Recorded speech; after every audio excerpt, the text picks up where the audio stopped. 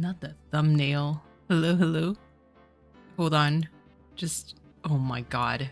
Talk about a freaking tragedy. I'm not used to do that anymore. Hello, hello, Brooke. I hope you hear me. It's going to be freaking funny. Not the thumbnail. Let me change it. Pro streamer moment. Let's see. Where is my Phoenix Wright thumbnail? Yeah, let's go. All right. Now the thumbnail should be good. If I share, let me edit real quick. Oh my god, can't believe this. Can we not like? Okay, hold on. Holy moly, we're live. Please.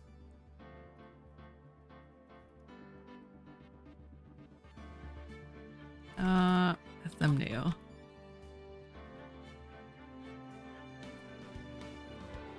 Okay, never mind. We're here. Okay.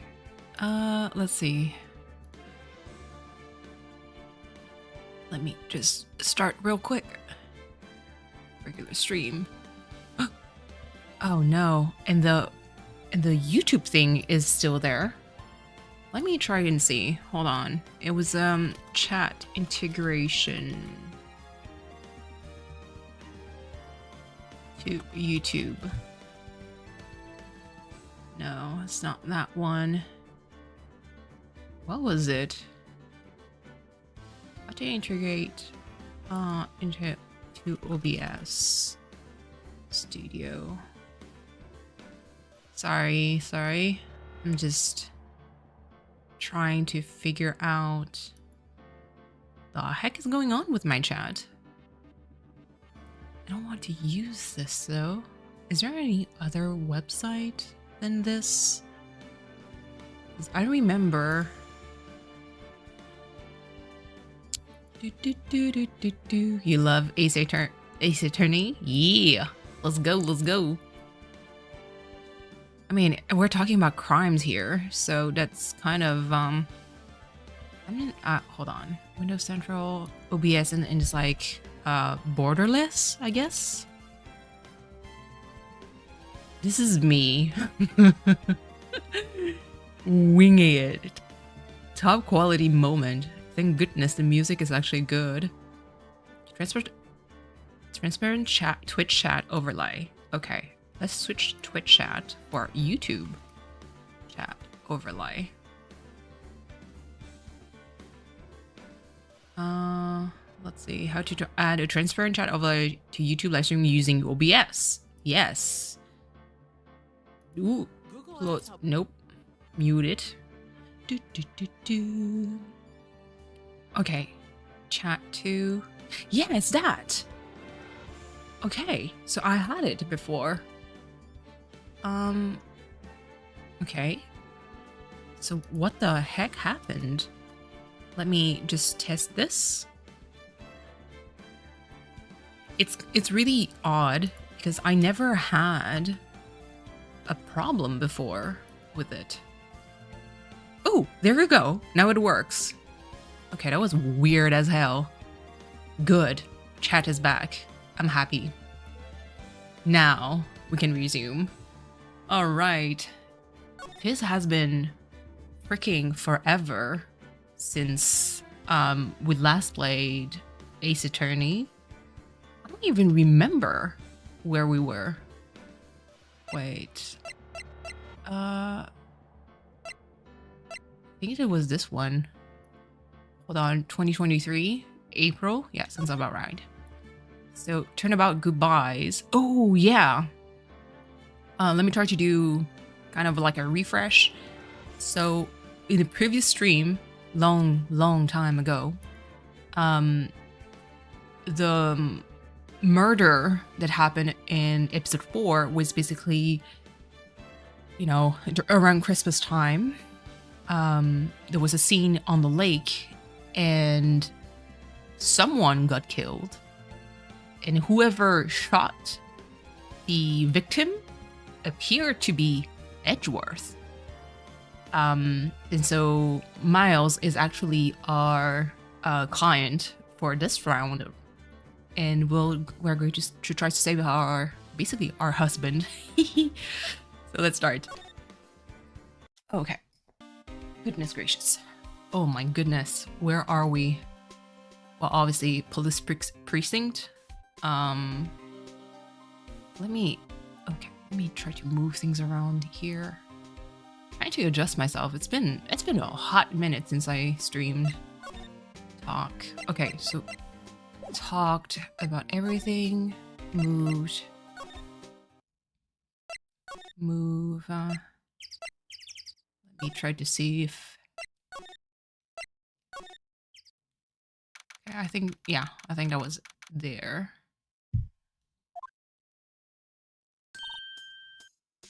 Oh, Lotta. I love her. How are you, Brooke, this lovely Monday morning? I might check from time to time. Okay. I might check from time to time my cell phone. Mostly because I did have my interview earlier. My body's still shaking from it. I was actually pretty nervous about it. Take a look. There you go. So obviously she took a picture of the quote-unquote murder. Oh. My mom has set my boundaries, and now she has my kids asking me when I'm going to get a job. Wow. What? That is very bold of her of saying that. I don't think that's any of her business. I mean, it's mostly like what I find wrong is that she takes your kids as kind of like a weapon, you know. She weaponized your kids. That's where it's wrong. Because you can have the discussion of like, you know, I do worry about you. I'd like for you to find a job to be more stable financially. Yeah, sure. As a mom, do that. But using the kids, that's messed up. Got it. Yeah. You woke up an hour ago? Jesus Christ. Yeah, no. Hope you're going to find some kind of peace and quiet here. If I can make you sleep, then by all means. No, my morning was pretty busy. I did most of the yeah, do it. The thing is, I've been looking and I don't know what I'm doing. She wants me to take the first stop. Ooh, yeah, no. Like, even for the interview today that I had, so to kind of put things a little bit into a context, for maybe the past 3 months, HR have been boozling me, mostly because they're not the brightest light bulb around. There was a lot of back and forth between my old boss and them to start a contract for a physiotherapy assistant. And obviously shit happened in my life, so that was kind of like a blessing in disguise up until, well, basically now. Especially because I had a lot of unexpected expenses that are quite, expensive. I need a job now. And so after my sister left to go back to BC, so British Columbia, I contacted my agency again to kind of wonder, hey, what's going on? Because, last time we talked, things were Gucci for, the other contract, but they never contacted me.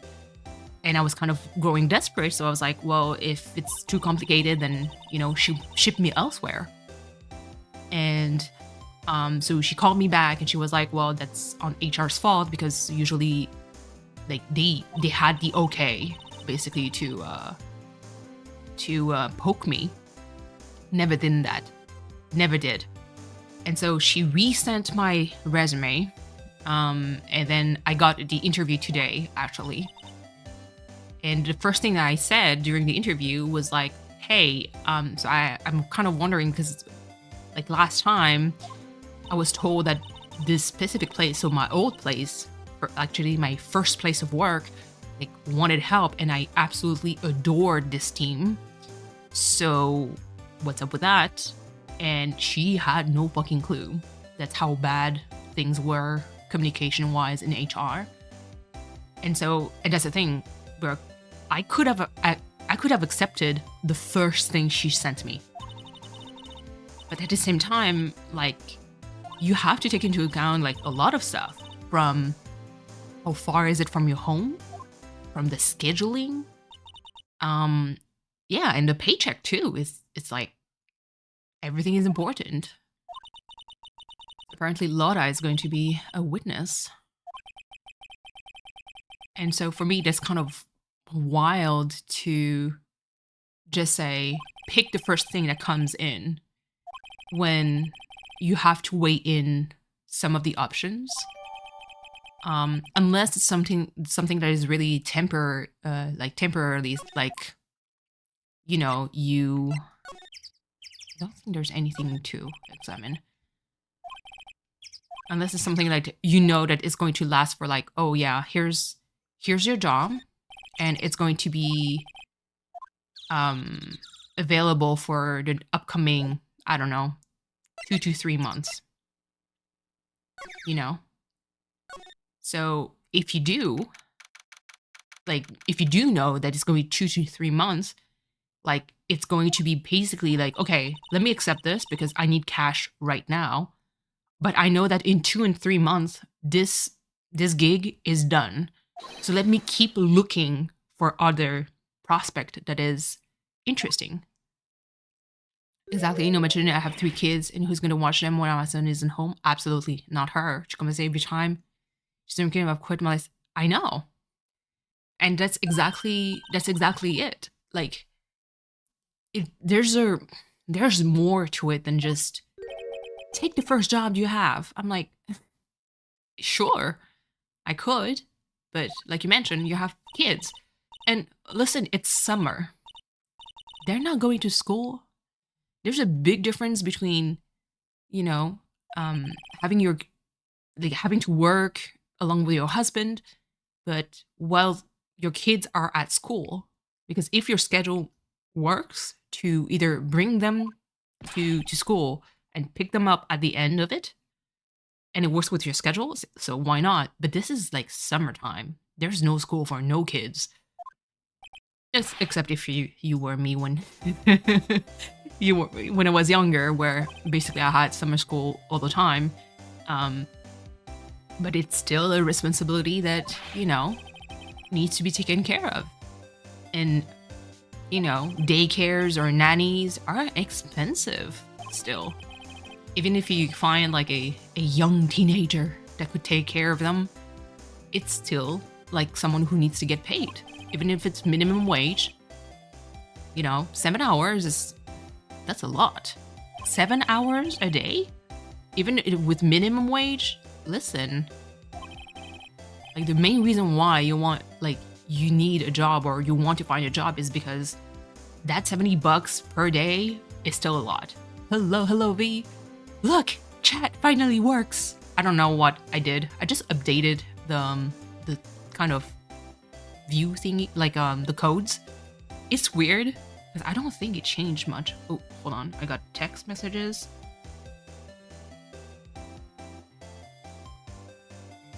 Okay.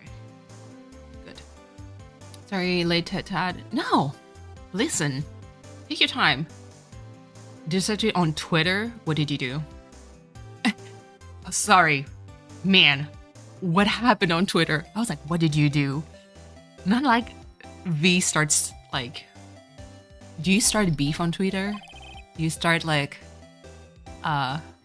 some kind of scheme of, you know, bringing tea on Twitter when, you know, nobody wanted tea, but you still went like, listen, I have a story for you. A Santa costume.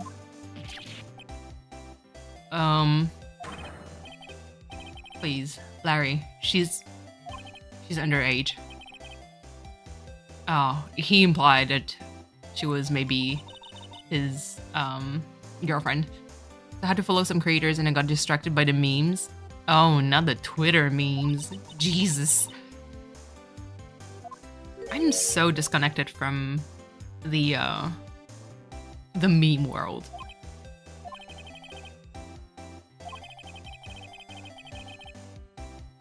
But yeah, no, I was still shaking from the interview. I was so nervous. I still don't know. Like, the HR girl that I talked to was so efficient. Holy crap. Because when I told her that I wanted to go back to physiotherapy, she actually sent me another place that I worked at before, and I still love the place still, but it's not like with my crew. It's closer to my place, so if shit happens, then I could take there. It's just, oh my god, she was so fast. Because when she told me like, oh yeah, here's all the nursing homes, and I was like, what would you prefer? I was like, well, actually, I kind of agreed to this place, you know, that is part of your area. And she was like, yeah, I know. And I was like, I don't know if you knew what happened, because I first agreed to go there. And that was kind of like, I was hyping myself up for that. And so she did not push for any nursing homes. She was super respectful, and she was like, "Oh yeah, let me ask." And then she immediately came back with a place that I worked at. I was like, "Oh my god, please!" Oh yeah, so, but yes. Aside from that, how are you, V? How's the whole like I know that you're working on Discord. You are also working on, you know, thumbnails for your future streams. So that's kind of good. A model. And she's in Hawaii while he's still in Japan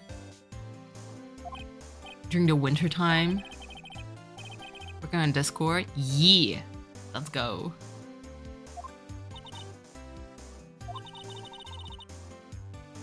Would Larry know about trying to work on your social? Yeah. I mean, you do have I think you broke a lot of like I'm going to say the younger folks, because you're both younger than me. You're more used to all that social media shenanigans. Your boss is on vacation? Yes, let's go. Do your thing. Get paid by doing nothing. Absolutely. No, it's kind of crazy. Like, I'm so disconnected with social media. I never got into the whole Facebook wave when it first came out. Never got into MySpace either. Yeah. Yeah, my interview went good. I know nothing about Twitter. I don't have an Instagram. Listen, I'm most likely the kind of person that would make either an Instagram account following a shit ton of people, but never post anything and never consult Instagram, like, because I would forget, or like just not make an account, period. You're trying, but it confuses you. Oh my god, yes. Even the YouTube thing, technically speaking, it's all about like all the hashtags, basically, or the algorithm, like whatever keyword you put to be found on YouTube. And I'm like, do I want to? is more, you know. Hold on, actually, I'm kind of curious. What tag or what game? Okay, so first of all, let's do this, and it's going to be in the Phoenix Wright series. Good gaming. Let's type actually Phoenix Wright. Ace Attorney, Trilogy. There we go. Save. Good. That way, the tag is there. Let me go back. Ooh. Okay. Kids can get enough of those samurai dogs. What the heck is a samurai dog, though?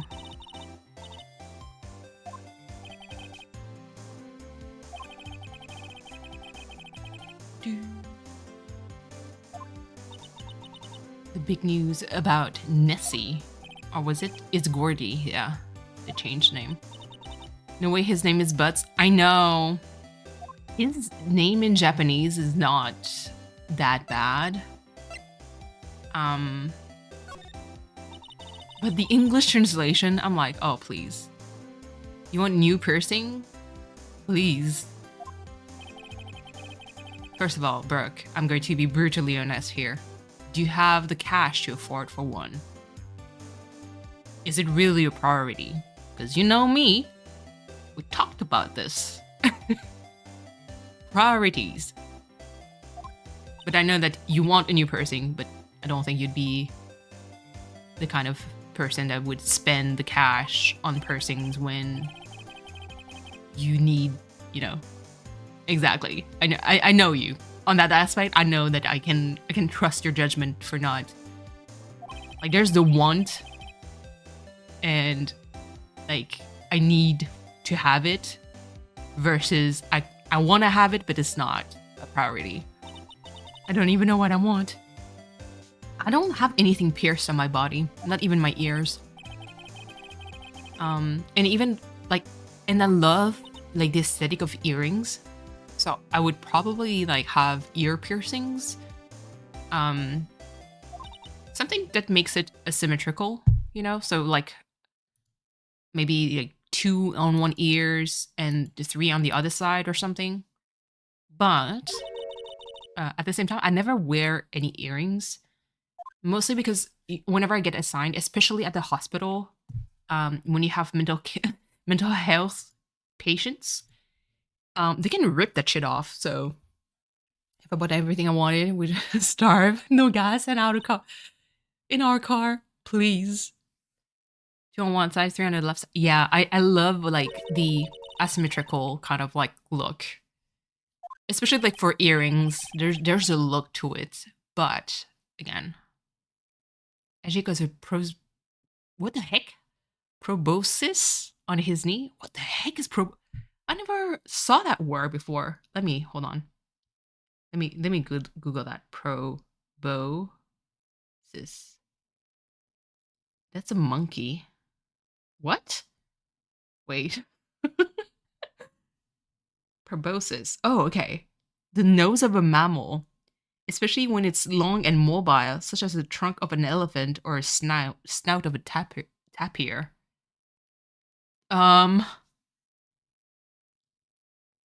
Okay. The cartilage pierce. That's another thing that also scares me. Your phone is dripping out. Absolutely.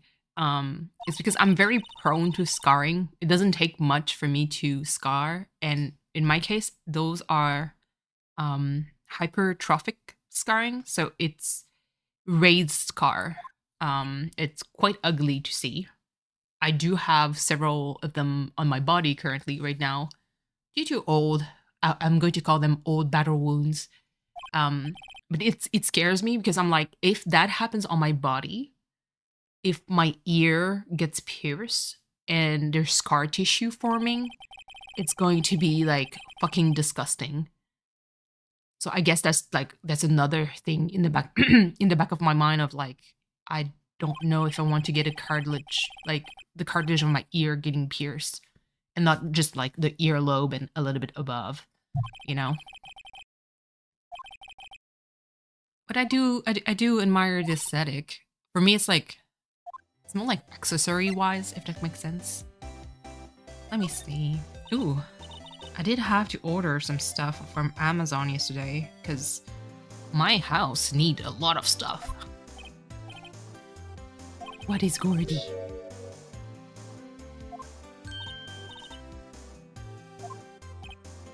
Okay. Yeah, no, I do have like a crazy scheduling for this week. From content creating, really. So that's from streaming to recording stuff. I do have like line arts of Cookie and Lolly to do. Once they're done, I'll be able to schedule in a stream of watercolor. But then again, like I need to kind of figure out when is going to be the key thing. Because let me tell you, if I answer right away by email to the lady and accept the contract where she wants to send me, well, not wants to send me, that's kind of false, but one of the place, like the place that she proposed, it's going to change a whole lot of things, because I wouldn't know exactly. I'm like, man, I kind of want to give 4 days to really get as much money as I can, because 3 days is already good pay, but 4 is better. So I would kind of have to sacrifice my office day at work, and probably maybe, hello Bailey, it's been a long time. But yeah, so like sacrificing a day at the office for osteopathy, and probably work Fridays and Saturdays. Man, that's going to that is going to mess me up if I do that. Or if I'm actually insane, work after 4 p.m. at the office. So that would be another independent working queens. Tired also. Listen, tired. How are you, Bailey? I saw in a chat that your exam went okay? Unless I misread. If I did, I'm sorry. Could you show me the autopsy report once more? Neaters! Hello, hello. I want to go to sleep, I'm tired. Oh, Jesus. Bailey, do you have it? I need to get more story time requests so I can read some stuff. I did read some like children's story. It was, man, you hate exams. You and me both. You and me both. What was the subject for your exam? He's a lawyer that works at me. Oh, the victim was a lawyer. Interesting.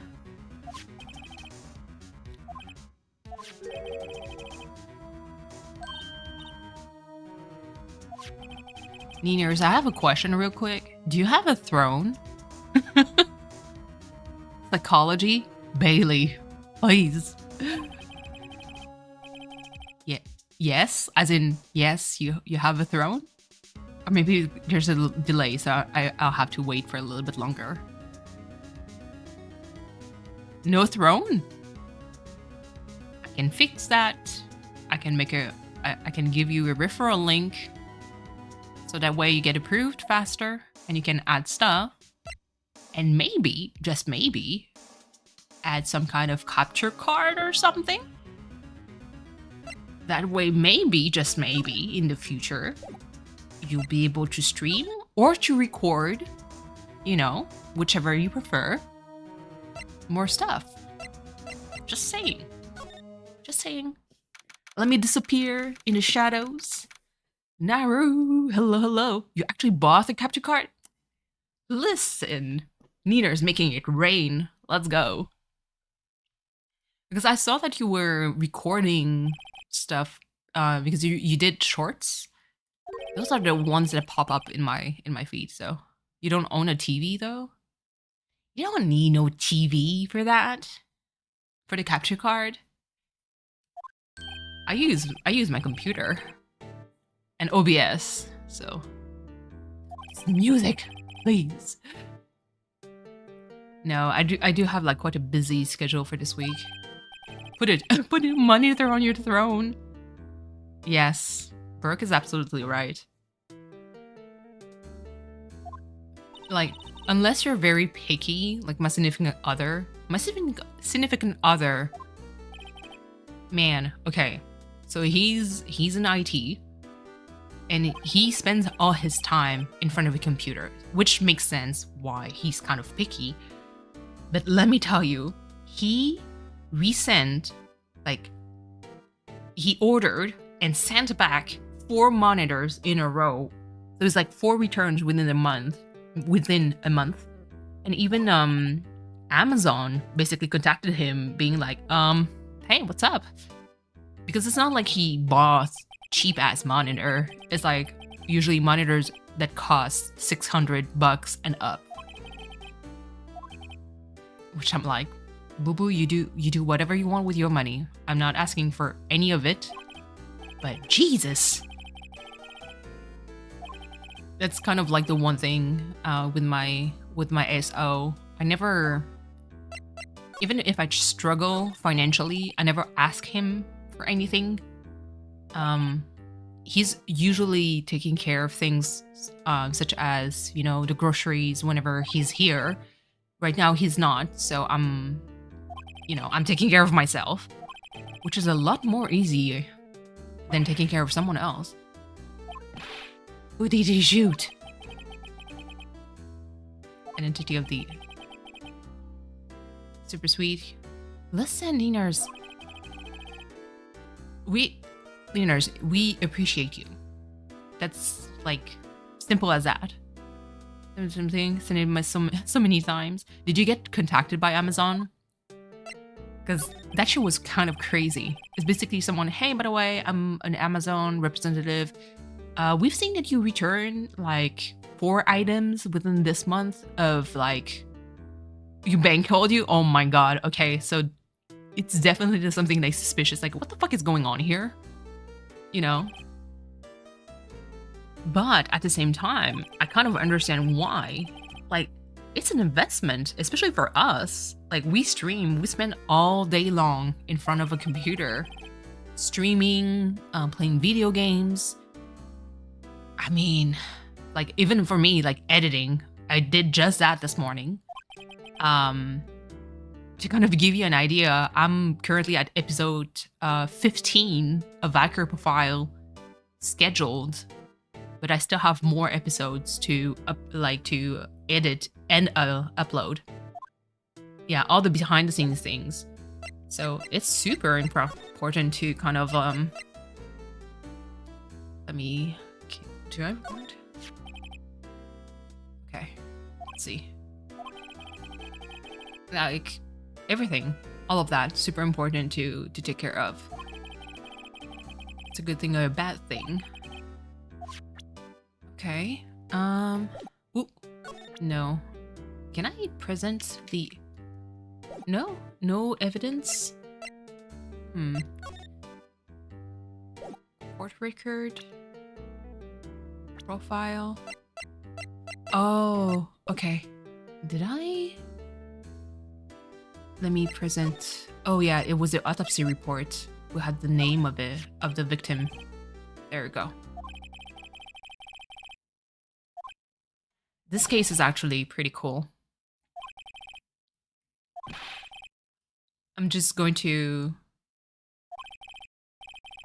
Robert Hammond. I'm going to unfold, and I can kind of do a recap of basically what happened last time.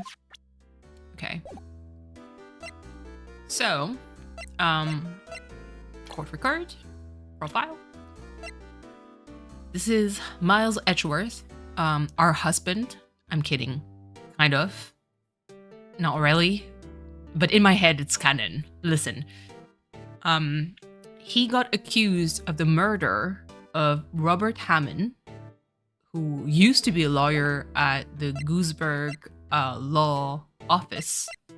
Who's Gooseberg? Is it Gooseberg or wait? Grossberg. Close. Who used to work with Marvin here. Who was basically the mentor of Maya's older sister at the time. In the previous case, Marvin was actually... We discovered that he was blackmailed by the murderer of Mia, and that held like powerful information because Marvin actually leaked some information to the press about an old case called the DL6 incident. And because of that leak, Mia and Maya's mother kind of disappeared into the void out of shame, most likely. The police was ridiculed. It was like a public humiliation. And the DL6 incident was never spoken about again.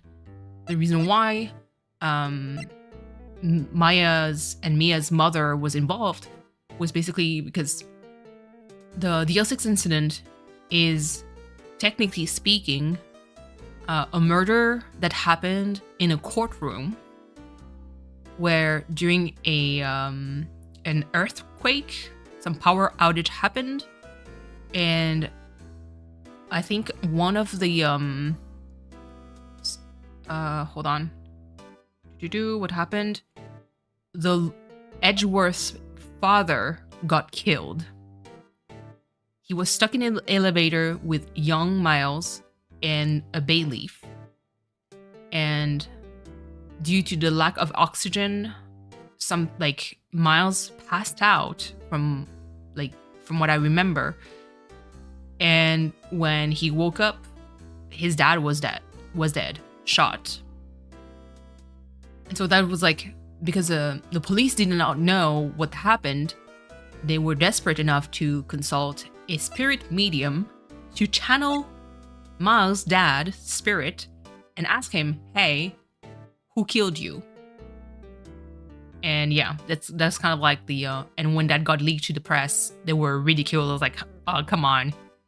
You tried to talk to ghosts to solve this case? And so yeah, that was a DL6 incident. The current, now, fast forward to the present time, the DL6 incident happened almost 1 year ago, close to a deadline, basically. So I think it's inspired to the real kind of judicial system, where whenever a case happened, you go to the court, and then once it's closed or it's done and over, you have a certain period of time where you can reopen the case, kind of. And we are close to the deadline for the DL6 incident. So now we are kind of investigating the whole thing because, there's a lot of coincidence here. Yeah. This case is so good. And Hammond is going to explain a little bit more. He was a defense attorney in that case. The DL6 incident. Yeah, Phoenix doesn't remember, but we do. Yeah, I'm sure someone mentioned it during the trials of Mia's murder. Yep.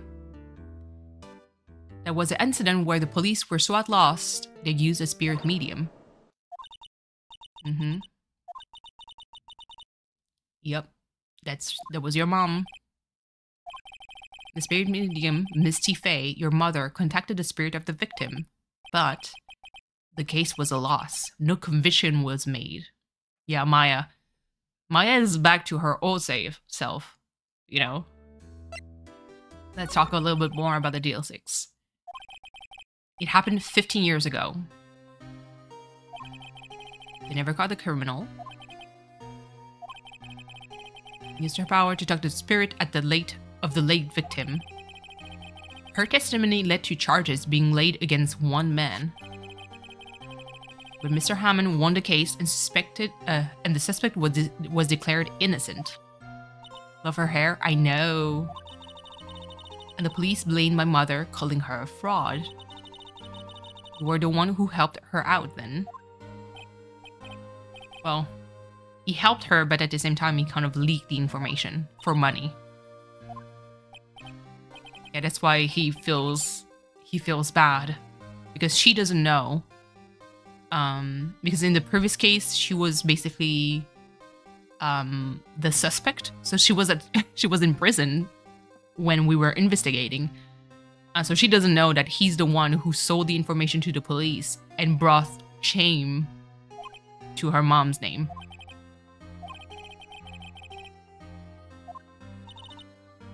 Okay. What does that case have anything to do with Mr. Edgeworth?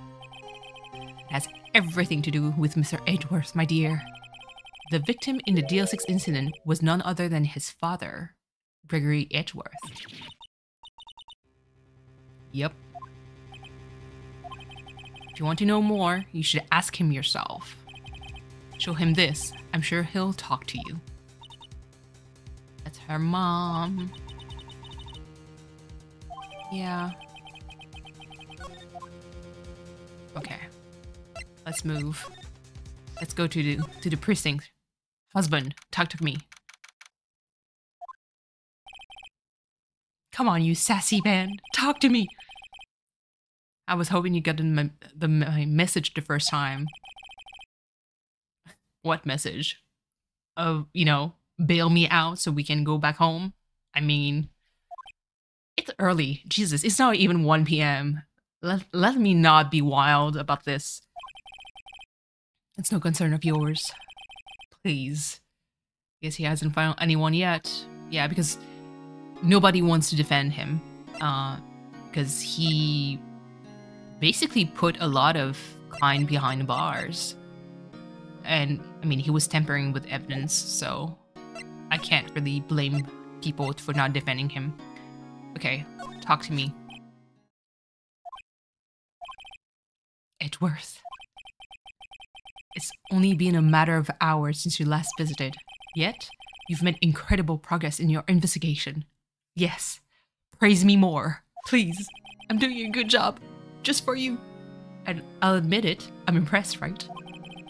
You are always single-minded in your work, though. Once you start on something, you always see it through, don't you? That's a good quality.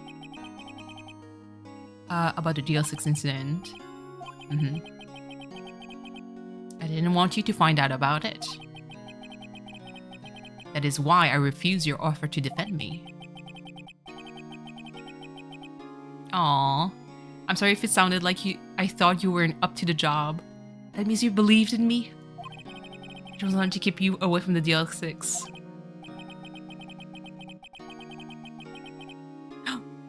Listen, the dialogue.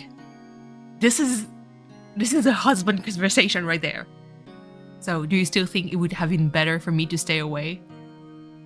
Is this Pride and Prejudice, but in, like, listen, make out, exactly! Sorry, woo, that was loud. That was loud. I'm sorry. I don't know, but there's no point in hiding anything from you now. Yes, don't hide anything. Take off your jacket. Okay. It's been a while since I've streamed. I'm hyped, okay? And my significant other is not here. So I can just say the wildest shit and he's not going to find out, which is perfect. Oh my god. Shirtless pics. Please and thanks. Exactly. Ask whatever you like, and I will answer to the best of my abilities. So when are you available? Do you want to go back to my place or to your place? Please. I beg. I'm kidding. Again, that's wild. Why would I say that? Okay, we're going to get more info. The DL6 incident was when my father died. Right before my eyes. He was shot and killed, and I saw it all. Talk about trauma, Jesus. My memories from that are foggy. I suppose it's a self-defense mechanism. In any case, a suspect was arrested, a man. It's pretty clear he was the only one who could have killed my father. The spirit medium they used to talk to my late father said the same thing. It was an attorney by the name of Robert Hammond that cleared the suspect's name. And Hammond is a victim in the Coeur Lake murder? Correct. A spirit medium, that was my mom. It's strange. I thought that terrible incident was about to end, and now this. About to end? The DL6 incident happened 15 years ago on December 28th. 28th. The statute, exactly. Okay, so that was the term that I was looking for. The statute of limitations on the case runs out in 3 days. When a case's statute of limitations runs out, legally, the case never happened. 2 days from now on, the DL6 will be closed forever, never to be opened again. But we don't know who murdered his father. You know, what happened to the suspect, the one who got off innocent? I don't know. He disappeared from the public view. Nobody knows where to. If he's still alive, he'd be about 50 years old now. I guess I can understand why he'd go into hiding. It'd be hard to live a normal life after being a murder suspect in such a big case. Your father. He was a lawyer. Yeah. Gregory Edgeworth. He was quite famous at the time, apparently. We're sort of trying to follow his footsteps. Ah, oh, my heart. I'd rather not talk about it. You sassy bitch. I love you, Edgeworth. Please. Okay. Now, really, boo-boo? Would have thought that there'd be a photo. Did you shoot him? What do you think, Wright? I don't think you'd be the kind to point a gun at anyone, no. So you didn't shoot him? No, I didn't. It wasn't me. Right. It pains me to ask you this now. Yes? Nah, Maya, don't finish that sentence, please. Oh. This sounds like a proposal. It's like, do you want to marry me? It's like, of course. Not we will. Let's exclude my attitude. This is weird. Of course I will. Ah, who could have guessed this day would come? Not me. Wow. Okay. Fine. This is my chance to finally pay you back. Pay me back? For what? I don't even remember. I don't remember ever doing anything for you. Never mind. I guess you don't really need to know. My letter of request. Please give it to Detective Gumshoe. Yeah, let's go. We're going to be his attorney. Oh, what's that? Earthquake! It's a big one! I know Japan and California gets like mad earthquakes. Huh? Where's Edgeworth? There. He's on the floor in a ball, shivering. No! I guess he doesn't do well with earthquakes. I've heard of running, but curling up in a ball? Well, I guess we're done. Mr. Edgeworth doesn't seem like he's going to stand up anytime soon. Oh, please. We'll just sit and wait. Yeah, I guess California, like, Californians, you're so used to them. Yeah. But imagine if you have like fear of earthquakes and you live in those places like Japan and California. I would shit my pants every time. Okay. Let's talk to Gumshoe. What's going on here? What's wrong, detective? This wild lady comes here, in here just a while ago. Says she came to talk to y'all after hearing what Mr. Wright had to say. Talk about exposure therapy. Imagine.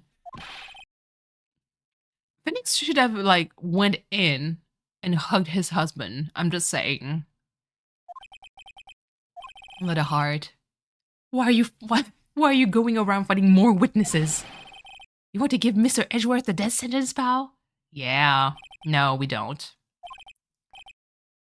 She did see something. There's nothing I can do about that. I can go around covering up evidence. Mm-hmm. You trying to say something about the way I do my job? Please. Okay. He's cute, Mad. Here. You did it, pal. I'm glad I waited till the last minute to file those papers. I'll rip them up and start new ones for you. See you in court tomorrow. Okay. Hey, you guys feel that earthquake a little while back? I was worried. Worried? We're fine. I lived out here my whole life. I'm pretty used to them by now. See, Maya's the same. Oh, I wasn't worried about you two. I was worried about Mr. Edgeworth. Oh, right. He did seem to overreact a little now that you mention it. Yeah, well, I'm not surprised. It was a pretty big quake. I'm going to go check on him. I'm sorry. Who are you? There's no third wheel in this relationship. You two go eat and get your rest for tomorrow's trial. Later. Okay, he's gone. I wonder what it is with Mr. Edgeworth and earthquakes. I wonder. He was never that scared of them when he was in school. Dun, dun, dun. Then again, I only really got to know him in 4th grade. He transferred to another school after that. I wonder what happened to Edgeworth. Let's go. I'm unfollowing so many people on tweet. Oh! Is there a T on why you're unfollowing? Side eye emoji. Okay, it's time for the trial. In lobby number 2. Kaylee! Hello, hello. How are you? Karma. That's right, Manfred von Karma. He's the best prosecutor there is. He hasn't lost a case in his 40-year career. He's a god of prosecution. Right. A god, please. Not a single case? He'll do anything to get a guilty verdict. Anything. Sounds oddly familiar. Fandom I used to be in, I'm no longer interested a part of. Also some creator who don't follow back. Damn, tragic. You alright? Let's tire you today? Let's go. Let's go. Tiny steps, one day at a time. There's definitely days where I'd want to stay in bed all day. But my predictive brain is kind of like, move, you know? But it's good, one step at a time.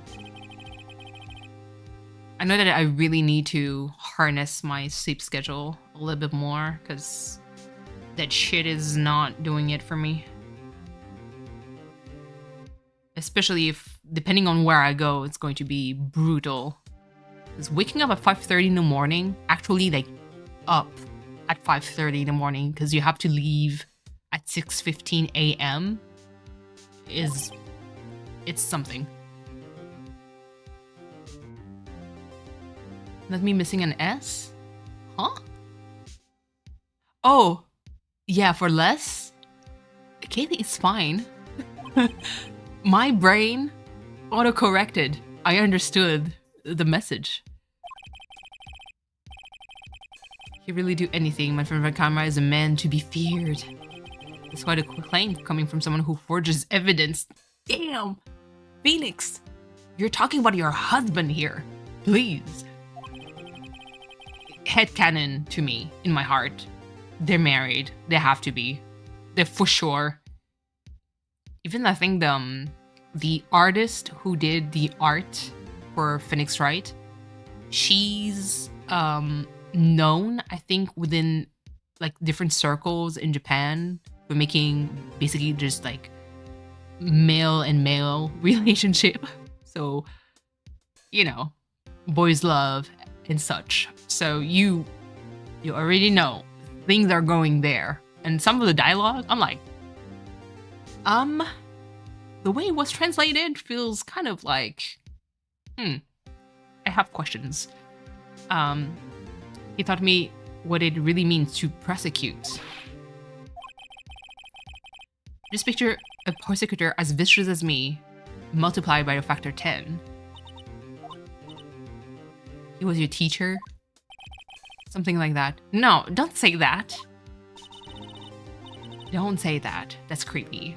He's trying to get you found guilty. What a creep. Exactly. Maybe he's planning on losing on purpose? Please. Not a chance. He hasn't lost once in 40 years. He's as ruthless as me, times 20. That's pretty ruthless. Like I said, he's a god among prosecutors. I guess that's something like Mia was to me. Speaking of Mia... Are you going to channel your sister?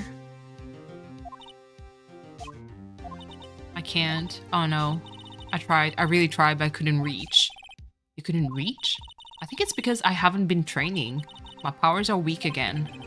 Oh man, what bad timing. I'm really sorry. I'll really try my best. Aw, Maya, it's fine. If you can do it, it's fine. What are you whispering about? Oh, it's nothing. Well, it's time. Let's head in. Although, I must say, Manfred von Karma's design. Not too bad, but he's creepy as hell, though. Court is now in session for the trial of Mr. Miles Edgeworth. The defense is ready, Your Honor. Look at this motherfucker. So extra. Mr. Von Karma? Is the prosecution ready? Fool. You seriously think that I would not that I would stand here where I not completely prepared?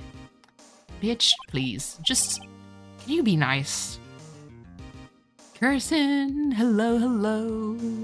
How are you? What's up? Have you started your summer job? Because, you know, man, it's been a hot freaking minute since I was in the stream. I was in people's stream. That's false. But since I was streaming. And I know that you did mention that you had a summer job where you were on site. Obviously, it's going to be temporary because it's during the summer, but it's still something. Did it started yet? Or, because I kind of forgot. It's 2 weeks? Let's go! You'll be able to save the monies for school, for food, for everything. That's good.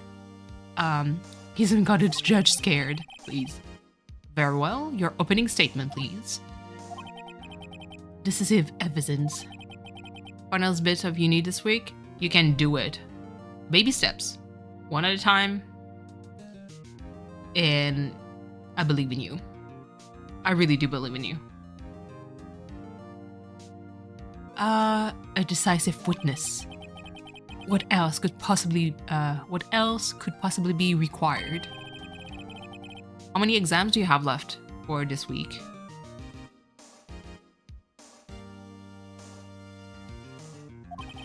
Prosecution may call its first witness. What? Bitch, please. What's with this guy? Is he royalty or something? About that. How am I supposed to fight against this? I passed my group project. Let's go. That's like the worst part. because it's a group project. And there's a portfolio and one exam. There's an exam because it's economics and you just can't do it. I usually go to whatever they gave you at the beginning of the semester.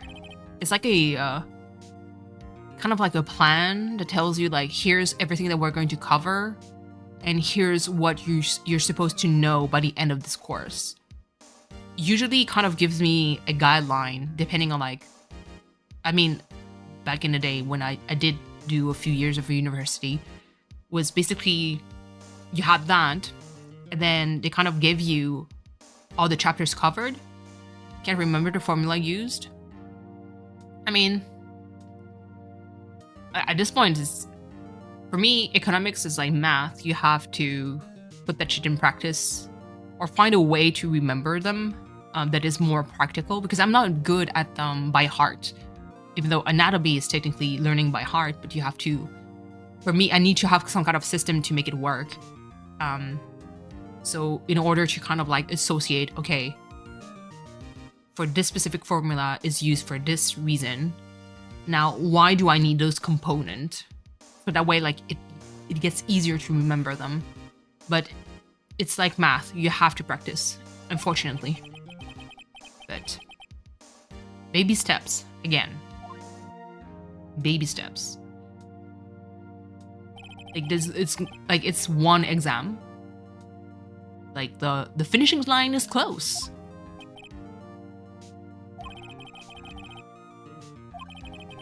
I don't know if I can do so by Wednesday. I believe in you. For real. The amount of shit that I crammed into my brain by the time exams came in physics and math.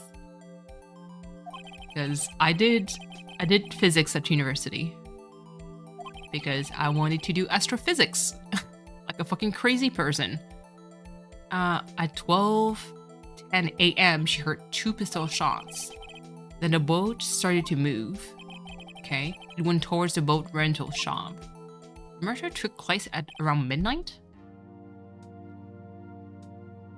Okay.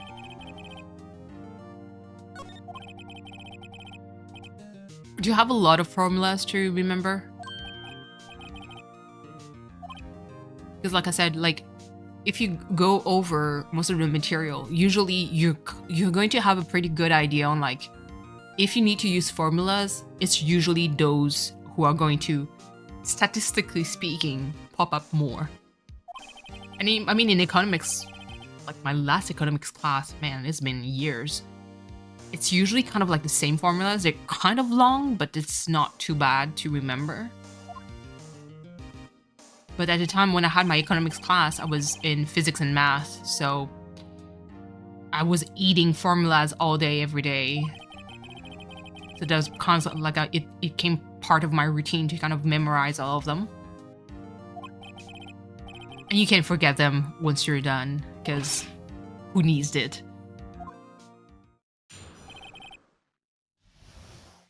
Okay, the arrest of Edgeworth.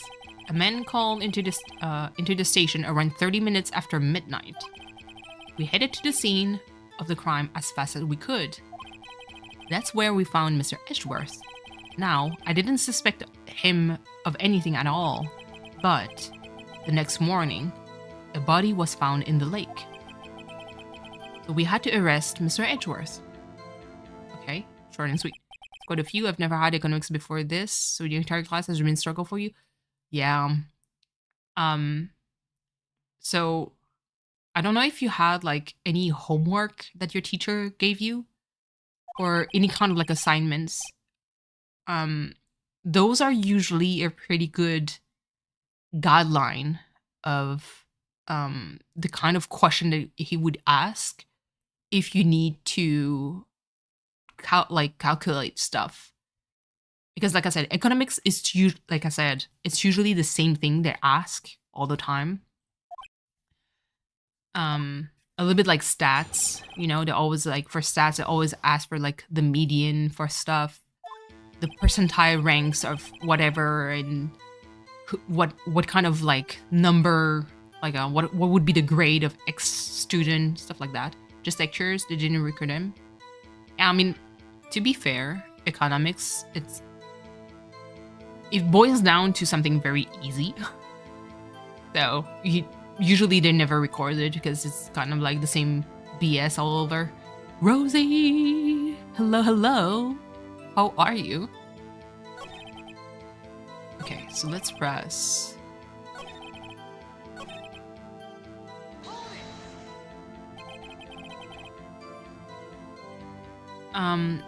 But yeah, so if it's just lectures in that case, the whatever you got at the beginning of your year, there's going to be some clues on, like, especially because what I would do was to look at like the different parts they're going to go over, and usually there's like chunks that usually stands out a little bit more because the teacher would spend more time talking about it. And whatever is in those like specific chunks, I would spend more time kind of seeing, okay, what's kind of the gist of it, and just kind of like speed read through it. It's definitely doable. Economics is not hard if, you know, just keep your cool, and there's a lot of like common sense thing. And I'm going to say, oh my god, you mentioned economics, and I I remember one of my friend, she was in my class in economics, and man, she was like, and this is, I don't abide by what she said by any shape or form, because I was like, bitch, it's not that easy. But she was like, if you suck at economics, that means that you just suck at managing money. I'm like, god damn, no, that's not the case. It's just the course is confusing. Khan Academy has some really great breakdowns for economics topics. Yeah, absolutely. Just annoyed by the class. The teachers assume everyone has some economic backgrounds. They always do that from high school. Many students haven't definitely filed complaint about that. Yeah, doing okay. Tight like, oh, Rosie, I'm doing good. I still have the jitters from my interview. So BS is a bachelor's in economics. Yeah, but yeah, no, Kirsten, economics. Let me tell you, like anything that is number related. So it's economics, physics, math, specifically speaking. The way that they assume that you know shit before you got in is outrageous. Hold on. Wait. Okay. Hold on. Well, let's press every statement. I remember my economics class. The dude did assume that we knew shit about it, which was not the case. I do have a pretty good understanding of economics because economics follows the law of, you know, demand and supply, basically. And everything revolves around that. Everything revolves around supply and demand. But it's just like there's a lot of terms that made it super confusing. But we did manage to. I did manage to pass the class. I don't remember having a great grade. I did, but at this point I was like so fed up. The class basically failed, dropped in high school, except for math because it was mandatory. Had stuff in 4 years. Was your economics class like mandatory for your curriculum? And I'm sure you killed it. About 4 hours working of sleep. Jesus, Rosie, you need that melatonin situation. You have a deep trusting relationship with the prosecutor. Why do the sequence of deep and trusting? I know it's trust, like a sense of trust, and not trust with an H. The sequence. I'm being degenerate. It's not even. It's 1 p.m. already. it's mandatory class for this bachelor. Goodness gracious. Yeah.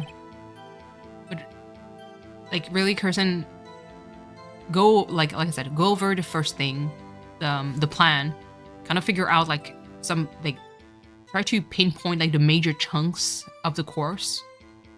The trap is to really get overwhelmed and see that everything is important. Because in university, unfortunately, not everything is fucking important unless you become a doctor.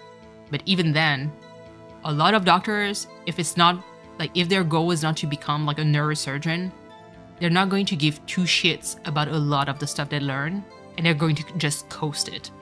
So it's really to prioritize like, okay, here's the important chunks to pass the class. These seems to be like the things that my teacher spent more time on, even though I don't remember shit at what he just said, and let me focus on that. Now, if there's concept of it that you don't understand, Nina has actually pointed out like there's some like bite-sized videos to just listen and try to be like, okay, this seems familiar. This is kind of like, it sound-ish like my teacher taught me. Let me remember that so I can at least, if there's anything that you have to explain it properly.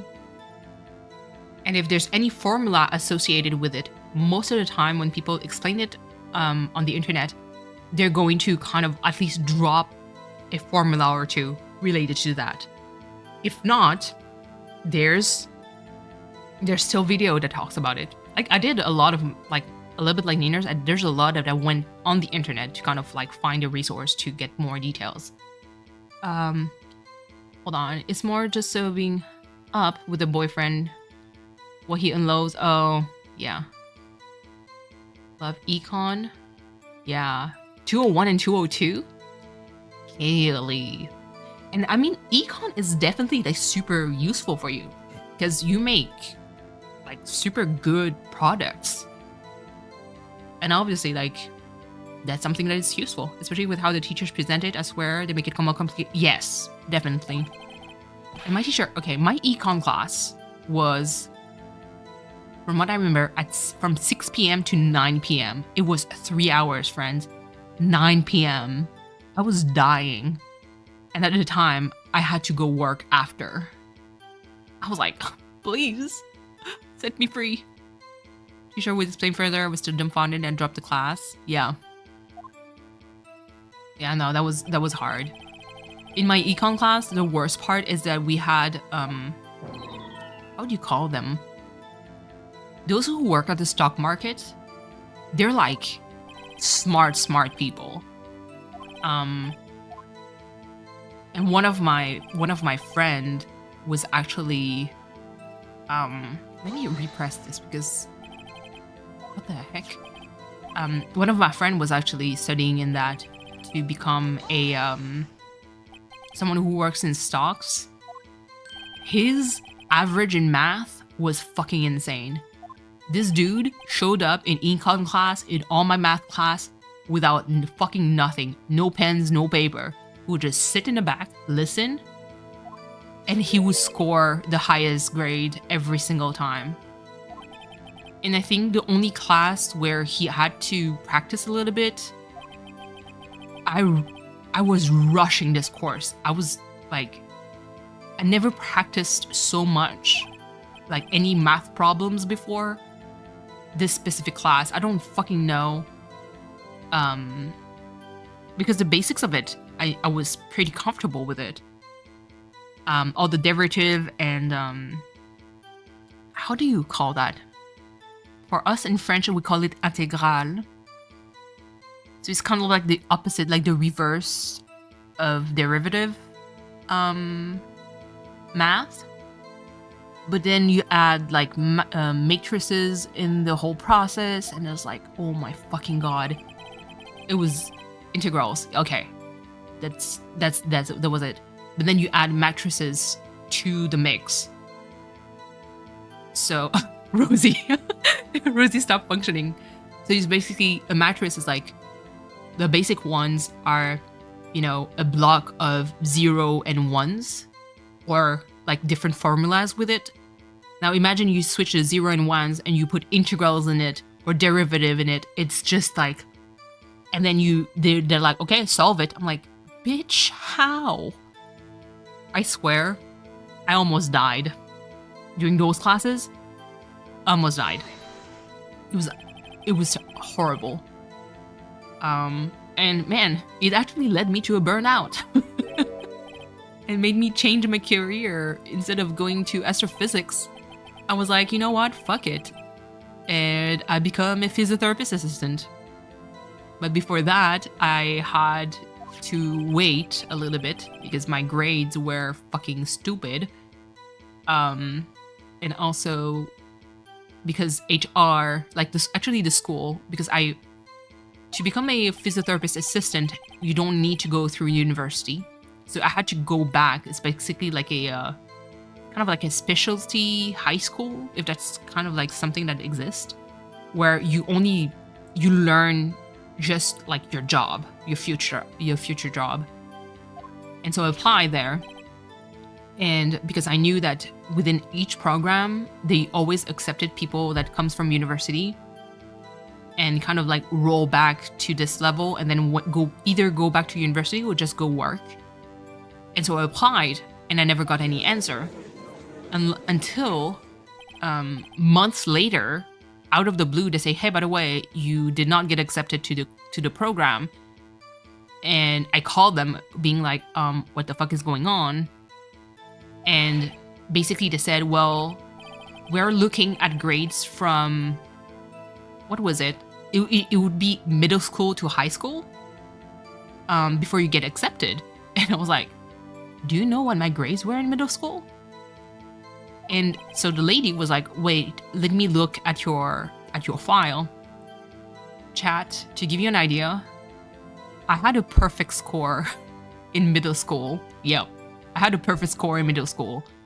In high school, not so much, but middle school though, I think my average of all my classes was 99%. And my lowest grade was in PE because I did fucking nothing in this class. I scored 100 in all my fucking classes, plus bonus grade because I did the extra work they gave you. No, Rosie, I'm not a genius. I'm just a library rat that had nothing to do but study. And so there was a moment of silence, and she was like, well, you should give the chance for the younger folks. I'm like, bitch, I don't fucking care. And so she said, well, try again next year. And so then she hung up. I know. Listen, I was upset. So I applied to a nutrition program. Basically technicians that does basically a food menu at the hospital usually. The spot is for the youth. Yeah, absolutely. That's what she dropped me. So basically, like I would be asking people like, what do you eat in a day, like the portion and everything, and I would calculate like the caloric intake, see if there's any deficit in some kind of like food group or vitamin group or anything, and work with that. So I did that for a year.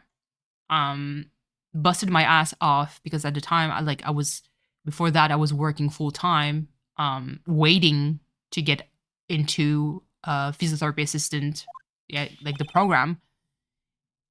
And so for nutrition, I did kill the class 2 and eventually transferred. But I got the interview with the head of the program, and she was like, what's going on?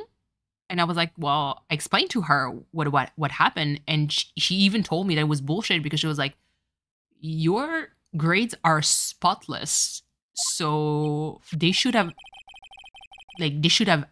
said yes immediately, but they didn't because I think they miffed and they lost my file in the process, which seems to be the case often in my life now that I think about it.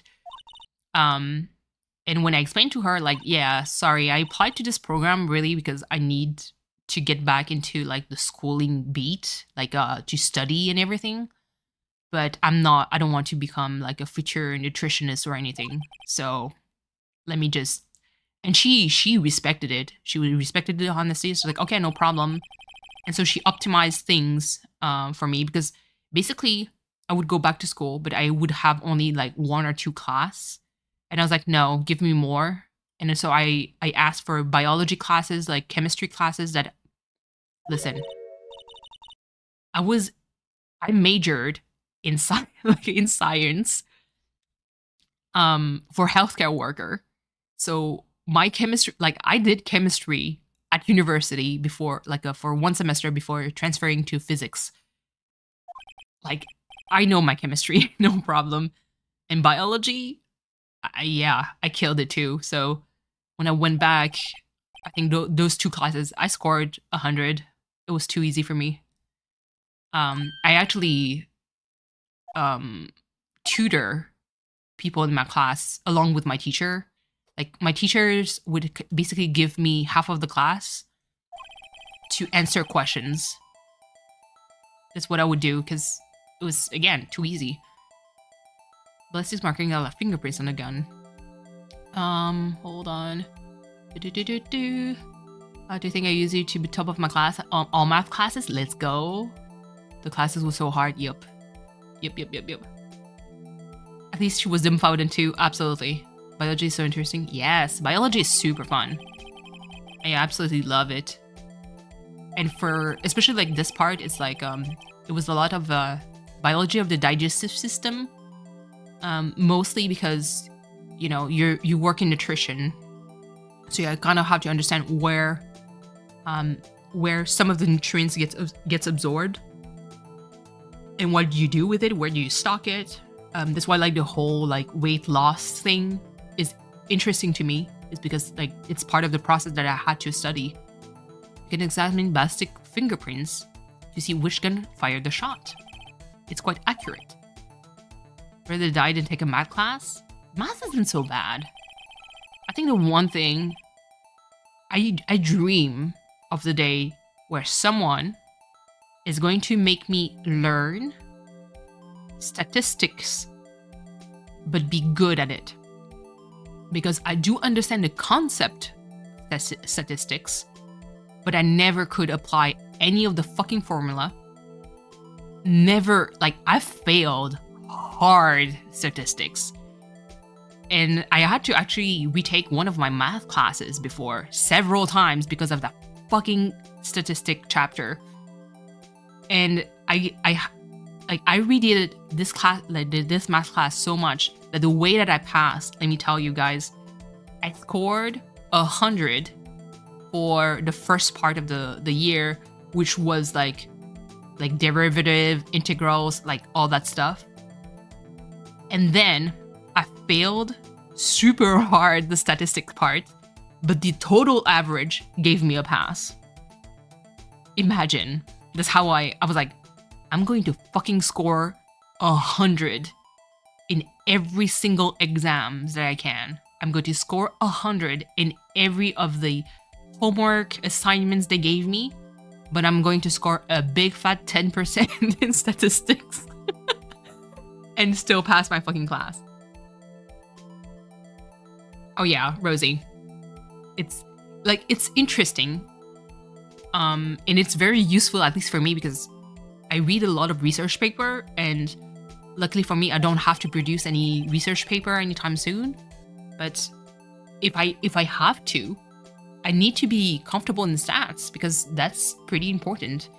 But it's always the same thing that comes amid stats, you know? I didn't have a TI until halfway through. Oh my god.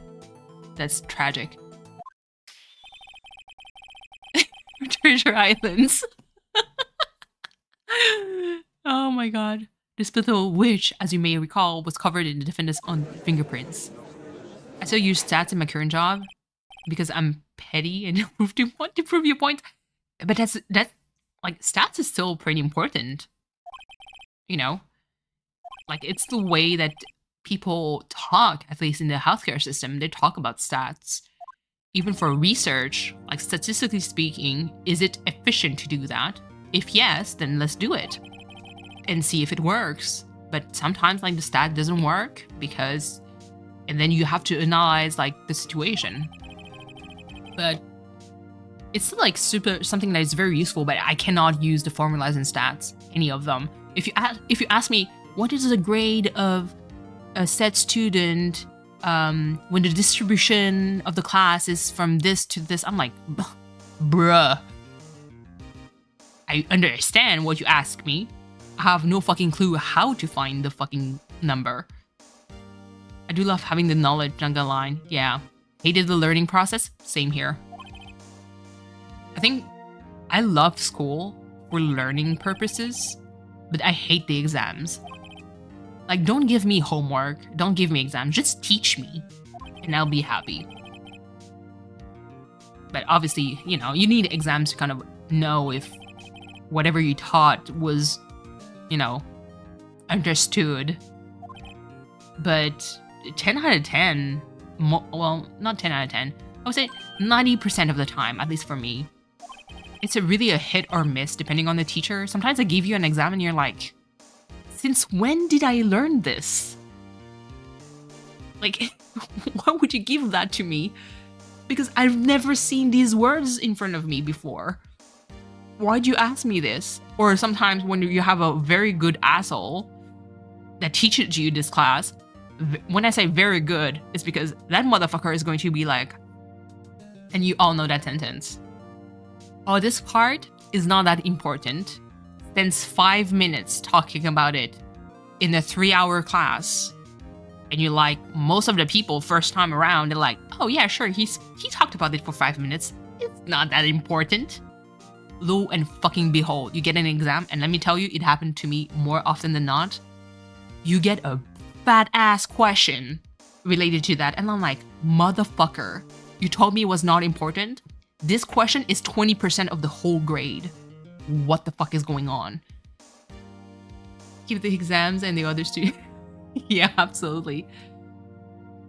I was livid. I remember that specific, like in math class.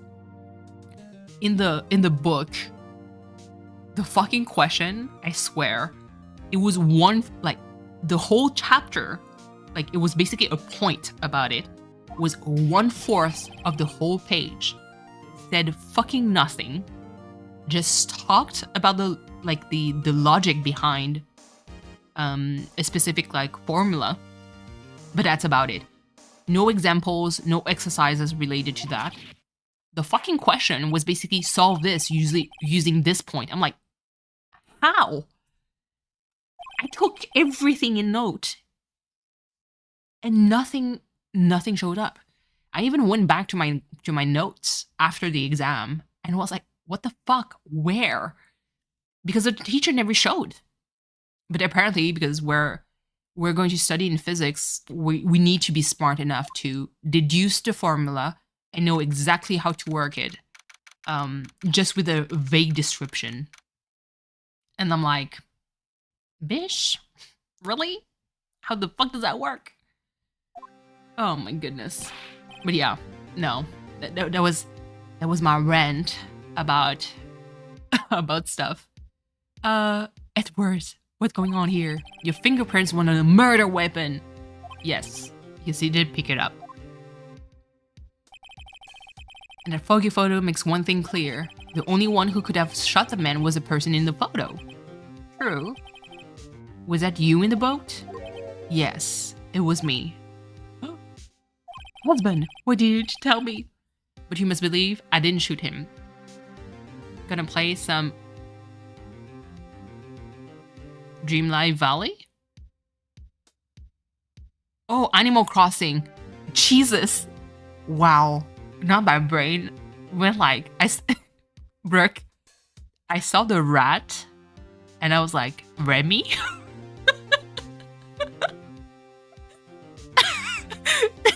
That's the first thing that went to my brain. Animal Crossing. Okay, yes. Please have fun. Oh my god. Wow. That took me a yeah. my eyes just focus on the rat. Remy, is that you? And I go kind of wondering, like, why is there a dog? And I was like, okay, is this the Fox and the Hound? The 100 Dalmatian? For the cat, I was like, Lucifer from, was it Cinderella? I think, yeah. And then the hamster, like, I was just trying to figure out, like, who is who? I'm trying to remember. I was good to be an AC unit? Oh my god. Not the AC unit. Cleo will never live it down. For real. The way he reacted. Oh man, your Animal Crossing is broken. I'm like, wait, what? How is it broken? Beardo, hello, hello. How are you? Is this necessary for you? Absolutely. Oh man.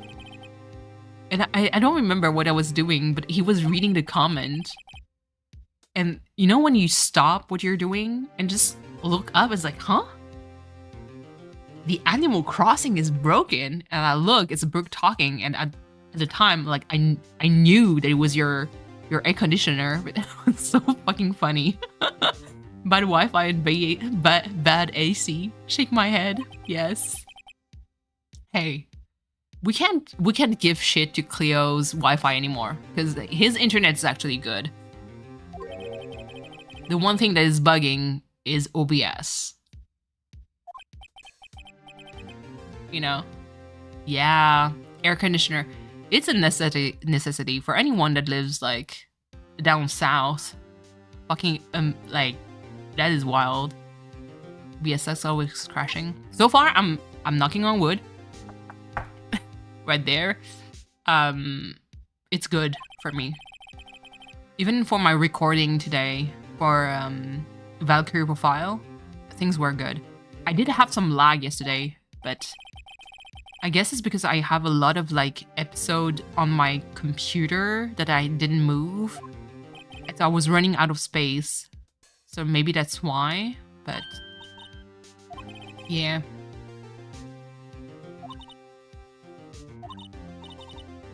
Silken channel Mia. It's kind of wild because OBS, like, used to never, like, break down like this. Even for chat, like, the current chat that I have, I needed to go back to the website in order to have the code again because it just didn't work, even though it always ran no problem. OBS as administrator? I never had to run OBS as administrator though. And I never had it crash this hard. And I think it happened once, but if I can call my sister, might as well not be here. Yeah, you're useless. Oh, no! Why would you say that? That's so mean. No, I need you here, please. I can see you're always trying to help out. Even if you don't actually help, it's a thought that counts. Absolutely. Aww. Maya, please don't be sad. I don't know anything about trials or defense. What's more, I'm a spirit medium who can even contact spirits. Please. Aw, everyone has their off days. Phoenix. Sweetheart. I love him. I mean, I've just been getting lucky lately, but you never know when my luck is going to run out. Absolutely. Husband. Yes. Don't take this case with any more than it already is. Oh goodness. When you run it as admin, it will have priority resource available, otherwise OBS will be like the last thing to get resource. Oh, the scene gets laggy. Ah, I see. I mean, most of the time, the only moment my OBS lags is whenever I record for my offline content. And I mean, to be fair, like I said, I may have pushed my computer a little bit too much because I was rendering videos in the background as I was recording with OBS. It's like, I was like, okay, let me give my computer a break here because this is not going to happen. Yeah. And I noticed that because I thought that I finished rendering when I recorded stuff. And I wasn't. Yeah, I was still recording stuff. I was still rendering stuff. I was like, oops, my bad. Because exporting videos takes a long time, and the files are so big, but at the same time, like I have, like I said, Valkyrie profile, I have five parts already uploaded and scheduled. And for the Witchy Life story, I have like the rest of the playthrough, which is around like 5 episodes too. Okay, Loda Hart, are you are a research student at university? Mm-hmm, that I am. Good. Begin by telling us what you saw the night of the incident. And don't add anything trivial or subjective. Suspicious.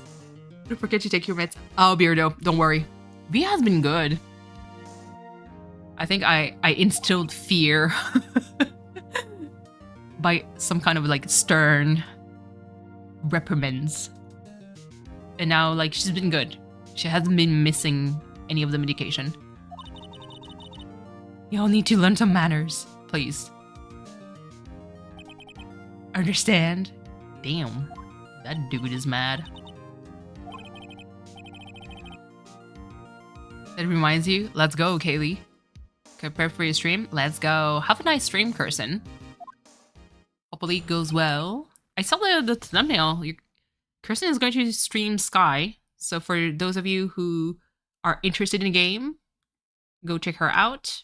And also it's free, so I could take my meds, but I'm not sad right now, so the question, Brooke, is do you have to take it on a regular basis or only when you want? Like whenever you feel like it? That's the actual question. This never works out well, so I know I regret it. Uh-huh. My point exactly. My stream has a surprise. Let's go. It was Christmas Eve, but after midnight, I reckon. Yes, every day. Oh, goodness gracious. Then take it, Brooke. I was in my car. I heard this bang come up from the lake. When I looked out the window, I saw 2 gents on a boat. There was another bang. Then there wasn't nary a thing on the lake, but that boat. Okay, that says nothing. I take my meds at night because otherwise I pass out. Yeah. I go a little rough. Burke, that's not how it's supposed to work. That's a little slice of life. No. Burke, if anything, you need stability. V, please.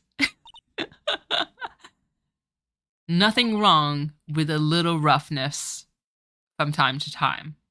Nothing wrong at all. She happened to take a photo of the incident. This is a photo. Accept it as a... Okay, dude, don't give me orders. Jeez. Well, this is a surprise. Uh-huh. I guess, Brooke.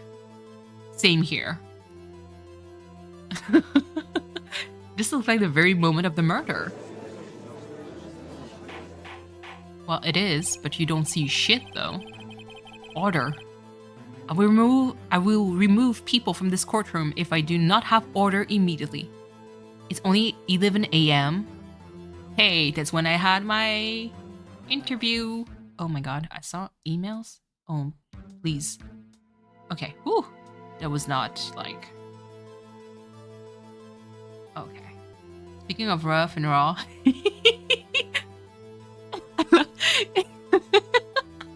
Kaylee, I love that you put in parentheses the laugh, and I did the same thing.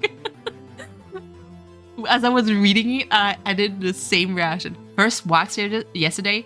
Kaylee, talk to us. How did you find it? How did you find it? Because you love being waxed? I'm doing a stink face right now, V. What kind of animal are you? You like being waxed? It was awesome? What the fuck? Wait. Was it legs or like the lady parts? Or an armpit? Because I could take legs and armpit. But my no-no region? I don't think so. Because I swear, I would feel my skin rip. Oh, Kaylee, the fucking trooper.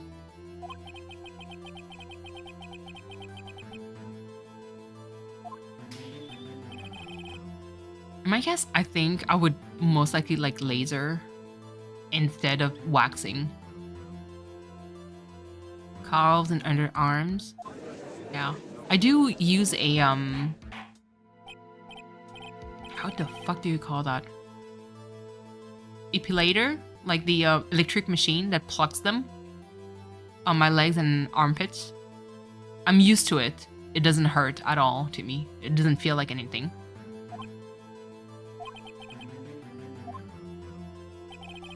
But for my nether region, I think I would probably like laser.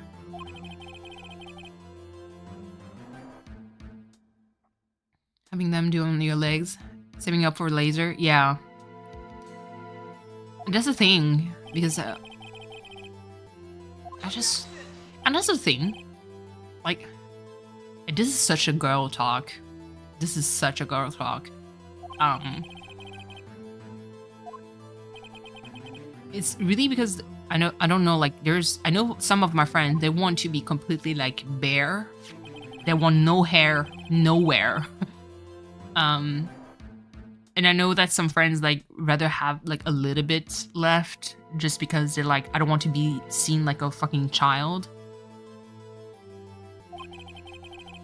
And others want to have it bare mostly because of the kind of bathing suit they have. Like the tiniest bathing suit. I'm like, at this point, just walk around naked because you're covering nothing, girl. But you do you, boo-boo. Say guilty? This is guilty nowhere, my dude.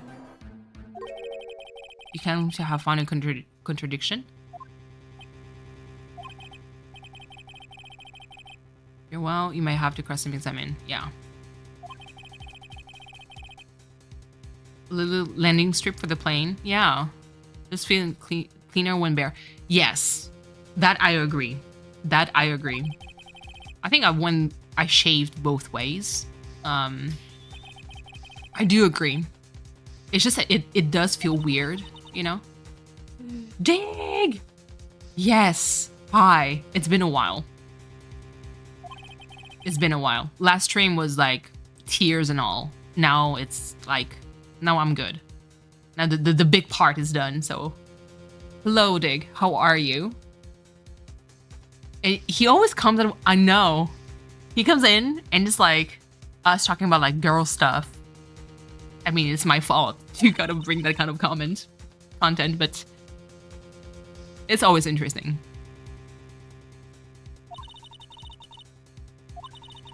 There's like so much thing that reels into my mind of like, do you think there was a contradiction?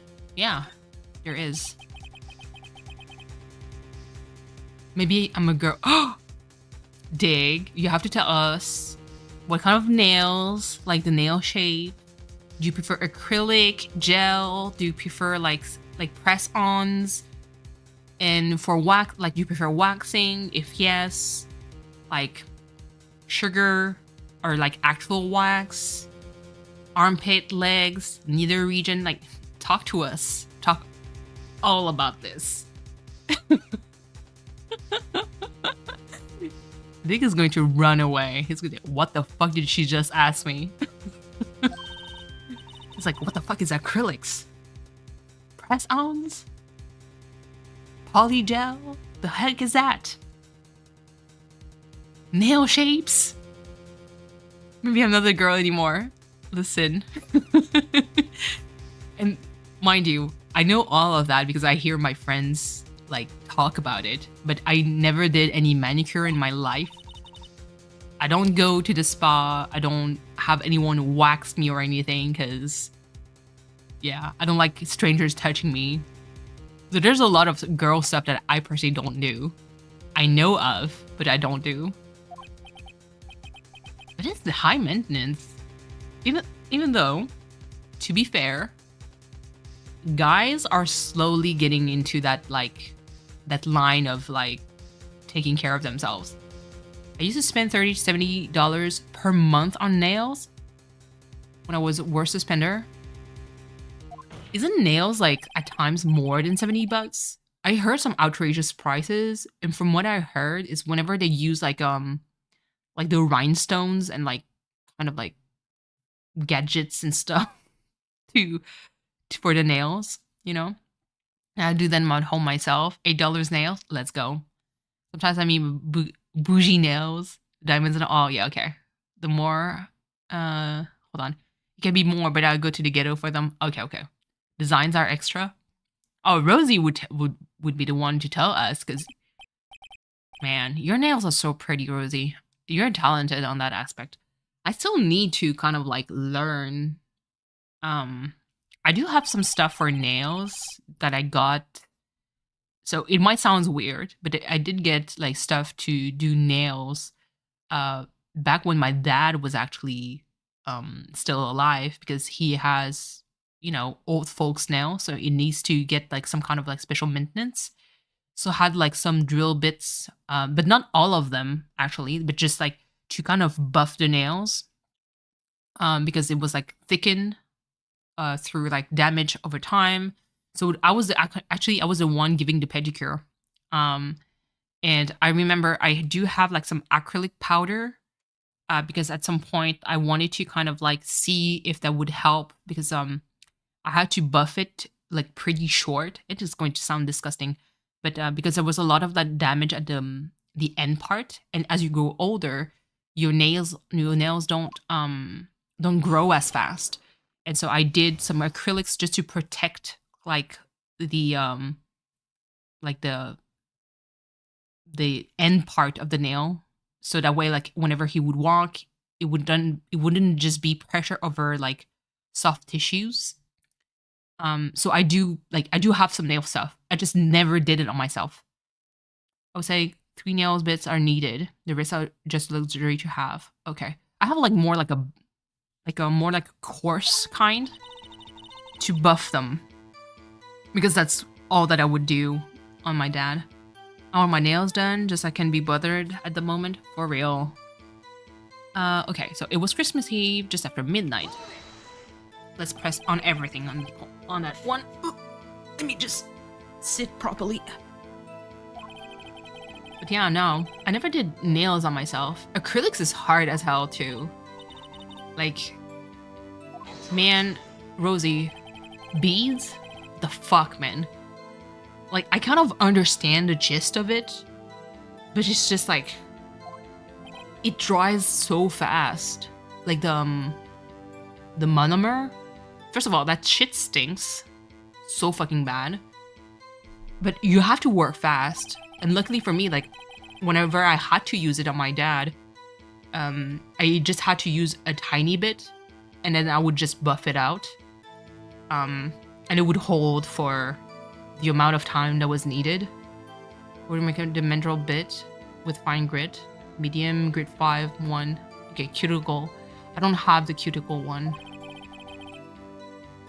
Like, I do have a lot of stuff to soften, you know, the cuticles, because again, listen, I would pamper my dad. I really did pamper my dad. Imagine, free pedicure and manicure just to keep like the nails nice and like short, clean. Because I didn't want him to have any like wounds on his feet. The cuticle ball is a game changer. Ooh, really? Now man, you make me want to have it. As further, Miss Hart, could you be more specific about your research? Damn, that is a deep ass voice. Ooh, hold on. Oh my god. So I'm very mobile, and I can make my funny bone nerve snap at times, and it just did. So I had an electric discharge on my finger. Ooh, goodness. Okay, you're good. Good. Okay, we're good to go. One of our smells. They do have drops to make it less smell. Oh yeah. Temperature in the room. Liquid to powder ratio. That is the hardest for me. The liquid to powder ratio. I know that it's not like whenever you take the bead, it's not supposed to melt immediately. It's supposed to kind of like melt a bit but hold, kind of. But it's still hard, man.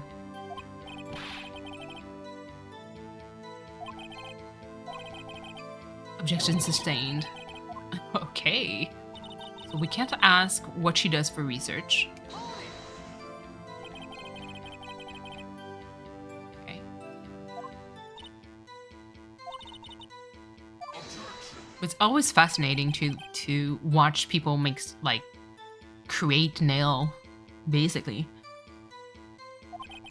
Like, I remember I watched, like, some videos that was talking about, like, the way that they would build nails, like with acrylics, with gel, and I'm like, wow, I'm mesmerized. I have some acrylic powder, but I've not wanted to mess around with it yet. Yeah. Working with a size 10 brush helps because it doesn't hold too much liquid. Ooh. I do have a question though. How would you know if, I guess it's by experience, and I need to watch maybe more videos about it, like how to know whenever you have too much liquid, you know?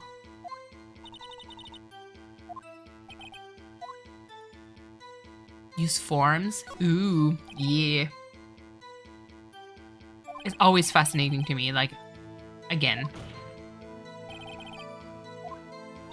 I dabbed in it for my dad, but I guess it would be very different to do it on your own. Like, how the fuck would you do that? Especially for the form, I guess, like, because I know that I would waste so much product by making a nail that would be so thick, and then I would have to thin it out again, and, like, I don't want to do that. Like, experts that just use the right amount of product and just create the perfect nail right from the start and barely have to buff it. And like, okay, this is done. I'm like, how the fuck did you do that? It's so good. When you have too much liquid, it's basically dripping off your brush, and when you place it right on the thread, it will drip. Okay, so there's... yeah, it always felt like it was like this. It happened once, and I remember like the acrylic powder, like kind of like wet with the product, would kind of like melt off. So I wiped it off immediately, and then I started again, and then it kind of like it survived. Von Karma, I think I hate you. You can hate him. He's trying to keep me from talking to the witness. To what end? Because he's hiding something. We're almost at the end, though. Are you sure about that? Yeah, sure as a country girl can be. Aww. Lotta, I love her. Press further? How come you're so sure? Well, heck, I scanned the whole lake. Scanned the whole lake? It almost sounds like she was more interested in the lake than the boat. Miss Hart, you... again. That's part of like the natural process. He's going to block you every time.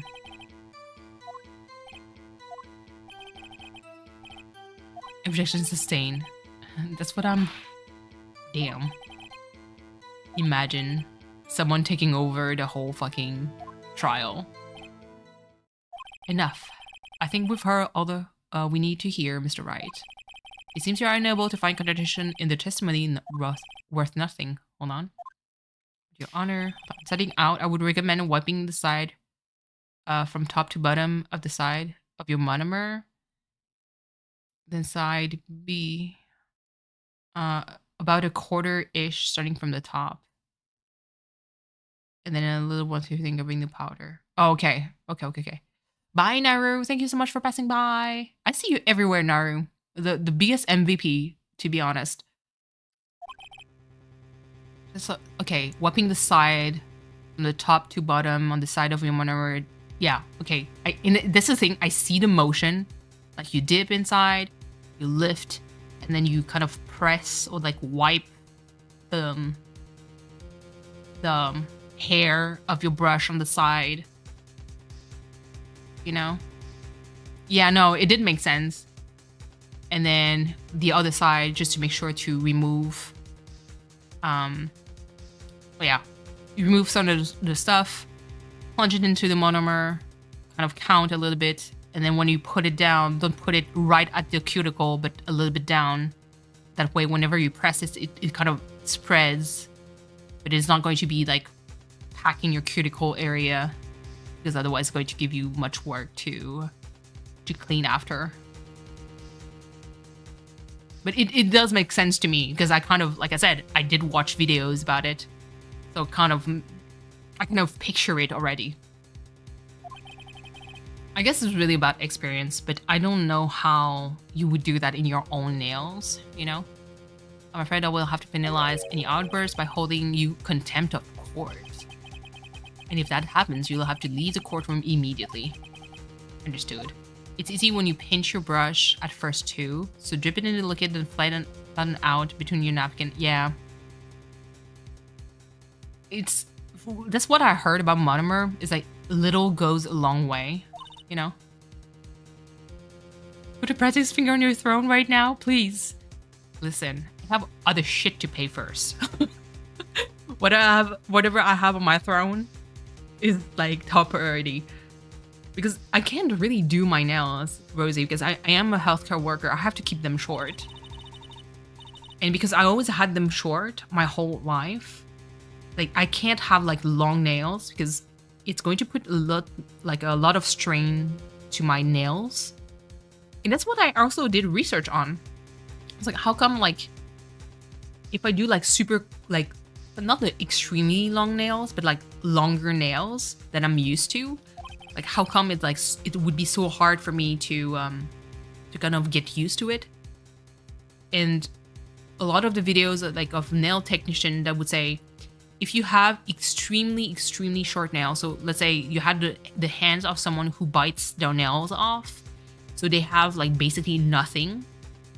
You can't do like long nails right from the get-go. You have to train them to have like longer nails, little by little, so that way like it's not painful or it's not like too weird whenever it grows out.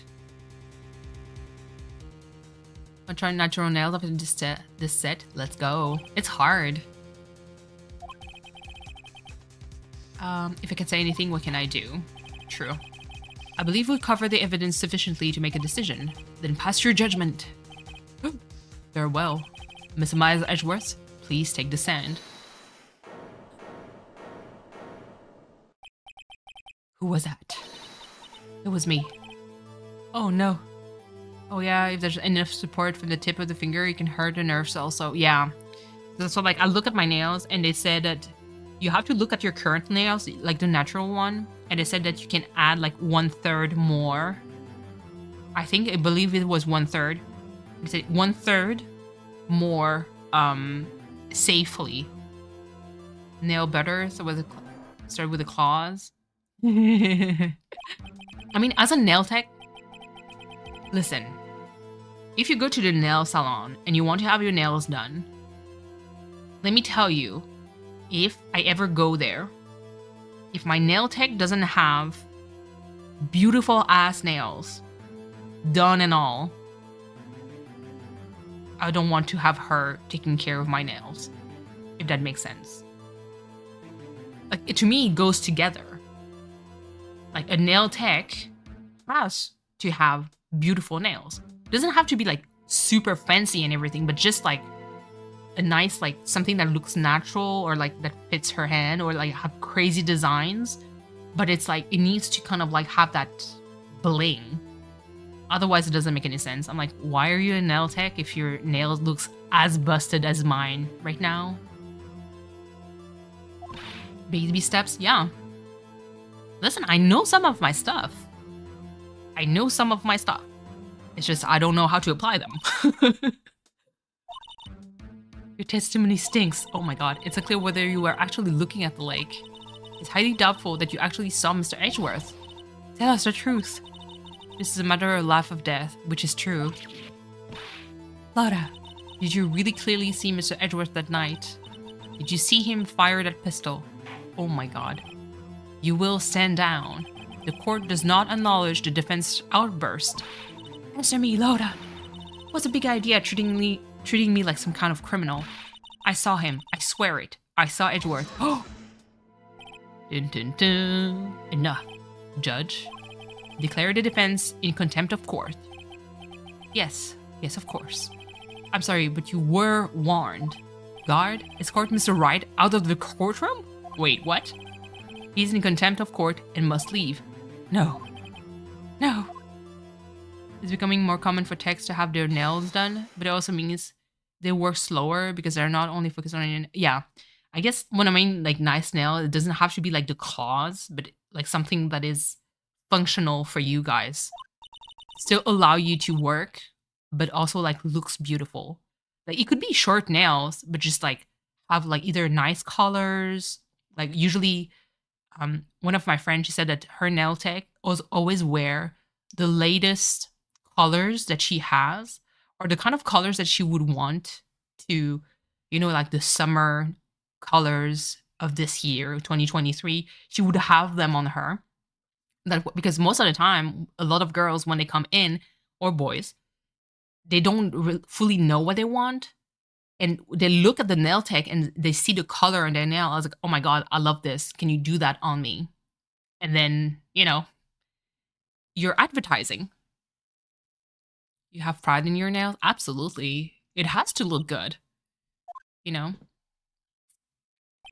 Because especially if you did your own nail, that's like even more, like that's a flex that you're doing. It's like, look at me, I can do this on myself. When it has to be hard as hell.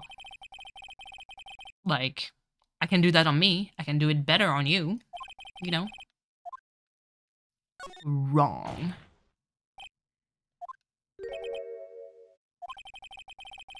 I love that. There's a take a photo that is the same. There's a different set on each hand. Yeah, with a nude color. My friend has like her nail tech does that. Like whenever like there's some design. Ooh, Doris, hello. I don't know if that picks it up. Doris seems meowing. But whenever there's like some kind of design that she wants to showcase, sometimes does that. It's cool. That changes her testimony, and I have the right to cross-examine her again. Because she did swear that she saw Mr. Edgeworth. But we know that she didn't. You're in contempt of court. It's too late for wild claims. Sustain my objection. You cannot sustain. I'm sorry, Mr. Karma, but I cannot. Oh, what? Miss Slaughter Hart has made a new testimony. The defense does have a right to cross-examine her again. But he's in contempt of court. No, I am. If you're going to arrest someone, arrest me. True. So, like minutes three times now, and I'm like, how you do your client? Yeah. It's insane. Sometimes, like, especially those who have like crazy claws. When I say crazy claws, it's like, I think the nails are almost as long as their own finger. And I'm like, first of all, how the heck do you wipe? Because, like, I'm impressed. But how do you do, like, and there's always like girls that flexes and they show you like how they open cans and everything. And I'm like, it looks not comfortable and not practical at all. Like, I would rub my eye and poke my eye out. You know? How would you do that? Air wipe. Imagine. Oh no. Air wipe. Disgusting. That's actually disgusting when you have to think about it. It's just like, I don't know, man. And I'm personally, I do a lot of like I sometimes do yard work, or like I cook, like stuff gets under my nail. And if you give me like long ass nail, like there's going to be a lot of stuff stuck underneath. It's disgusting. So she doesn't like to have stilettos for that reason. Showering, poke her. Oh, she broke. Listen. Wait, poked her booty. Like, how? Like, going in? like, first of all, I have a question, like, was she trying to clean it? And, you know, because the thing is, if you try to clean that part, if I have long ass nails, that shit is not going to be an option. She was cleaning the crack. Oh my god. Okay. Okay, the crack. The motion is different. I'm just saying. She doesn't have to. Oh my god. My dogs are too needy for and rough for long nails. Absolutely. I just think like whenever you have like pets, especially that have a lot of energy when they pull on the leash, I'd be scared to have like my nail snap because of it. But yeah. Not the booty hole. Yeesh.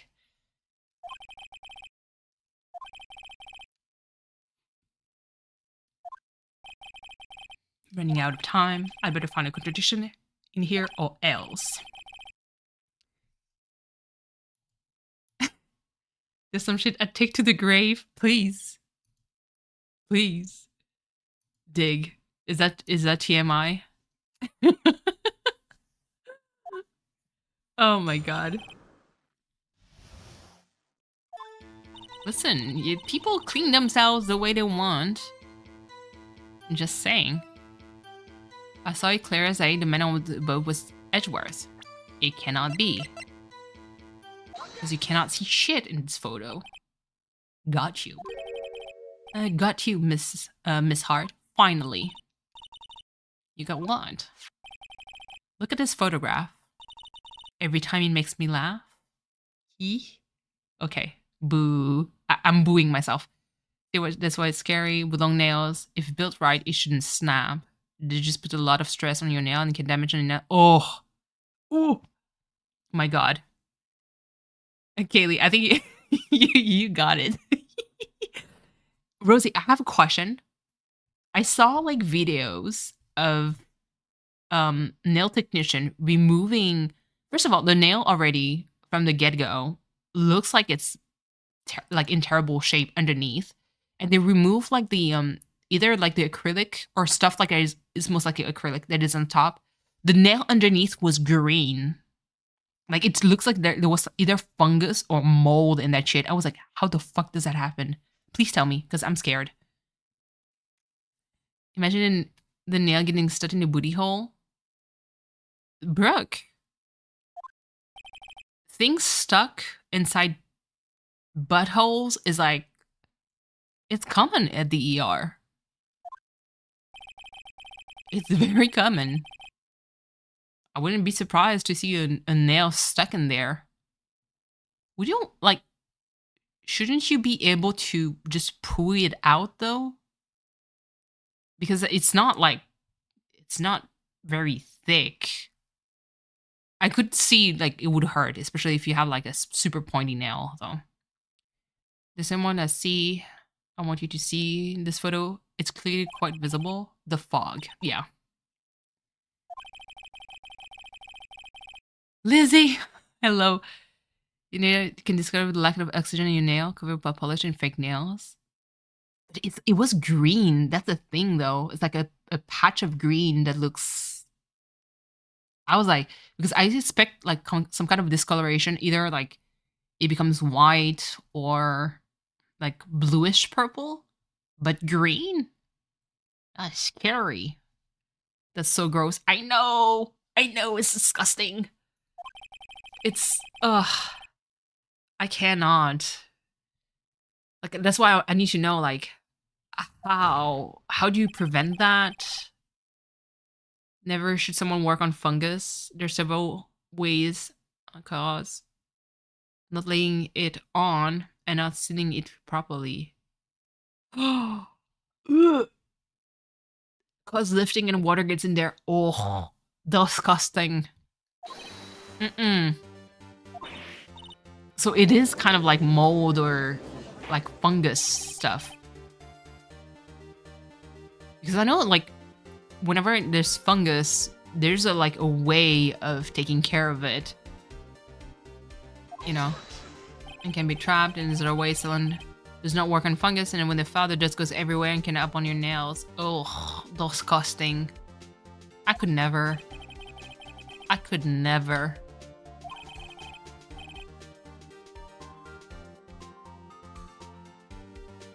There's like some videos, channels on YouTube of like nail tech, but I mean, usually they're used to work on, you know, either fungus, but a lot of time, and I did a lot of research for my dad just to be sure, because at first I thought it was fungus, but for him it was just damaged nail, and it was like basically the nail bed was raised, so it kind of looked like it was fungus, but it was not. It was just dead skin cell underneath.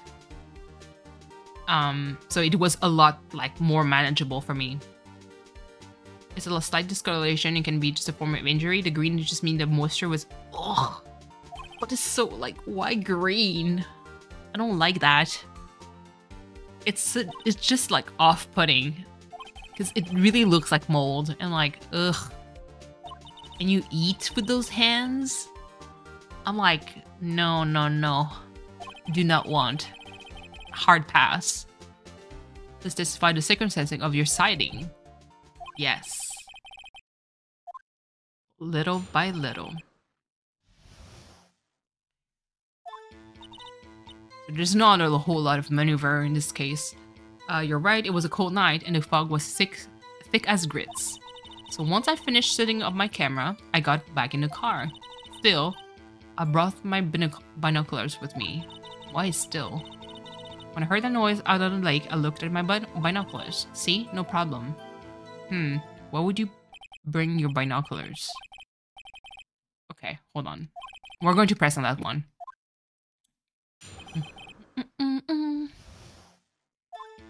Let's see. Not that one. Okay, press. Binoculars? Like, why would you bring that? Yesterday you mentioned that you were looking out for shooting stars, correct? Well, yeah. Well, that's a lie. Wouldn't you need a telescope, not binoculars for that? I've got doubts about your camera too. Was that really to take pictures of meteor showers? The camera is irrelevant to the case? Please. Nope, because this was calibrated to react to sound. If you believe it is, you may cushion the line of... Okay. If nothing on this, yeah, of course, you get penalized. You wish to press further about the camera? Yes, let's go. This is make it or break it time. Camera is of utmost importance, Your Honor. It is perhaps the key to this entire case. Therefore, I will continue my line of questioning. Wow, maybe I went a little overboard there. Yep, absolutely. Very well, Miss Hart, you will testify to the court about the camera. How is everyone's Monday, by the way? To me, it's like close to 3 p.m. So... you know, it was still a productive day. What made you choose to... hold on. What made you choose that lake to photograph meteors? You know the fog gets thick on that lake. It's not very suited for stargazing. Guess I wasn't thinking too straight. Huh? What kind of shit answer is that?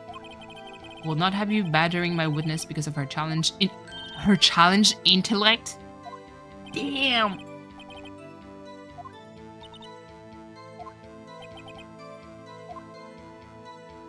Wow.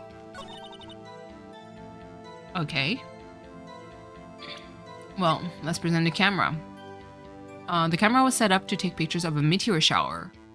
But actually, they said it's set automatically to take picture when loud noise is detected. And meteor shower does not make noise. We're photographing shooting stars? That's a lie. Say who? I saw the camera you set up yesterday. It was pointed directly at the lake. You have to point a camera upwards to take photos of the stars, Miss Hart. Absolutely. Mr. Wright, what are you driving at? The witness was not at the lake to photograph shooting stars, Your Honor.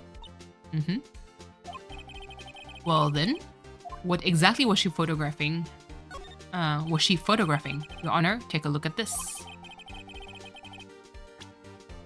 What Miss Hart was trying to photograph was this. Because when we checked, Gordy... Oh, crap. There's no text, but basically it said that whenever Gordy came out, it had the loud explosion noise. So, present. Okay, Miss Hart. This is what you were trying to photograph. Was this a newspaper article? Gordy? Ah, the sighting at Gord Lake. Well, Miss Hart? I never heard of no lake monster. You got proof of something? You see, you proved that I was down at the lake trying to photograph Gordy. I have proof. I have it. Proof. The proof is the camera itself.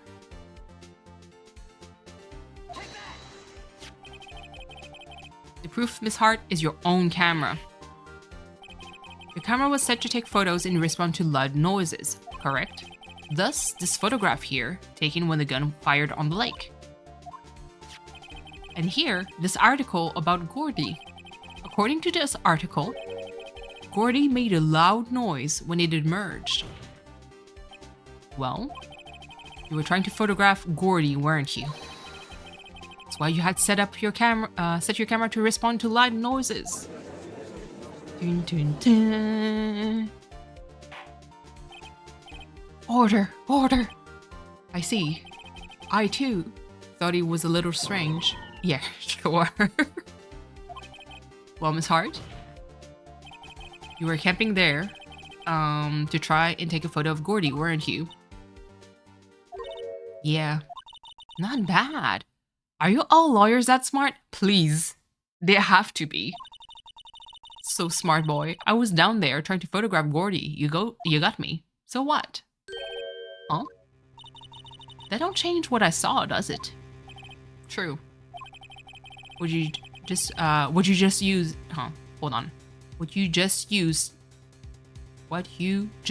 several precious minutes of our time to prove is nothing more than the witness is an idiot who thinks monsters exist.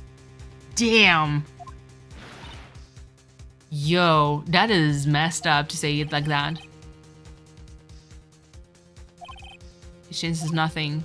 Not true? You were trying to you were hiding the whole thing about Gordy for some reason, I know it. But what could it have been? Whatever it is, I'm getting to the bottom of this. Let's go. Miss Hart, why did you hide the fact that you were searching for Gordy from the court? Please revise your testimony. Right, fine, I'll testify. Okay, it won't change anything though. Okay. Something will change, it has to, and I'm going to spot it. We have to. I don't think we can get a game over in this. Well, we can, but it's not like a game over like in the second game. Actually, I'm not a research student at a university. I'm an investigative photographer. Yeah. Imagine what scoop it'd be if I got a picture of that monster. That's why I was camping by the lake. But that's all I was hiding. When I heard the bang, I looked right straight out at the lake. There wasn't much else to look at, so I just watched the boat the whole time. Yeah, no, that's not possible. Then I saw a flash near one of the men's hand, and I heard another gunshot. I was looking right at the boat the whole time. Cross my heart and hope to fry. Then you will fry, because that's impossible. Because if she was trying to look for Gordy, she wouldn't look at the boat only. She would see the boat, but she wouldn't just look at the boat. Whether she's a research student or photographer has no bearing in this case. Okay, Mr. Von Karma, please. Can you calm half of your butt cheeks, please? I claim the defense right to cross-examine the witness. Oh, he's up for something. There was a contradiction. You seem sure of yourself? You must have something in mind. Okay. You understand this is your last chance at cross-examination, Mr. Wright. If there's no problem with this testimony this time, we will leave. We will let the witness leave. I will announce my verdict at the time. Understood? Yes, Your Honor. Let's go. Last stretch. Actually, I'm not a research student, so that's not important. That's not important. Imagine was coop. Yeah, whatever. That's why I was camping out by the lake, but that's all that I was hiding. When I heard the bang, I looked straight out at the lake. It wasn't much. Okay. So let me present here. The article. Miss Hart, were you really looking at that boat? What's with you? Of course I was looking at it. It was the only thing out there. Any normal person would be looking at it. I mean, I agree. Any normal person would. But you are far from normal. What does that mean? You want to step over here and say that? You were camping at the lake to take a picture of Gordy. Think about it. What would you do if you heard a loud noise? You'd be scanning the lake for any sign of Gordy. That's what. You wouldn't give the boat a second thought. That's true. Order. Continue, Mr. Wright. You testified that you were watching the boat through binoculars. However, you wouldn't need binoculars to watch that boat. You needed them to search for Gordy, and that's what you were doing. True. Well. Well, now that you all mention it, I did sort of take my binoculars and kind of scan the lake a bit. I mean, Gordy might be out there and all. It's hard. Are you saying that you were not watching the boat then? Nope, she was not. Sorry, y'all. I wasn't fibbing, really. I thought, I could be a witness to a murder and all. Why would you want to be a I'd be scared shitless. Can you imagine being the witness of a murder? I would fear for my life. I would be like, first of all, who is the murderer? Is he part of a gang? If yes, I'm going to fucking disappear. Because my life, please. I kind of got excited. I was sure I was watching the boat. Till now. Wow. This is totally uncalled for. But hey, you got the photograph, you got proof. Still we can see who is shooting who in this. Right. That's why I took this photo and... Oh. Witness, that's enough. You've had a long day. Shut your pie hole. Wow. Excuse me? What was she going to say? She took the photo and what? Wait a second. She even had a photograph to prove it.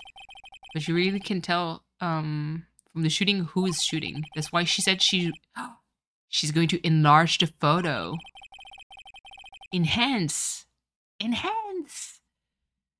She said it will drop the quality of mind, but should let us see who's who. Okay. She enlarged that photo. Why wouldn't Mr. Von Karma let her show it? I've got a hunch. I bet that enlarged photo shows something bad for Von Karma. This is my chance. If I'm wrong, though, it'll mean prison for Edgeworth or worse. Make her show. We gotta try. Miss Hart, look at this photograph. Again, every time it makes me laugh. You enlarged this photograph. I can't believe how one band managed to, it's funny because they're not loved within the music industry. But at the same time, they made iconic songs. that everybody knows. You enlarged this photograph, did you not? Yeah, I did. Why has that enlargement not been presented to the court? Absolutely. Why? Because it does not exist. Bitch? What are y'all talking about? You were the one who told me not to show it in court in the first place. Damn. Let's go. Oh, you old fool. I would roast your ass. Personally, most people you know like them. Most people I know dislike them. But again, like my circle of friends that listen to kind of like rock or pop rock music tend to be like older folks. So they're kind of like a little bit like me where they grew up with it was like either the Rolling Stones, Pearl Jam, Iron Maiden, AC/DC, Metallica, like Meatloaf, like all that kind of like that generation. So when they heard of Nickelback first, I was like, they were like, what the fuck is this shit? Listen to pop rock. Pop rock's good. I do like pop rock. But I listen to a lot of like styles of music, so show the photo to the court. Show us the enlargement. Enlargement of what? I'm kidding. Wow, that's wild. It's too early. I mean, pop rock. I know that Muse became more like pop, period, than pop rock, even though there's some songs from time to time that goes back to it. But I like pop rock. It's I mean, it's more like a popular genre. It's not too early. Listen. They're fun when they pop it. Yeah. They pop in my mouth. Pop rocks are delicious. I haven't had any pop rocks in a hot minute.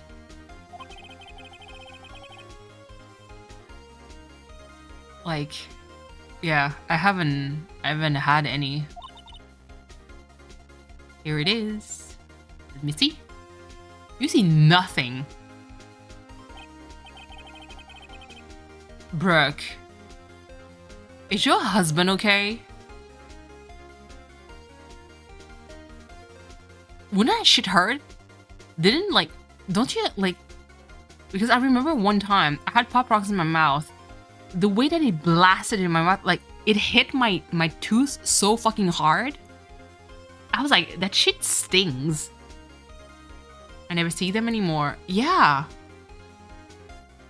It's kind of like they decided it would be some kind of hazard. I'll ask him when he gets home.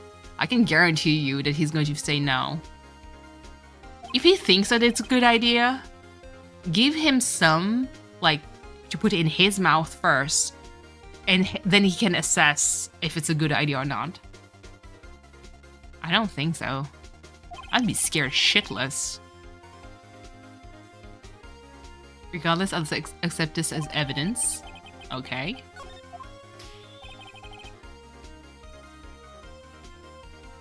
Happy now, Mr. Wright? There has to be something. Hold on. Let me go to the court record. I just need to make sure.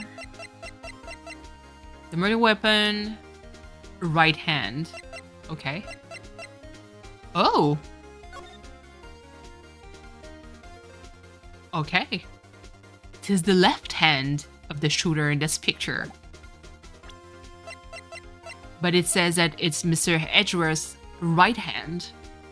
So that means that whoever is in the picture that shot is not Mr. Edgeworth. Dun, dun, dun.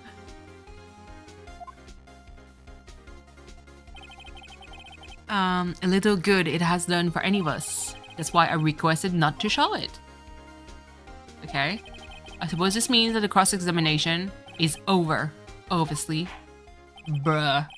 Then I would like to close the cross-examination. Why? The judge, I swear. Why are you against us all the time? My dude, let me cross-examine. Do you have anything to add? I stated everything I needed to when this trial began. Decisive evidence. Nothing is decisive, boo-boo. A decisive witness? Not at all. What else could possibly be required? Nothing, of course. Then I believe it is time for me to declare my verdict. Wait, it's not supposed to go like this. There has to be a clue in this photo somewhere. Yes. This is bad, real bad. What should I do? Object to the enlargement.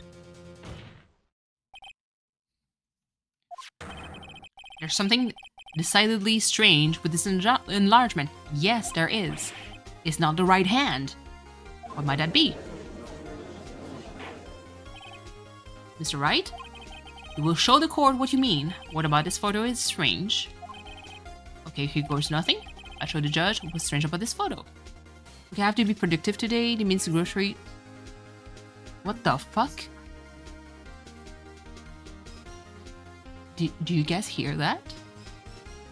Google just talked to me. My Google Nest. I didn't talk to you, boo-boo. Okay. That means grocery and home shopping. I hope you have a great day, Kaylee. Thank you so much for passing by. I hope you'll also have a nice rest. And I'll see you around. Take care of yourself. Happy shopping. Home shopping. I have questions. But you know what? You do you. Take your time. Have a great day. Here. Present. The hand. Here, Your Honor. The shooter? I'm not sure I understand. What about the shooter is strange? Look at the hand holding the pistol, Your Honor. And? The hand directly contradicts another piece of evidence. This man's left hand does what? Let me show you. I'll show the evidence that left hand contradicts pistol itself. The evidence is clear. The man in this photograph is holding that pistol in his left hand. However, the prints on the murder weapon were from Edgeworth's right hand. Ergo, the man shooting the pistol in this photograph is not Mr. Edgeworth.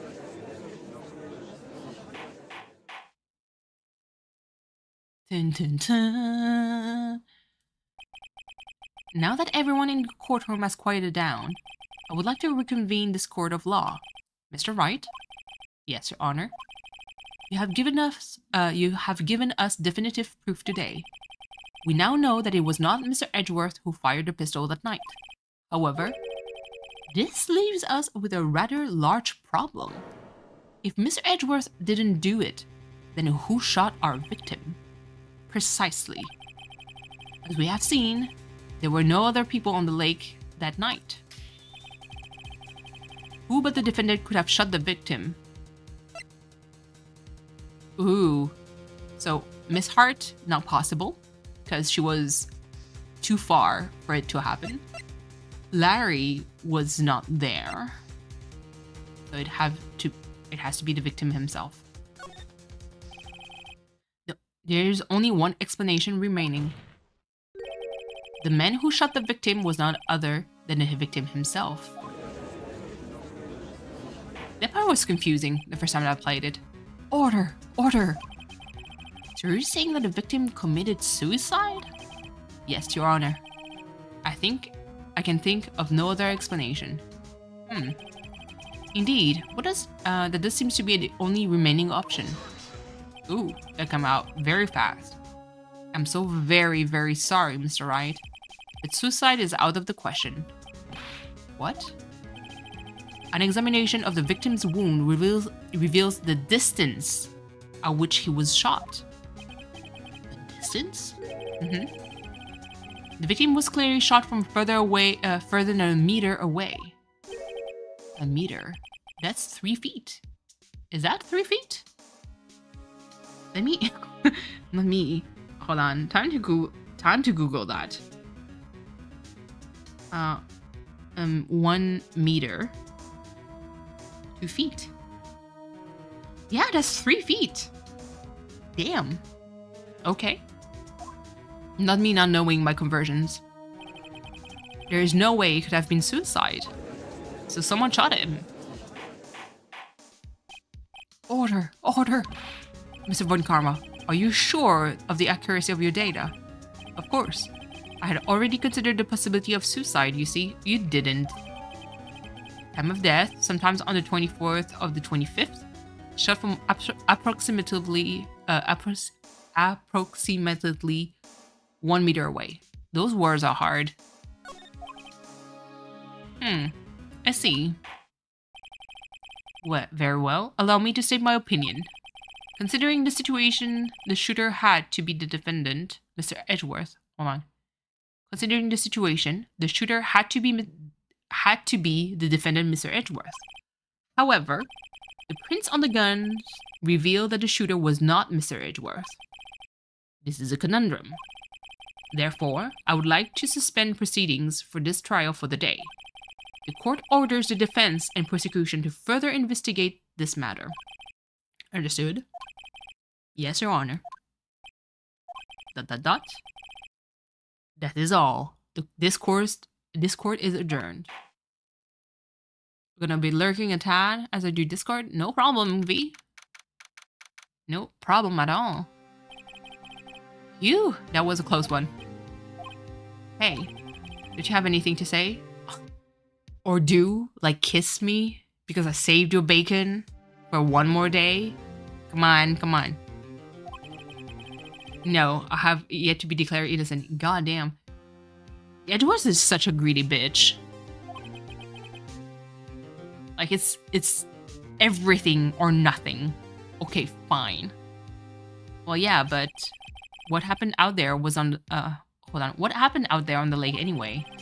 If he didn't commit suicide, then who? The shooter was about 1 meter away too. What? Don't give me that look. I did not kill him. We're just kidding around. Look, I'm going to go check on Maya. Oh, right. What? I heard something from me. What? What do you want to say? Stop being cute. Tell her to watch what she says in court. That's all. Aww. Would it kill you to just state how you really feel with that thanks, Edgeworth? Edgeworth is the biggest tsundere ever. Like, he's going to act like all tough, but he's like all soft and gooey on the inside. I requisitioned a transcript of Lota's entire testimony.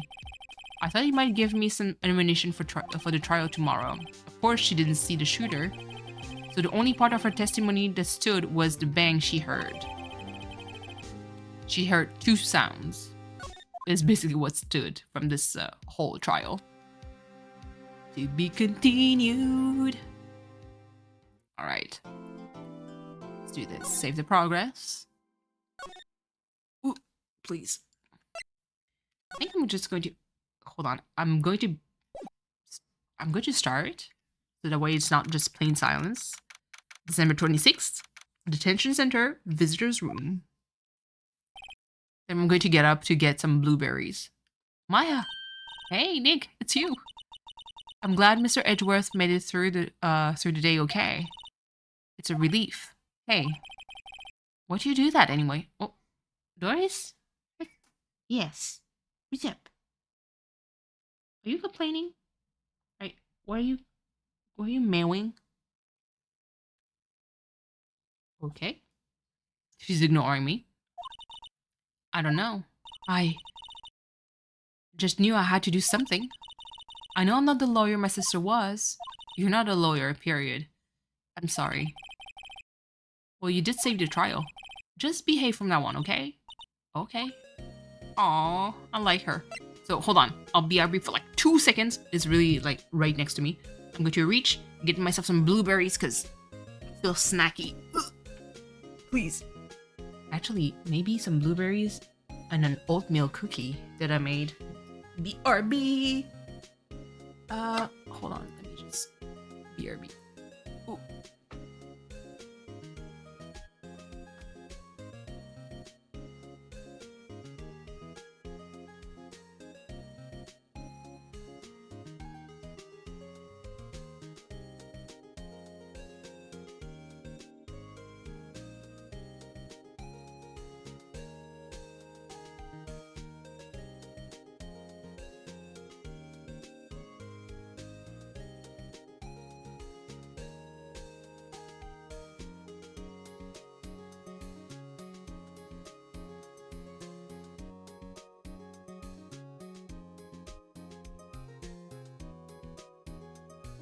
Okay.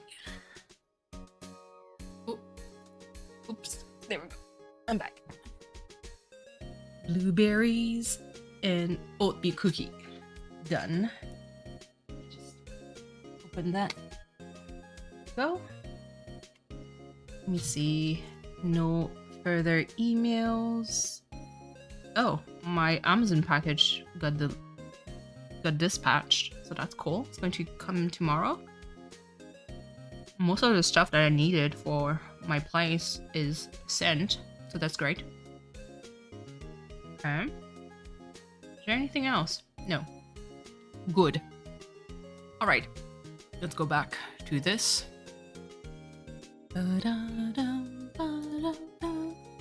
I love this music. Questioning. Have you been questioned yet?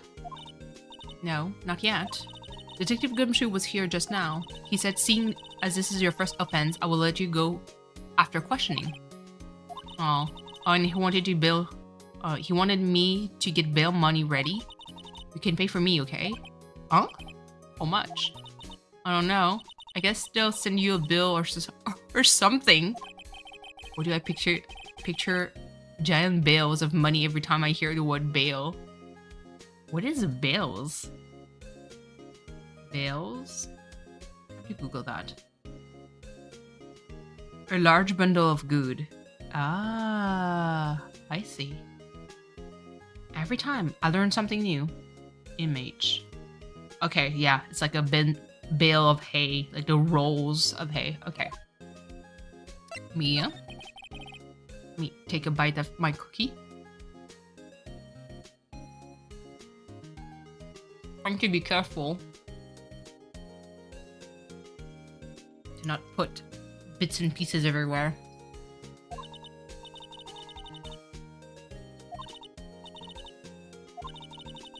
Don't know what to do. I think I probably shouldn't have stopped my training. Aw.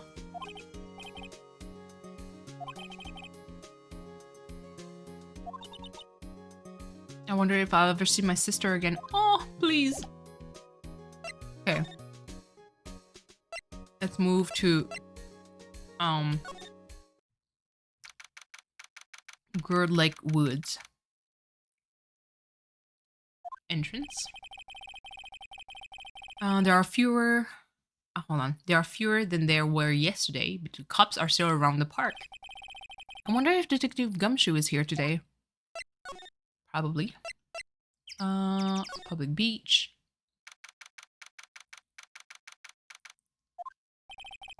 Haven't seen Larry around today at all. Probably off paying through. Probably off paying through the nose on a date with the lovely Keonce. Okay. There we go.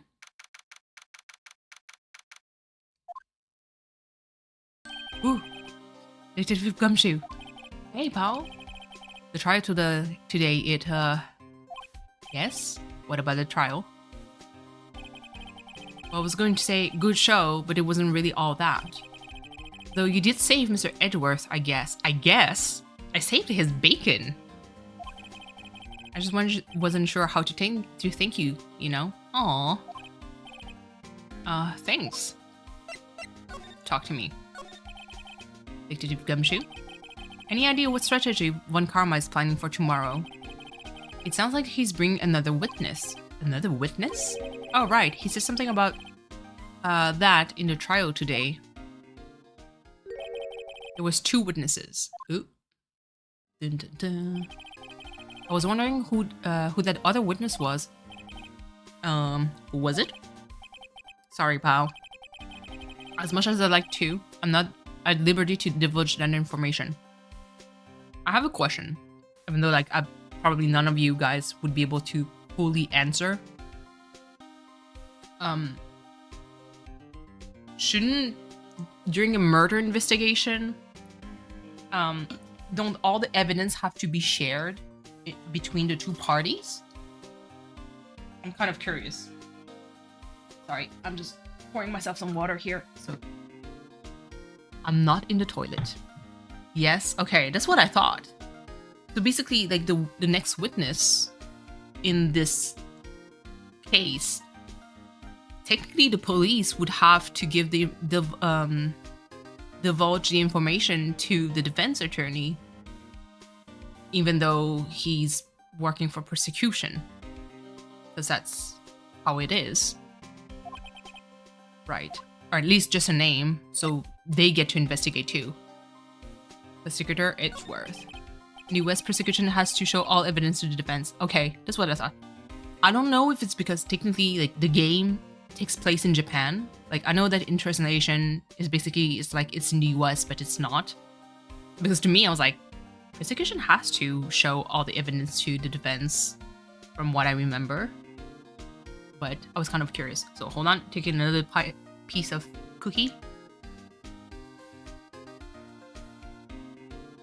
I'm trying not to be messy. Says I, with a mouthful. Jesus.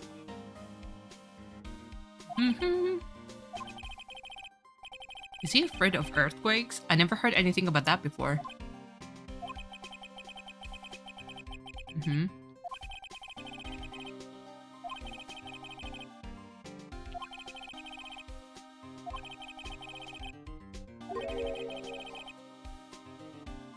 Ooh. He got scared since the DL6.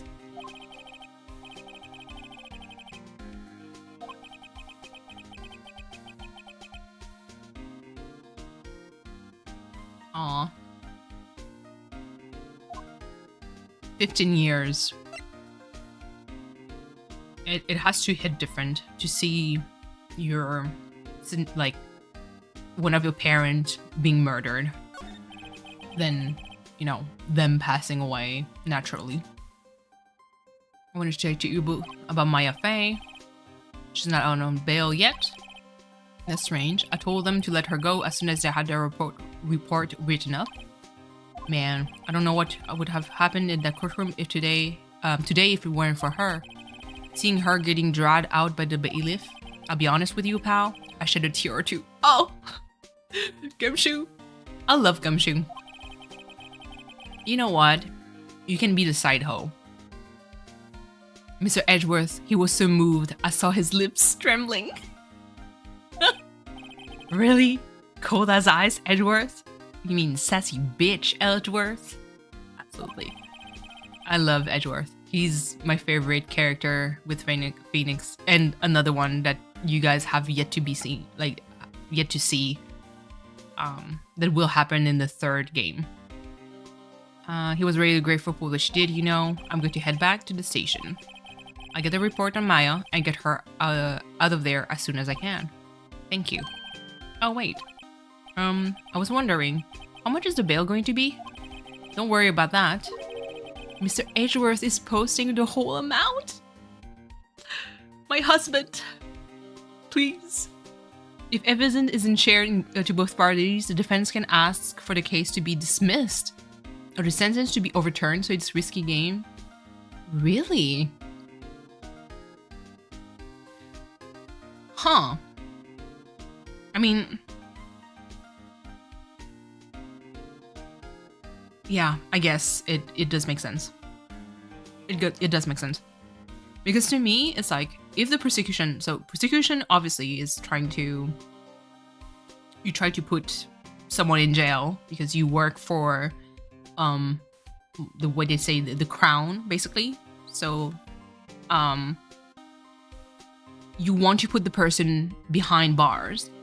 If you have decisive evidence that would put someone behind bars, even if you give them to the defense, then it doesn't change anything. If the person is guilty, they're guilty, you know? Because your job is basically, with that piece of evidence, I give it to you. And my job is to kind of think of all the way you can twist it around and make it appear like it's nothing and dismiss that piece of evidence. But if it's solid, it's going to stand on its own without you trying to, like, without no one trying to whistle their way out. It is what it is. It's a piece of evidence. Especially if it's decisive. Plus, you're supposed to have a whole team behind you to decide, like, which piece of evidence is going to be admitted to court or not. You know? Not like freaking, we're going back to Amber Heard, but not like freaking Amber Heard that had like a gazillion amount of quote unquote evidence, but that just didn't get admitted to court because it was fucking nonsense. And I'm pretty sure it's because her own team thought it was detrimental for her to actually post them, because it would show either that she's a liar or that nothing happened. So basically that she's a liar. He's grateful for her for what she did. Aw. Edgeworth is so cute. Maybe I can get Edgeworth to be this month's friend too? Listen, all you have to do is for Edgeworth to live with you for the whole month. The only thing that you need to do is to share the bed with him. And probably sleep naked. Johnny's team did a great job on calling her and her sheet on hearsay. Abso-fucking-lutely. We can talk a lot about this case. It's... Man, when I tell you... when I tell you that this shit was wild, it was insane. It was popcorn time for me. Let's go back to the entrance. Wait. Oh yeah, we need to go back to the detention center because Maya got released. Hey Nick, you finally came. I just finished the paperwork. I'm free to go. Free at last, eh? Those integrators were really mean. They were like, okay, what did you do this time? Like I was some kind of criminal. Can you believe it? Well, they let you out in the end, didn't they? Mm-hmm. Oh, that reminds me. Thanks for the bail. Thank Edgeworth. You can thank my husband, because he rich like that. He posted bail for you. Exactly. He said was grateful for what you did, and now I have to give my body to pay him back. Not canon. Okay? This is just me adding lines, because that's the way I feel. Oh my god. Mr. Edgeworth did that? I have to make it up to him. No worries. I'll take care of it. Got to win this case, Nick. Absolutely. That we have to. Let's go back to the lake entrance.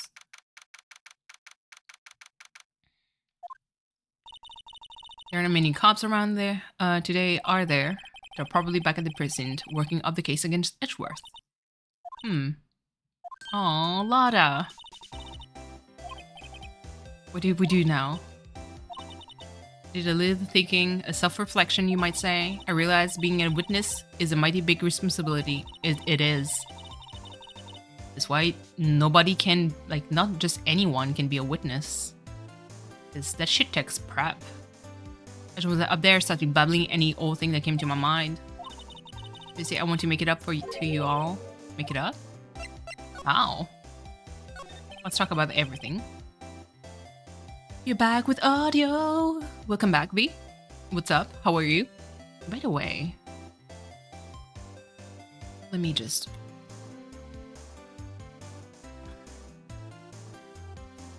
Just because. Your coworker got you McDonald's. V, what did you get? Inspire me.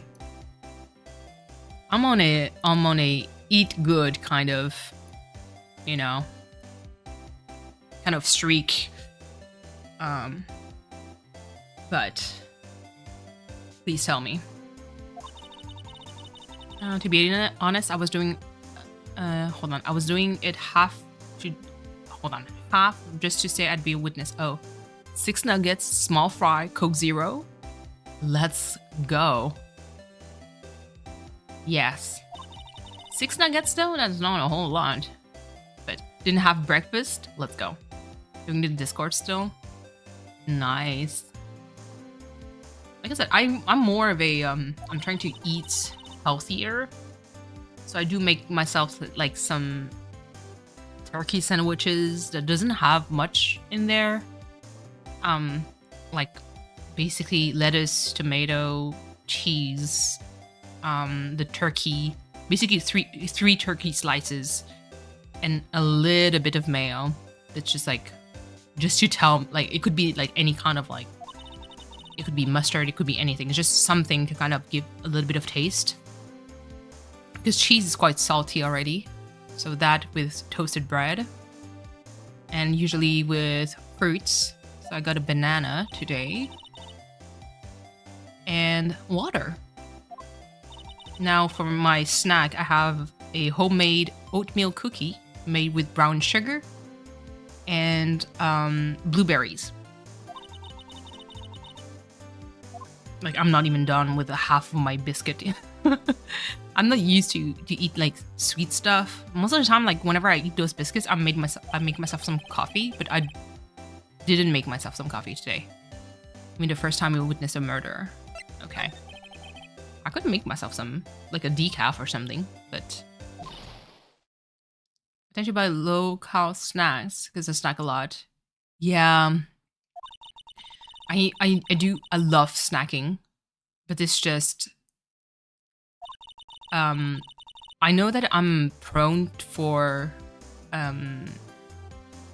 denutrition, so I know that I can actually lose a lot of, you know, vitamins and stuff like that because I don't eat enough like balanced food.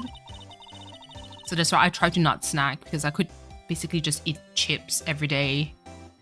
I know that the seaweeds, like the kim, it's like in Korean it's like kim, but basically it's just seaweeds sheets that is toasted. That the shit is delicious. A little bit of salt in there. Oh, I make my own usually. Like I have sheets for sushi rolls, or whenever I do like homemade ramen, I put the sheets and I put them in the soup. Those are yummy, I know, but that's the thing. Like that to me, I can eat. You can give me like 12 packs, and I would eat the 12 packs in one sitting. So that's not good. I need to have food. Where it is, you eat breakfast and dinner usually. Days at home, or you know, I know. There's something about the act of snacking. It could be like on roasted nuts, chips to me, and popcorn. Speaking of popcorn, okay, I have to do some kind of advertisement. For those of you who have a popcorn maker, so air, like, you know, hot air that basically help create popcorn, or any kind of like popcorn stuff. Listen, if you go on Amazon, let me look at this. I need to find a brand again. Popcorn. Let me tap it out. Popcorn. There's a brand of popcorn. Yes, there you go. It's the first thing, because I order the same every time. Let me tell you, if you make your own popcorn, because I have a popcorn maker that's basically like a hot air. So basically I can make popcorn without any grease at all. And if I want to add butter, I can add afterward. The brand is Amish Country Popcorn. They have one of the best popcorn that I've tasted in a while. The type that I took was the mushroom popcorn kernels. When it pops, it's like a ball. You know that usually when you pop popcorns, they're like, sometimes you have like the ones that have like that looks like a tiny cloud. So there's like pieces. It folds open. So you have like tiny flaps of, you know, corn curled over, and have like one piece, but it's kind of hard to describe. But for this brand, the Amish Country popcorn, the mushroom popcorn one, when it pops, it's really like round. It's a ball. Oh my god. I'm telling you, best ones. Good investment. In Canadian dollar, it's $23. You have to round it up because it's $22.99.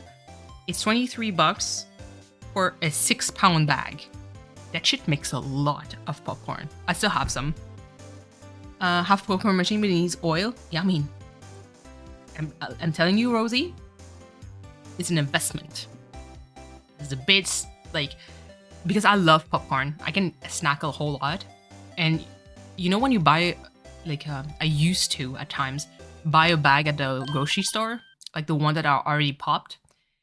I didn't know, like I'm like, what the fuck? Where did you find the, like their corn for them to be round like this? Because mine are like tiny and it's not always like that. But these, game changer. Investment. Amish country popcorn, if you want to sponsor me, I got you.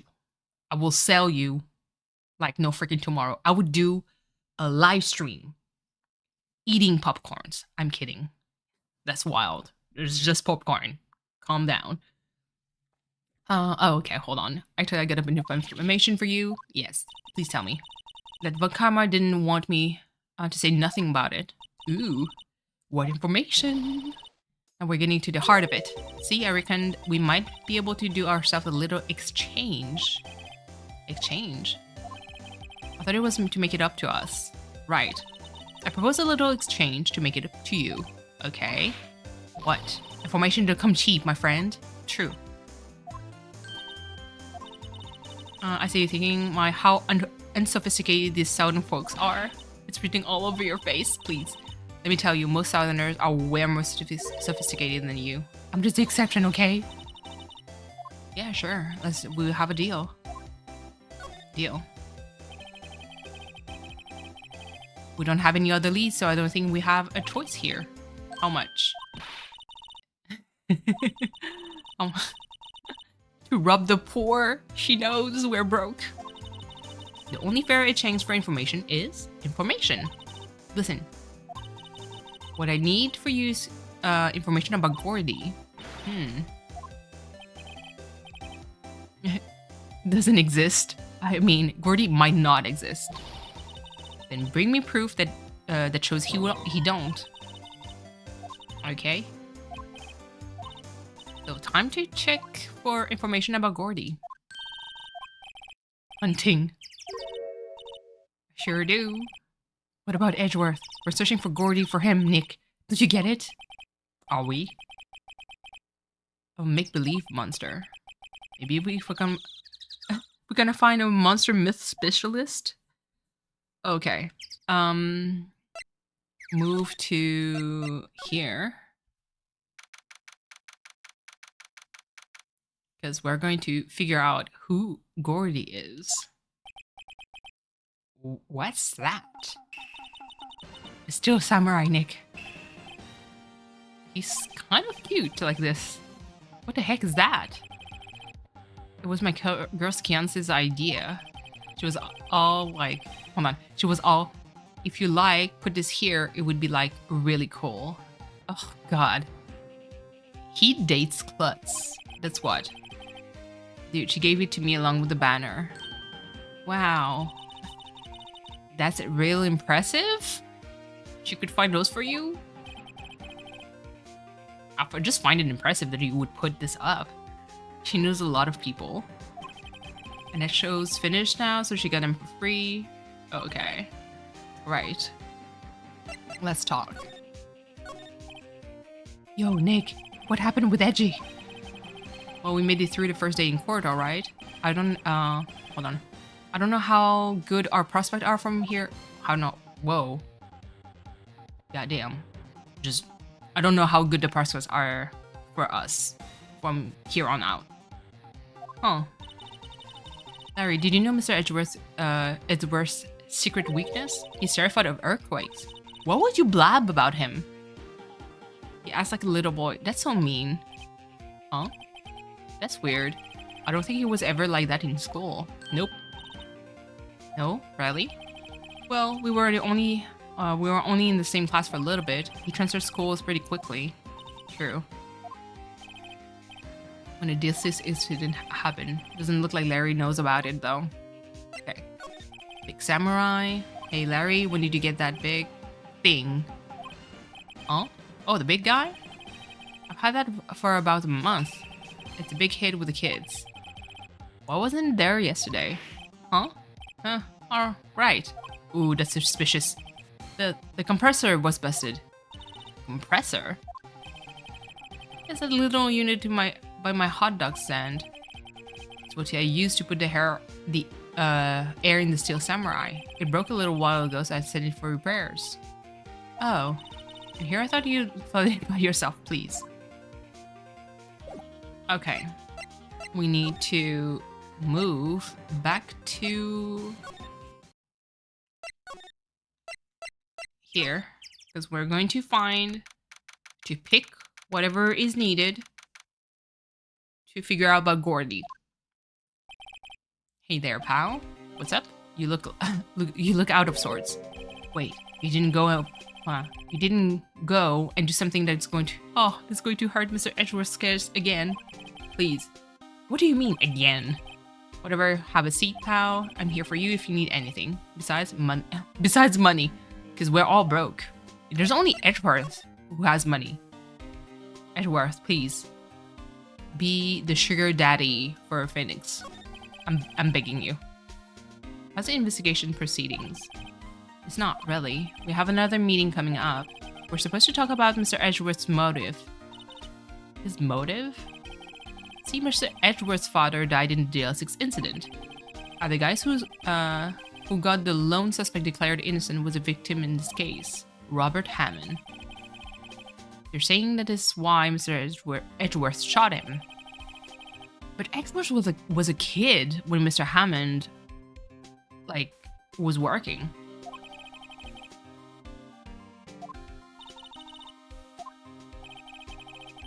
Hold on. I need to adjust myself in my seat because my back is not... I don't have any support for my back, so it's kind of like, please. I gotta admit, it doesn't look good. Okay. Gordy. Do you know Gordy? I guess we do. Not personally, please. Well, we're looking for it. Huh?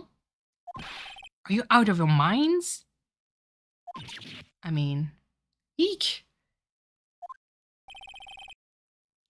You got time to go wild monster hunting? Okay, hold on. Okay. I'm just checking Discord. Because ever since Dan did a face reveal, I need to kind of double take because I don't want things to fall into the weird line of creepy, if that makes sense. I mean, Lizzie, if you're still there, I'm sure you get it. Because there's always something weird whenever someone thirsts over Dan on chat.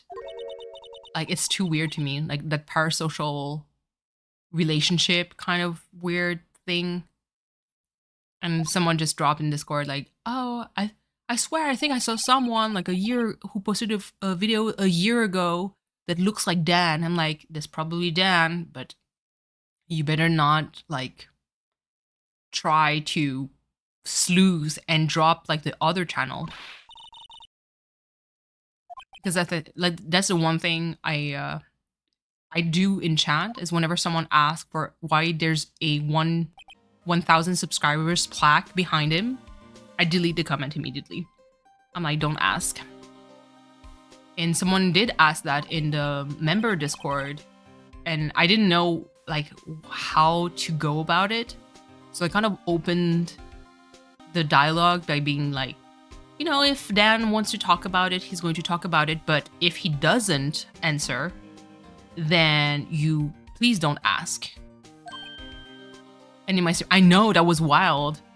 Just someone that goes in V stream is like, hey, wonder why Dan has a plaque. I'm like, why the fuck would you ask that around? Why would anyone give you that answer? If obviously he has a plaque, that means that either he has another channel that has 1,000 subscribers and more. 100,000 subscribers and more. But at the same time, there might be a reason why he doesn't talk about it. And I mean, the reason why is just he doesn't want to mesh the two worlds together. It's always weird when people cover our steps. Like, what do you care? Absolutely. Will you bake with the kiddos? Brooke, what are you going to bake? And also, my next question is, can we have some? Just saying. I'll loan you one of the new secret weapons for finding evidence. But have fun, Brooke. You can take whichever one you like. Secret whip weapons. I want to be like, why don't you have one? I know. I know. Sometimes we want to drop the sassy response. It's so funny. By the way, V, you can find Lizzie's channel because Lizzie is streaming. And sometimes it's funny because I know Dan is streaming and you're streaming at the same time too, Lizzie. I'm not saying anything because I do the same too. Sometimes I'm streaming and I'm like, oh no, Dan is streaming. I'm supposed to be modding. What should I do? So I get on my phone and I mod, but I'm like, yes, I'm here. Absolutely want to do something else. It's like, it's terrible. Apple brownies, apple crisp and peach crisps. Oh, sounds delicious, Brooke. Have fun. But yes, Lizzie is streaming a lot of DDV. Although I know that you shared the interest of doing the well, I'm saying Harvest Moon. It's not Harvest Moon. It's now Story of Season, but it's just like the old school made a like basically remake of the old school ones. So that I'm kind of excited. And congrats on the monetization and everything. You work. Love Stories of Season, yes. Like, is he streaming today? I know. It's always the same question. I think that's why well, if I start working, it's going to be different. Missile. He's a canine police dog still in training. Missile.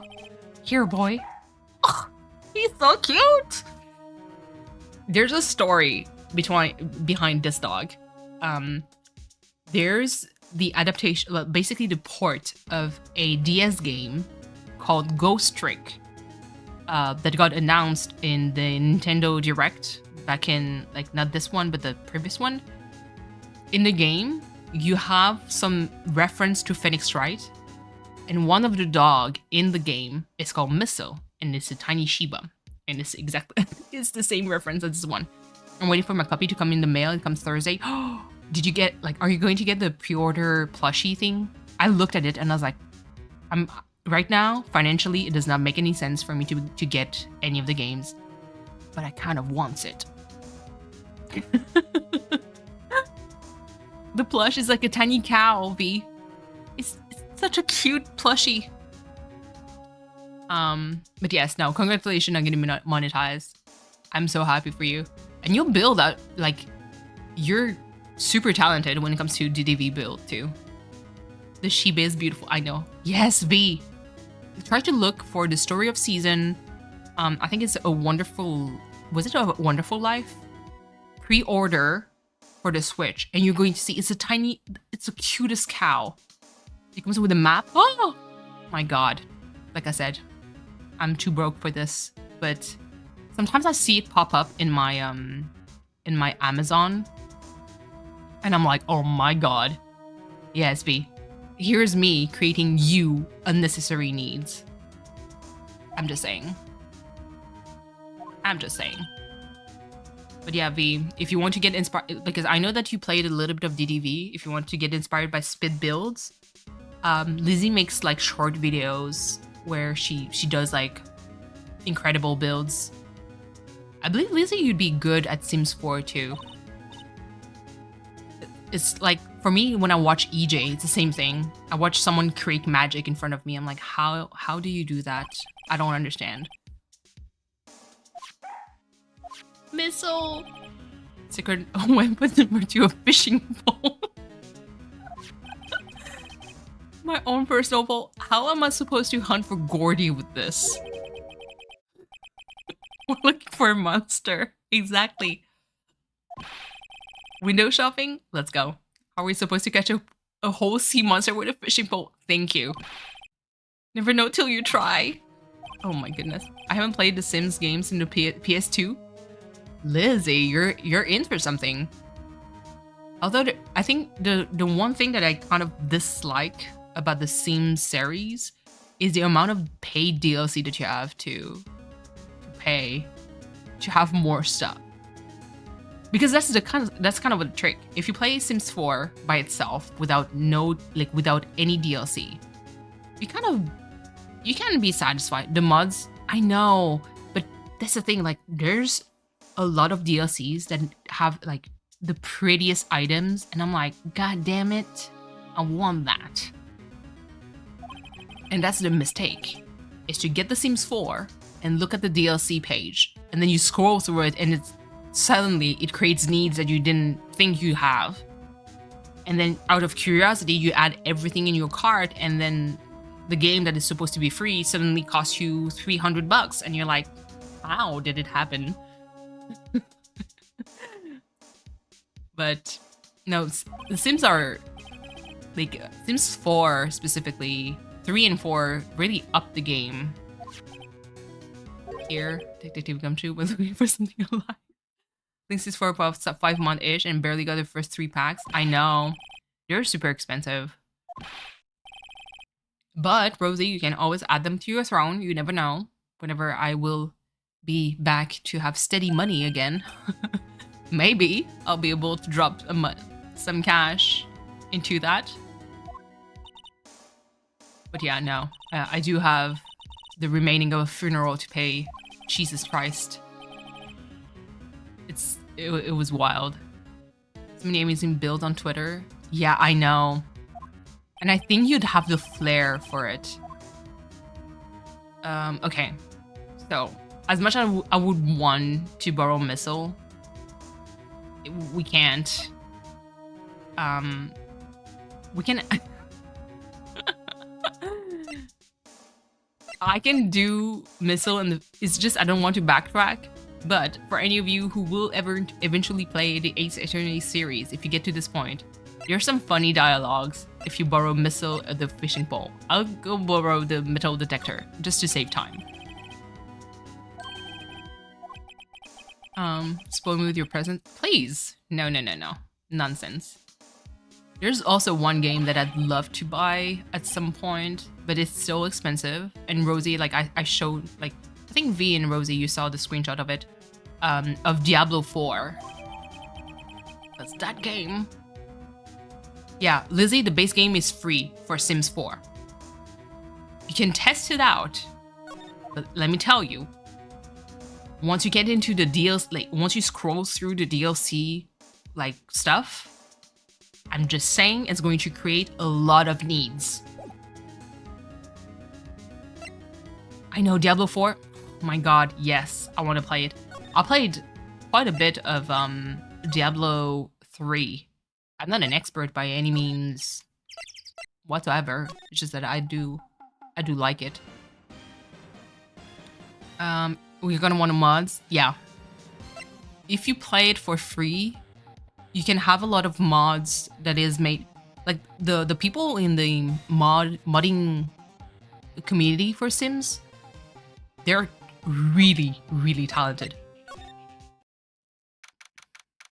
Okay, boat rental shop. It's always so quiet here. I wonder if the boat shop is closed for good. The game is base is free. I bet people would love to see all the cool builds you can do with the base game too. True. Can you play it on Mac? Yes. I have my Steam Deck, but I don't know how well it would play on there. Oh, I don't have a Steam Deck, so I wouldn't know. Chat, does anyone have a Steam Deck or Mac and see how like the Sims 4 would run? I believe it would run well on Mac. I believe so, because that's EA. You know EA, they get their money where they can. Probably I'm just taking a vacation till it blows over. I get it. Ooh. It's beeping. The metal detectors found something. Not loud enough about it. Ooh, check it out. Actually, I can look. Hold on. My friend rents Sims on her deck for me. She said it was smooth. She only tested it for like 5 minutes. But that's the thing. For a stream though, that's kind of... Hold on. Sims 4. Mac. Let me see. according to Wikipedia, you know it's going to be a doozy if I start with that. It got released for Windows, OS X, okay, PlayStation 4, Xbox One. But oh yeah, OS X. So that means that it runs on Mac. Oh, so to play on Mac, you gotta download 3A. I mean, Steam does install on Mac, correct? Hold on. I'm just going to put pause for like. I'm going to put a BRB with this stressful music. I'll grab myself some decaf probably because I feel like to eat this cookie is going to take me a lot. So BRB.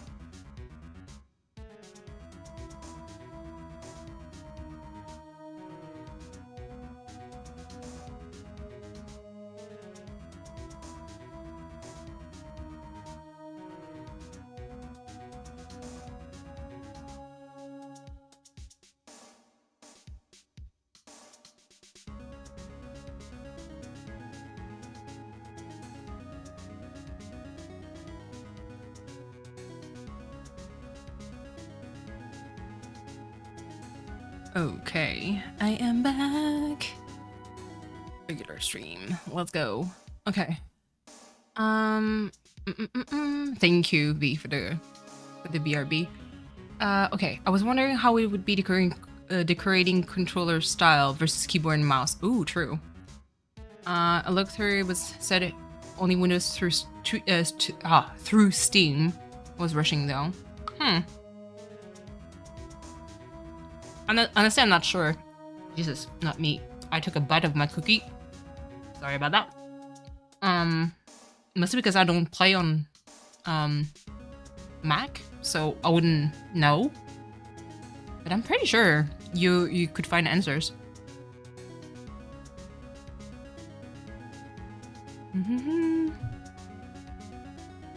Yeah, but I'm sure you'd kill it, Lizzie. If you ever want to have like some other games to play that is not, you know, DDV or Animal Crossing or kind of like the similar stuff that you'd find. Because that's kind of like the trick, like the trap that I see the current Animal Crossing, at least the cozy gaming community, to be stuck at. Is that I feel like they're trying to grasp at anything that comes out. Like the cozy dinosaur, like super cute farming game. Like almost like to be like, oh, this is going to be the next Animal Crossing. Same for Story of Seasons and everything. But it's still kind of like, I feel like it takes people who have a particular fondness for this kind of game to be able to watch it. Paleo Pines, yeah. I was like, that cozy dinosaur games. It looks super cute. But it's just like, I feel like everyone is grasping at anything to be like, I want this to become the next Animal Crossing, if that makes sense. When Animal Crossing is like its own thing. Like you can't really compare Animal Crossing with Stardew Valley, for example. You can make a comparison between Stardew Valley and original Harvest Moon, because there's definitely a lot of inspiration, and that's the main reason why I was so interested in Stardew Valley when I first saw the screenshot when it was still Concerned Ape was still working on it, and I was like, oh my god, this looks like a pimped up version of old school Harvest Moon. Yes, please. But I feel like it's not for everyone. So every time that there's a farming simulator that comes in that looks super cute, I know for a fact that it's not going to be for everyone. And some content creator that try to switch to it to kind of like, again, try to have that hype again for cozy gaming is often stuck in it. And I find it sad because I'm like, I do follow the philosophy of like, whatever you stream makes me happy. You know, ooh. Percent. Maybe that's me. I don't know. I'm kind of weird like that. Like I watch a streamer for them, not necessarily for the content they create. I need to find a non-cozy decorating game to play. Try to break from the, yeah, and that's kind of like the trap. Also, that I don't want to. I mean, that's the main reason why I don't stream cozy games, even though I love Story of Season. Like I played a lot of Story of Season. I've Stardew Valley. I do play Sims 4 on my, like, during the off time whenever I don't want to think about anything. I do play Animal Crossing. I do play Disney Dreamlight Valley. And there's a lot of stuff that I do, but I just don't stream it because I don't want to, because I know that the viewers that you attract tends to be like younger or the kind of audience that would like that content. And I just don't want that, you know? I rather like stream a very niche game where people are like, what the fuck are you playing? Or games are like, oh, I saw that before. I heard that it was good, but I never played because it looks kind of either weird or not my style. And I like that because I can showcase that because I know that I want to play those games. And that's what, like, for me, I slowly discovered just like the String of Flag. And, oh, dun, dun, dun. That's why, like, hold on, I'm just going to take a break to eat some of my cookie while this epic music is playing. And I think that's why, like, I'm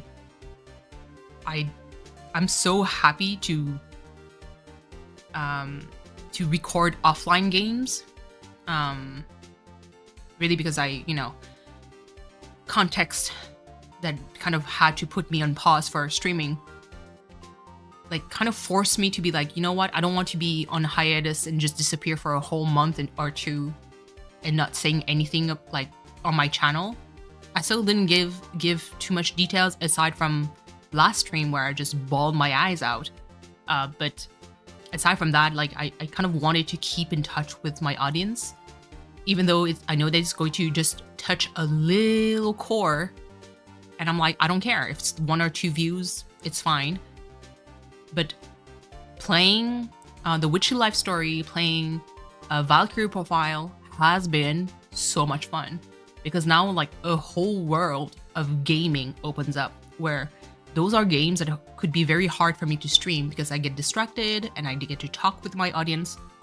Now I can focus like solely on the game, and now I can showcase a lot of different stuff. Starting Kingdom Hearts. Oh, Lizzie, yes. Absolutely. I love Kingdom Hearts, except how convoluted the story is. Because let me tell you, Kingdom Hearts 1, I was like, okay, I can get into it. Then Kingdom Hearts 2 started, and I was like, what is going on? And then the more they add up to the universe of Kingdom Hearts, the more I'm like, so everybody's Sora? Is that what I need to understand?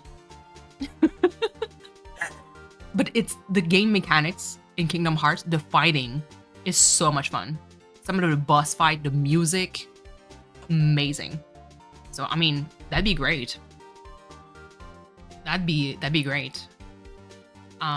Like the games that I would want to stream, to be honest, like perfectly honest, I would love to stream Diablo 4, but I don't own it. And I want to stream Final Fantasy 16, but I do need a PS5 for it. Cause, listen, getting a PS5 almost impossible. Where I live, during the pandemic, like the PS5, till this day, I don't think I've seen a PS5 at a regular price before. Maybe now I could get one on Amazon. I think I added one on Throne just to keep my brain like there. Please, I'd rather have an arm for my mic first and other stuff before getting a PS5, because then I need to buy the freaking game, and I'm not ready for this. I was fortunate to play the first one, Chain of Memories, and the second, yeah. Kingdom Hearts, nostalgic. I know, it's so good. So yeah, Lizzie, by all means. And if you don't do that on stream, if you could like just do an offline, I mean, just play and make a commentary.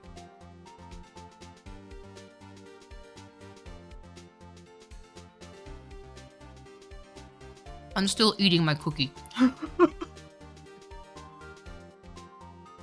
Like my coffee is basically plain coffee, well, decaf coffee, with oat milk and just my cookie, because I think my cookie is too sweet for myself. And it's not sweet, mind you, because it's homemade cookies, so they're not as sweet as they could be. Plus they're oatmeal cookies too. I'm not used to eat that level of sweetness per day.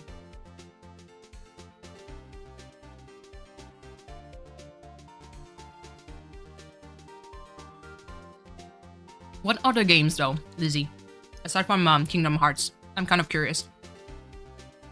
Kingdom Hearts, I don't think I could play it, either on stream or offline, because the story is going to melt my brain.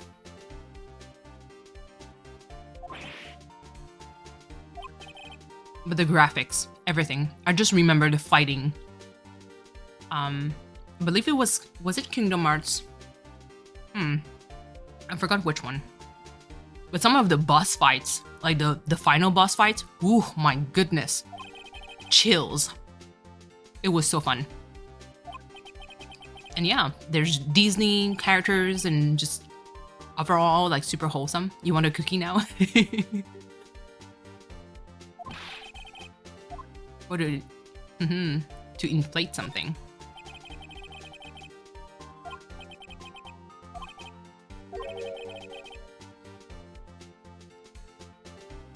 So yeah, for me, like I'd love to stream Final Fantasy 16, but unfortunately I'm kind of limited to what I have, so that I can pass. Diablo 4 definitely is something that I would want to stream, even though I don't know if my computer would handle it. Oh, Baldur's Gate. Oh, Lizzie. Yes. You know, oh my god. I saw sales of old school Baldur's Gate Icewind Dales. Oh my goodness. I was like, I'm almost tempted. But those games are long. I played, I think of the Dungeons and Dragons kind of universe, I played Neverwinter Nights the most. And Baldur's Gate, like the whole Baldur's Gate series, played them all. They're so good. It was like that, and there's other games, like retro games like this. Well, it's not really retro for us, I guess, because we grew up with them. But oh my god, they released Dark Allies. Oh, yes, that is for sure. If you play it, like I said, I mean, now you're monetized, so you shouldn't worry about that. But I believe that it's going to bring a different kind of like audience to you. You know? Because it's still interesting. If you want to break out of that farming sim cozy game kind of box, which I feel some content creator want to break out of, EJ is notorious for that, because EJ is like, he got boxed into the cozy game, but he plays kind of like the song. He plays a lot of game actually. And that's why like he plays it on his Twitch account, like everything else. But I'm like, I find it sad that the algorithm punishes him for wanting to play something else rather than, you know, just create content that he might not enjoy as much anymore, if that makes sense. That's why for me, like I asked more about the tank.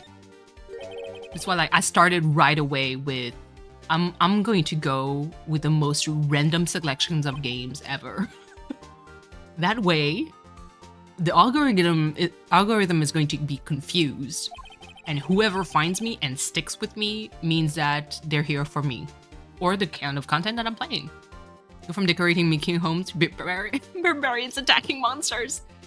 But that's the thing, because why I reacted so strongly for Baldur's Gate is because I know for a fact it's a good game.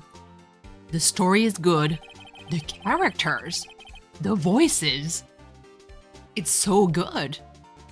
It would be kind of like if I started like streaming or recording Dragon Age 1 Origins. We're not talking about Dragon Age 2, even though Fenris stole my heart. I'm still sad by the way they treated Dragon Age 2, but those are solid games.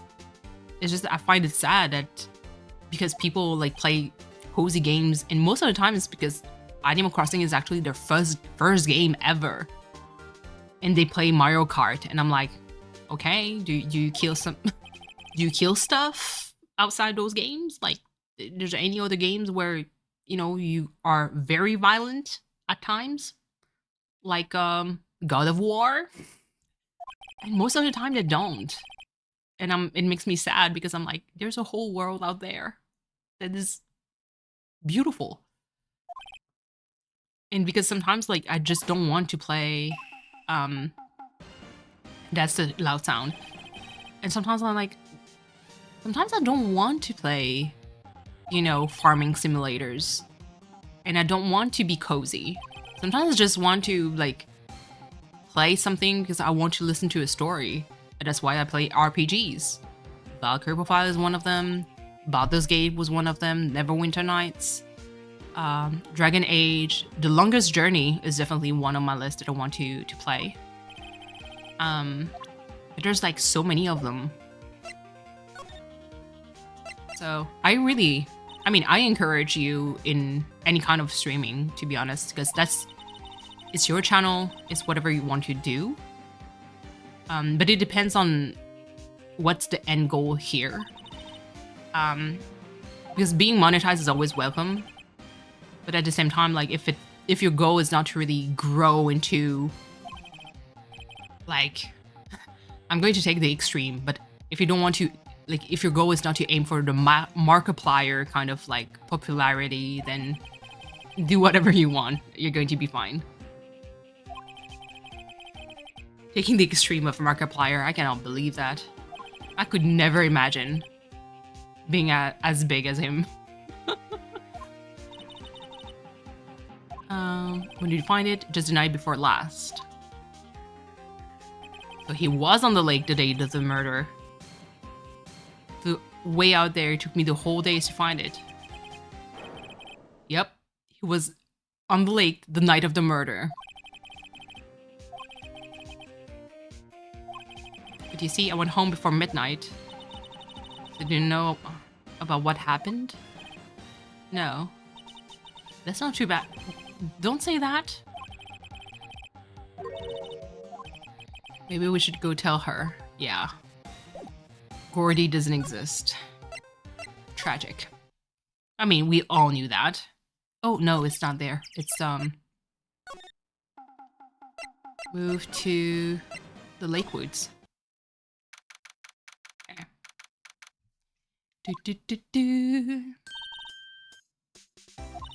Oh.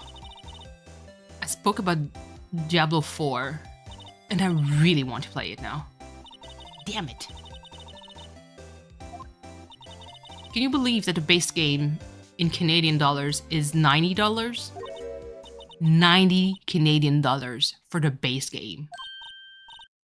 Absolute tragedy. Ooh.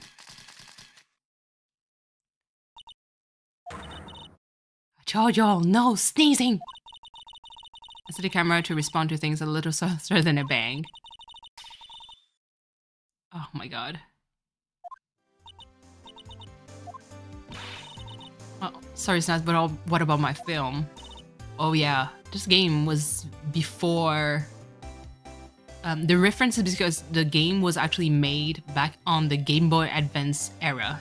So digital cameras was a thing, but not that much, you know? Oh no. Talk about... I mean, what happened? There's something in today's trial, that's for sure. Testifying is Sir's business. Absolutely. Hold on. I'm trying to see. So emails being sent in. Oh, crap. She just proposed the other place. Oh. I'm ignore all this. Okay, hold on. Amazon, what is shipped? Everything else is shipped. Ooh. How much is it? I hate this. 50% off? No. Wait, hold on. I'm taking 2 seconds. Time to go on my wish list. Friends. Is this Steam sale? Like summer sale started? Did it start? Because I have way too many games that started to get on sale. And I'm not comfortable with it. Show me. Oh! Okay, hold on.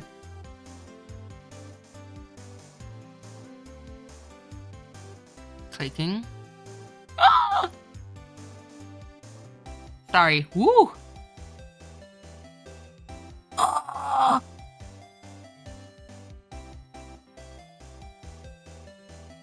Hold on. Add to cart. I just want to see. Sorry. Not me. Discovering.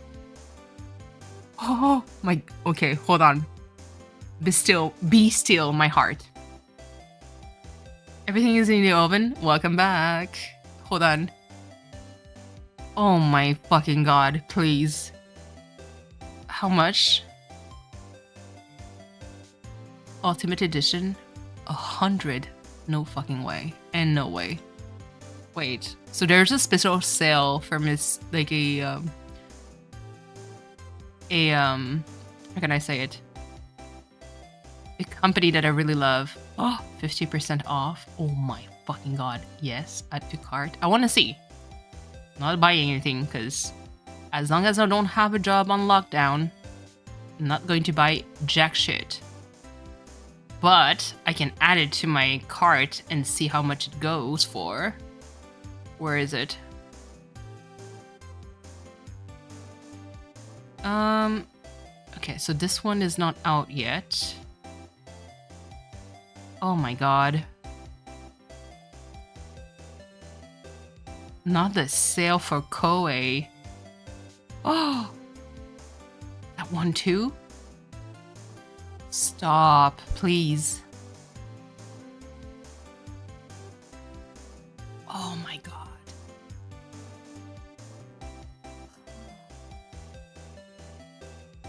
That was a... Sorry for the sigh. It's just... Oh my goodness gracious. Do not do that to me, please. Oh, the Fatal Frame too are on sales. But the Atelier series is the one that I want. Okay. Okay. Oh! Atelier Marie remake? Wait, hold on. Let me add that to my wish list. Fate game. Okay. I'm gonna calm down. Sorry. I can continue the game. This was just a small detour on Steam because apparently there's been sales of games that rarely goes on sale, especially this low. Because usually the sales is like 25% off, but the total price is still super expensive, and I'm like, I'm sorry. I'm broke. So that's fine. Okay. That's why I decided to not to talk about the case anymore. Information. Okay, trade it for dirt on Gordy. Let's go there. Let me go check on Discord real quick because I see the notification. Ooh. Oh. Okay. Gordy doesn't exist. There's no such thing as Gordy.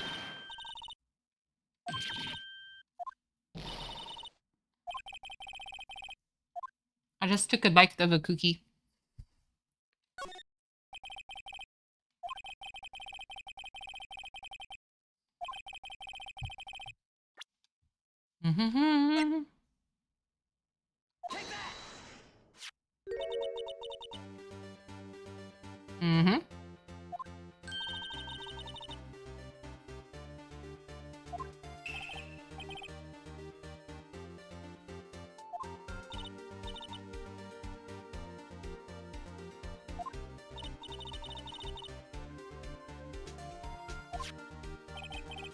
Just standing here, the hot dog stand. Sorry, it was silent because I was eating the cookie while drinking my coffee, and I didn't want to talk with my mouth full.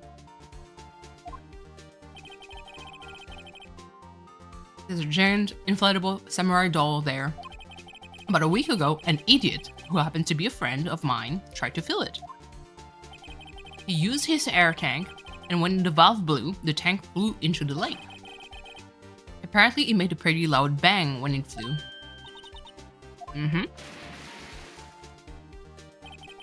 The tank, along with the still, deflated. Hold on. The tank, along with the still, deflated samurai. The still deflated samurai fell into the lake. English is hard. At the same time, the couple was taking a photograph on the lake.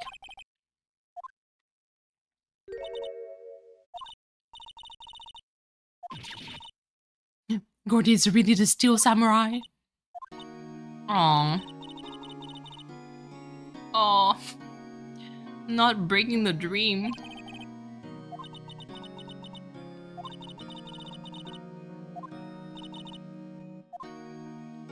Okay, give me the info. I overheard the cops around here saying something about the witness tomorrow. They say he's the caretaker of the boat rental place up the path here. Boat rental? There's someone there? I mean, it looks deserted. Just an old guy living all by himself. Y'all should go check it out. Let's get cracking. Hold on. Something else? Yeah, the night of the murder, my camera clicked twice, you know? Wait, do you have another photo?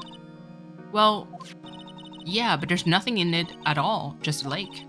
I figured it wouldn't be much use as evidence, so I kept it to myself.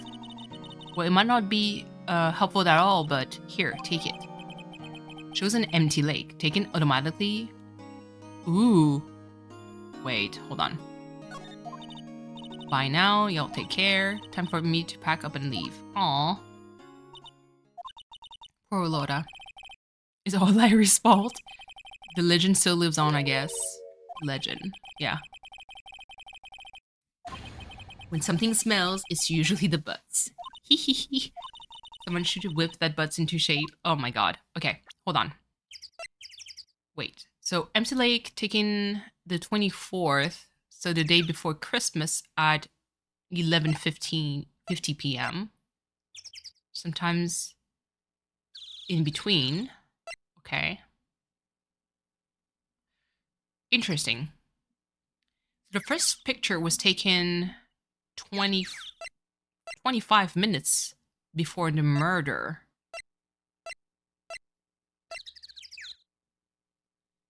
The gun was fired 3 times. Is also what's interesting. Because they said that the shooter shot twice. Well, there was 2 bang. So let's pretend it comes from the pistol. 2 would make sense, but where's the 3rd bullet? I'm just saying. Yeah, and Lola said, I heard 2 sounds like gunshots just after midnight. That was before midnight. So, there's something missing here. Not the butt joke, absolutely. We're not above that. Move. Let's go to the boat shop. This is going to be interesting. The boat shop was talking about. You're right. Doesn't seem to be anyone around here at all. Let's go check it out anyway. Let's get inside the caretaker shack. There's a beautiful parrot. Meg, that you? Hey, is that Keith with you? Oh, Jesus. Where have you 2 been? I've been worried sick. Nick, you handle this. I think I'll leave this one up to you. It makes me think of, hold on. Meg, yes? Finally made up your mind, have you? My mind? You run the pasta shop when I'm gone. It's a ramen shop in Japanese, from what I remember. Pasta? Glad to hear it, glad to hear it. You make your old man proud. When you kid left the house, I didn't know what to think. How I'm supposed to keep the place running, an old man like me? Holly, the kids are home. Hello, hello. Nick, what was that? A parrot, the one on that perch. Keith, yes? I leave the wet noodle in your capable hands, Sonny. Nick? What's a wet noodle? Based on the available evidence, I'd say it's the name of his pasta shop. What a relief, isn't it, Polly? Hello, hello. Aw. Oh, he fell asleep. I guess he's relieved. Okay. Because I look at this old man and it made me think of like when I talked to the agent in HR for my interview. She did say that one of the nursing homes she was going to assign me to for physiotherapy was going to be in a place where it's basically a younger patient with a lot of mental health issues, and usually they can be aggressive. Not so aggressive that they can't be handled. But listen, I did work inside a mental health institute. It is going to get thrown if I work there. But you know what? A job is a job. So, if I'm really stuck, why not?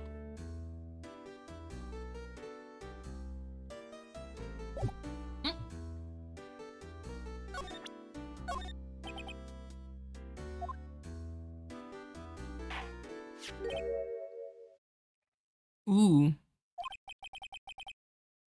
That's a lawyer's badge? Yes, it is. I don't believe it. This old guy is the first person who recognized my badge. I get it. I got you figured out now. You're not Keith? Okay. Now's our chance to clear things up. Sir, no, I'm not Keith. And I'm not Meg either. We're here investigating a murder that took place on this lake the other night. Please help us. A lawyer, huh? Please, mister. Alright, I'll help. But on one condition. What's that? When this case is over and done, you'll run the wet noodle. Let's go. Okay, we promise. Nick, are you sure about this? Hey, anything to get this case solved. Absolutely. If owning a restaurant is what it costs to get information, why not? Who wouldn't want to eat Phoenix noodles? I guess so. That's my boy. Good for you, Keith. Wait, didn't I just say it? You too, Meg. Yes? Oh, you bring a tear to your old man's eye, you know? Now, what was you wanted to know? Speak up fully. Okay. He's talking to the bird again. How do we get him to talk to us? Okay. Let's present the lake photo. Yep, so that's the article. Not the second lake, so it has to be this one. I've seen this. Oh. You know something about this, sir? Keith. Yes? It's okay. You can call me Dad. Dad? You know something about this? The other night, out on the lake. I know all about it all. I seen it. Ooh. Tell us what you saw. Well, I suppose, since you're taking over the shop and all. Okay. Please? Okay, let's talk about everything. A pasta shop? You think the wet noodle will live on when I'm gone? My father started it, you know, so that makes two the third. Wait, hold on. Oh, so that makes you two the third generation. Meg. Yes? Tomorrow we'll start with the secrets of dough tossing.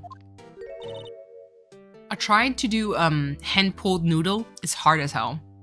It's very difficult. You too, Keith. Yes? You'll be the best pasta wrangler the West has ever seen. Pasta wrangler? The West? Isn't pasta from Italy? Oh, Jesus.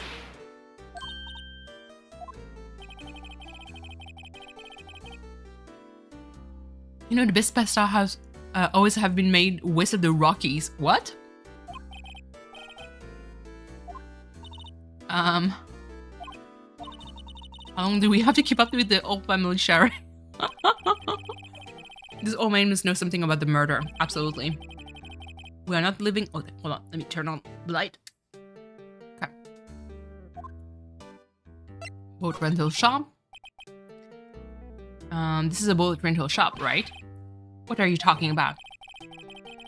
This here's the palace of... Oh my god. English, please. This here is the palace of pasta, the wet noodle. There you go. Though, now that you mention it, we haven't got any orders for spaghetti lately. All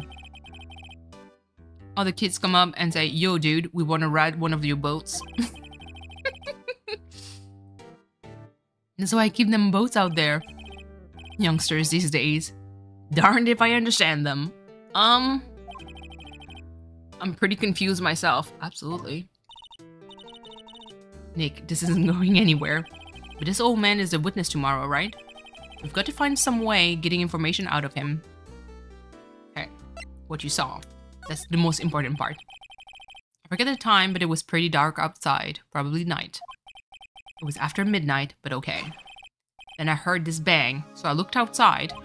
Then I heard another one. Okay.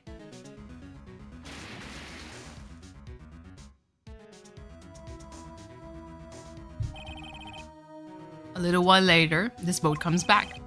Then a young man walked by my window here. He was muttering something to himself. What did he say? I forgot. I'll remember tomorrow by court time, promise. Damn it. We need to know we need to know earlier than that. Okay. So let's move back. So if we examine, the thing of importance is this, but the old man is there, so we can't really look at this. And the parrot itself.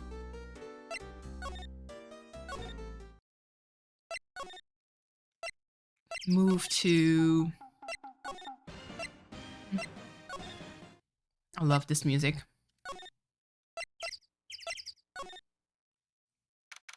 Okay.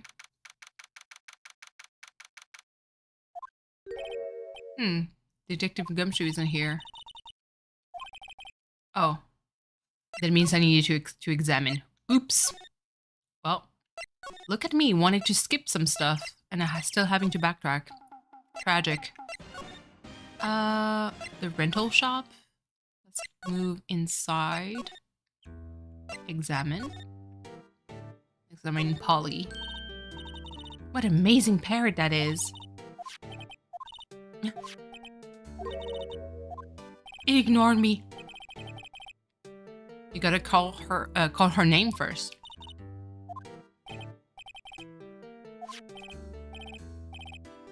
Ooh. The parrot's name is Polly. Lots of things. You need to know the secret words. Dun, dun, dun. Look, a little safe. Now, don't you go opening people's safe without permission? Maybe later? Yeah, so he needs to be gone. What's your name? Polly. Cute. Okay. Now I think we can go to Gumshoe, and he's going to be there. Because we do need to give him back... No, we don't need to give him back the metal detector. What? That's it? Did I forget something?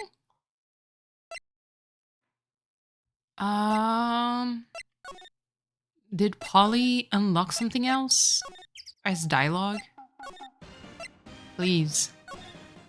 Okay, move. Go back into the caretaker. Talk. Oh, yeah. Okay, there we go. We're so late. Oh, hold on. That's why I just tell everything important to old Polly here. Everything important? I wonder. Polly, what's the number up to the safe? 1228. Interesting. 1228. Hey, Polly, watch it, will ya? Scenic. All it takes is a little clever thinking. That's criminal. And a criminal mind. Oh my god. Write that number 1 down. You know what, hey? Little Terry was just here. Terry? Kid next door, you always used to make him cry, remember? He was wearing this tattered old coat. Got himself some whiskers growing out of his face. He must be talking about Detective Gumshoe. He comes up and tells me to come down to court tomorrow. Really? Somehow I don't think we're going to find... Okay, there we go. We should be leaving. Okay, that was our cue. Polly, have we forgotten something? Don't forget DL6. Oh, I got shivers just now. What did she just say? One more time, Polly. Don't forget DL6. Now the code of the safe is 1228. The statute of limitation of the DL6 incident is the 28th of December. Is that a coincidence? I think not. The DL6 incident? Hey, Dad. This is getting weird. Who is this old guy? Why would that bird Polly know about DL6? We have to figure out who that old man is. He locked the door from the other side. Oh my goodness. Who could that old man be? Okay. Time to talk to Gumshoe. Now I remember this specific sequence. And I do like it a lot. I'm like, oh, all the action. December 26th. Police Departments, Criminal Affairs. Hey pal, long time no see. You don't look so happy. What's wrong with this time? Actually, we wanted to ask you something. Yeah?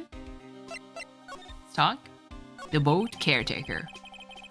You know the boat rental shop down at Gourd Lake? Oh yeah. The old man who runs it is appearing as a witness in court tomorrow, right? Huh? How do you... That was supposed to be top secret. Do you know who that old man is, detective? Actually, I don't. He's a bit of an odd bird. I haven't been able to get a straight answer out of him. I decided first that he wasn't persuasive enough to send and testify as a witness. That's why we called Miss Loda Hart yesterday. As for who he is, we have absolutely no idea. Sounds suspicious. Yep, it is very suspicious. Detective Gumshoe, please help us. Huh? We need to know about the DL6 incident. That was when Edgeworth's father died. I can't help but think it has something to do with this current case. To tell the truth, I don't know much about DL6 either. Mr. Edgeworth forbade us from reading the file, so I'm afraid I can't show them to you either, pal. What? However, if you can convince me somehow that the DL6 incident is related to this case, well, I guess I'd consider opening the file up. And I can. Was that a parrot? The old man at the boat rental shop's parrot. The parrot knew about that incident. That incident? DL6. What? We're doing the flashback. Don't forget DL6. I'm pretty sure that old man must have taught her that word. Yeah, but how would that old man know about a DL6 incident? I wonder why. Wait. What if that old man was connected to the DL6? You think it might be... Yep. I get ya. He might be the guy that got accused of murder that got free but disappeared. Sounds like you need the information on the DL6 incident. Through hold on. Through there is the through there is a station's records room. I give you a special permission to go in and find what you need. All right. Way to go, Detective Gumshoe. Okay, Nick, to the records room. I guess it's time we faced Edgeworth's past. Exactly. If you want to be a good husband, you have to. Shrimp raid? Oh, please. Eplar, hello, hello. How are you? I'm going to wait for if there's more. Jesus. Breaker's room. Let's go there. This sequence is actually pretty cool. December 26th, we're in the records room. How are you, Eplar? Hope you're well. Hope life has been well for you. Wow. It's amazingly dusty. 10 years of file and 10 years of dust. Woo! Disgusting. Kirsten! Hello, hello. How was your stream, Kirsten? Oh, Jade. Hello, hello. Gucci, waiting for your shrimp friends? Absolutely. It's funny because my posture is absolute trash right now. How are you all? How are you? Welcome here. It's the first stream for me for a very long time. I had to take a break because life, really. Now I'm back. We went through Reddit today. Oh, yeah. Lots of stuff in Reddit. I personally don't spend much time in it. Aside from the awe section, you know? PNGTuber model, let's go. Okay, let's find out DL6 stuff quickly. Hope the stream went well, Kirsten. Because you haven't streamed in a while. I mean, I know that you also were pretty busy. We did some Am I the Asshole? Yeah. It's, for me, what's fascinating is like the creative like writing of those people off the roof. It's absolutely crazy. Some of the stuff I'm like, there's no freaking way that's true. But it's still kind of like a nice way to do the exercise. 15 years ago, both me and Edgeworth were 9 years old. Yeah, so they're 24 in this game? Wait. I'm gonna head out. Thank you so much for passing by, Jade. Love you. Hope you have a nice rest of your day. And whatever you have left to do. Yeah, so he's 24. Huh. Okay. Let's try to solve this murder. A 15 years old cold case, basically, in this game. We're all, oh, hold on. We were almost through with the 4th gate when he suddenly transferred. Okay.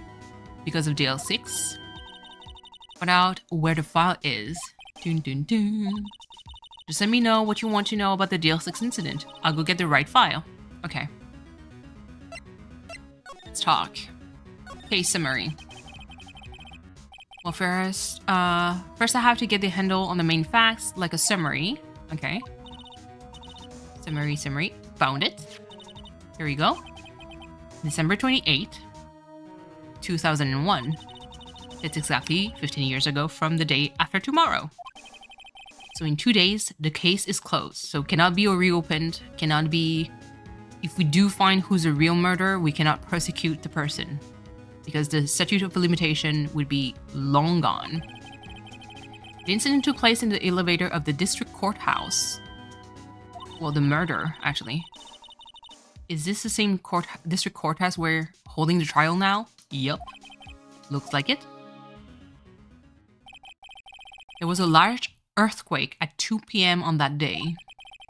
Part of the court building collapsed and all the lights went out. No, and that's not a small earthquake. Jesus. Wow, that was some earthquake. Okay, so that's Miles. At the time, 3 people were trapped in the elevator. It took 5 hours for them to be rescued.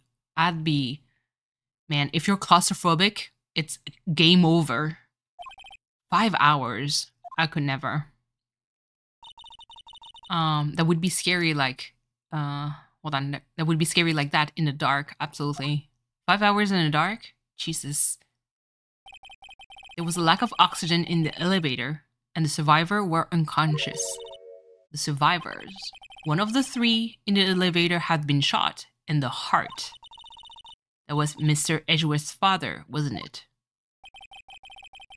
He said that his father was shot before his very eyes, so Miles Edgeworth was one of the other passengers in that elevator. Okay. Do you have data on the victim? Edgeworth's father? Hold on. Tell me. Gregory Edgeworth, 35. Defense attorney. If he was still alive, he'd be 50. He had lost... He had lost that day's case in court and got in the elevator with his son, Miles. Yep. So he was in the elevator with his father. Absolutely. So it repeats itself, obviously. From the angle of the bullet and other evidence, it could not have been a suicide. The murder weapon, a pistol, was found in the elevator. The pistol had been fired 2 times. Where have I heard that before? Huh. It just sounds like the current case. What's going on here? Exactly.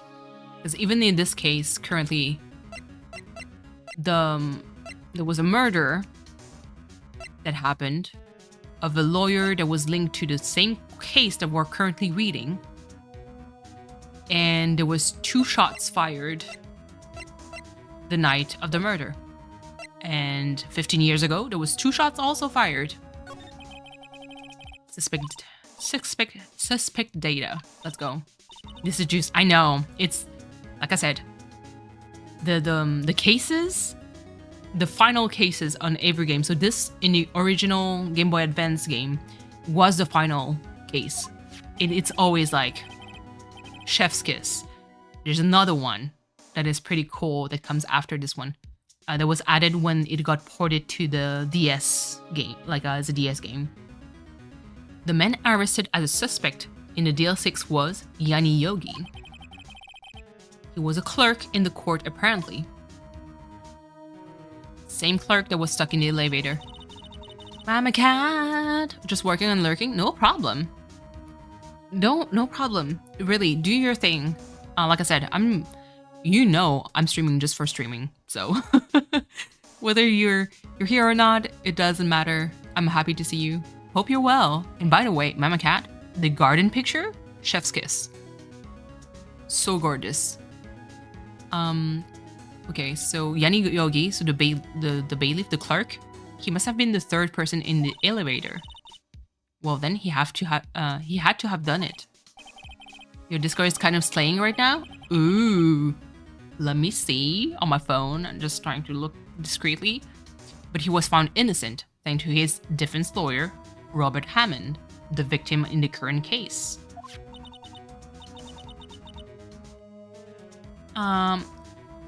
Yep, right.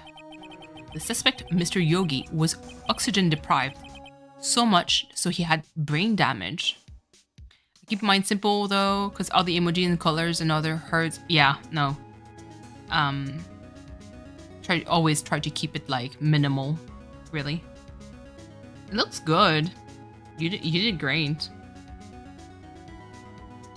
And of course you can always adjust eventually as things, you know, progress, add sections and stuff like that. He lost all memory of being in the elevator. How freaking convenient. After he was declared innocent, he disappeared. Where could Yogi have gone to? I wonder. He may be closer than we think. Absolutely. I guess I know generally what happened in the DL6 now. Still, I don't know what sort of impact the whole thing had on Edgeworth. Nick, are we going to take the whole file? There's too much. We'll never get it out. You're right. How about we just take what we think we'll need?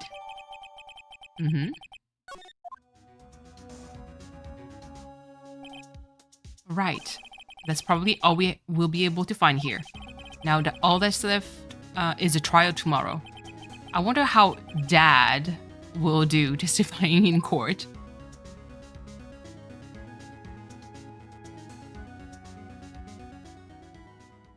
Okay. Let's save. T is happening. Trial time. Okay, December 27th, 10 a.m., District Court, courtroom number 3.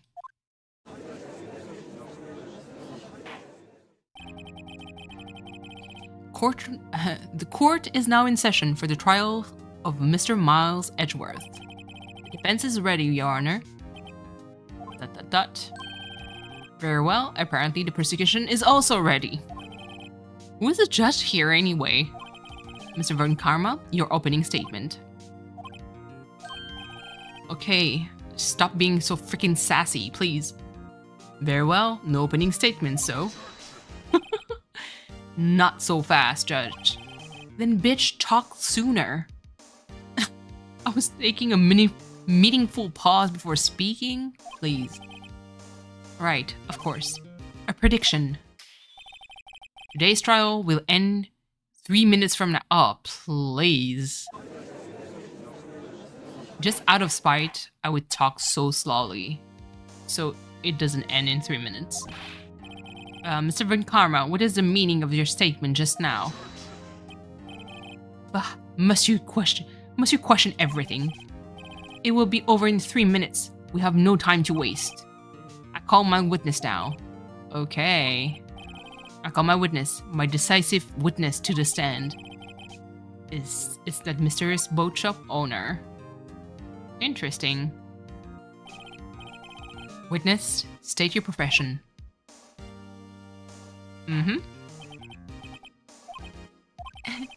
I'm the proprietor of the restaurant The Wet Noodle at Gourd Lake. Okay. And I also rent boats. The night of the incident, you were in the boat rental shop, correct? Yep. Yes, I was. Please testify. Wait a second. We still haven't heard who this old guy is. Raise an objection. Who the fuck are you? Wait a minute. The witness hasn't stated his name yet. Because I did not ask him. Why? That's a thing. Isn't that common sense to state your name and occupation, please? When you're a witness. I've predicted this right. I don't give 2 shits if you said 3 minutes or 4. Stop asking trivial questions and cooperate. It's not trivial though. The witness will state his name.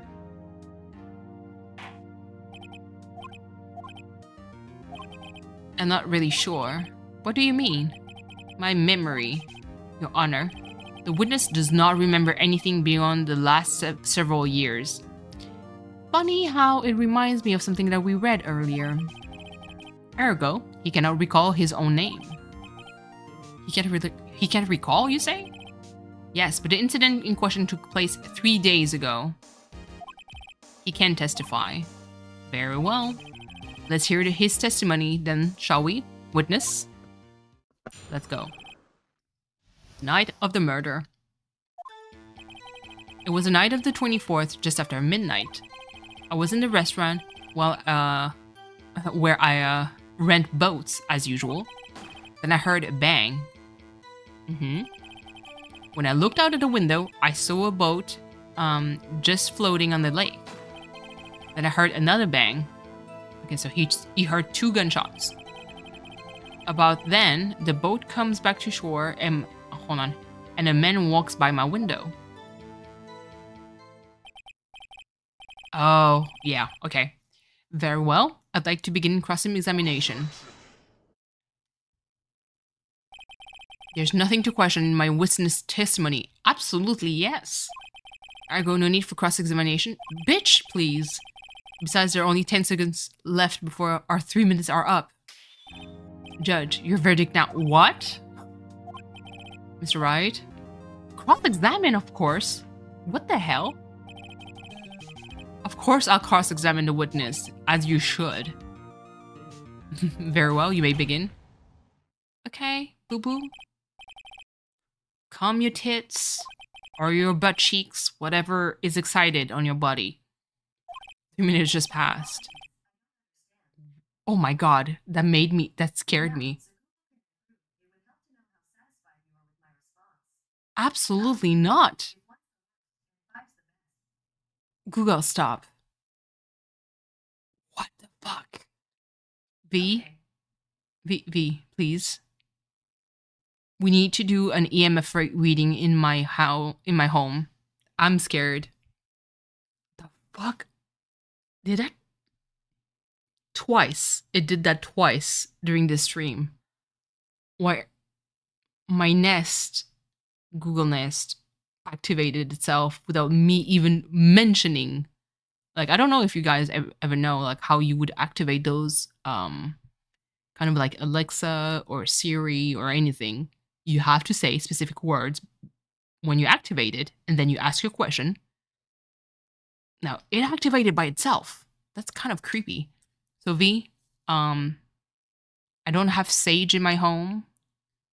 I need counsel. I do have an incense. I'm going to burn some incense and just... Spirits, go away. Okay. You may cross-examine the witness, please. That actually made me jump because I was not expecting... I heard a voice out of nowhere. Okay, the night of the murder.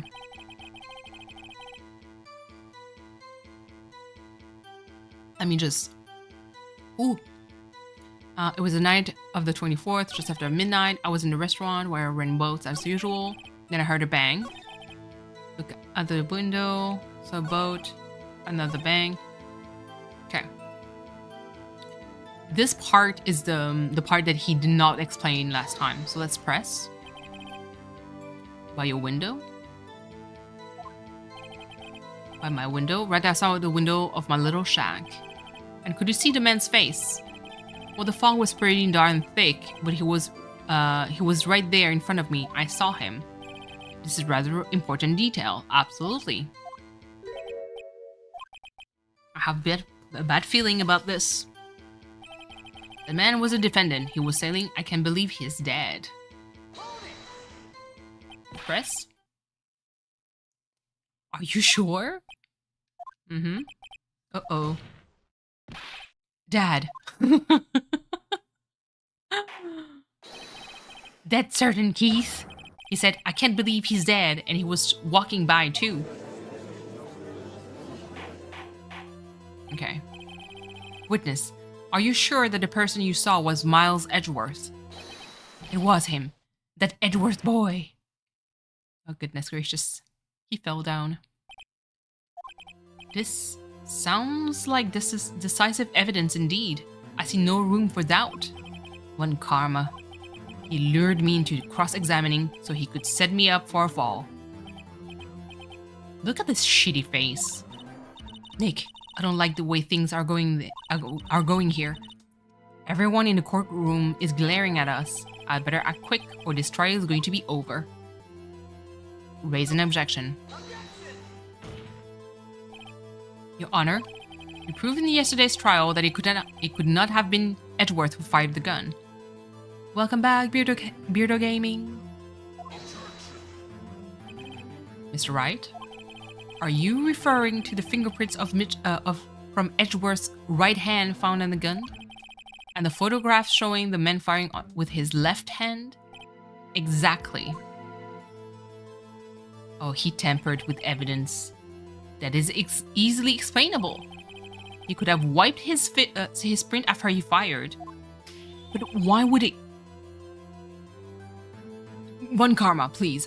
Do you really think the person would be this dumb? Listen, chat.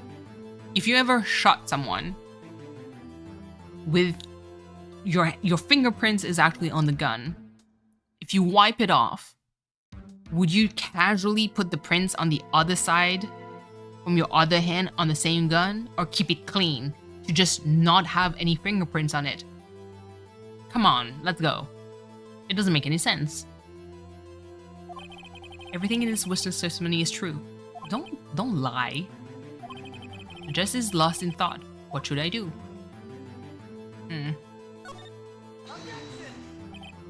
Your Honor, this witness claims that Edgeworth said, "I can't believe he's dead." But his words is all we have. Gunpowder says on your body? I know. Brooke, this is a hypothetical question. Because I know that gunpowder like flies off everywhere. It's like on your clothes, on your hands, any nooks and crannies, it gets there. I wish someone without wearing gloves. Thank you, first of all. Second question. What if you would shoot someone, not someone, okay, you would shoot at a target, non-living target. How would you clean off the gunpowder? Just asking for a friend in Minecraft. Murder 101. Mr. Wright, in a court of law, the evidence tells all. Apparently, you have yet to realize even this basic fact. If you say his testimony is a lie, show us proof. Ugh. Do we have evidence? It's no good. There's nothing I can do. Are you sure? To be honest, I don't know what to do anymore. Please. Can you hear me, sis? Please. We need your help. Nick needs you. Oh, Jesus. 3 minutes was perhaps too high of an expectation. However, 15 minutes isn't bad. It must be a new record. Oh, please. Rubbing alcohol is great for removing gunpowder. However, you better make sure you get every bit of it. True.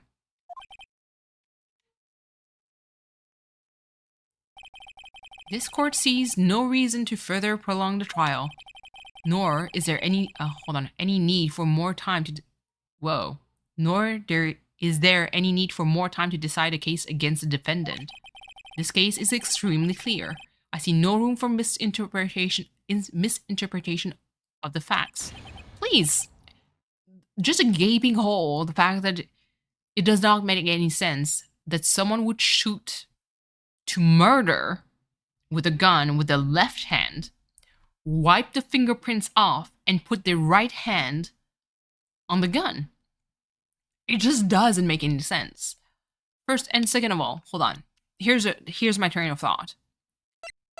The boat caretaker said that he heard 2 shots. He heard it once, looked outside, saw the boat. And then the shots were fired again. And then he saw one of the 2 men fall into the lake. So one of the 2 moments was when the murder happened.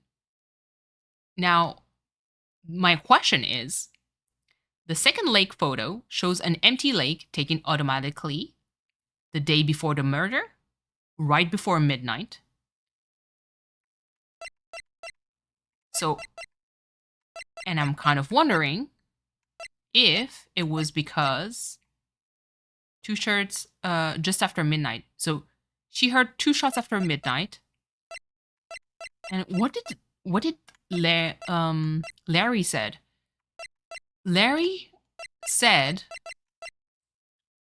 that he was there the night before the murder.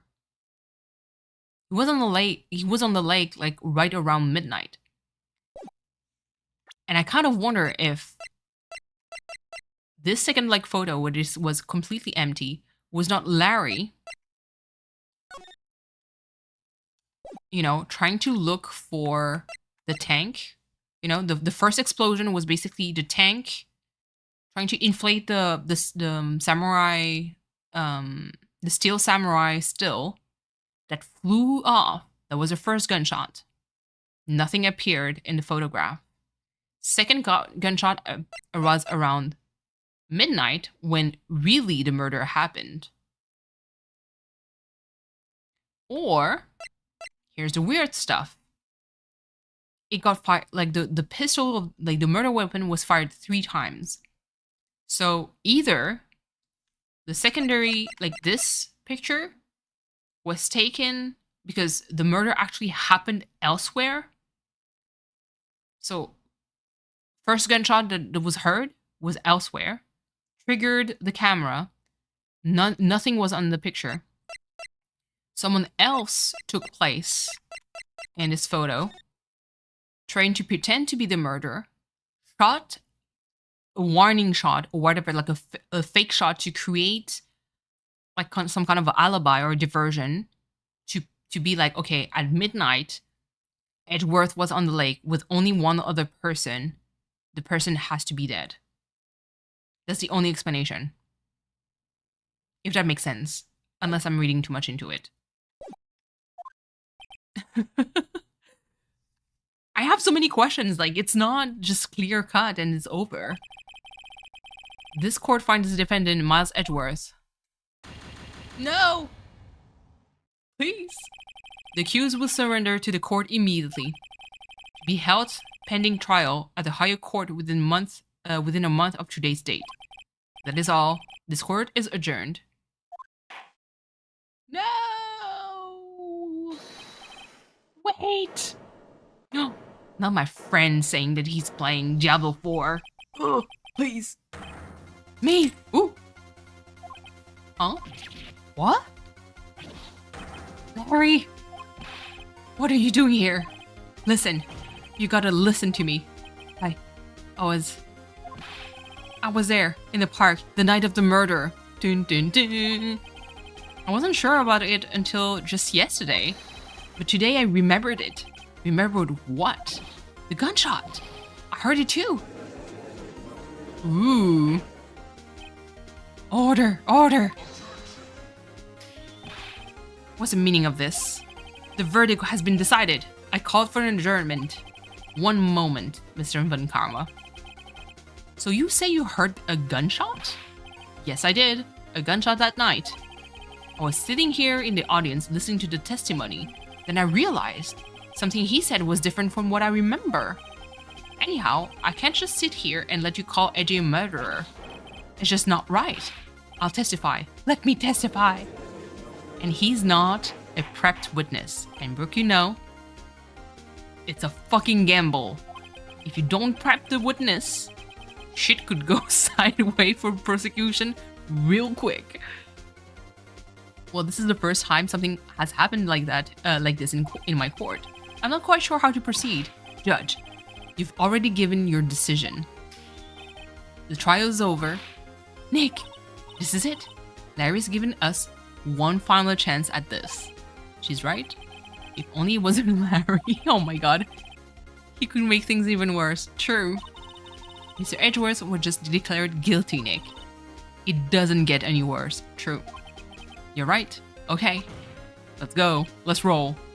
Your Honor, if there's any other witness, it is our duty to hear him speak. Right here, right now. Waste of time. The verdict cannot be overturned. Actually, yes. It's the judge's decision. Allow me to speak my opinion. In all court proceedings, it is our duty to prevent an inaccurate verdict. In order to make sure no mistake has been made, every witness should be heard. What is this? I withdraw my previous verdict of guilty. Let's go. Mr. Von Karma, I order you to call this new witness to testify. Now. What? No time to prep him. The court will adjourn for a 5-minute recess. Not gonna happen. After that, we will hear this new witness. The only time it's safe to do that is if they're already, if they already have a guilty verdict. I love watching people take that chance though. It's so entertaining. I know. But can you imagine if you take that chance and it actually is enough to put doubt in the mind of the jury? You know? That was too close. Sorry to keep you on the edge of your seat like that, Edgeworth. I've seen worse. Yeah, right. You're sweating bullets. It's okay. I can lick it off your body. I'm kidding. Whoa, that was wild. Not my jaw cracking too. Jesus. I say it happened. The weight stresses me out. I know. It must be. I just wonder. Okay.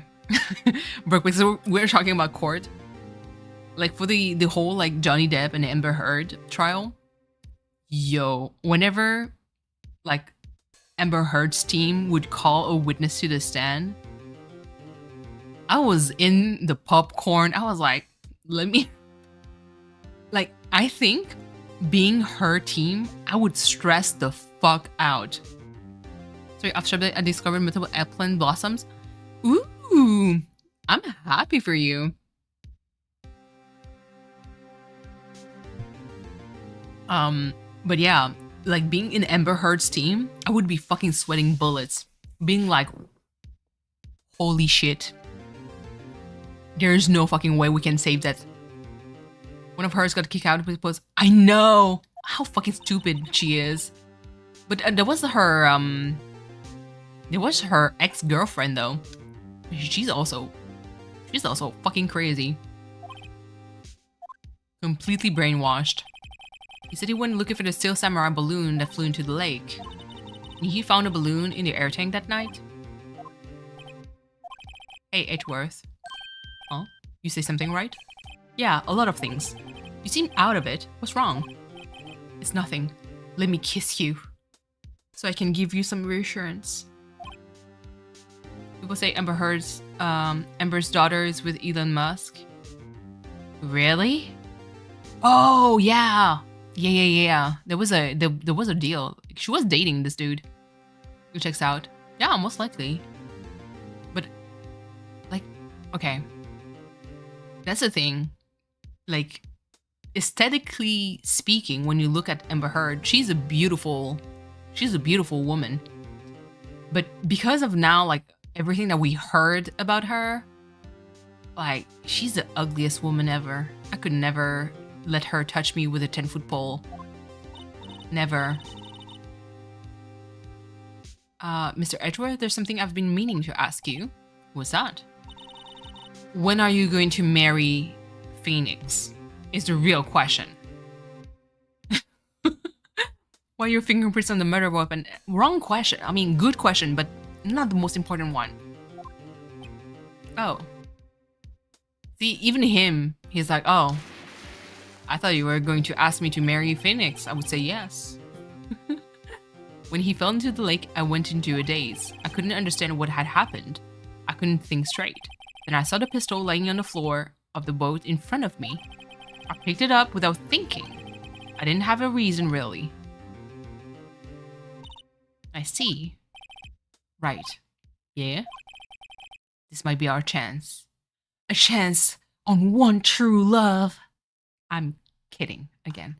Hey, listen, I get carried away when it's my boy Edgeworth. I love him. Hold on. Ooh.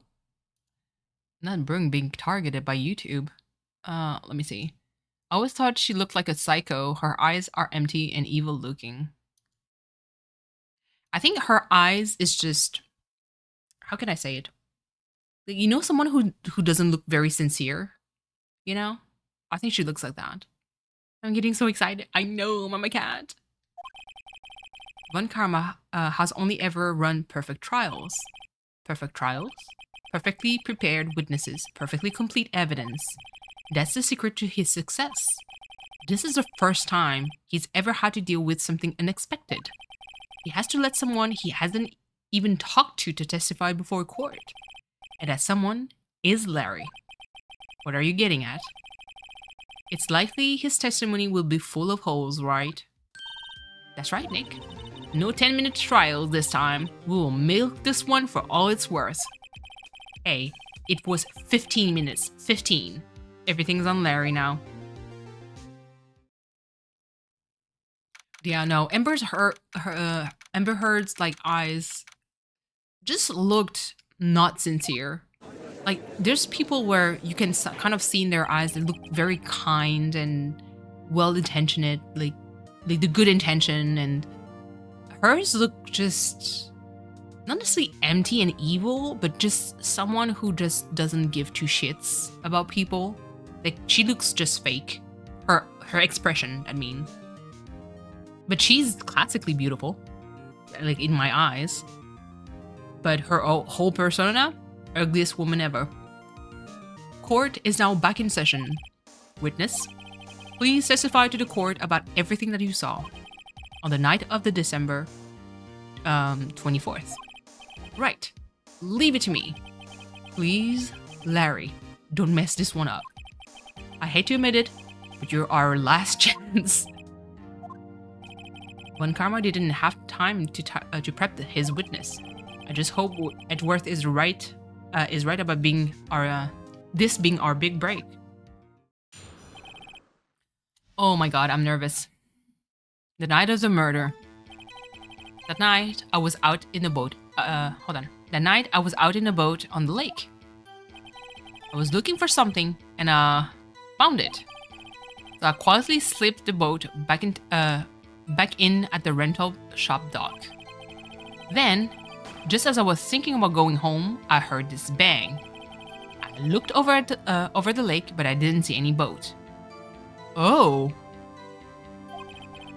So after I heard that single gunshot, I went home. Now, first of all, lots of things. He heard one gunshot. He turned around when he heard the gunshot. Did not see anyone on the lake. No boats, no nothing whatsoever. I'm just saying. That was an unusually vague testimony, even for this court. In any case, Mr. Wright, you may begin your cross-examination. Yes, Your Honor. What's wrong, Nick? It's Larry. I have no idea what he's going to say if I press him. I'm a little scared. Well, we've come this far. There's no way to get out but forward, Nick. Okay. Well, goddamn, that was... I know! That was not very climactic. Hold on. Quietly... Okay. After I heard a single gunshot. Now the problem is, we have the testimony of Loda disposition. She heard 2 gunshots after midnight. Wait a second, Larry. What? You only heard 1 bang? You sure? That's what I said. But Miss Loda Hart testified yesterday that she heard 2 bangs. And the old man just now said the same thing. They both heard 2 gunshots that night. Huh? Were you even listening? Were you paying attention to at all to what they said? Yo, Nick, please. Huh? You know something's been bothering me. I'm a witness, see? I'm like a customer here.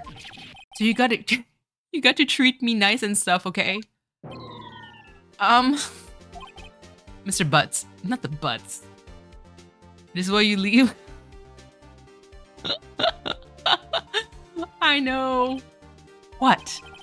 You only heard 1 gunshot? Are you sure? Well, to tell you the truth, I'm not sure. Oh, Jesus motherfucking Christ. Eh? Not sure? How could you not be sure?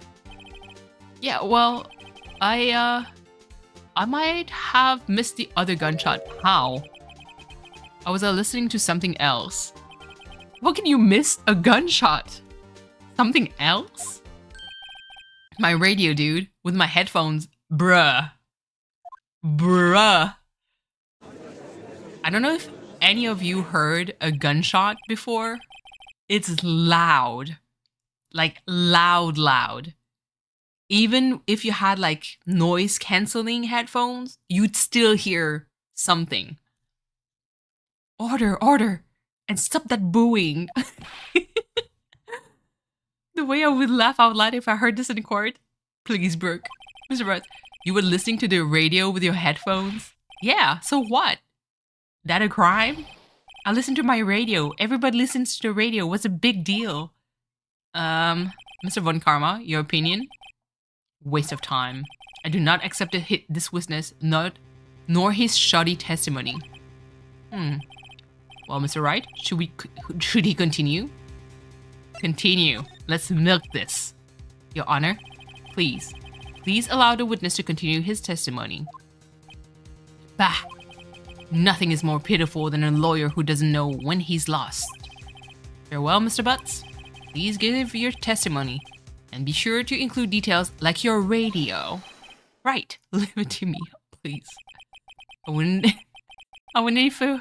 if there were any other way out of this, believe me. Remind me of ending Legally Blonde in the shower. Oh my god. Listen. How? That's the thing. How can you not hear a gunshot? It's so loud.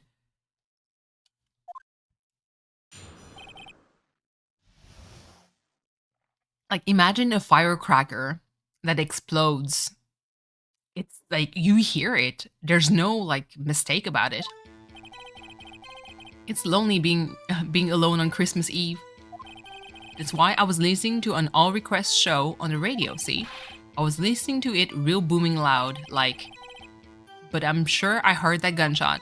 I remember exactly what the DJ was saying when I heard it too. So you did hear the gunshot. You were listening to your radio at a high volume. It's not going to cover. It's not going to cover. Like, even heavy metal, I'd be very surprised. Unless you're completely, like, you're deaf or something. What's a big problem? Can't a man listen to his radio in peace? Isn't this a free country? I truly believe Larry has no idea what the problem here is. Judge, can you believe a word this witness says? What he heard was probably nothing more than a drum beat from the radio. True enough, it is difficult to believe this testimony. But it is a testimony. Wait, Your Honor. The witness said he remembers exactly what the DJ said when he heard the gunshot. Excuse me? DJ? DJ? An announcer? The guy who says things on the radio? Anyway. What this means is, when he heard the sound, no music was playing. The DJ only talks between songs, so he could have heard the gunshot from the lake. I'd like to cross-examine the witness, Your Honor. Very well, Mr. Wright. I can't believe I'm continuing this charade. Me neither. And I'm trying to finish my coffee. Okay. It's only me on Christmas Eve, which is why I was listening to blah blah blah. Okay. Tell me, press. Tell me what he was saying. What did she say? Mr. Wright, please cease the pointless questions. It is a pertinent question. What possibly good could knowing what a radio DJ said do us? What? Indeed, Mr. Von Karma has a point. I'll allow the question only if you see some reason why we should care. We should care. We should care, Your Honor. Of course we should. Why? Well, how do you know if we don't ask him, Fine, very well. Mr. Butts, please testify to the court. What was the radio announcer saying when you heard the gunshot? Ooh. Just when she said, hey, it's almost Christmas, I heard the gunshot. Okay. The thing is, the lake photo of the murder is after midnight. However, the second lake photo was almost midnight, and indeed there was nothing. Okay? Is it this one? Larry, are you absolutely sure what you're saying is correct? Huh? What's with the face? You look scary, dude. Hey, if you're trying to scare me, you'd better know I don't scare that easy. Is something the matter, Mr. Wright? Your Honor, did you hear what the witness just said? The DJ said, hey, it's almost Christmas when he heard a gunshot. Indeed, and? Almost Christmas means it wasn't Christmas. Do you realize what this means? When he heard the gunshot, it was still Christmas Eve. That would seem to be the case, yes? But he should have heard that gunshot after midnight. This photograph is irrefutable proof of this fact. Let's see what time was on the photo. hold on. Was on the photo taken when the gun triggered Miss Hart's camera. 12:25 at midnight. Well, 15 minutes after midnight. On Christmas Day. This is a clear contradiction, Your Honor.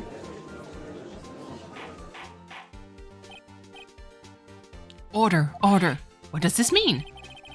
The true prior witness heard gunshot after midnight. However, this witness says he heard a gunshot before midnight. Judge, the answer is simple. The current witness is plainly mistaken. Just look at him. Suspicious. What? Well, Mr. Wright, what do you think about Mr. Butt's claim he heard a gunshot before midnight? He's right. Larry is not mistaken, Your Honor. He heard that gunshot before midnight. Intriguing. I'm assuming you have evidence for this wild claim. Show me evidence there was a gunshot before midnight. I do. The secondary lake photo that was taken before midnight. Look at this photograph. Every time it makes me laugh. Hee hee. I will never stop with Nickelback. Never. This was taken by our witness yesterday, Miss Lotta Hart, with her automatic camera. The timestamp on the photo reads December 24th at 11:50 p.m. Oh? But there's nothing on the lake in this picture, which corroborates with what Larry just said, that he heard a gunshot before midnight. He turned around and saw nothing on the lake. There was no boat. Your Honor, the real issue here is not why nothing is shown in this photograph. It is why this photograph exists at all. What do you mean? Your Honor, this photograph was taken by an automatic camera. That camera was set to go off in response to loud noises. Aha, correct. There was a loud noise on the lake at 11:50 p.m. Gotta run to the pharmacy? No problem, Brooke. Please be safe. That is why this photograph was taken. In other words, when Larry decided that gunshot would... Hold on. When Larry heard that gunshot, it was most definitely still Christmas Eve. Indeed, it would seem to be that that is the case. Then where does that leave us? Miss Hart testified that she heard the gunshots after midnight. Are you claiming she was mistaken? Not at all, Your Honor. It is in fact that the camera also triggered at 15 minutes after midnight. Your Honor, that night there were two sets of gunshots with a 25-minute pause between them. What would this be? Indeed. Don't be fooled, Judge. That camera was set to respond to loud noises. Yes? There is no proof that the loud noise at 11:50 was a gunshot. Why the witness could have sneezed, triggering the camera? Hey, my nose was clear that night, man. Well, Mr. Wright, there's no turning back now. Can you prove that the loud noise at 11:50 was indeed a gunshot? Please show the court evidence if you have any. I mean, just a gun. It got fired 3 times. This is my evidence. The murder weapon? Something about this pistol was bothering me, Your Honor. Both the witness who testified yesterday heard 2 gunshots. However, the murder weapon was fired 3 times. When, then, was the last shot fired? Only now have I realized the truth. The 3rd shot was the shot Larry heard just before midnight. Dun dun dun. Order! Order! That would make sense of the evidence we've seen so far. However, this leaves me wondering exactly what did happen that night on the lake. Exactly. If this is true, there were 2 sets of gunshots separated by 25 minutes. One at 11:50, another 15 minutes after midnight. Why? I ask you, why? Uh-oh, I'd better think of something quick. You're back, fed, your dishes are done? Look at you go, indeed. Productive queen, let's go. Wait a second. Gunshots separated by 25 minutes? Mm-hmm. What's wrong, Nick? I have it. I have it. Huh? Remember the case with the steel samurai? Huh? Yeah, of course I remember. The murderer in this case had the same idea as the murderer in that case. What do you mean? Maya, yes? If we don't figure this out now, we'll never overturn Edgeworth's guilty verdict. I've got a hunch, and I'm going to run with it. Right. I mean, is this safe? Safe? We've already gotten a guilty verdict. We have nothing to lose. Lucky girl. Aw. Dig, I wish we could send you food. Like, I wish. Just you watch and let me know if anything... hold on. If I say anything that sounds fishy, okay? Right, Nick. Okay, let's go. Your Honor. Mr. Wright? The testimony just now has cleared up this entire case. Bold statement. What do you mean, Mr. Wright? So you finally realize the truth. There can be no other murderer here than Miles Edgeworth himself. Nope. Wrong, Von Karma. A man was shot that night, but it wasn't Edgeworth who did the shooting. Listen, rookie. Take a deep breath and consider the facts. At the time of the murder, one boat was on that lake. This was shown by the witness's photograph. The defendant Edgeworth and the victim Robert Hammond were on that boat.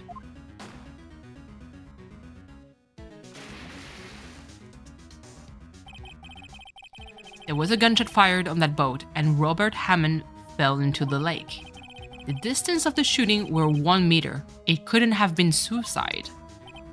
Well, the guilty party has to be the other man on that boat. I admit, it is hard to imagine any other possibility. Yes, but this assumes that the victim was shot at 15 minutes after midnight. Uh-huh. What do you mean by that? Exactly what I meant. Earlier. We have photographic evidence of the time of the shooting. The timestamp of the photo says 15 after midnight, but Larry heard a gunshot 25 minutes before that. Robert Hammond was killed then, 25 minutes before the shot on the lake. Ooh. English, please. That's the only way Edgeworth could be innocent. Yep. Mr. Wright, are you quite mad? Explain who the two men on the boat are. It's been months since goddamn list. Aw, Dig, please. Dig, do you have like a better sleep schedule? Because listen, if you sleeping a normal sleep schedule is what it costs for, it causes Gotham to be now unsafe, it is fine. We're planning to steal the moon, please. Okay. So, the murderer in Hammond?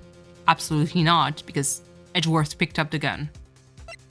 Edgeworth and Hammond is the scenario they are currently going through. However, it has to be Edgeworth and the murderer. It's particularly because Phoenix kind of alluded to the previous case where the actual murderer stole the costume of the hero to kind of frame the situation. So basically what they think would be 25 minutes before midnight, at 11:50 is when the first gunshot was done. The second lake photo got triggered, and that's when the murder actually happened. What most likely would have happened was like the real murderer trying to frame Mr. Edgeworth got into the boat, shot for shot at Mr. Edgeworth, trying to make it appear as if, you know, to create a witness, basically. Scripture has unfortunately recovered. Yes. Gotham is unsafe. Listen, Dig. Gotham can burn. It is fine. We'll be fine. There's other, you know, superhero watching over us. So it has to be the murderer. It was Edgeworth and the murderer. It has to be. After the murderer killed Robert Hammond at 11:50, he assumed the guise of Mr. Hammond and met Edgeworth. Not my elbow cracking. Gotham can burn. I think brings us the Joker. Oh, can I be the Joker? Please. I'd gladly take this. Gotham can burn. Absolutely. But you know what, Dig? Soon I will have a regular grandma schedule too. So I won't be able to attack Gotham at night either. So it's kind of a win-win situation. Are you serious? Edgeworth won't tell us why he went to the lake that night. However, I have a hunch. That night, Robert Hammond called Edgeworth to the lake. Now, Edgeworth didn't know Robert Hammond's face that well. That's why he didn't suspect anything when the murderer took Robert Hammond's place. I'm not sure what to make of it. All this. Ludicrous. I wish I can. Hold on. I wish I can just be a bot so I can charge. Yes. I want sleep to be optional. My suspicions were well founded. Absolutely. You thought we were friends, Dig. But I fooled you. I'm kidding, please. Please. I wish I could like just plug into some kind of like power source, and that's how I would recharge. And if I want to sleep, I can actually sleep. But it's like optional. Tell us the name of the murderer then. The murderer's name? Right. It's not Miles, not Lotta. Actually, we don't know. Actually, I don't know the murderer's name. An office chair to be my charging dog, like a Roomba. Yeah, that'd be great. You waste my time. I don't know because he never told us. The murderer is a caretaker of the boat. That old man. At 11:50, he was the one who killed who killed Robert Hammond. The caretaker of the boat shop? Where did he do this? There weren't any boats on the lake then. Why would he have to go all the way out on the lake just to shoot someone? May I suggest the real scene of the crime? Hold on. May I suggest that the real scene of this crime was not on a boat? What the fuck is a Roomba? You don't know what a Roomba is, Dick? It's the my god. I'm going to switch to French for like 2 seconds to explain it better. C'est comme un aspirateur automatique.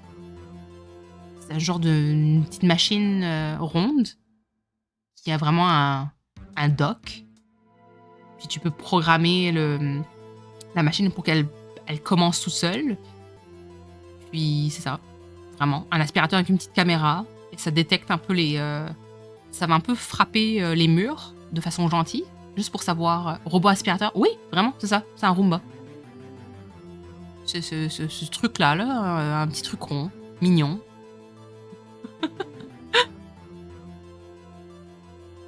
Speaks French to me more often, please, Rosie. I don't do it too often, but I do sometimes when things it's too complicated to explain in English. Too many words. I use a stick to clean. You do it the old-fashioned way, Dig. May I suggest the real scene was not on the boat? What? Well then, where did the murder take place? Well, It's easy. I would love to learn French. You could. If you have pretty good understanding of Spanish, you can learn French pretty easily. So the murder has to be at the boat shop. Why would he go elsewhere? The boat shop where he lives. That way, he could meet with the victim without anyone seeing. You have proof that the boat shop was the scene of the crime. Ooh, sorry. Recall Larry's testimony, if you will. He looked for the stuff before midnight, so on Christmas Eve. That night, he was out on the lake in a boat, searching for something. He finds it, returns the boat. Then just as he's starting to head home, he hears a gunshot. So I've heard, and I feel like I'd be able to pronounce French better. Yes, absolutely. I heard a gunshot. He heard a gunshot, Your Honor, even though he was wearing headphones at the time. Because my list doesn't help with all the R's in Spanish. Well, it's going to be hard because French has a lot of R's that is very audible. You can ask Cleo because I roast him every time. Because the R's is like, there's the word that I keep roasting Cleo about, and the word is called, well, is rire. R-I-R-E. This word means laugh. And oh my god, it's yeah. You have to. Can't speak English, can't speak Spanish, and now French is out of reach. No, you have an S lisp. Oh please. But it's really like certain words, not all of them. But it's going to be difficult, you know. But you can train it if you can just. No, rire. R-I-R-E. Make me lisp channel on my Discord, please. I wouldn't be allowed in there. In other words, the gunshot was very, very close by. And where would that be if he had just returned the boat? The boat shop. Mr. Wright, what happened that night on Gort Lake? Please tell the court from the beginning. Yes, Your Honor. Nick, are you sure about this? Not really. But I think if I start at the very beginning and I take it slow, I might just be able to figure out this out. This is so cool. I love when he does that. That night, the caretaker of the boat shop called Robert Hammond to his shop.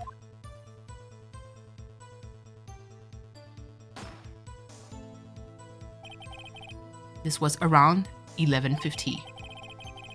That was when the gunshot that Larry heard was fired. After that, the caretaker put Robert Hammond's coat. He became Robert Hammond. And he got on a boat with Edgeworth, went out into the middle of the lake. Then who fired the pistol on the boat, Mr. Wright? The boat shop caretaker. He was the one who shot. Of course, it was the murderer who shot the pistol. He shot twice. Both missed Edgeworth on purpose. Wait a minute. Yes? Why would he shoot twice if he didn't mean to hit anyone? Details. Know this, Mr. Wright. The moment you turn out, hold on. The moment you run out of explanation is the moment you lose. Tell us why the murderer had to fire twice. Not because the first shot was missed, because they were basically on a small ass boat, so that's not possible. And Edgeworth was not moving or fighting. It was to create a witness. I believe he shot twice to create a witness, Your Honor. Create a witness? The murderer lifts his pistol and fires one shot. That ensures that anyone who heard the shot would look at the lake.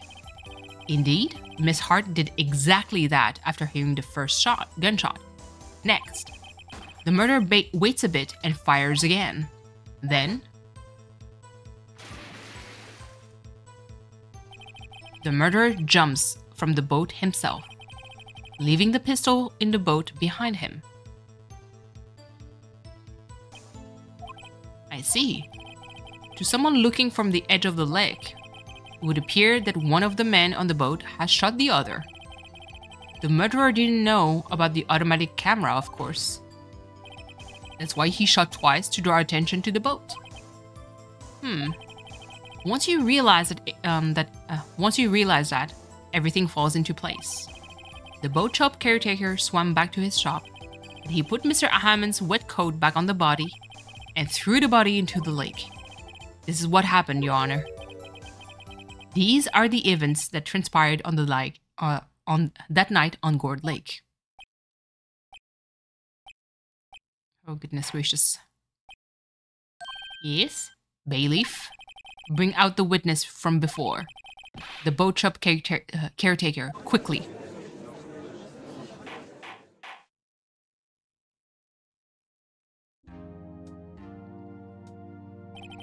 Very well. While we are waiting for the caretaker, I would like to ask the defendant, Miles Edgeworth, a few questions. Mr. Edgeworth, please take the stand. My husband, please. Be kind. Mr. Edgeworth, you heard what the defense had said? Yes. Well, why did you go to that lake that night? What Wright has said was mostly correct. Astonishingly so, actually. Yes. Several days ago, I received a letter. The letter was signed Robert Hammond. He asked me to come to the boat by the lake, to the boat shop by the lake at the midnight. Oh my God. Okay. Woo. He asked me to come to the boat shop by the lake at midnight on Christmas Eve. I'm literally doing nothing at work but Discord and applying to a job, please. When can I go home? Work.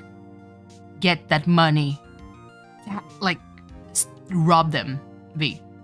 Plus, you're listening to me, so, girl, work on that Discord.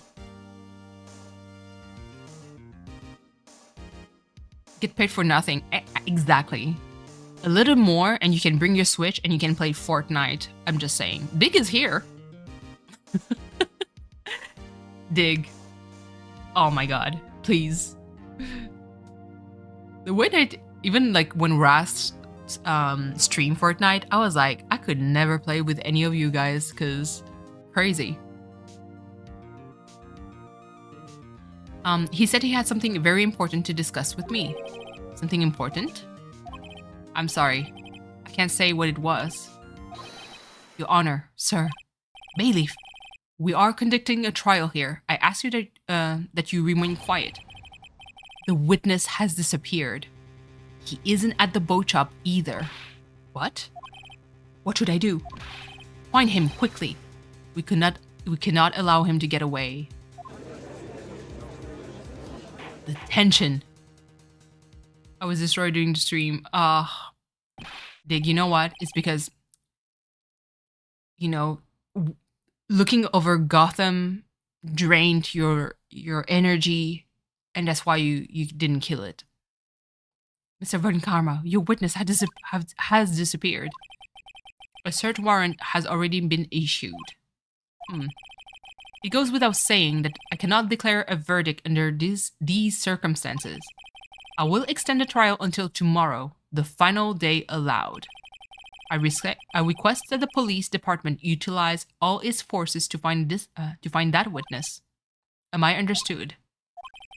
One more thing. Just who is the boat shop caretaker? I think his identity has become very important to this trial. I want him, and I want to know who he is. Very well. Court is adjourned. Oof, Von Karma is being slapped around left and right.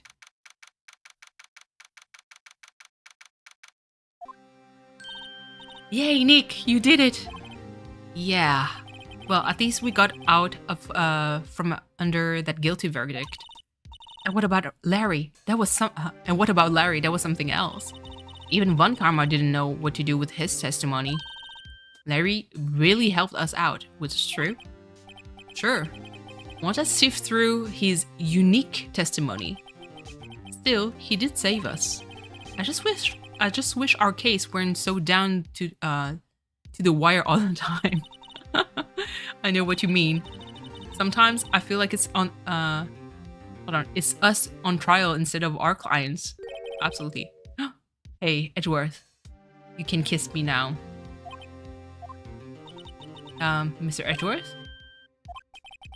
Did you say something? He was looking at Phoenix's right, like, butt. I'm just saying. He looked at the ass and he was like, yes, that's my husband. I'm sorry, that's wild. Do not do not pay too much attention. Let me look. Ripping off my nails? Let me look and bite.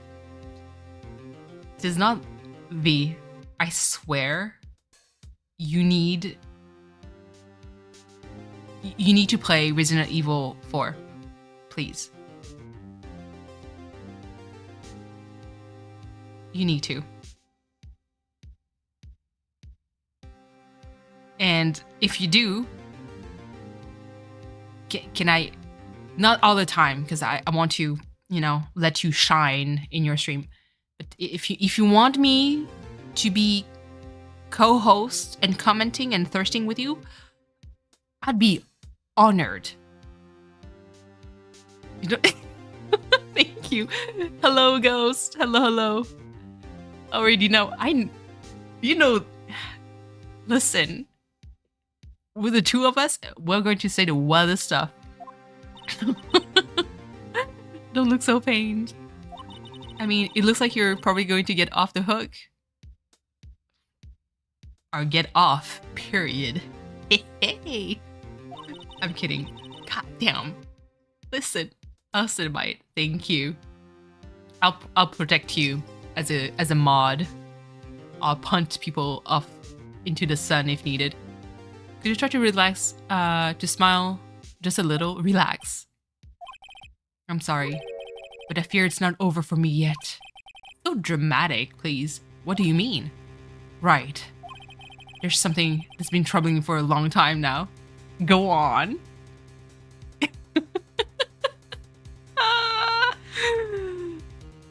Back then we rewarded $30 for something we could covered by insurance.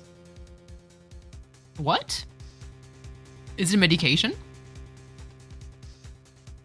Okay, there's been something that's been troubling from what has been troubling you. The beautiful eyes of Phoenix Wright. I mean, too deep. Rask? No, I didn't see Rask pop. And unless he's been lurking, which is possible. Rask, if you're lurking, hi. It's an asthma medication? What the hell? Brooke. I know that, and I know your point of view, but it's still medication that is important for your son, though. Like, could you take it and dispute it with insurance after? That's just a question. Because I do understand, like, it's kind of messed up. Because if it's covered by insurance, like, what the fuck? Why is it not, we'll get it? Just calling the insurance to get it covered? Yeah, good. Because what the fuck is going on here? I don't know whether or not to tell you that you're gay. I already knew, Edgeworth, and I love you for that. That's why you're my husband, Edgeworth? No, there's so little time left. Are you going to tell Phoenix that you love him? I would tell you to get it off my chest, but yes. I can bet my please. What is that? What is this about, Edgeworth? It's a nightmare I've had. A memory of a crime that I committed. Of falling in love with me. I know, boo-boo. It's love you too, Edgeworth. Got you. Short-term insurance doesn't usually cover things like this. What the heck? Brooke, eat her. Kiss and make out. Absolutely. A crime you committed? You mean, like I said, falling in love with me, Phoenix? Because that's the original true pairing. A memory of a murder. Please. Murder this ass. I'm kidding. Whoa.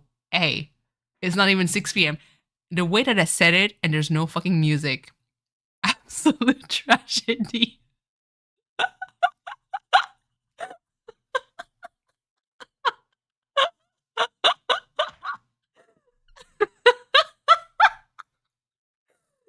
Oh my god.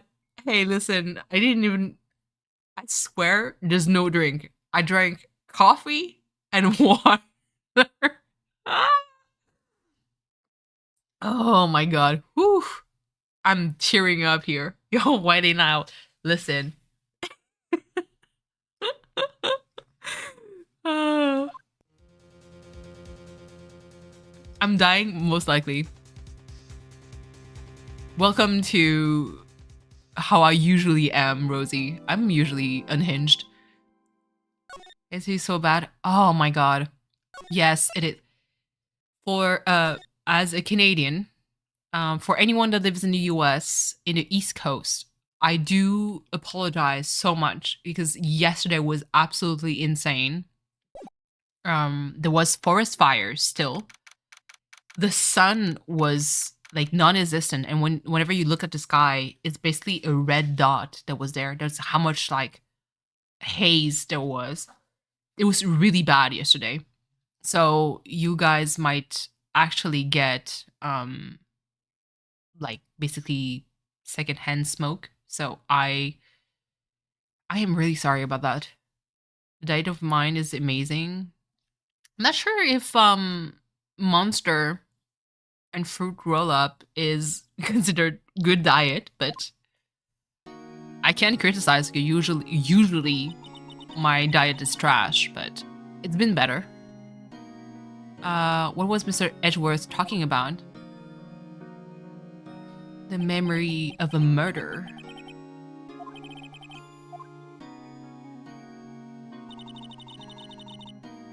Hold on. What is better? Canadian maple syrup, period. Whatever syrup you call the Aunt Jemima one is not. This flavored is basically flavored syrup. It's not the real maple syrup. Is the worst I've been so far? You can really smell the smoke. Yeah, Mama Cat. Yesterday was crazy. When I because I had to go out in the afternoon, and when I stepped out, the like early morning was insane. It was like fog. For any of you who knows the Silent Hill game, the horror game Silent Hill, you're going to it would remind you of that. Like you couldn't see jack shit. It cleared up during the night a little bit, but it was still pretty bad. Like you could like it smelled like as if wood was burnt next to my door. Gotta be American Ghost. Like log cabins. By far, yes. Real maple syrup. Oh yeah, the taffy is good. My son said, when you're a gamer, your daily achievement is to touch grass.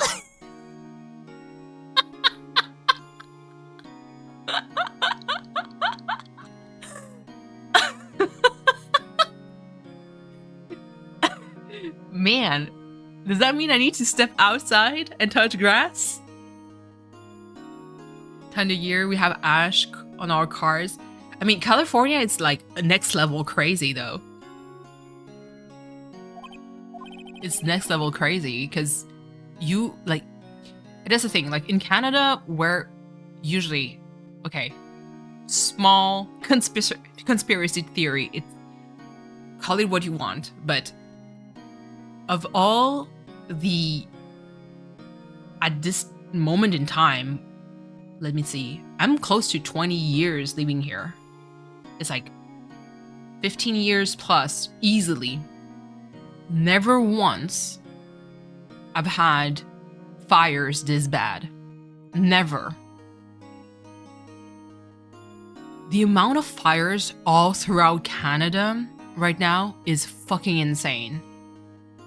Like, I don't know if it's like controlled fire that went out of control. Like, because, you know, Oliver, for any of you who don't know, usually there's always like controlled fires whenever they need to clear an area off and replant new saplings.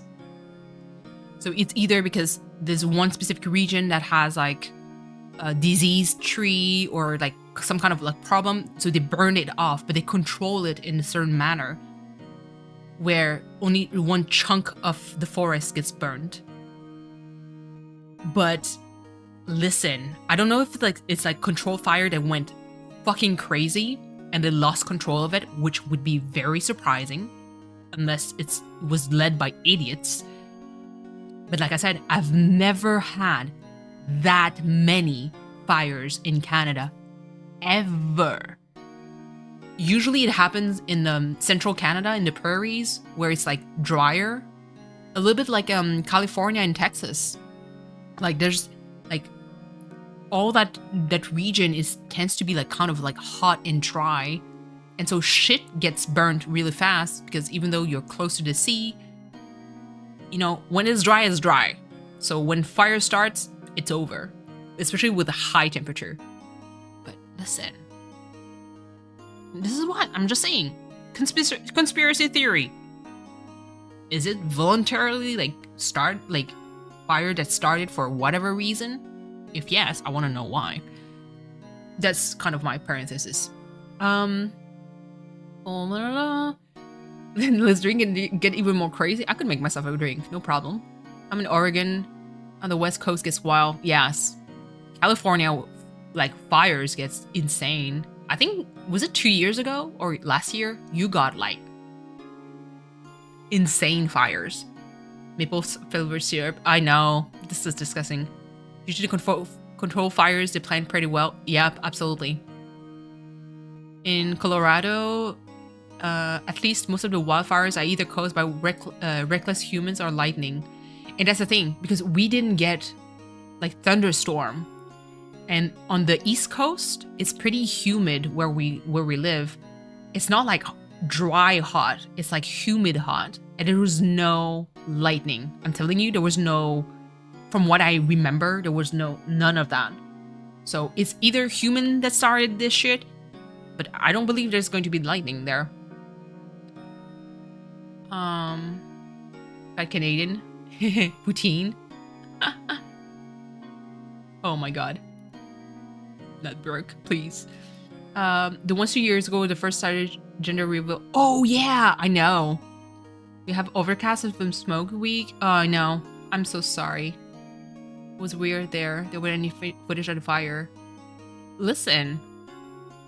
But it came all the way from us. So that's like pretty far. Okay, hold on. Let me move along there. You from Ontario? Let's go. East Coast represent. Some painful memory has been troubling him recently. But he'd never take someone's life. Ever. How's everyone doing? What do you think of my performance today? Okay. I had them swooning in the aisle. Please. Mama cat, aliens! Not with the aliens, please. Swooning, me? Oh yeah. I do remember feeling faint. Right on. Tell me the truth. It was like love at first sight. Hold on, pause. She's 17. You're 23. She's not even legal. Step back. Step the fuck back. All the way to the back. Literally a day or so after the fire started, Las Vegas sighting was reported, just saying. Rosie. In Japan she is. Japan is like 17 for the legal age. It's not 18 or 21 or 25. Where in the world I heard somewhere there's somewhere in the world like the legal age was considered 25. It's 15?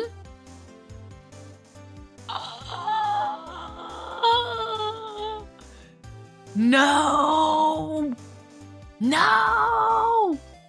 No! No!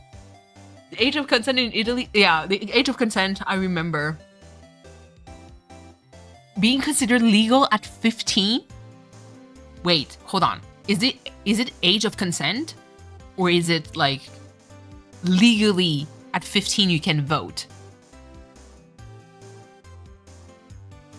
Like either way, it's fucking messed up because I'm like, 15, you're a fucking child. Age of consent? But is there, okay, hold on, twist. Because age of consent is really something different though. Because you can be, the age of consent can be of someone of 15 if you decide to have a relationship with someone who is between a certain age gap. So basically, like right now, she's 17 and he's 23. He's legal. He's like adult. She's still not. She can consent to a relationship, but that would make him a pedo. I'm just saying. I'm not saying truth. That's just gross. Absolutely. For relationship with and all that jazz. Yeah. Don't be sorry. Not your fault. With Hayes. Yeah, I know. It's just it sucks for you. Sexual consent is 13? Ooh, please. Oh. Oh. Oh. No. Oh, no. Seems to be young. I mean, listen, I've heard, back when I was like super young, around that age, of kids having sexual relationship, like they would be 13, but they would be like sleeping with another kid of 14 or 15. You know what I mean? Like it's like within, it's still disgusting, but it's still within kind of like an age range that they're all underage. You know what I mean? But to me, it's kind of like you're 13 years old and a fucking grown-ass adult of 21 decides to be like, hey, we can do the deed. Like, what the fuck, man? That's why a ton of animes make it sexually minors. Yeah. I know that Japan tries to slowly stir away, like slowly. It's not going to change because I'm just saying this is Japan. And culturally speaking, they're kind of unfortunately used to that. And I think like the way that they think, like the rule of thumb, they kind of know that it's not okay to sexualize kids, if that makes sense. So just like a group of sickos, and there's the majority of the population that understands that it is wrong, but the aesthetic of like the kawaii like look of looking younger is a thing. There's a big imbalance of power if there was the same yeah, true, absolutely.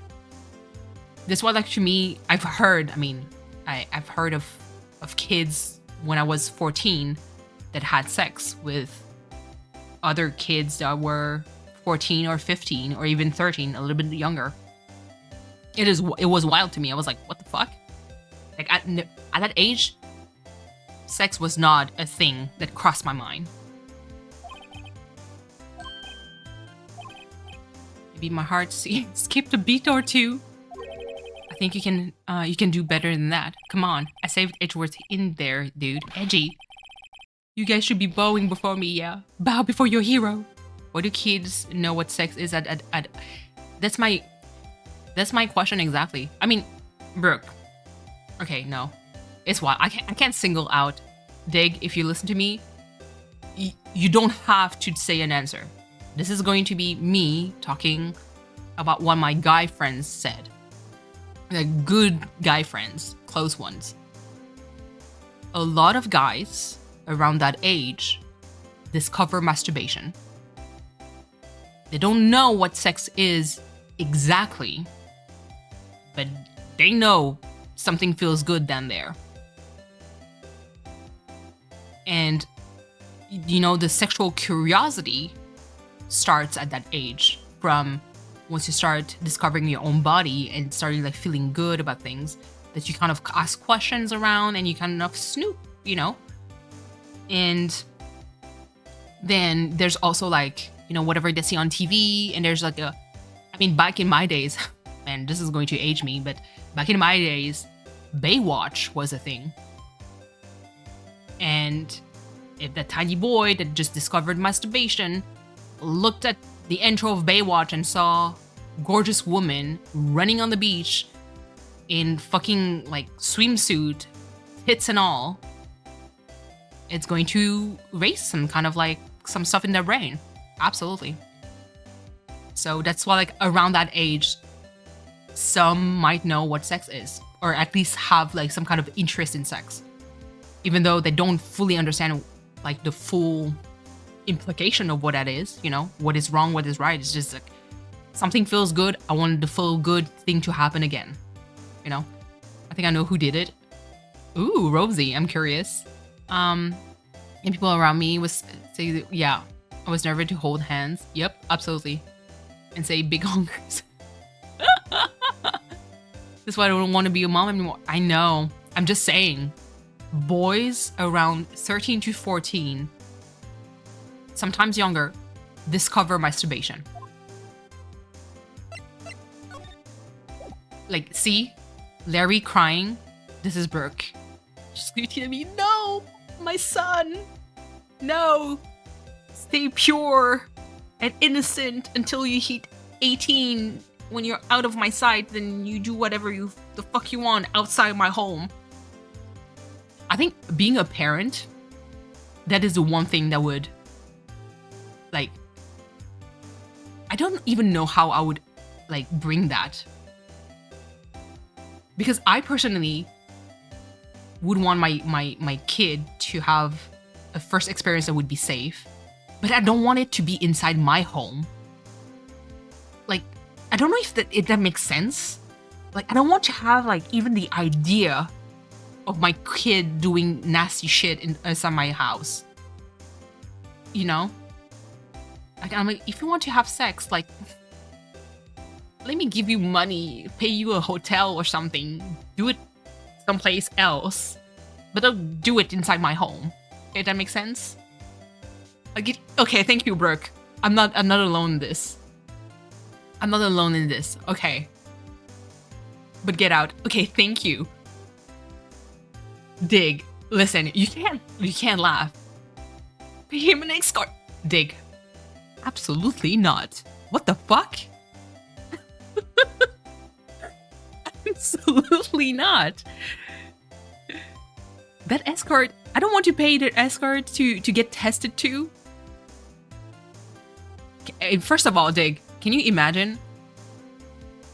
Oh, Nightbot. What the heck?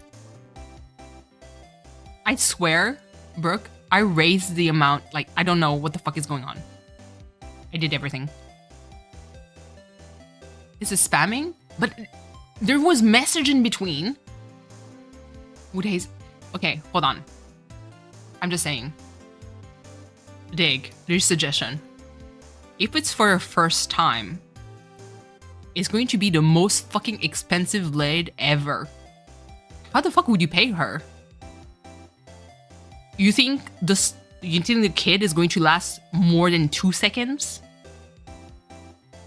Or even be able to get it up? Because, you know, first times, nervous as hell for most guys. Guys can get it up that easily? I'm just saying. I don't think so.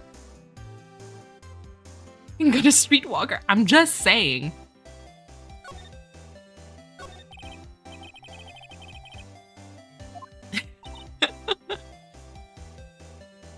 I can hear Dick scream where he is. It's like, oh my god!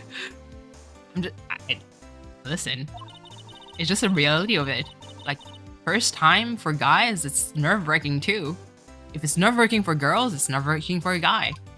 Plus, I think guys do have the expectation of performing a certain way the first time around. I'm like, please, you're a baby. Calm down. And even if it's an adult, like, it doesn't matter. Like, you don't have experience. What would be the expectation? You know?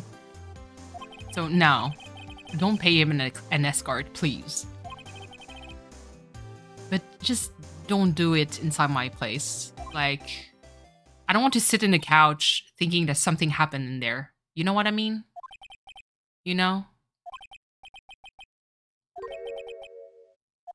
Because let me tell you, I would probably like fucking burn everything. It's just like, nope, new couch. That's it. Disinfect everything.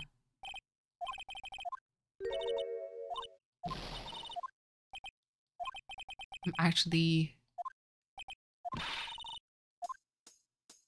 Unlurk. Welcome back, Ghost. Why do you trust Mr. Edgeworth so much? I mean, he's changed recently, true.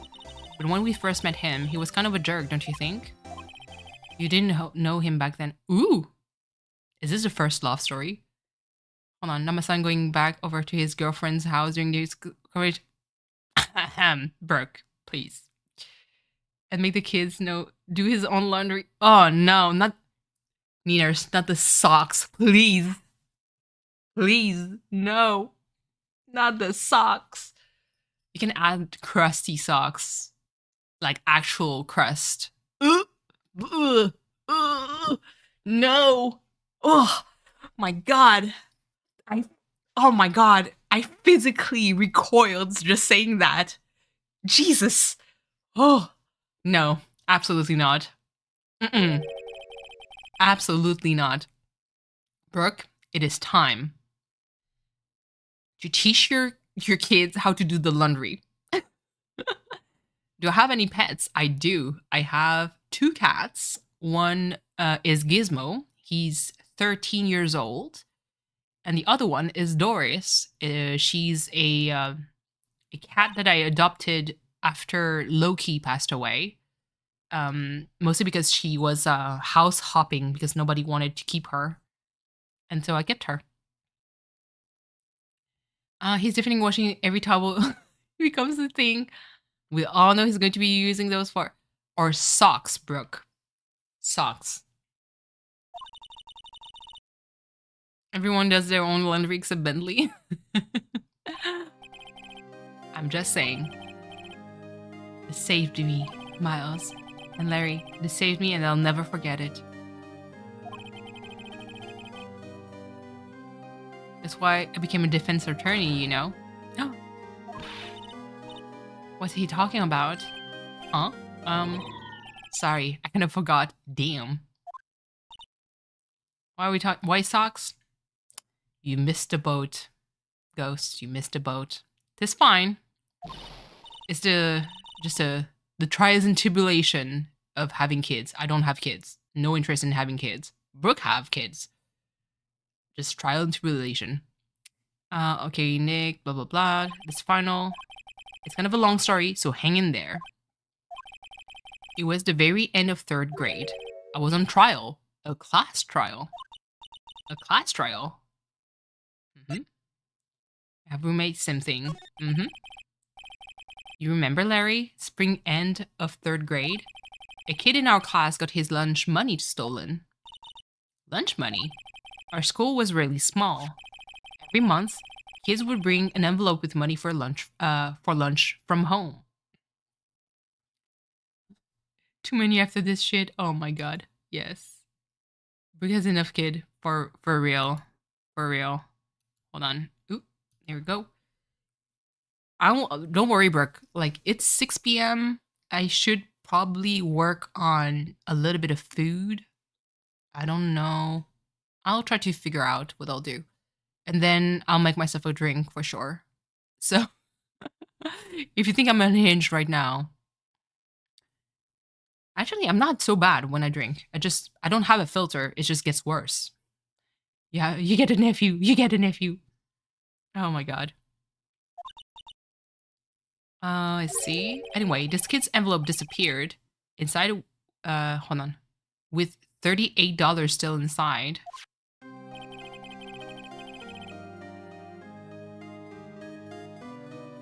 Hold on. Yeah, now that you mention it, I do remember that. I can see why you'd forget though. You were out of school that day. Anyway, the envelope had been stolen during PE class. I was coming down with a cold, so I skipped PE that day. I was the only one not in class. So they thought you did it? Yeah.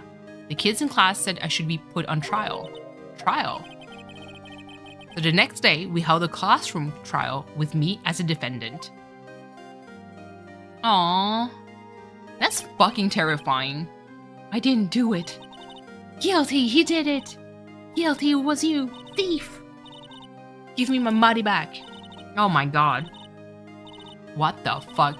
That's just public humiliation of bullies.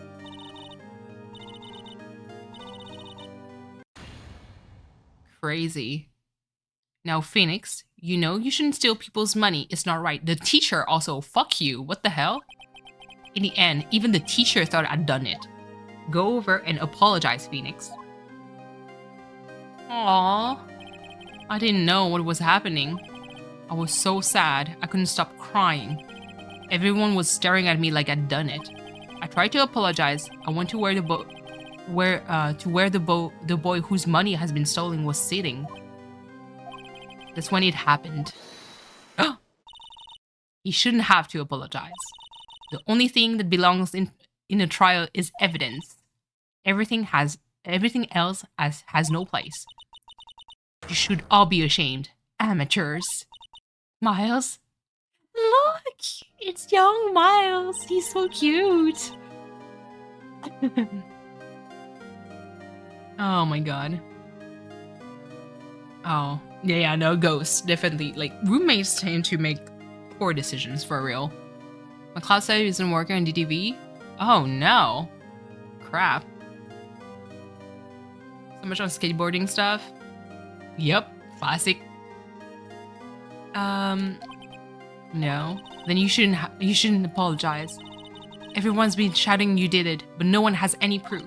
That is why, Your Honor, this boy is innocent. Aww, he's so cute. But Miles, it was your money that was stolen. Yeah, he did it. He's the one. We don't need proof. Wow. Why don't you all just shut up? Aww, Larry. This is always how it is. Everybody ganging up and picking on one person. Just think how he feels. He said he didn't do it, so he didn't do it. Adorable. Very well. I will replace the money myself. This class trial is over. That's how it happened. After that, the three of us, we were the best of friends. And that's how Miles actually fell in love with Phoenix. I'm just saying. I had no idea. Yeah, I had no idea either. I mean, I forgot. It's when I learned what it meant to be alone. Totally alone, without a friend in the world. You did a good thing, Larry. Yeah, well, I was just lucky I took the day off from school. That's how we kissed. Or is it like, this is how I met your mother? But it's like, this is how I met your father. Because they're two dads, you know? So I took it kind of personally, see? When somebody smells, it's usually the best place after the trial. Anyway, Edgeworth and I talked after that trial class. Turned into a magician. Good luck! That's when I heard his father was a defense attorney. I remember his eyes would shine when he talked about his father. Aww. Bye goes, happy lurking, or happy rest of your day. Thank you so much for passing by. I'm going to become a defense attorney just like my father. Ah, Miles, please. A famous defense attorney. Aww. Then a few months later, he suddenly transferred to another school. The DL6 incident. Right. I'm not sure, but he transferred. The transfer probably had to do with his father's death. That's so sad. That was several years later when I heard Edgeworth's name again. There was an article about him in the newspaper. The headline was something like, Dark suspicions of a demon attorney. Ooh. Ah! Listen, V. Let me take a pause here. That brooding look. Change his clothes. And I feel a Mr. Darcy's vibe. I'm just saying. Fabricating evidence, manipulating testimonies, covering up the facts. Plus, he's misunderstood. That's the thing. The article said he'd do anything to get a guilty verdict. Anything. But why? What happened? I mean, that's not the Edgy I used to know at all. It's what I thought too. I tried to get in touch with him I don't know how many times. George Washington scarf? He never replied. So you know what? Listen, I'm going to let this pass, but this is where I'm going to make, not a rant, but a comment. I guess he didn't want to see his old friends. I couldn't just drop it though. I wanted to meet him, to learn why he had become who he became. That's when I decided. Wait, you don't mean? That's why? That's why you became a defense attorney? To meet Edgeworth? Listen! Listen! Nobody can tell me, okay, that there's nothing fucking going on between Phoenix and Edgeworth. Who does that? Who? Like, this Edgeworth was basically like, hey, I'm going to defend you because you're innocent. You got accused when you were young of stealing my lunch money when I know it wasn't you. And then he became best buddy. Then a tragedy happened. Just left. Then Phoenix was like, hey, what's up? I see your name in the newspaper. What's going on? Edgeworth does not reply. What does Phoenix do? He becomes a fucking lawyer. To be like, you know what? You want to be a prosecuting attorney? I'm going to be a defense attorney. We're going to meet in court. No choice. I'm just saying. I'm just saying. It's the true original pairing right there. If I was a defense attorney, I knew he'd have to meet me whether he wanted or not. In court, or in bed, or after, anywhere, kitchen, bathroom, anywhere. I'm just kidding. Edgeworth believed in me, and I believe in it.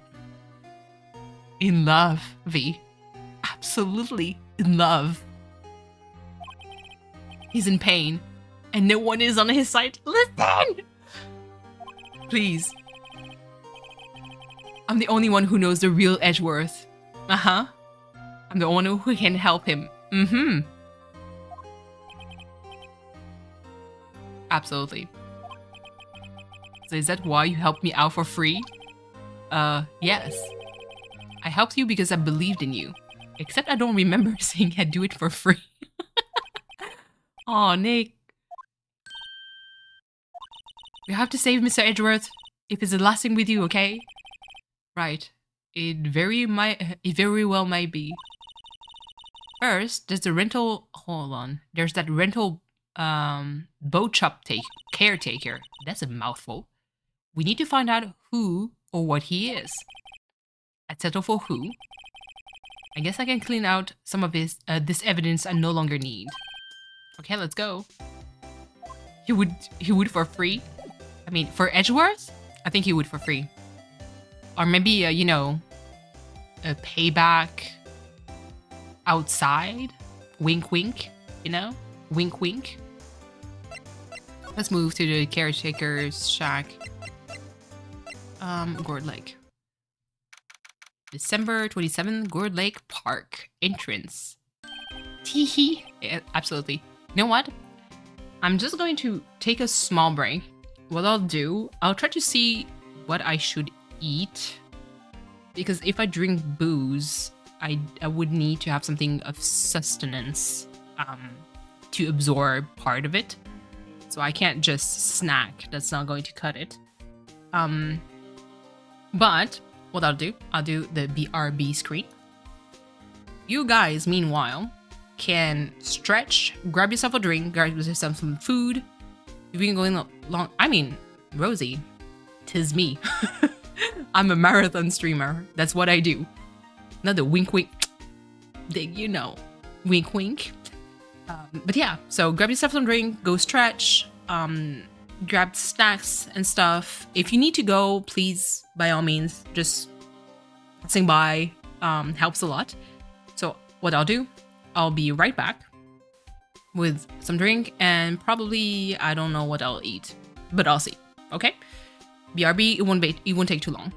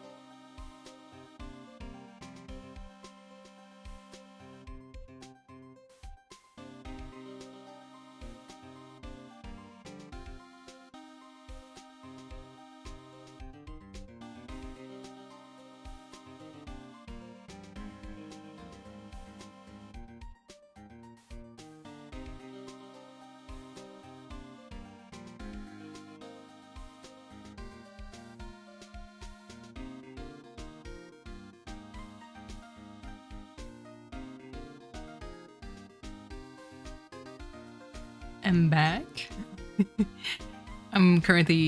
I did put some of my stuff in the oven, so it's going to take whatever while it's going to take. I'm probably going to check in a bit.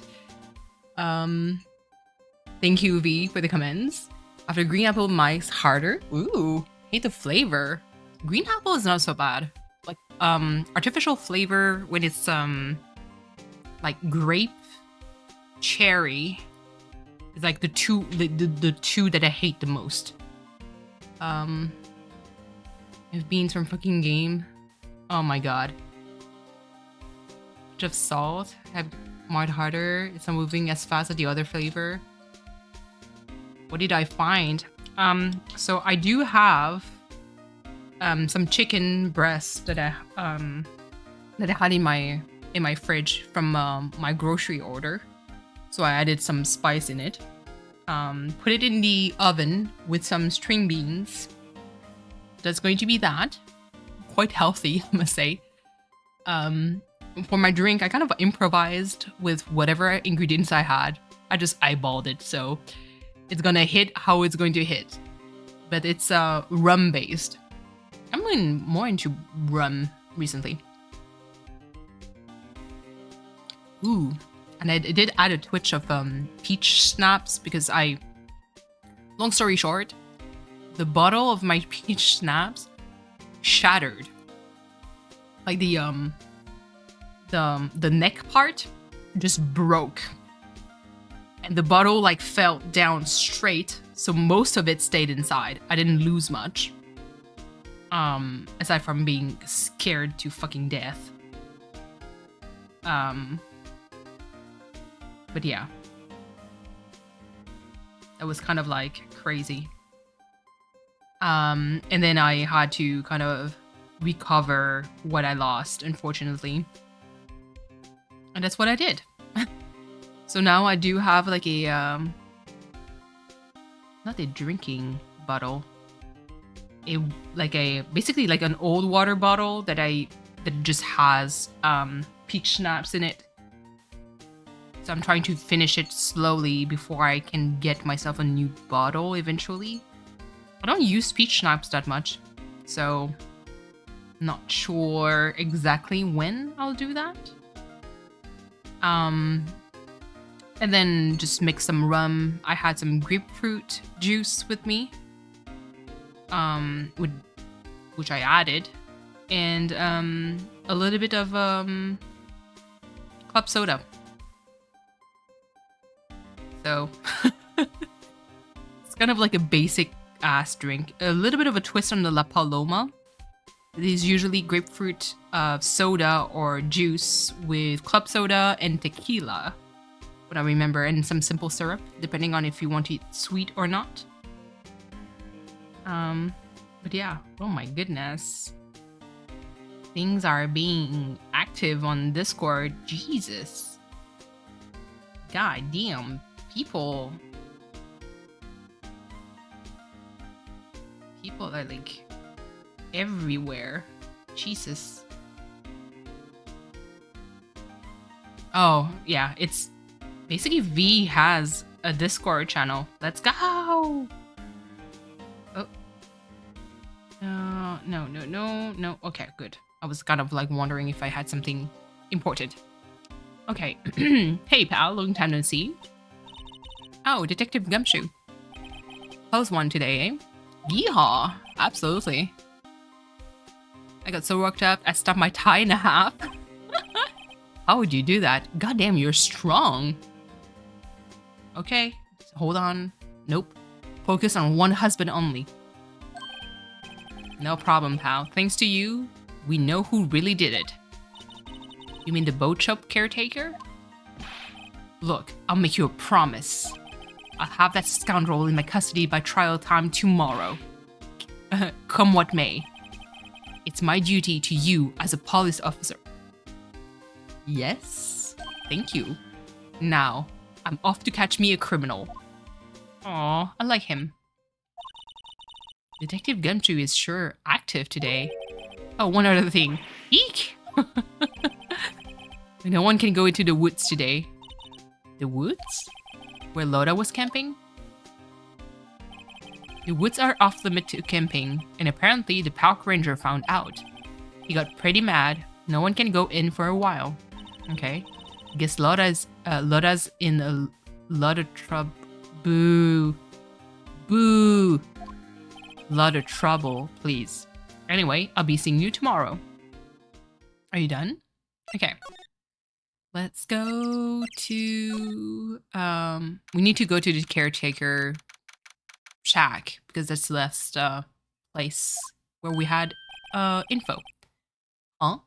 The steel eyesore is missing. Eyesore? Looks like the hot dog stand is still closed too. I guess Larry's too busy worrying about Mr. Edgeworth to show up for work. Of course, he's our buddy. Why not? The thing is with booze, fries hits different.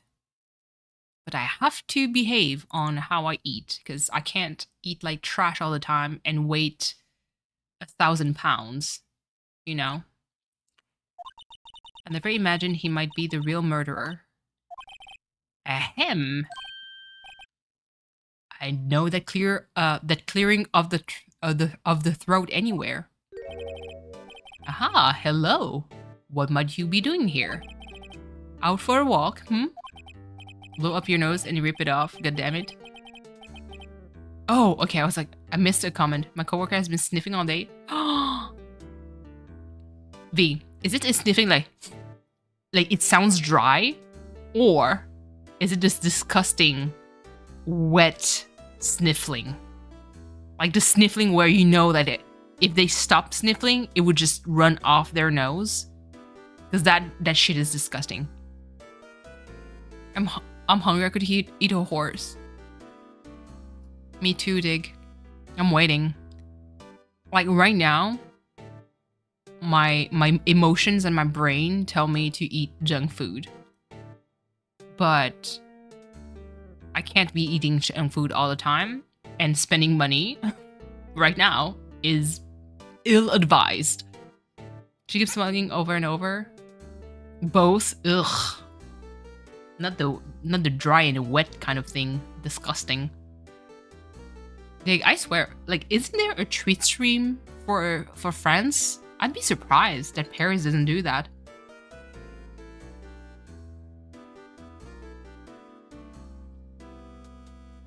Ah, the days of my youth, like the scent of a fresh lemon, you see. Mr. Grossberg, this is no time for idle reminiscing. Mr. Edgeworth's trial ends tomorrow. That is true, yes. From what I saw of today's trial, Edgeworth should be fine, right? Well, I'm not so sure about that. Oh, what do you mean by that? Well, I'm not sure. If you find anything out, come by my office at once. I may be able to offer you some assistance. He was appalled when I told her that glue was made from horses. Yes, horse hoof. Well, not necessarily horse specifically, V, but just any animal hoof. So cow, beef, like anything that has hooves, they make it from it. I believe it's like Jello. The gelatin is also from the hooves. So basically, okay, there's going to be a little bit cooking segment in a weird way. So I don't know, V, if you ever tried tonkotsu ramen. So tonkotsu ramen is basically made, the broth, the color of it being like milky and kind of thick, is from the collagen from the pig skin. And specifically speaking, whenever you make tonkotsu broth, you would take a lot of like either the pig like feet, along with a little bit of the cut above the pig feet, and boil it very slowly to kind of release all the collagen. Once the broth is cooled down, you're going to have a very solid block that is like gelatin. this collagen is exactly what is in Jello, basically. So that's why like it's often extracted from animal bones, not specifically bones, but a lot of the hooves, because the hooves is like nails and it's supple and it has a lot of collagen in it. And so that's why like glue and gelatin is often made from it. Now that's why like there's other alternative, aka tapioca, which is a root vegetable. There's also konjaku, so it's like a root also that has a kind of like property of being thick, kind of. And those are alternative to basically vegan alternative that is not gelatin. If that makes sense? You're gonna. Oh no, please, V. What do you think Mr. Grossberg was doing here anyway? I mean, think about how much we consume meat in a scale, like world scale. Like those carcasses needs to be processed somehow, otherwise we're going to have too much. Because we don't eat respectfully anymore. Who knows? Let's move. Yeah, cattle and pigs. It's really like, it's unfortunate, but that's how like we processed our stuff. Caretaker's check. I remember that part was being a little bit stressful. Nobody's home. Hello, hello. Wonder where your owner's gone, Polly. I can't believe he turned off and leave his poor parrot to fend for herself. There's biscuits on the freaking table. The bird is fine. Okay. Back to Polly again. You probably shouldn't just kidnap her. The police know about her anyway. I'm sure they'll do something. Well, okay. Sorry, Polly. He says I can't take you. Wait, now the bird is going to hate me. Okay, let's go to here. 1228 was the safe code. That reminds me, Nick. Polly here knows the number to the safe, right? Yeah, that's right. Polly, what's the number to the safe? 1228. Let's open it, Nick. Come on. I'm sure there isn't any there isn't any money in there. Aww. But hey, he keeps it locked, right? So there must be something of value in there. I'm not so sure. Okay, Nick. Let's see what's in there. I guess there might be a clue or two. The only thing in here is a letter. A letter?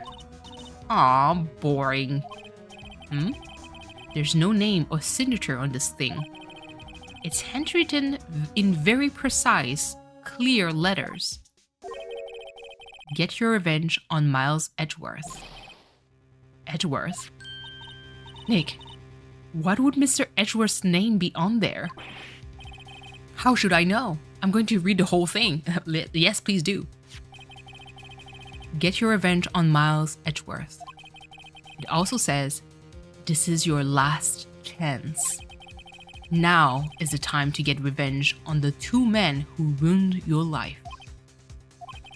The rest of the letter goes on to describe the murder plot in detail. How to kill Robert Hammond, how to frame Edgeworth, calling Edgeworth out to the lake, getting on the boat, firing twice. This is exactly what I figured out today in court. It's all here, in perfect detail. What do you think it means, Nick? I mean, Maya, please. Put 2 and 2 together. I don't know, but it looks like these are instructions for the caretaker. When he killed Robert Hammond and called out Mr. Edgeworth, he was following instructions. But who could have written that letter? And what does it mean, get revenge on Miles Edgeworth? Look, I don't know, okay? But one thing is for certain.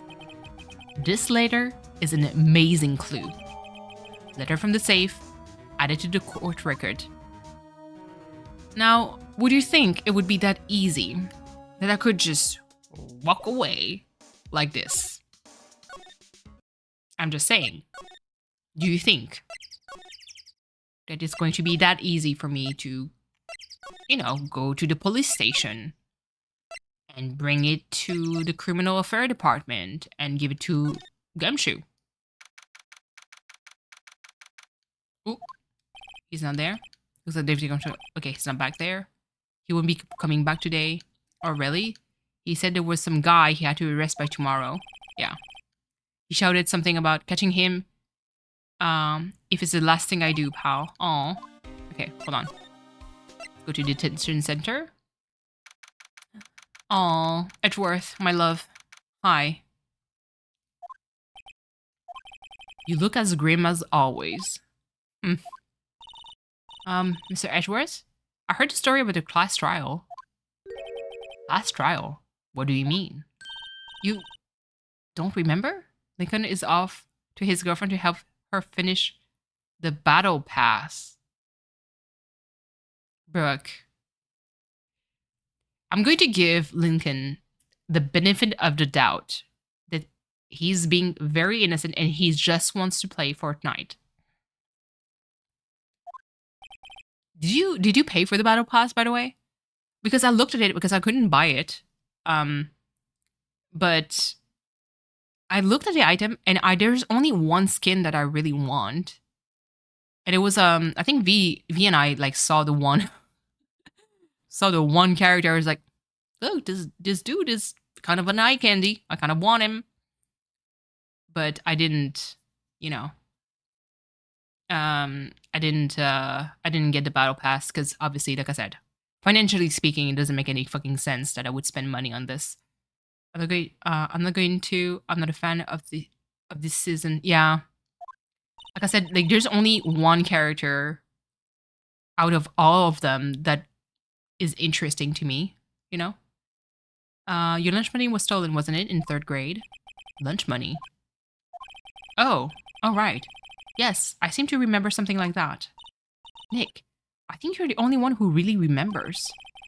Well, it probably only really mattered to me anyway. Mr. Edgeworth, didn't you know that trial was the reason Nick became a defense attorney? Maya, so fucking nosy, please. And Dick, are you asking for a link for what exactly? Oh, okay, no. Okay, I had to look up.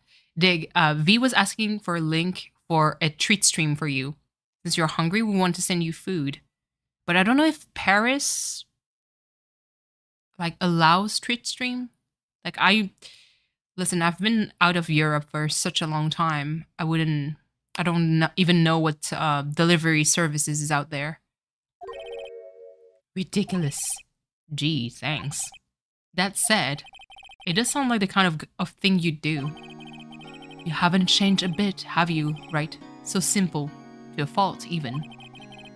Well, maybe yeah, but I think you changed too much, Edgeworth. Our mom is there, obviously, and they have strict rules, so he better behave. I know.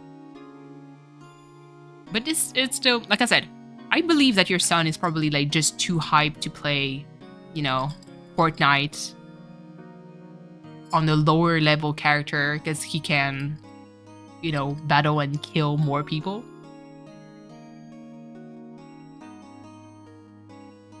Oh, are you cooking?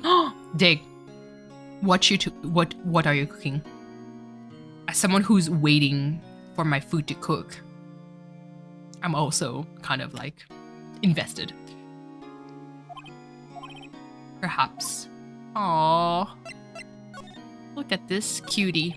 Royal prosecute. Hey Edgeworth, why did you become a prosecutor anyway? You used to look up to your dad. You said you wanted to be a defense attorney, right? I couldn't let myself deny reality like you. What do you mean? My father was taken from me, and you wanted me to defend criminals? Not everyone is a criminal, boo-boo. I'm sorry, Wright, but I'm not that good of a person. Ooh, intense. One suspect was apprehended in your father's murder, right? I need to village hunt? Do it. Yes, the man trapped in the elevator was my father. His name was Yanni Yogi. He had to be the shooter. any way you look at it. Yet, he was found innocent. The defense attorney got him off the hook. That would be Robert Hammond. On that day, 15 years ago, the three of us were trapped in that elevator for 5 hours. When we were rescued, we all suffered oxygen deprivation. I had lost all memory of the murder.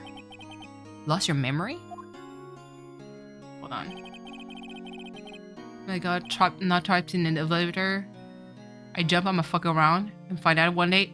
You do not want. I personally, the reason why I don't like elevator. Okay, Dig. I don't know if you ever saw that, but that's more like beef stew. Oh, that sounds delicious. It's more common in Europe, especially like old part of Europe. Brooke, I don't know if you ever got into some kind of elevator where it's basically just a cage. When you go up and down, you kind of see the walls move. It looks like a fucking death trap. And it's so fucking tiny that this shit, if it breaks and it comes down, it's over. And I've been trapped into an elevator once, and I remember it was a power outage. I was inside the elevator. I got stuck in between two levels. Luckily, I was by myself. But the ventilation system stopped. So you can imagine hearing kind of like the shutdown of everything and having to wait. Luckily for me, it wasn't 5 hours. It was like maybe 10 to 15 minutes before the power came back. Like the generator came back. But that shit was kind of scary though. It's like, man, if there's a lot of people, like I couldn't imagine running out of air like pretty soon, because it feels like you're trapped inside a box without air flowing. Kitty! Hello, welcome back to stream. Thank you. Welcome back to my stream. That sounds terrifying? It is terrifying. Yeah, no, I know. Like, I was pretty calm because I was like, listen, first thing I did was take out my cell phone. I was like, I still have connection. Battery was like 90%. Let's go. And so I texted. I was like, hey, I'm stuck in an elevator, so if I don't answer anymore, that means I'm dead. But it kept me busy. And, you know, I just sat down, closed my eyes, and I'm like, well, might as well take a nap. So I didn't panic or anything. But, yeah. But old school elevators, like the ones that you can see in Europe, it's fucking... those one are the scary ones to me.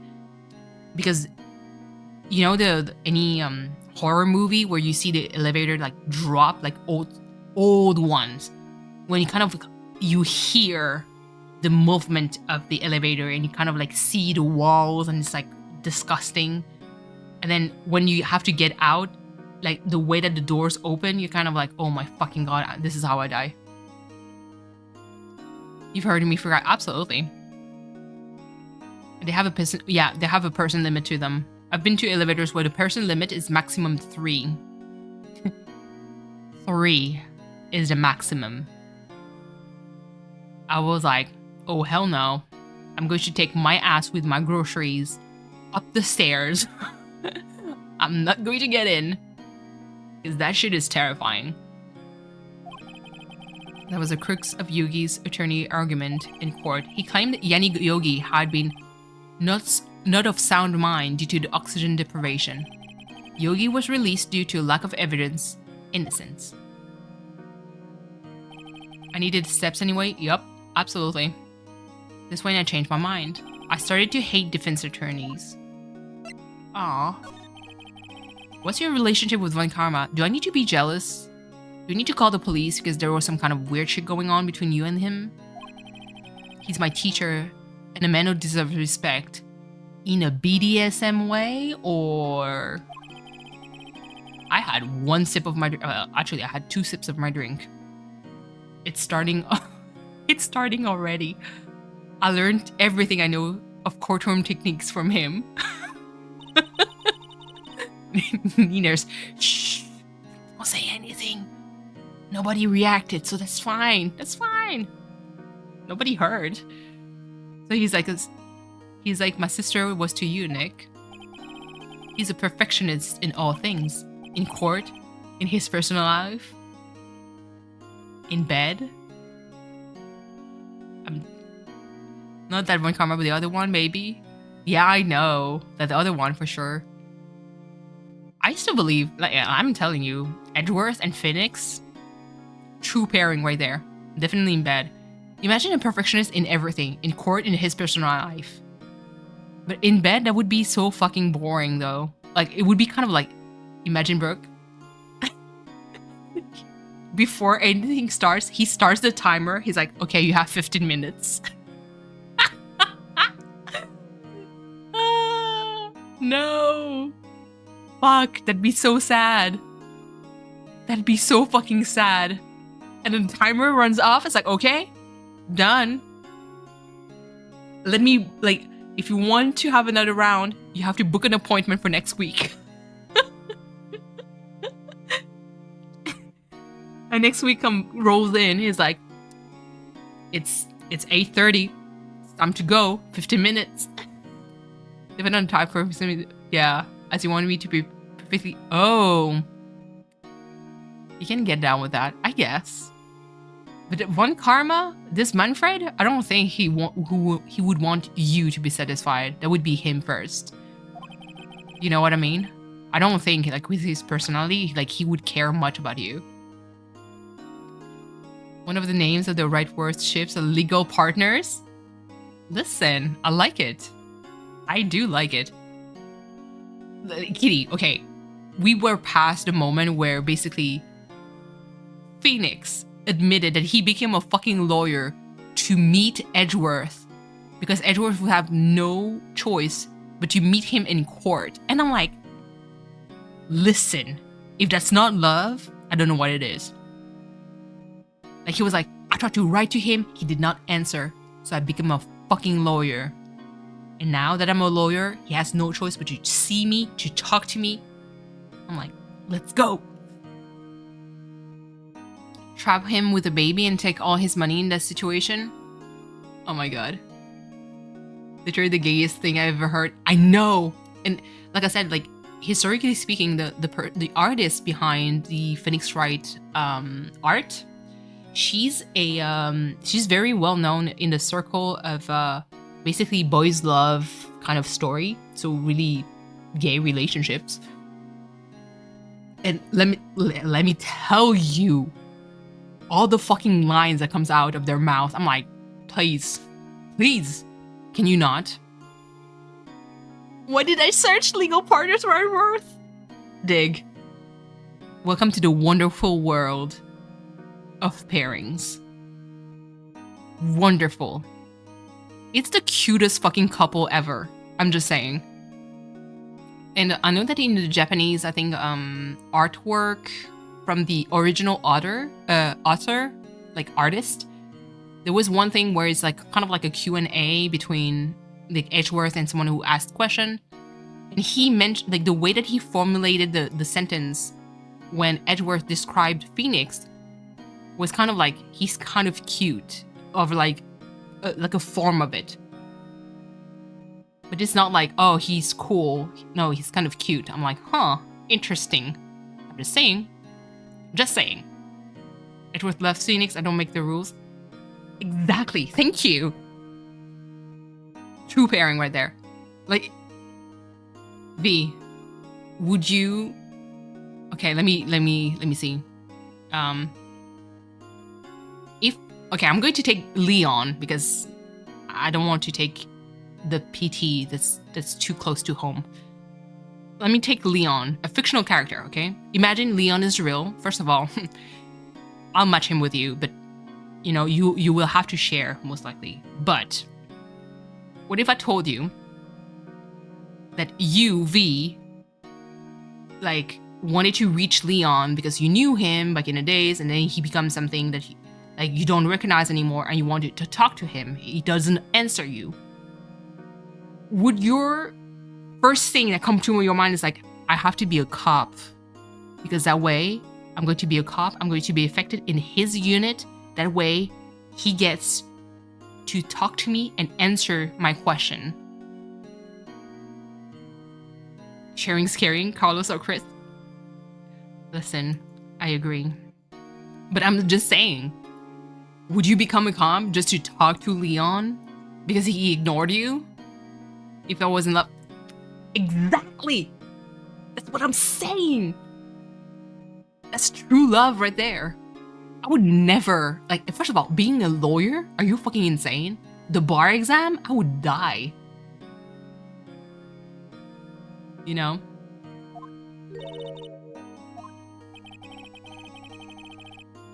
In other case, he has taken on, none were left unsolved. And not one suspect was declared innocent ever. But because he tampered with evidence. I know. It's possible some of the suspects were indeed innocent. However, it is impossible for us to accurately determine that in every case. All Von Karma does is his job to find suspect guilty perfectly. In any case, it's nigh well impossible to find weakness in him. Should a weakness appear, he would do everything in his power to make it go away. He literally went for one of the most difficult jobs to CAG. I know.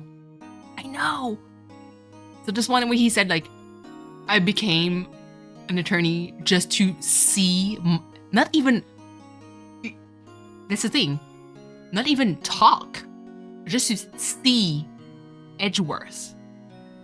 Like, casting my eyes on him in court.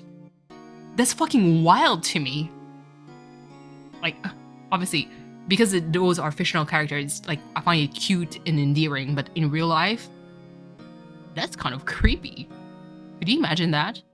Like, a girl looks at you and is like, I have to become a lawyer to be, like, isn't that, that's not what Legally Blonde was about, was it? Was it that thing? I think it was. Had a crush on a dude that happens to be a lawyer, got sassed, went to law school to prove him wrong, and ended up they ended up falling in love with each other or something. Was that it? Like, listen, Legally Blonde, I think I barely remember seeing it.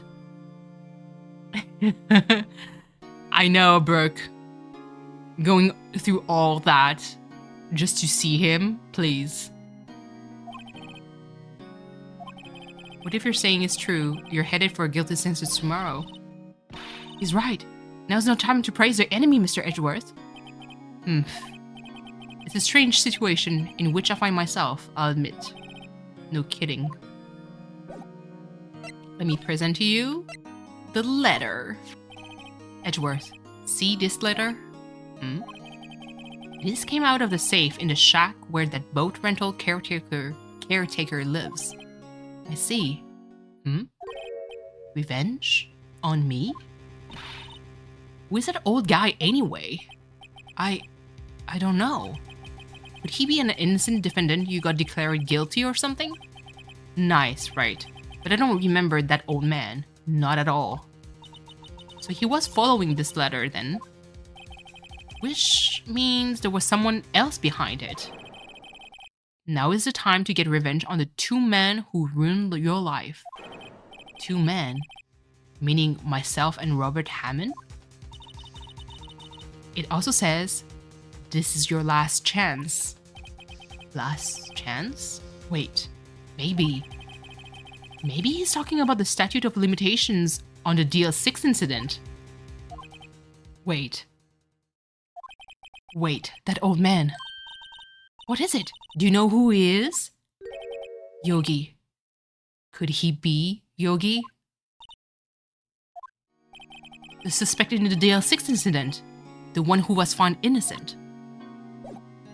I got just chills reading those lines again. Whew! Yanni Yogi was a court bailiff at the time. We just happened to be in the elevator together 15 years ago.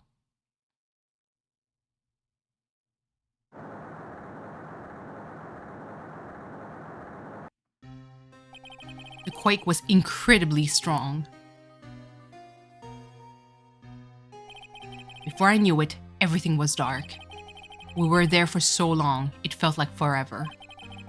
The air thinned, and the darkness closed in on us in that little box. Do we think Punchy and Pearl would be married? Absolutely. They'd be such a cute couple. I love Punchy. Punchy is on my island. Felicity, ooh, that'd be a cute couple too. I approve both of them. We became unsettled. Help! I can't breathe. Quiet. I said quiet. You're not making this any easier. I want to get out. Help! Get us out. Okay. Jaren. What are you doing here? You're not supposed to figure this out. Jaren, I would invite you to step away. Hi. I'm embarrassed. But not really, but I am. Hi. Don't mind me. Jaren, okay, please comment, subscribe. An insider, welcome to the club. Please, don't scare him away. He's an old friend of mine. When I told you, a friendship that we forged on the internet. And it's the only person that actually saw me in real life. After what, 15 years? 15 to 16 years, we actually met in real life. That was fucking unreal. Jaren, what the heck are you doing here? Did I pop up in your feed? First of all, I have so many questions. What the hell? Sorry, I'll be tame. I know, V. I know you'll try. And yes, this is the first game. It was on my Discord? Oh shit. Was it? Oh, I am streaming. You did not see anything. Fuck. No. Should I? Crap. Okay. You secure to safe with me? Listen, hold on. Let me go. I don't want people to know. Please. Shit. Streamer mode disabled. Thank you. Now, shit is still there. Fuck.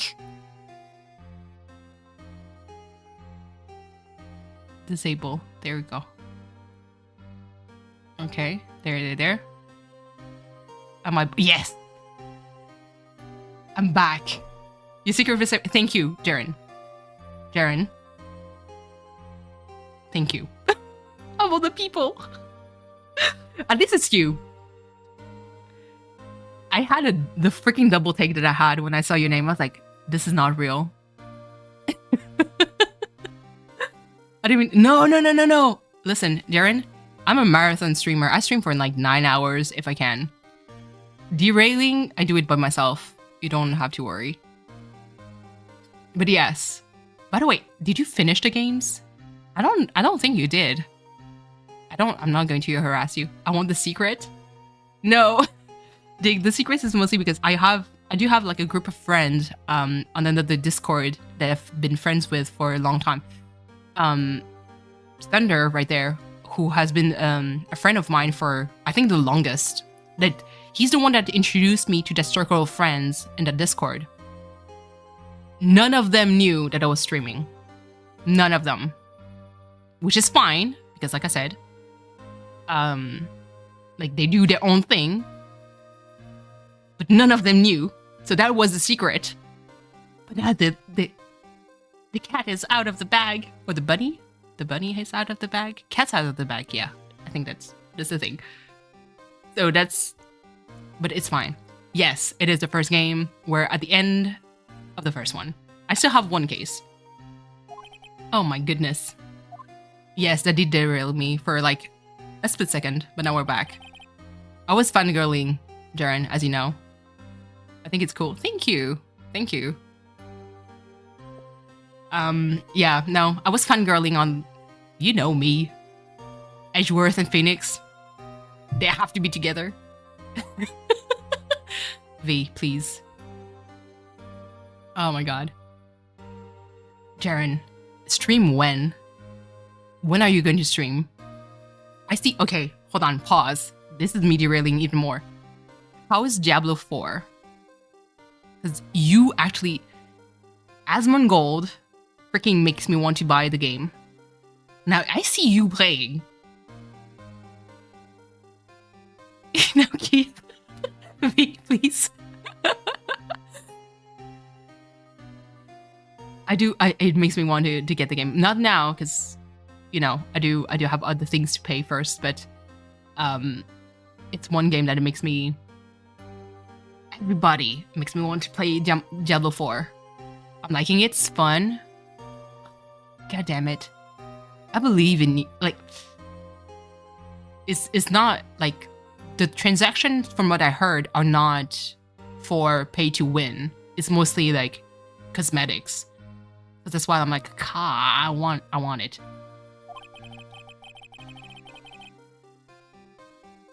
Man. Okay. I keep Diablo 4 in my mind, but Jaren, you need to stream eventually, I'm just saying. Like Dragon's Dogma? Huh? So just put out, just ignore them? Yeah. I mean, especially if it's just cosmetic, I don't really care much about it. There's so many games that you could stream. Like a decade? Do it! Do it! Just saying. That'd be fun. Like, hold on. Do you stream on Twitch or on YouTube? Because that's true. I haven't seen you stream in like a long time. A link drop.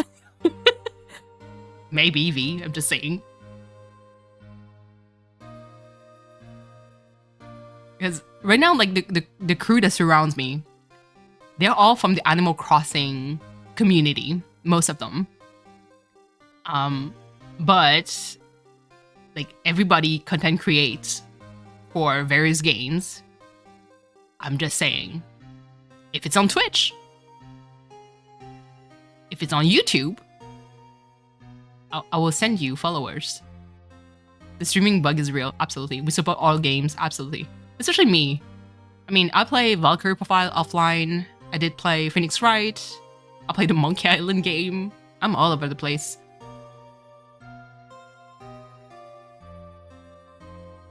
But yes, what platform do you use to stream?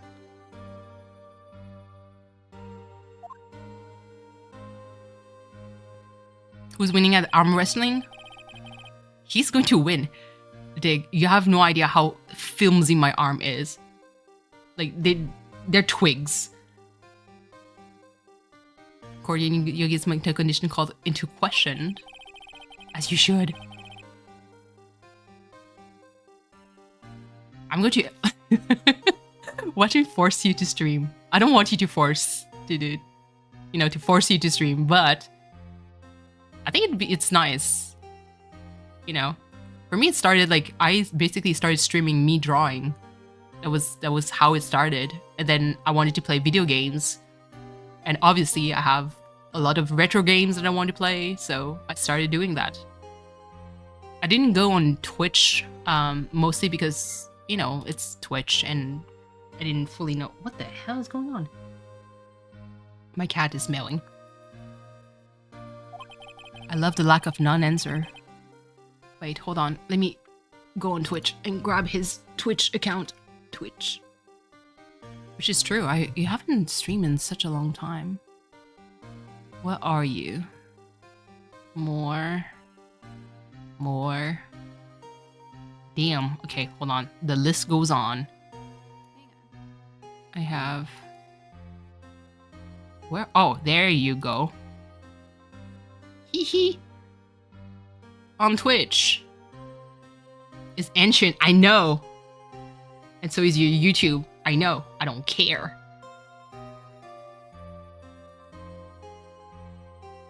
Are you going to rebrand? Oh, that's true. And your last stream was 7 years ago. Dragon's Dogma? Final Fantasy 9? I appreciate that. Wait, Final Fantasy 9. Oh, that one would be good. I'm going to force you to stream again. Did you see they're releasing an Ace Attorney cards? Yes, I know. I still didn't watch the full like Nintendo Direct. But because I try to not look at the Direct, mostly because I don't want to be tempted into buying games that I really shouldn't buy anytime soon. But yeah. But yeah, no, your Twitch is mentioned, Thunder, but it's fine. Like I said, it is a friendship that started on the internet when we were playing Ragnarok Online on a maybe not so legal server. The YouTube police, please. And yeah, it's a friendship that that carried on until now.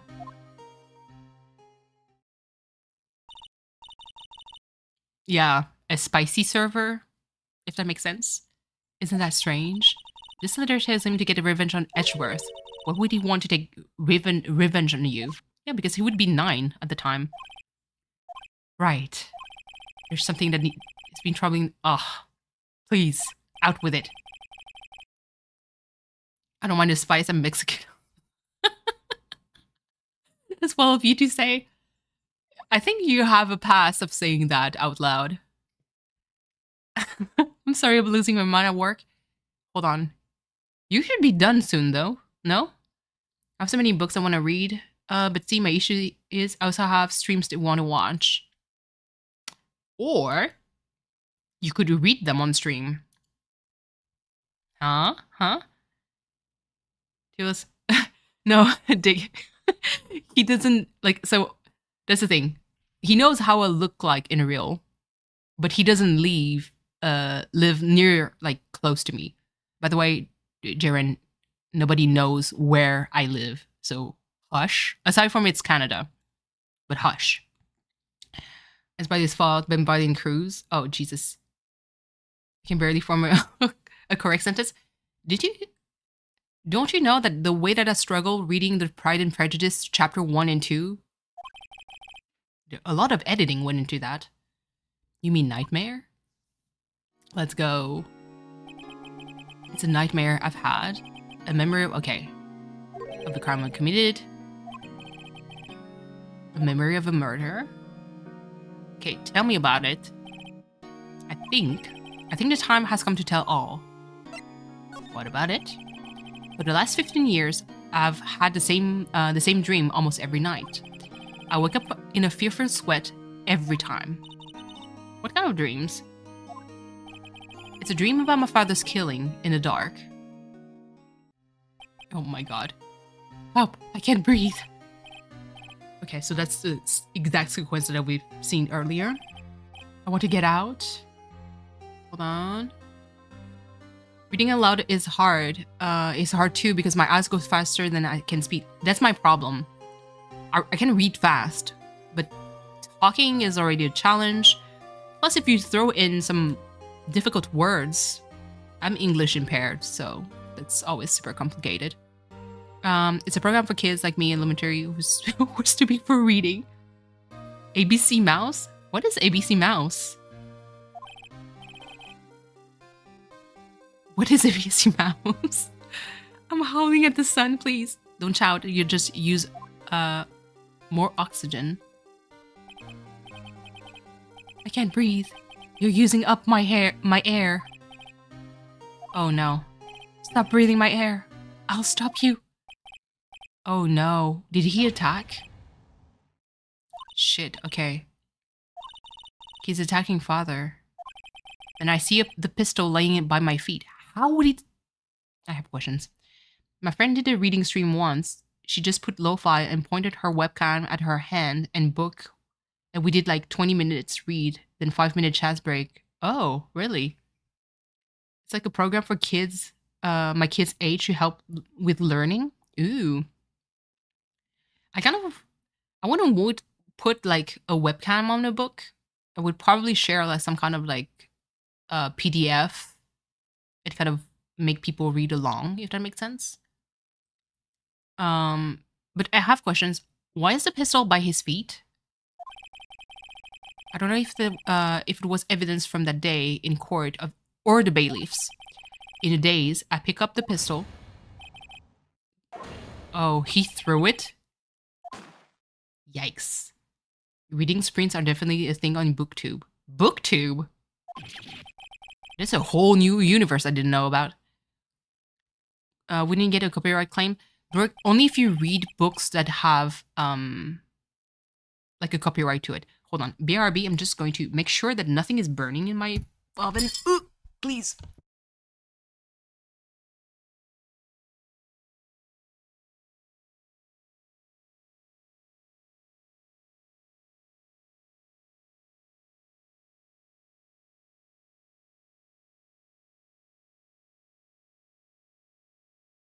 Okay, I'm back. It's finishing cooking, so I just closed the oven and kept the door closed. That way the remaining heat would do the thing. But yes, so you would... What? What is that?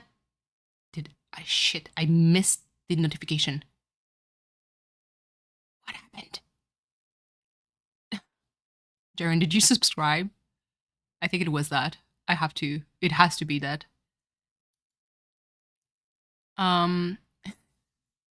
Jesus, I didn't see. Darn it. But yeah, so basically if you would read the book, if it's a not a copyright free, how would I call that? You know when the book is like old enough and there's no more copyright on it?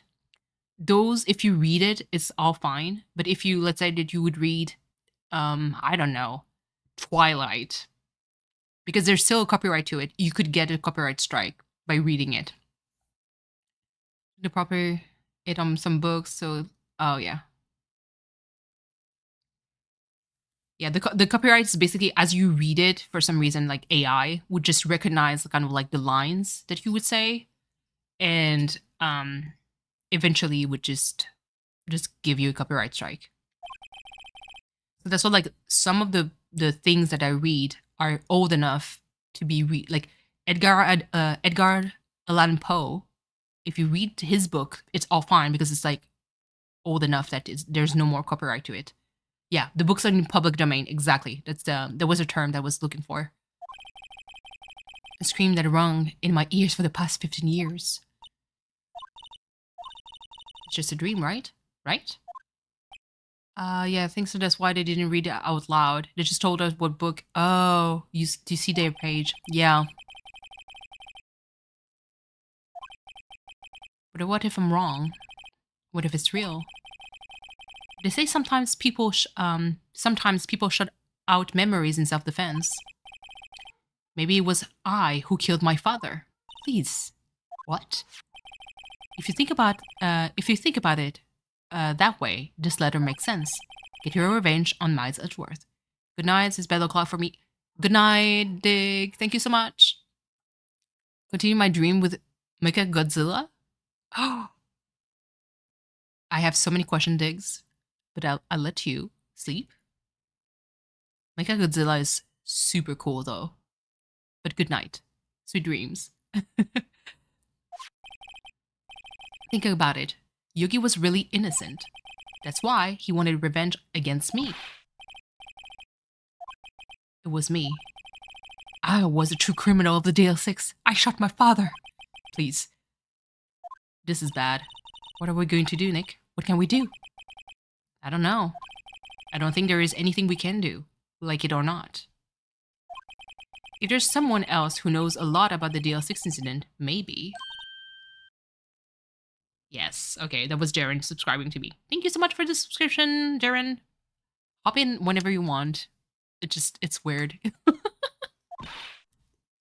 There's no specific schedule.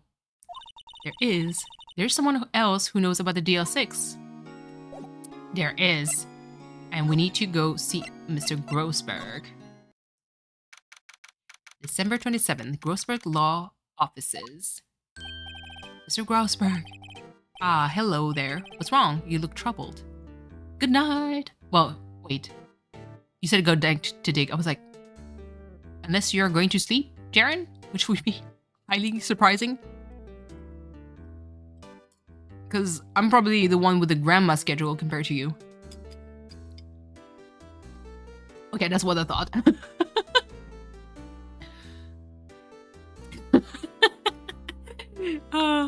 What's wrong? You look trouble. But let me tell you, Jaren, stream. Have to be. It'd be fun. I mean, you could stream Diablo 4, I'd be perfectly happy. Tell me what's happened. It's Mr. Edgeworth. Oh my god. Okay. I see.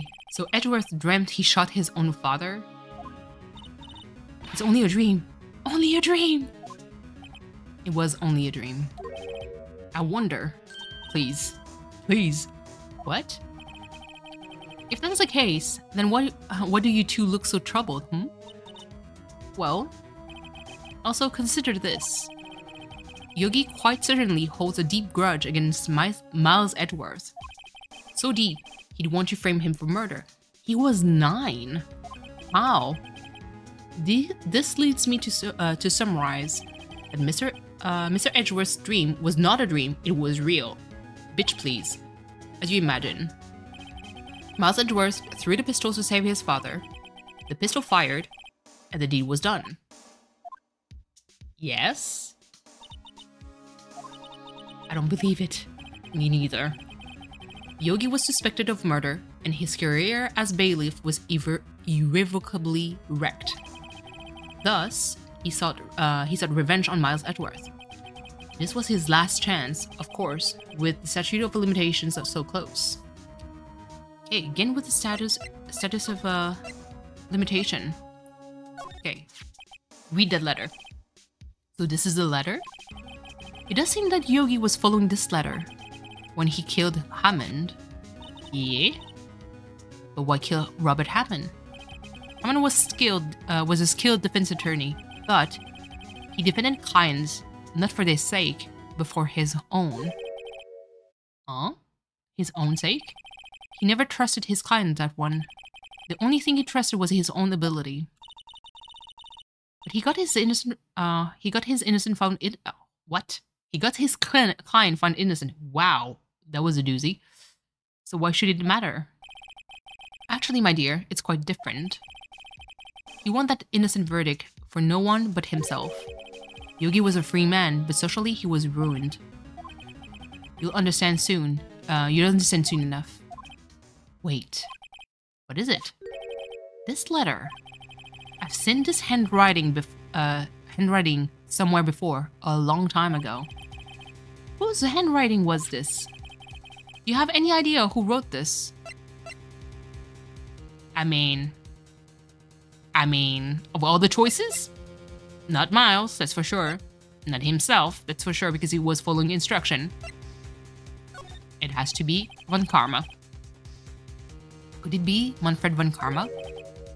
Von Karma? Why would he have something to do with this? Well, I'm not sure. Von Karma. Wait, you're right, my boy. This is Von Karma's handwriting, I'm sure of it. I used to see it all the time on court reports. Dun, dun, dun. But that means the one who told Mr. Yogi to kill was correct. Manfred Von Karma himself. What does this mean then? Why would Von Karma want to frame Edgeworth? Listen, the plot thickens. What do you know about Edgeworth's father? He was a defense attorney with a peer. It sounds trite, but it's true. Well, he may have had one peer now that I think about it. Your mentor, Mia Fey. My sister? Gregory Edgeworth was very disapproving of Mr. Von Karma's techniques. That's no surprise. Von Karma is an extreme man. Forged testimonies, and evidence are nothing to him. The result, he has a perfect win record in court. To beat him, Gregory Edgeworth tried to call attention to his method. And he lost and died in despair, as it were. I see. Spirit medium? Okay, when Gregory Edgeworth was killed, the police called on a spirit medium. It was your mother, Misty Fay. I am Gregory Edgeworth. I have been killed. The one who shot me was a bailiff, Yanni Yogi. Yet, Yogi was found innocent. It's when my mother left us. Everyone called her a fraud. That's right. Everyone thought she was, you see.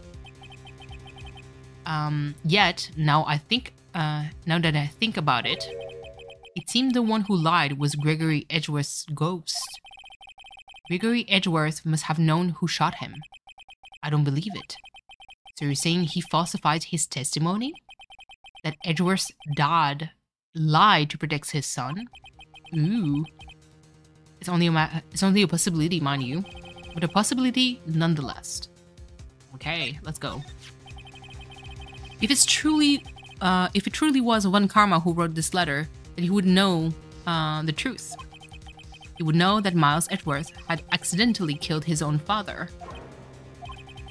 He'll say as much tomorrow in court, I should think. He'll press the point until the court finds Miles Edgeworth guilty. Oh no.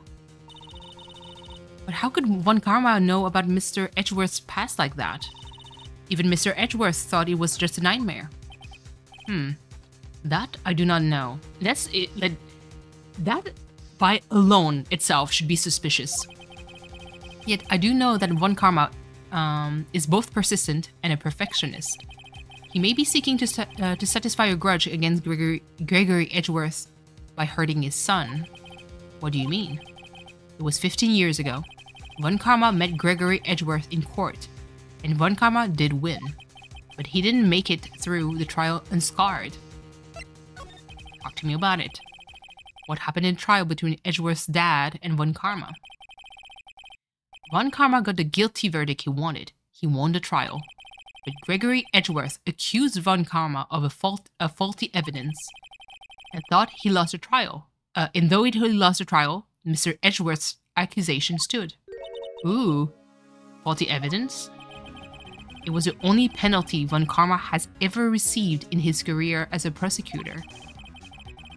Gregory Edgeworth dealt a blow to his perfect trial record. Wow. Must have been quite a shock for Von Karma. He took a vacation for several months after that, you see. A vacation? Yes. An unusual event for the man. That was the first and the last vacation he's taken in his many years of prosecuting. Super suspicious. Really? He doesn't take vacations? Like go to the sea or the mountains? To tell me he's never been to Europe?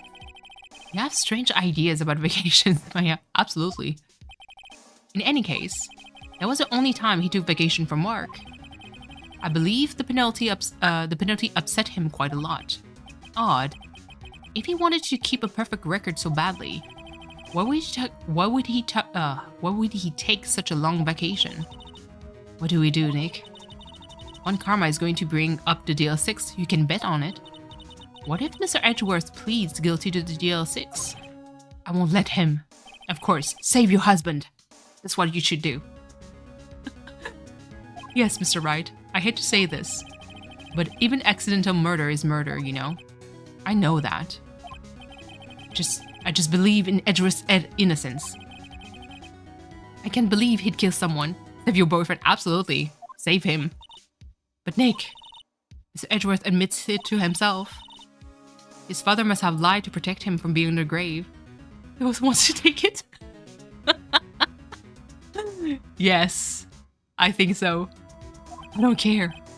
I know he's not guilty. Look at it. Exactly. Phoenix is trying to fight for his man's life. Your sister was better. Damn me. Why would you say that? Mr. Wright. If you say so, I suppose I could go check again. You should have been sick. Wow. Wow. V, please. You ratchet. Oh my god. The police finds my hold something of interest. I'm so sick of her. I know, that's the thing. I do enjoy Maya. She's just so defeatist, you know? And no help. She tries. Her sister deserves better. You're going to see as the story progresses, it's like kind of crazy. I can promise anything. In fact, I think the chances of fighting him, of fighting something are slim. I understand. The police materials, Time to go to the police station. Detention? No, let's go back here. Well, they left, Nick. Yeah, I know. No time to waste. Let's get going. Yes, let's get going to here.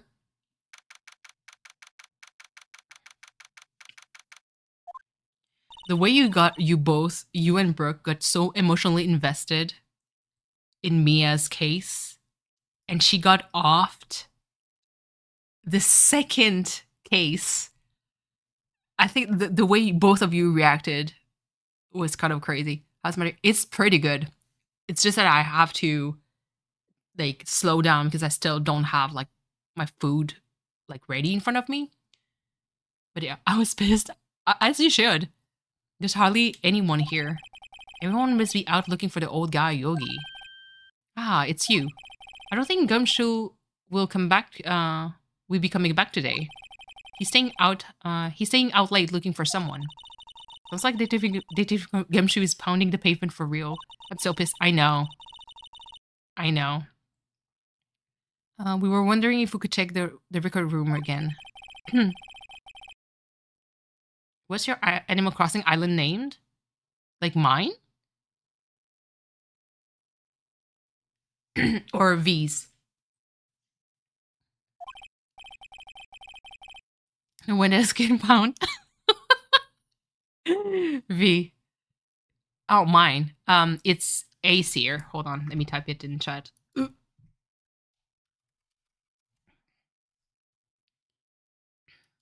There's a lot of like Valkyrie profile reference in a lot of Mistina is actually a an animal, like not Animal Crossing, a Valkyrie profile character.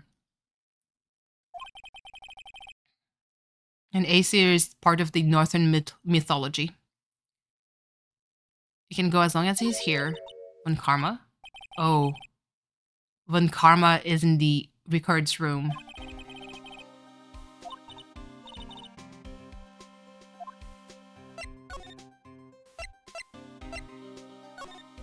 This part. That's kind of like the kind of crime like series that I like, where you know who the criminal is, but it's like, how are you going to catch him? The true friend, absolutely. Dusty as always. We were only here just yesterday. I'm sure they just haven't had time to clean. What's wrong, Nick? Nothing. I was just noticing that he's in here. One Karma. Examine. There's an open drawer. Huh? One of the drawers here is open. Someone must have been looking in it recently. At the very end of the first case, my girlfriend asked, "Doesn't she die in this game?" No. Oh no, you got spoiled. Stop playing for the day. She hasn't started the second case yet, and I've been screaming internally. Fuck. No, I would honestly hate it if someone would, and this is kind of like, that's a true story. I got spoiled. The ending and the epilogue in the fucking Harry Potter series. The last 2 books, I got spoiled. So people told me what the punch was. And people actually dropped the epilogue of Harry Potter. The last 2 books are the only 2 ones that I've never finished. Because till this day, I cannot forget. And the thing is, You know when you read a book, like any crime books, when you know who the murderer is, or when you know what the punchline is, when you read it, it kind of gives you another perspective, if that makes sense. So now you notice small details that are like, oh yeah, here's a clue that the person was a criminal, like small clues. And so I couldn't read Harry Potter ever again because I was like, I could see all the small details, and I was like, yep, I guess this is it. And yeah, no. Table flip, I would fight my SO. I'm just waiting for her to continue. I've played game 1 to 4. Oh, okay, so it wasn't a spoiler for you, but it's still kind of like, god damn. Neighbors would think it's a fun time, but no, we're squaring up. She was the only one who plays the first time. No, okay. How would she know that she dies in the first game then? God damn. Whoever spoiled it for her sucks. The label says unsolved case evidence. Unsolved cases? Nick, the file for DL6 is completely empty. What? What are you doing in here? Von Karma, you. How do you know my name? Huh? Have we met? What are you saying? He stole it? Absolutely. Probably from hearing me go through them. Oh, yeah. Okay. Maybe. We're Miles Edgeworth's defense team. What would you say that? Defense team? Ahem. I beg your pardon, you see. I rarely remember defense attorneys. They're like bugs to me. Needless things to be crushed. I can see how this guy was Edgeworth's mentor. Please. Okay, let's talk. Mr. Edgeworth is your student, right? A romanticist who still can't shed that veneer of amateurism. Just like his father, always second rate. Damn! First of all, I hate you for talking about my husband like that. Von Karma! I know! Ah! The hate is strong! Well, for this one. The other one, though, I have no problem. You had an axe to grind with Mr. Gregory Edgeworth, didn't you? Me? A grudge against a mere defense attorney? Why? Because it dealt a blow to your otherwise perfect trial record. So you did. But what I don't get is, why did you take his son under your wing afterwards? The son of your most bitter rival. That, my dear attorney, is none of your business. Okay? Tomorrow will be the last day of this trial. It has been a while since I've had a defense attorney last this long. Still, you will lose in the end. Miles Edgeworth will admit his own guilt. His guilt of 15 years ago, you mean? You're quite the researcher. If you've done your homework so well, then certainly you must understand. You know what Miles Edgeworth will tell the court tomorrow? We were right. The Von Karma is going to bring up the DL6 in court tomorrow. Oh. Okay, here's the thing that I don't understand. Why would you do that? Here's what we have to do. We have to present the one freaking letter that describes all the murder, that is clearly written by this dude, that we could do like a calligraphy comparison, and it would like basically like, look, it's the same dude, they wrote the same thing, he's guilty. But we have to do that for story case, story purposes. It's just not right. Mr. Von Karma, have a look at this. This was you, wasn't it? You instructed Yanni Yogi to commit murder. Yanni Yogi. How many years has it been since I've heard him called by that name? He's a fool. I told him to burn it after he read it. So you admit it? You wrote Mr. Yogi this letter? Yes, my dear defense attorney. Thank you for taking the trouble to bring it to me. I knew it. You saved me from a lot of needless hassle. What? Nick, what is that thing? What do you think it is? A stun gun for self-defense, usually. Indeed. I don't know about the voltage. Like, you would die with 600,000 volts. Like, I'm just saying, that's a lot. Will course through your body like a dog touching an electric fence. What would the game? No. Oh, don't worry. People don't die from it usually. Pretty sure at this voltage you would die. Now give me the letter. No.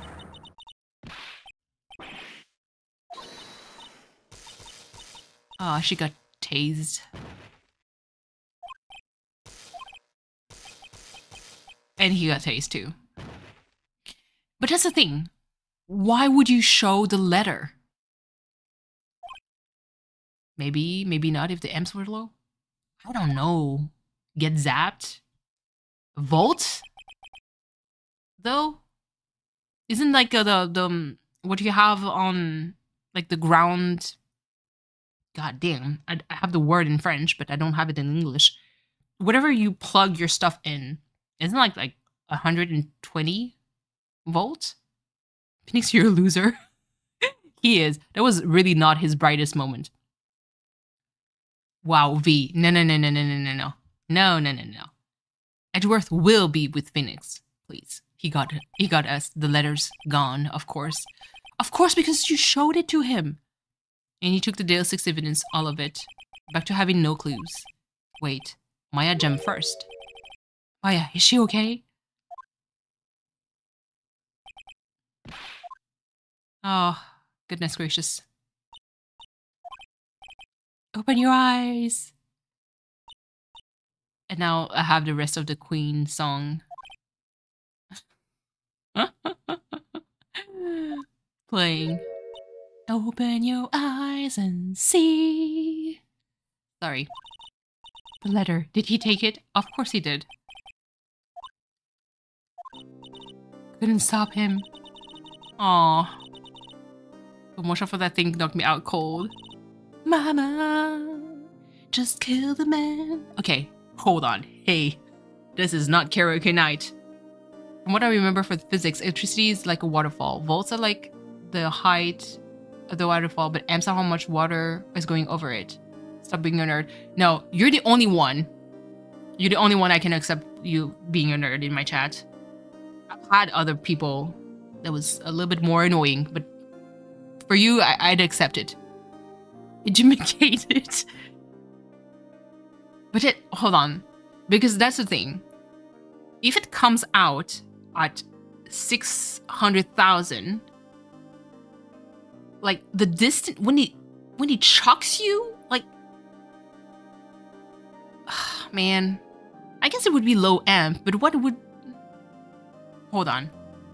Time to bring out my phone here. I'm kind of wondering. Tasers, voltage. I'm curious. Oh, okay. The taser energy weapon. This is the first like Google suggestion. The taser energy weapon use a peak voltage of 50,000 volts. So that the electrons can be propelled across a 2-inch air gap. Amp is in his city of the electricity. Like, I lost a lot of my physics. Like, I could explain it in French a little bit more. 6,000. I mean, what can 50,000 volts do to a person? Temporarily immobilized a person. Okay, hold on. Let me change. Maximum voltage for heart. That's the one that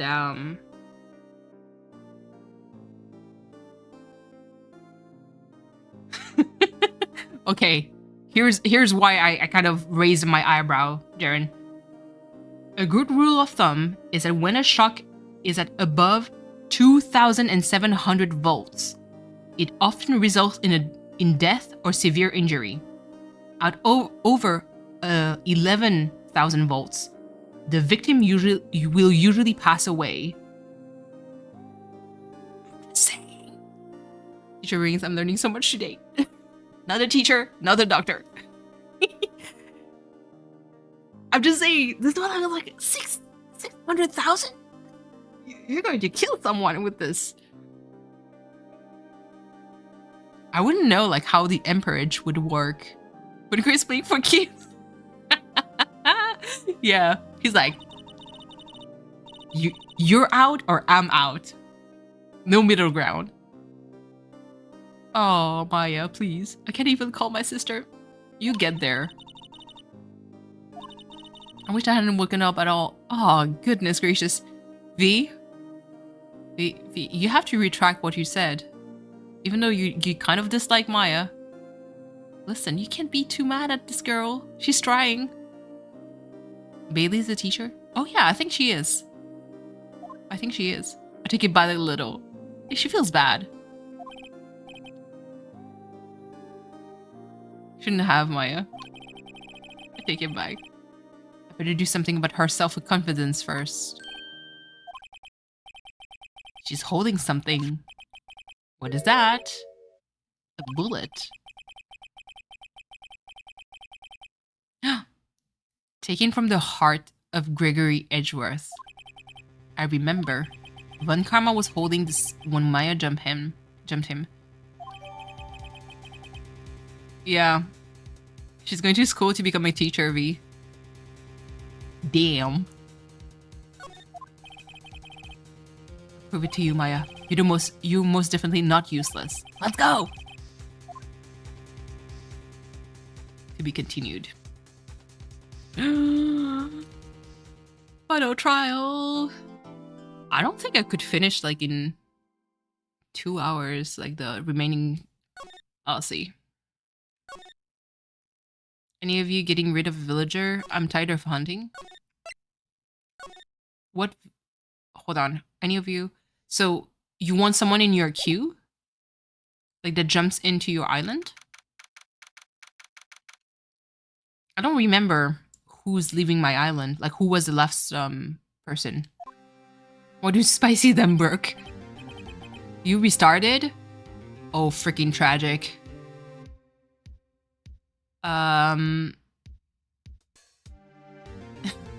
Oops. Yeah, you might want to spicy them. I could help you, but I don't have any like villager that left. This is it. Judgment Day. Today things are going to get settled at last. A lot of things. What's the big deal? I only touched his shoulder. I guess the shock hasn't worn off. Please, you'd be dead. With a stun gun yesterday. Anyway, today's the last day of trial. Good luck, Nick.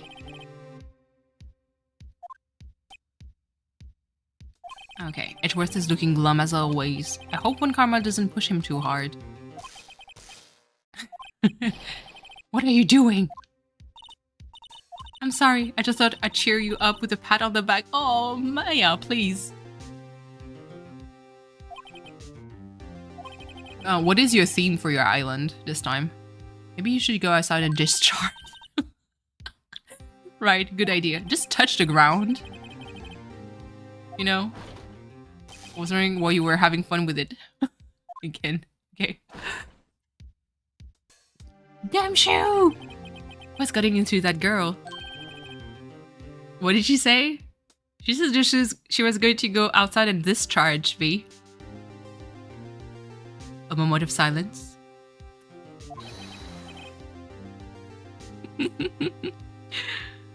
Mr. Edgeworth.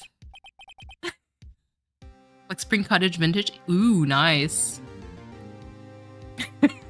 I know me. Good morning. How did it go, detective? Have no fear. As promised, I've captured our runaway caretaker. I brought him in. Took all night, pal. Thanks, Detective Gumshoe. You must be tired. Actually, after that shock I got on the way in, I feel pretty good.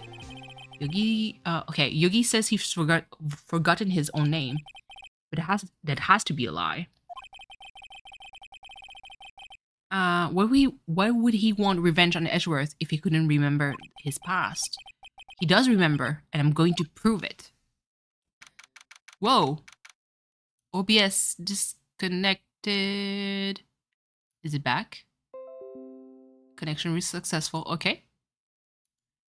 If there's a blip in the matrix, it's OBS that kind of...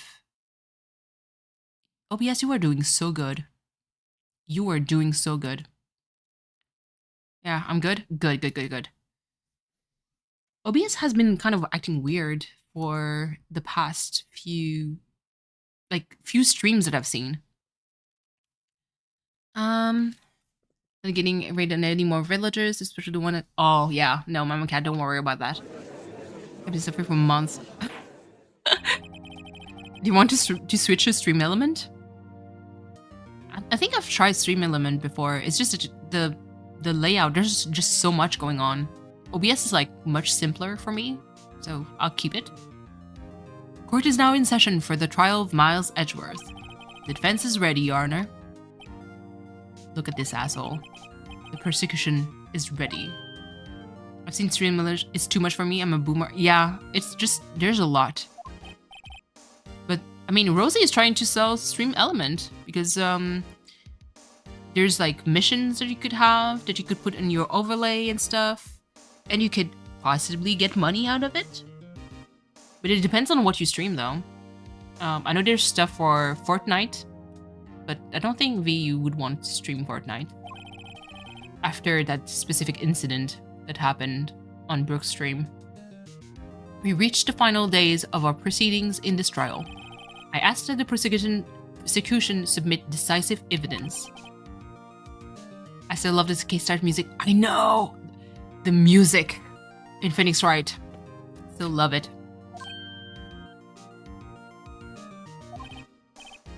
Don't be awed into silence by every little thing he says. Farewell, Mr. Von Karma, your opening statement. I think this, with whenever you're kind of like overturning the case, and he picks it up. Oh my god. I'll stop nerding out about music. By the way, Jaren, I don't know if you... Wasn't there a new Sonic game they announced? Was it a Sonic game? I don't know. I've been out of the loop for so long. New... Hold on. Sonic game. Yes, there is. Love Stream Element. It's time to go fast. V's another Sonic super fan. Was it? Hold on. Is it? Okay, it's Sonic Superstars, correct? Your Sonic stan, please. I kind of got hyped when I saw the screenshots. I don't know how to feel about it though, but I got hyped. Sonic Superstars, it looks amazing. Yeah, it does. It has like that old feel to it. That's why I'm kind of looking forward to it. In yesterday's trial, the defense asserted that the caretaker was the murderer. However, the caretaker has yet to confirm this. I would like to ask the defense to cross-examine him as much as necessary. Somebody pee yourself? Brooke, just go to the toilet, please. Very well. Please bring the witness into the courtroom. Yeah, Sonic music, I haven't heard much of the new music. Ladies and gentlemen of the court, I believe you all remember our witness. He lives in a boat rental shop on the lake from where he witnessed the incident. I'm such a jaded Sonic fan that I'm always waiting to get excited, but Superstar does look cool. Listen, Sonic 4. I know! That's the thing! I kind of... And the music. I need to listen to it. Because I watched the part of the gameplay of Sonic Frontier by the Game Grumps. I was like, why does this game look so good? But I haven't watched much of it. So I don't know if it's going to get broken at some point. Because every time they do Sonic dirty, it makes me sad. In addition, he has currently lost memory of his name and identity. Frontiers was fun. It looked fun. It looked like, okay, thank goodness, finally a Sonic that doesn't break. You know, it was a framework, but it was fun. Okay. It looks very good though. The music was kind of good too. Oh, you need to stream Frontiers? V, when? When? Side-eye emoji. Started and lost. I started and lost to the boss. Wait, did you lose to the first boss? Please don't say that. Do me proud. What did you do? No, like a big one. Okay. Because I was like, if you lost to the first boss, I'd be kind of sad. The wizard was not running away. He will now testify. Sad salad, first boss. The way that I... Listen. It's just... To put a little bit of context behind all this to chat. Imagine something good happens to you. So V, passing the notary exam. I was like, treat yourself. And the first thing she says, like, yeah, I'm going to buy myself a salad. I was like, a salad? Not my definition of treat yourself here. Like, I was thinking burgers, fries, or like ribs, stuff like that. When she says salad, I was like, listen, I wanted to be hyped, but I can't be hyped for this. I said treat yourself, not punish yourself, you know? Have Frontiers, but I need to actually start playing it? Yeah. But it have been an amazing salad. It better be. Because I do not associate salad with treat yourself. I mean, I do love salad, mind you. I love salads. I love soups. I love salads. But this is not a treat yourself moment. One of those $15 salad, man, this better stay in your body for at least 5 days. Okay, hold on. I'm really sorry about just leaving like that. Yesterday like I did. But I wasn't running away or nothing. I went to buy some food for Polly, see? I figured I got nothing to do with this incident anyhow. 5 days, exactly. $15? You need to stay, and every single piece of nutrients for your body will be extracted from this. $30? Rosie, what was in that salad? Gold? Truffles? You better... This is a 16 plus stream. I do curse, and I drop... Yeah, I drop cursey words. You better shit gold if you do that. Did you just toss it yourself? It's organic. So is poo. Like, no. $30? Are you... No, absolutely not. I would be very upset if you charged me $30. Is a salad dressing made of tears of virgins? Neeners, please. Don't truffle in that. Well, the tubers go there. That's why they jacked up the price. They know the money is there. There's no freaking way. $30 for a salad? No. Absolutely not. I'm not going to pay $30 to eat like a rabbit. Are you insane? $30? Man, go to McDonald's with it and go to town. Or any kind of like other junk food place. Listen, I've been going on a true crime rabbit hole that I usually do. I've been hearing stories about people eating their own poo like... Wait, what? What? I mean, it exists, Brooke. But... a true crime... How would you associate that to true crime? Life ain't that hard. I mean, I would eat leaves or something. You know? Okay, we need to press him on all statements. Kill a childhood and whatever. Some Bear Grylls shit. No, Bear Grylls stretched it to the extreme. How did true crimes get you to get it? I also have questions. Wait, was it just justify their behavior? The witness was not running away. Listen to this testimony. Actually, I don't need to know. I take that back. Same here.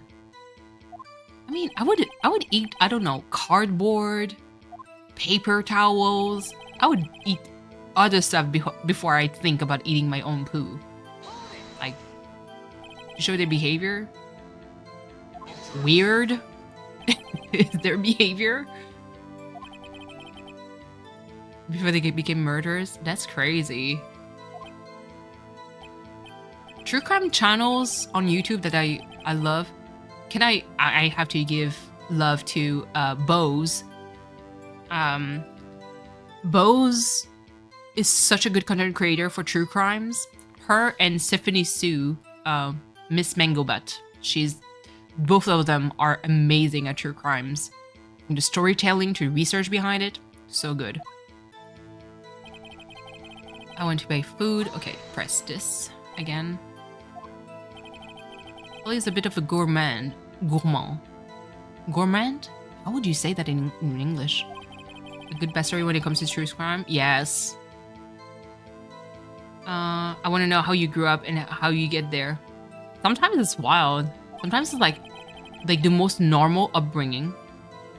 But then, you know, you lied. It started at 18. It's at $90, almost $20 for a salad, and it goes up. Oh my lord. Absolutely not.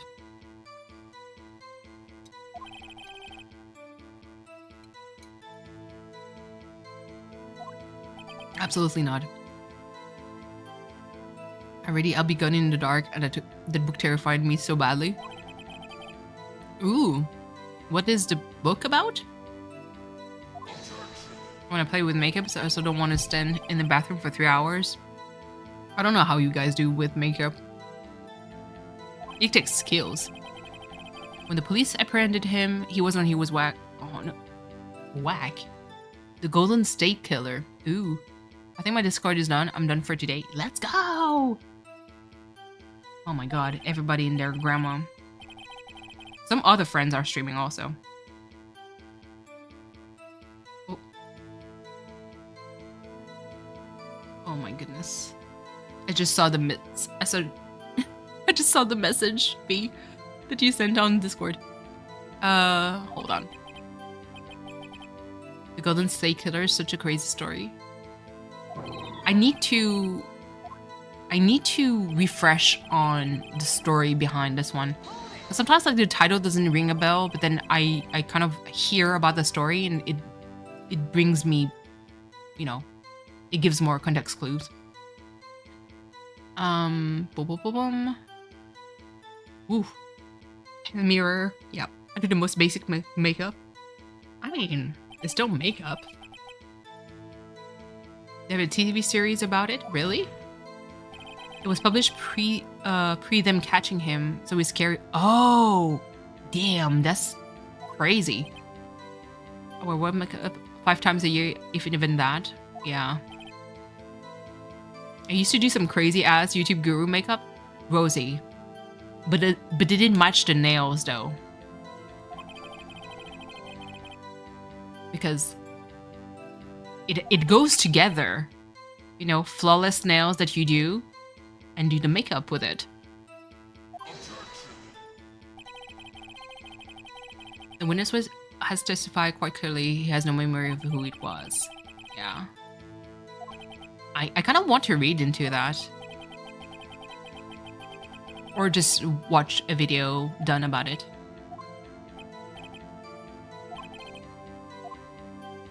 It's enough to cover blemishes. Yeah, Mama Cat. I think that would be me if I had to put foundation on. Not the brows. Oh my god. They were longer. Yes. You had a grudge against Edgeworth and the victim, Robert Hammond. That's why you took revenge on them, right? Like, doesn't matter what you press, you're not going to get much out of this. Because it's like that. It's like, oh, he lost all his memories. Brows are thin. Look, I look 10 without them, please.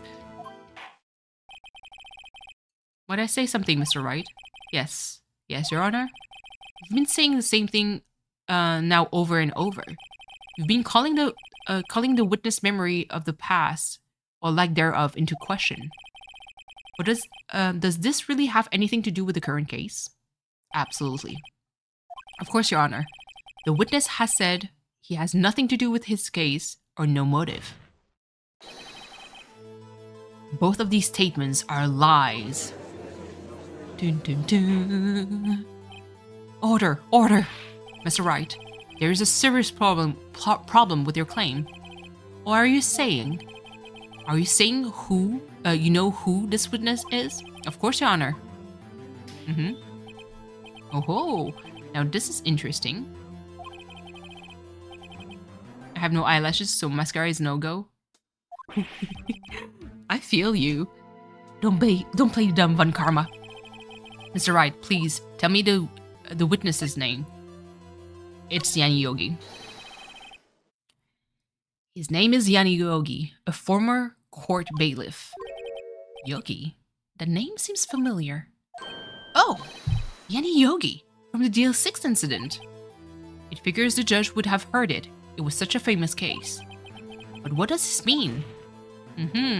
Your Honor, if this man is Mr. Yogi, then he has a clear motive.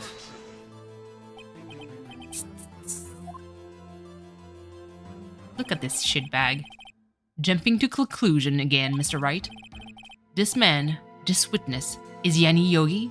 Fascinating. However, how do you propose to prove this to the court? This is a court of law. As you may recall, you need proof. And allow me to repeat once more that the witness has lost his memory.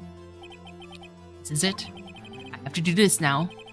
If I can't prove he's Yogi right here, right now, then I've got nowhere else to go. Nick, how are you going to prove it?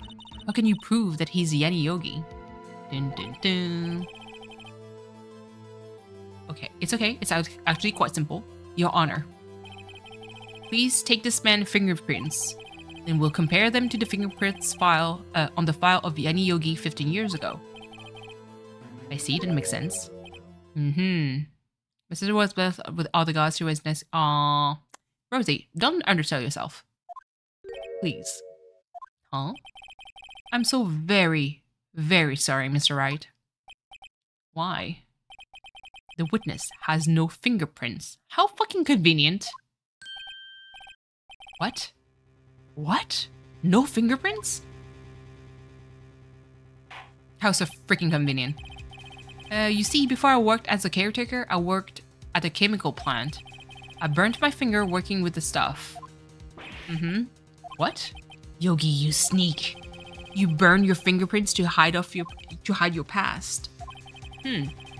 Well, if the witness has no fingerprints, how about the dentures? Like your dental print? I guess we will not be able to prove his identity. Blood work? Something? No. Well, what will you do, Mr. Wright? It seems that the case has been decided, no? No. I know what happened. I know everything. I just can't prove it. But no, I can't let it end like this. I can't lose. There has to be another way. There's no one who can testify as to who this witness is. No one. Nick, what are we going to do? Chat. Behold what we're going to do. I didn't even consider that he might have erased his fingerprints. What do I do? Well, Mr. Wright, perhaps you'd like to cross-examine his parrot for a little comic relief. Call you both into dissent. Not exactly what we want. Soon, V, but not now. Yeah, very funny. You're a sore winner, Von Karma. Wait a second. cross-examine his parrot? What is it, Nick?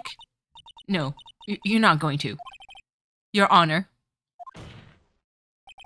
The defense would like to take Mr. Von Karma up on his proposal. Take Mr. Von Karma up? On my proposal? Exactly, Your Honor. I would like to cross-examine the witness's pet parrot. Can you read that? Like, please. Order, order. Oh, well, what do you think, Mr. Von Karma? Need you even ask? This is a farce. I object. I love how Maya is the anime side character. I know. She's amazing. Wait. You were the one who suggested I cross-examine a parrot, Von Karma. I have a right to do as you suggested. Oh. Well, if you're so desperate, then please be my guest. Of course, should you go through with this, and nothing comes of it, then I hope you're ready for the consequences. Nick, this is crazy. Well, still want to go through with your little game? Yes, I'm doing it. Let's go. It's also, I mean, at this time, you have nothing to lose. Let the parrot take the stand. I will cross-examine her, Your Honor. This is the most ridiculous thing I've ever heard. Let's make courtroom history right there. Von Karma's rigged every person's testimony, every piece of evidence, except the parrot. She's my last chance. I can't believe I'm reading that. At least I think so. Yes, Phoenix. That's the proper emotion that you should have. There's a snitches. There I said it. Rosie, what kind of beef do you have with parrots? I have questions.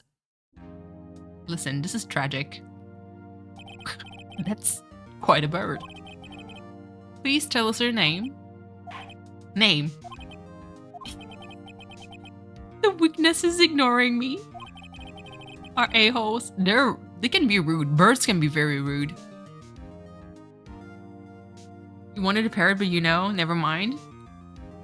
I mean, if you have a parrot, you have to put your parrots into your will, because they're going to outlive you and probably your children. A parrot didn't call me a B word. Oh! What? So I sprayed it with water and told it no. Oh my god. It must hurt to be ignored by a bird. Very well, witness. Who is your honor? Please testify for us. I repeat everything so we can joke around with them. Yeah. For real. Hello, hello. Oh, Jesus. Oh, Jesus. Certainly the most concise testimony we've had so far. Very well. Begin your cross-examination. Right. What are you going to do, Nick? I don't know. What do we do, mate?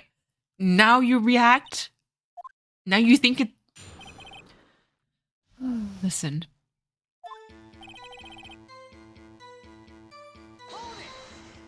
Oh my goodness.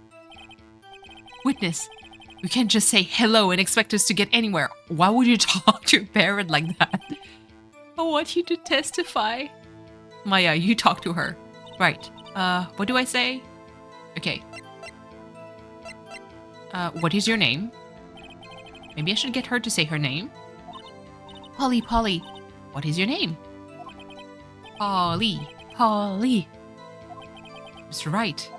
I think we've established that this parrot's name is Polly. No shit, Sherlock. Does this have anything to do with her owner's identity? Of course. Yes, it does. Ha! Fascinating. You claim that the parrot's name will prove her owner's identity. Then show us this proof. Nick, don't you think you're taking the bluffing a little too far? Listen, hold on. Let me take a pause, because we're going to look the DL6 files. Here's the reason why. Okay, case summary.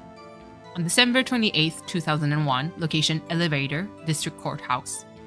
Air in elevator was oxygen depleted at the time of the incident. No clues found on the case. Victim data: Gregory Edgeworth, aged 35. Defense attorney: trapped in elevator returning from a lost trial with son, Miles Edgeworth, aged 9. 1 bullet found in the heart. The murder weapon was fired twice. Yanni Yogi, for the suspect. Court bailiff: trapped in elevator with the Edgeworths. Memory loss due to oxygen deprivation. After his arrest, fiancée Holly Jenkins committed suicide. I rest my case. We were not here to answer the question of who is the caretaker. We're here to prove that he is Yanni Yogi. Beyonce, please. Fiancé. Fiancé. Not Beyonce. Not the same category. All we have to do is tie the name Polly to Yogi. Your Honor, to prove that the parrot's name reveals the caretaker identity is the DL6 case file. The DL6 case file? That's quite a large file you have there. Which page is the proof on? Then, show us as we're wasting our time. Very well, Mr. Wright, please show us the page. Where in this file is the information connected to this parrot's name? Not the game summary, not the victim data, the suspect one. It's on the suspect data page. This page has all the information about Yanni Yogi.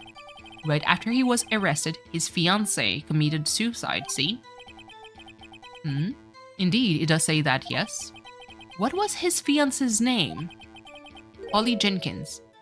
Holly? Exactly, Your Honor. He wanted to remember the name of his fiancée who had committed suicide. That's actually very tragic. That's why he named his parrot after her. I see. I guess that is possible. God damn. Bah! A mere coincidence, that's all. My granddaughter has a dog she calls Phoenix. What?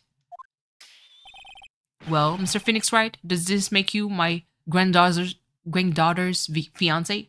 Wait, I thought it was a dog. The hell? She's only 7 years old. What? What kind of lunacy is this? Backward logic. Alone, it is a little weak for evidence in a murder trial. We need some other corroborating evidence. I'm going to find that. Nick, we're getting closer. One more. We can just, if we can just get one more piece of evidence. Right. But what? Very well, witness. You may continue. Okay. And then...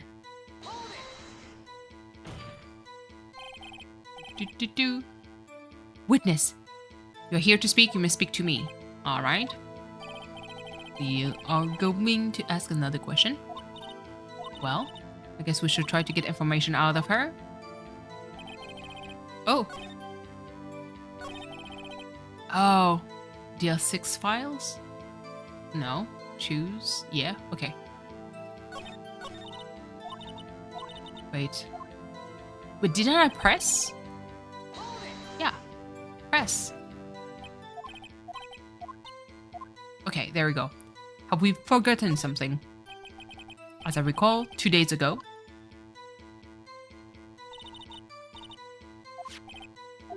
Don't forget DL6. That's what she would say. Have we forgotten something? Ooh, she got trained to not say it anymore. That's not what you're supposed to say. Forgot. Something we forgot. Yep. She got reprogrammed. I'm wondering, are you out already? Something's the matter, Mr. Wright? Wait, don't tell me Von Karma expected this. He couldn't have retained the parrot, could he? Did he train her to not respond when we asked if we'd forgotten anything? Fucking tragic. Hold on. One last. Okay. Okay, one more. They thought of everything, yeah. What's a safe number? Maybe I'll get her to say the number of the safe. Huh? The safe? Why? Let's just try to get her to say anything, okay? I mean, I'm feeling. Let's go. Holly, what was the number of this to the safe of the shack? 1228. 1228. My, what a reckless parrot. Well, Mr. Wright, you aren't claiming that number has something to do with the caretaker. Actually, it does. That's why I had her say it. Ridiculous. How can a number to a safe tell us who the caretaker is? Show us your proof. What could possibly link this number to the caretaker's true identity? Again, we're going to present the case file. What is this obsession you have with that case? Mr. Wright, where in this file is something related to the safe number? In the case summary. Because in the case summary, 1228 is the date of the actual murder in the courtroom. December 28th. So, case summary. It's on the case summary page. Genius. I know, it ties... Listen, friends. The Phoenix Wright series, I love it for a reason. It ties together so fucking well. Specifically, the date on which the DL6 incident occurred. Big brain? Absolutely. You had no idea. Like, when I played it, it was on a Game Boy Advance. I had a bootleg translation because it was all in Japanese. I was freaking mind blown. And I felt like a freaking genius when I figured things out. I was like, oh my god. The wrinkliest brain ever. Master and Pirate, it will all mean. Riskus Cockatiel, it was really sweet. Aww.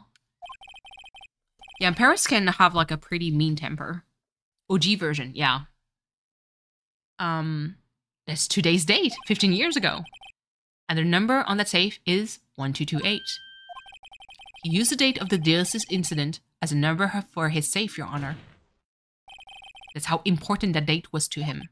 I see. It certainly is an interesting coincidence. People often do set their secret number to dates. Bah. This is not tangible proof, please. I set my ATM card to 00 because I'm number one. Boo. Boo. Boo. Plus it would be hacked so easily. We put on Rio for it once and it went crazy. Aww. Because Rio has like a lot of like birds and colors, no? I haven't watched Rio, I think. It has nothing to do with the date. Nothing. That's enough. I think we've reached a conclusion here. This is a mere coincidence, that's all. True, that is a possibility. However, two coincidences at the same time seems more like a pattern to me. What are you saying? Summon a caretaker of the boat shop. Let's go! Immediately. Ah. This music. Ah, let's go! I get hyped every time. Witness, tell us your name. Wait, this witness, he doesn't remember. Please. No, it's okay. Oh, that switch. I've accomplished what I wanted to do. I'm done. He looks totally different. Absolutely. This is the real Yogi, I think. Finally. The bird singing loved it. Aww, that's so cute. He's been acting feeble to hide his true identity. Acting for 15 years. Well, let me ask you again. Please state your name for the court. My name is Yani Yogi. 15 years ago, I served as a bailiff in this court. Yeah, I know. He got all serious. It's like, tis time. It's my turn to shine. It was you who killed Robert Hammond and tried to frame Miles Edgeworth for his death? Yes, it was me. Whew, I did it. Chills. They put me on the witness stand 15 years ago. Robert Hammond, he said, I was mentally unsound. It's so sad. He told me it would make me innocent. Get me off the hook. So, I pretended to have brain damage. I was innocent, really, but he didn't believe me. We won the trial, but I lost everything. I lost my job, my fiancé, my social standing. Then, this year, 15 years later, a package arrived. It was a letter and a pistol. The plan was written out in careful detail. It was a plan for me to take my revenge on the people who ruined my life. I didn't care who had sent it. I thought this was my chance. After 15 years, this was it. Finally, a chance to have my revenge on Robert Hammond and Miles Edgeworth. I have no regrets. Wait a moment. Revenge? Against Miles Edgeworth? What do you mean? I'm not at liberty to speak on that matter. Why don't you ask Mr. Edgeworth yourself? Damn, that was a trap. Anyway, I admit it. I was the one who killed Mr. Robert Hammond. Von Karma? Where is Mr. Yogi? Under arrest, Your Honor.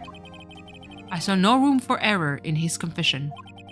Then the defendant, Miles Edgeworth, is innocent, in this case at least. Oh man, I know the tease continues. Very well. Will the defendant please take the stand? It was still a trap. There are few mysteries left unsolved. Still, you are cleared of suspicion for this particular case. Husband, I know. So I would like to pass judgment on the murder of Robert Hammond. Any objections? Oh, I don't believe it. Why isn't Von Karma saying anything? Very well. This court finds the defendant, Mr. Miles Edgeworth, not guilty. Yay! That's suspicious, but yay! That is all. This court is adjourned. Of course. Of course. Did someone just say objection? And it wasn't Von Karma. Wait, but that means no. Edgeworth! Your Honor, I object to your judgment. Bruh! I got your ass off the hook. What the hell are you doing? What do you mean? I'm not innocent at all. As we have heard, Yanni Yogi killed Robert Hammond in revenge. But revenge for what? Nick, Edgeworth is trying to confess. He's going to say he's guilty. Jeez, I know. The music is so hype. He's going to tell them he was a murderer in the DL6 incident. He's going to tell them he's killed his own dad. What do I do? Raise a fucking objection? The judgment has already been passed. I object to Edgeworth's outburst. God damn. Now you object? Bruh. Didn't something like this happen yesterday too? He's to shut him up. I believe a certain witness raised an objection after a guilty verdict was passed. Fuck. That's true. That would be Larry. We must hear this new statement. He's not wrong. We must hear Miles Edgeworth. He's right. We have a duty to hear Mr. Edgeworth out. God damn. Ah, my goodness. For 15 years, I've had a recurring dream. A nightmare. It's only a nightmare. That's what I told myself. But now I know it wasn't a dream. Yanni Yogi wasn't the killer. You mean in the incident where your father died? From the distance of the shot, it wasn't suicide either.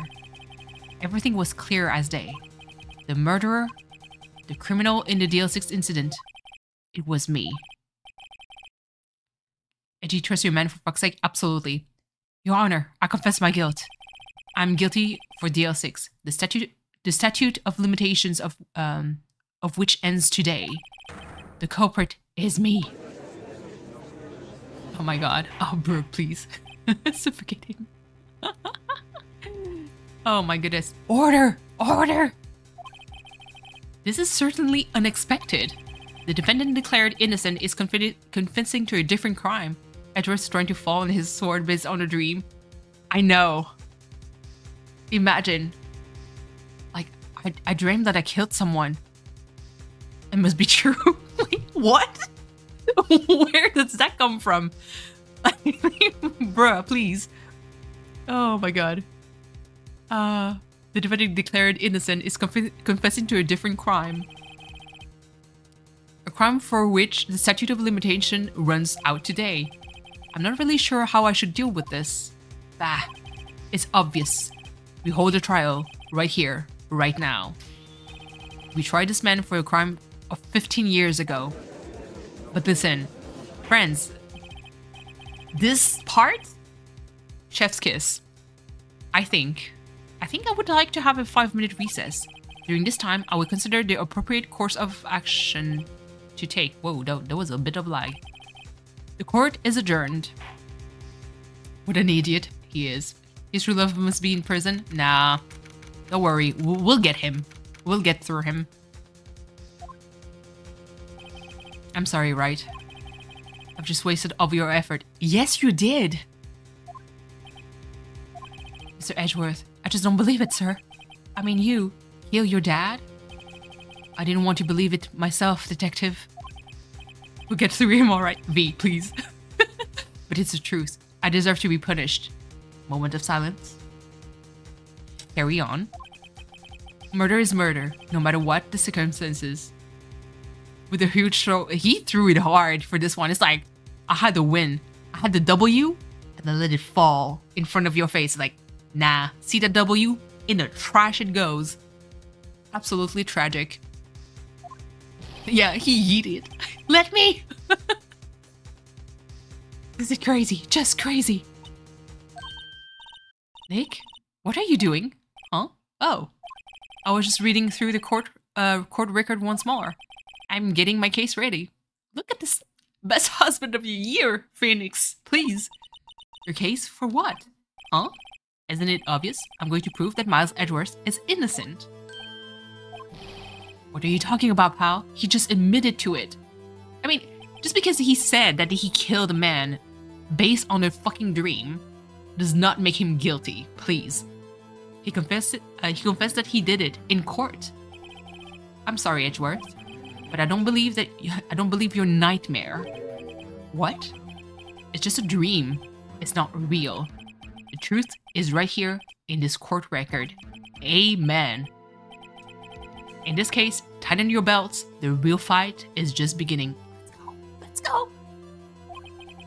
I have the dreams all the time. Should I go to court? Apparently, Rosie, you should admit to those crimes. I'll prove you're innocent, trust me.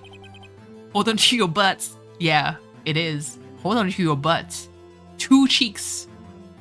1 for each hands. Let's go.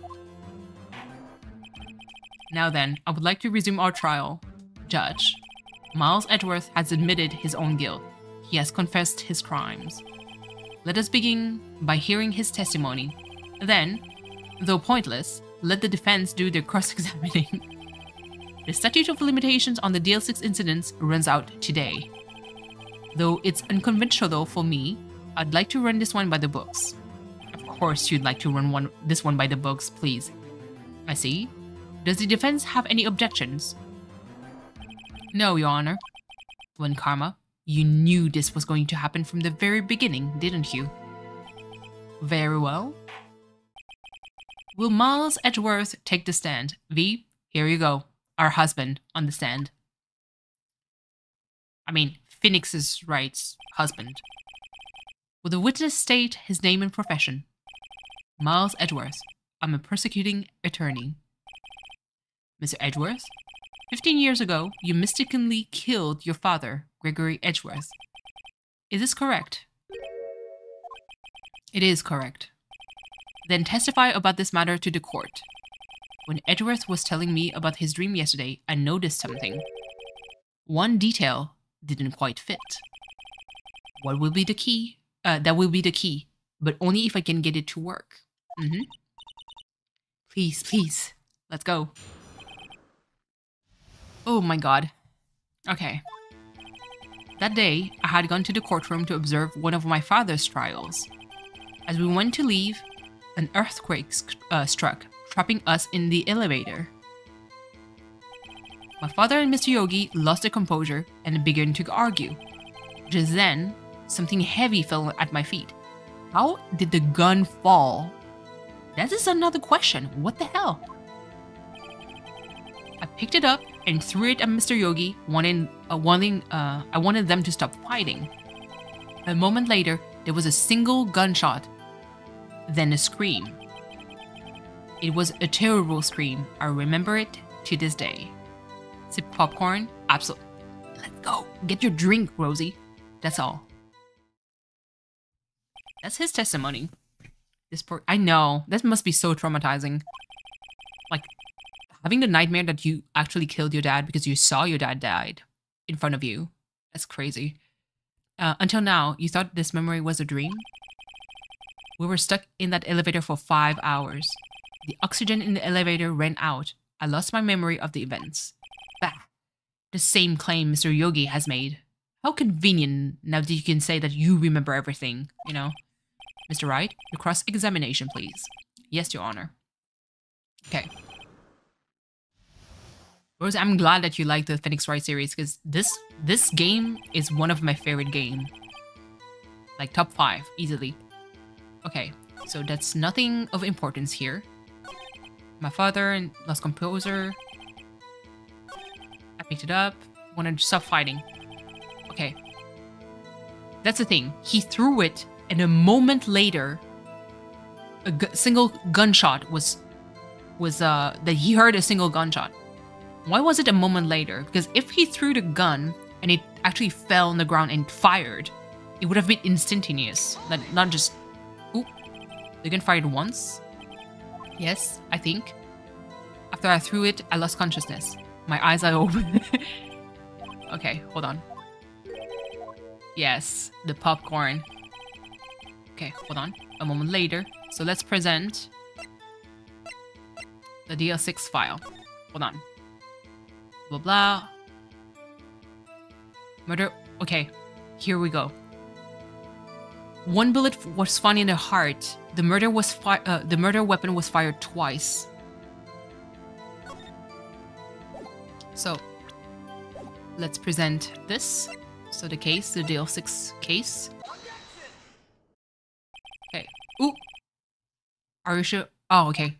I could have done the photo too. I'm sure of that. I heard one shot and the scream. Then everything faded. I was unconscious until the rescuer came. I see. No, Your Honor. Unfortunately, you don't. Look at this file one more time. This plainly contradicts the witness's testimony. Deep as voice. You do enjoy dragging out that file, do you? I don't accept this evidence unless you can tell us what page is on. The victim. Look at the victim data in this file. It says quite plainly, the murder weapon was fired twice. Dinner is done, so you're free. Let's go. Miles Edgeworth only heard one gunshot. Yet, the murder weapon was fired twice.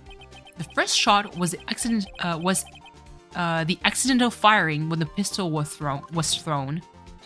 So, who fired the remaining shot?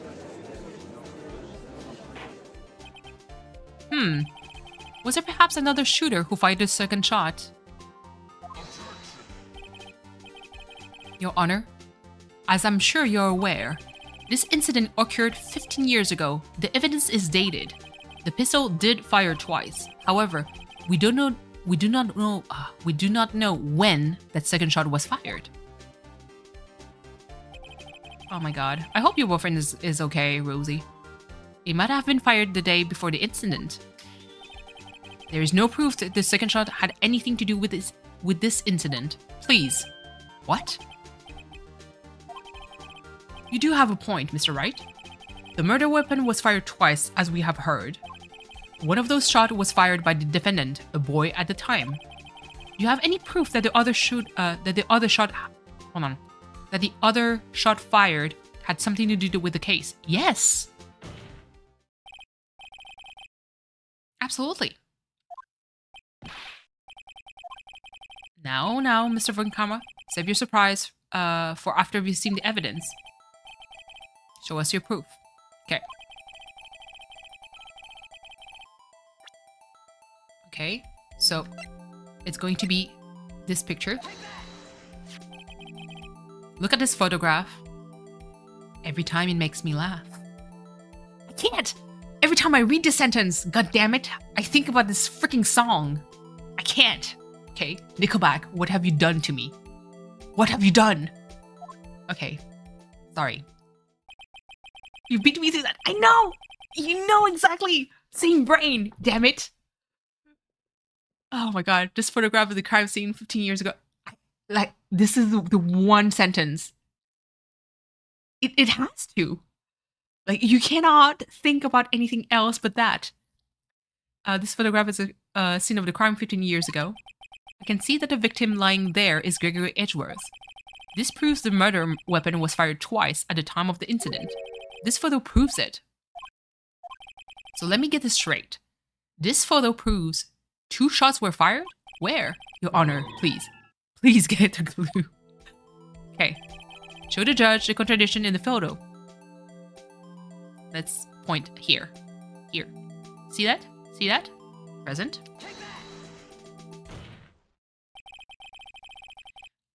As should be obvious, the contradiction is here. I see a bullet hole in the door. Your Honor, Gregory Edgeworth was killed by a shot from the pistol.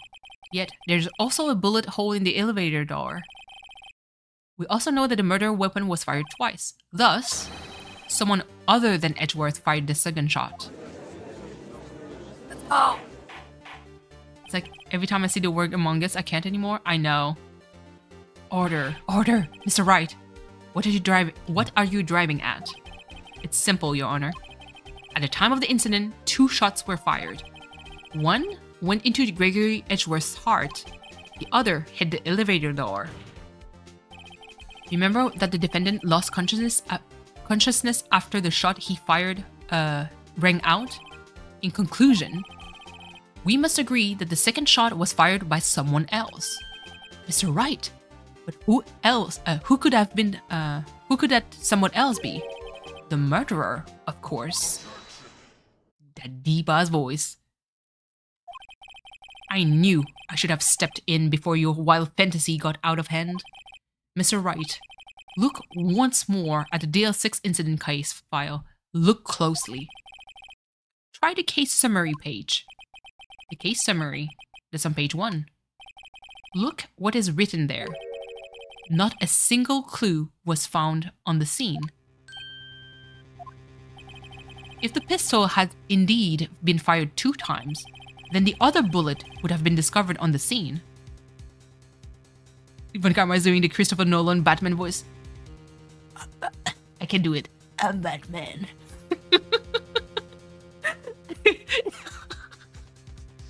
It sounds like freaking someone on drug who said I'm Batman when I say it. Oh, fucking tragic. Oh, please. Where's the evidence? Where's the evidence? Oh my god. That the other bullets would have been discovered on the scene. True. He does have a point. That second bullet has never been found. Why? Because the second bullet does not exist. Bitch, please. The bullet that claimed Gregory Edgeworth's life was the one fired by his own son. That is the truth of this matter. The whole truth. It was undoubtedly something else that made the bullet hole. Hold on. That made the bullet hole in the door. In the fucking courthouse? Is it me? Like, or is this like nobody questions it? Bringing a gun into a courthouse? I'm doing like this. Press X for doubt. Order! I will have order. Mr. Wright has proven one thing to us quite clearly. That the murder weapon was fired twice at the time of the incident. However, as Mr. Von Karma says, the second bullet fired was not found. It is highly unlikely that the police merely overlooked the second bullet. True. That is true. So we all have the single... Oh, hold on. So all we have is the single bullet fired. Dun, dun, dun.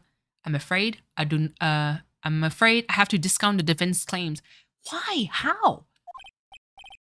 This loss... I mean, yes, absolutely. Just the fact that it's death sentence in this case, it's a red flag already. I praise the judge for his wisdom in this matter. Please, please, please, please. Yeah, how did this happen? I don't believe that that the second bullet didn't exist. Absolutely. I know, as you should. Was I wrong? Have I been wrong about this whole incident? What are you doing, Nick? Why aren't you raising an objection? I'm sorry, Maya. What? It looks like I was wrong. What? Nick. Nick, please. I beg. If the second bullet wasn't there, then all my conjectures are for nothing. What? What? No. But you said you'd do it, Nick. You said you'd get Edward declared innocent. I'm sorry. It's just when I saw the photograph and you didn't laugh this time, I thought that a two-shot had been fired. I was so certain of it. I thought I'd won. I thought there was another person, someone else who'd fired the killing shot. But now, I was wrong to think that it could be that simple. This case has stood unsolved for 15 years. Nick, please. Well, it seems that we have finally cleared up this incident. Only one bullet was found at the scene of the crime. The fact that he dismisses it drives me nuts. That shot was fired by Miles Edgeworth. Yes. Precisely. I would like to ask one thing of Miles Edgeworth before passing my verdict. Have you been paying attention to the trial so far? Yes, Your Honor. Do you have any objections? No. No, I do not. So you killed your father, though that was not your intention? Yes, I did. Oh no. He's accepted the guilt. Very well. The statute of limitations on the murder of Gregory Edgeworth runs out today. Therefore, I must pronounce a verdict on the defendant today, right here. Right now. Indeed. Does anyone have any objection? Absolutely. I've been here before. It's just like my first day in court. There are so many things I know I should be saying, but my mind's gone blank and I can't find a word. One word. Objection. One word. Your Honor. I object.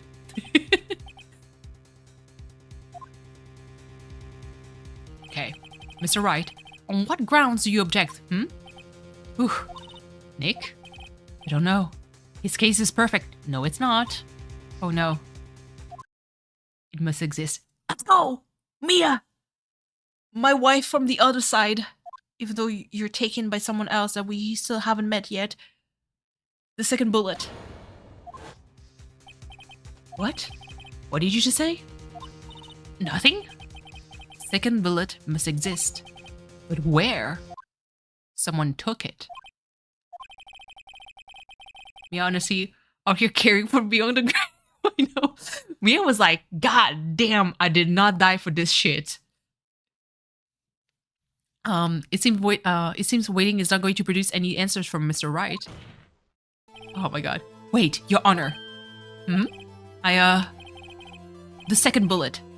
It existed. What? We've just heard proof that it did not exist. First of all, I'm raising questions, but listen, I'm gonna shut up. I'm going to not say anything. I realize that, Your Honor. I'm really grasping here. It's just someone took it from the scene of the crime. That's what happened. But who? The murderer. The murderer? Then tell us, who is this murderer? I'm still thinking about that one.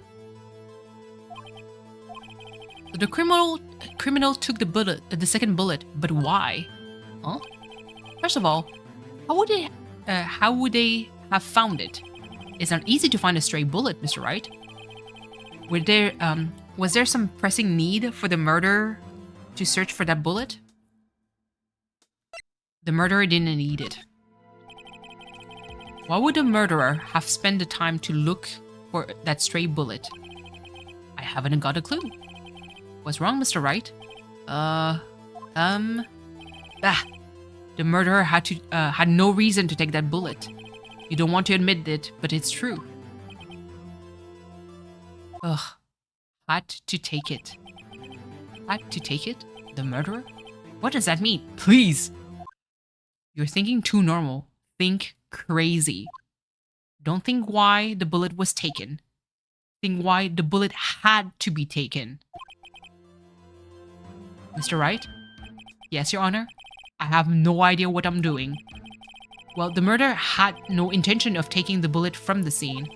But, the murderer had to take that bullet.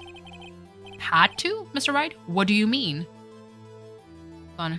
He gets sick minimum. Oh, Jesus. I hope he's going to get better soon, Rosie, because that really sucks. Mr. Wright, what do you mean? Well, for instance, what? Maybe the bullet, hit the murderer? The bullet hit the murderer? Mm-hmm. Just saying, for instance. I mean, if it hit you, you would have to take it with you, wouldn't you?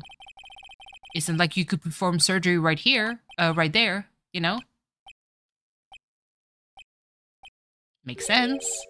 Wait a second. I was just talking off the top of my head, but what if that's really what happened? Let me get this straight. So at the time of the murderer themselves was shot, and they left with the second bullet still inside them, thus leaving only one bullet at the scene of crime. Yes, I guess that's how it would work. Yes, but there's a problem with that. The other two people rescued from that elevator, Miles Edgeworth and Yanni Yogi, were both unharmed. So that would mean the murderer came from outside. Get your popcorn, friends! This is the finishing line. The two men fight inside the elevator. Trying to stop them, the boy picks up the pistol from his feet and throws it. The pistol discharges, and the bullet goes through the elevator door and hits the murderer outside. The boy loses consciousness. Then the murderer opens the elevator door and sees the men inside, that all lost consciousness, mind you. Mr. Wright, you are truly the most unpredictable defense attorney I've ever known. I can tell you're grasping, yet I cannot deny the possibility of what you say. What are you doing? What are you saying? Deny it! Deny it! No one involved with the incident was wounded. There was no murderer. No one was wounded at the time of the incident. He's right. I can't think of anyone. Hey, Nick. Huh? I just thought of something really crazy. Crazy? Remember what Mr. Grossberg said yesterday? Gregory Edgeworth dealt a blow to his perfect trial record. It must have been quite a shock for Von Karma. He took a vacation for several months after that, you see. Yes, unusual event for the man. Cut off the ramen. Oh yeah. How was his kidney, by the way? Because like I said, like the sodium level was kind of crazy for him. He needs to drink more water, like plain water.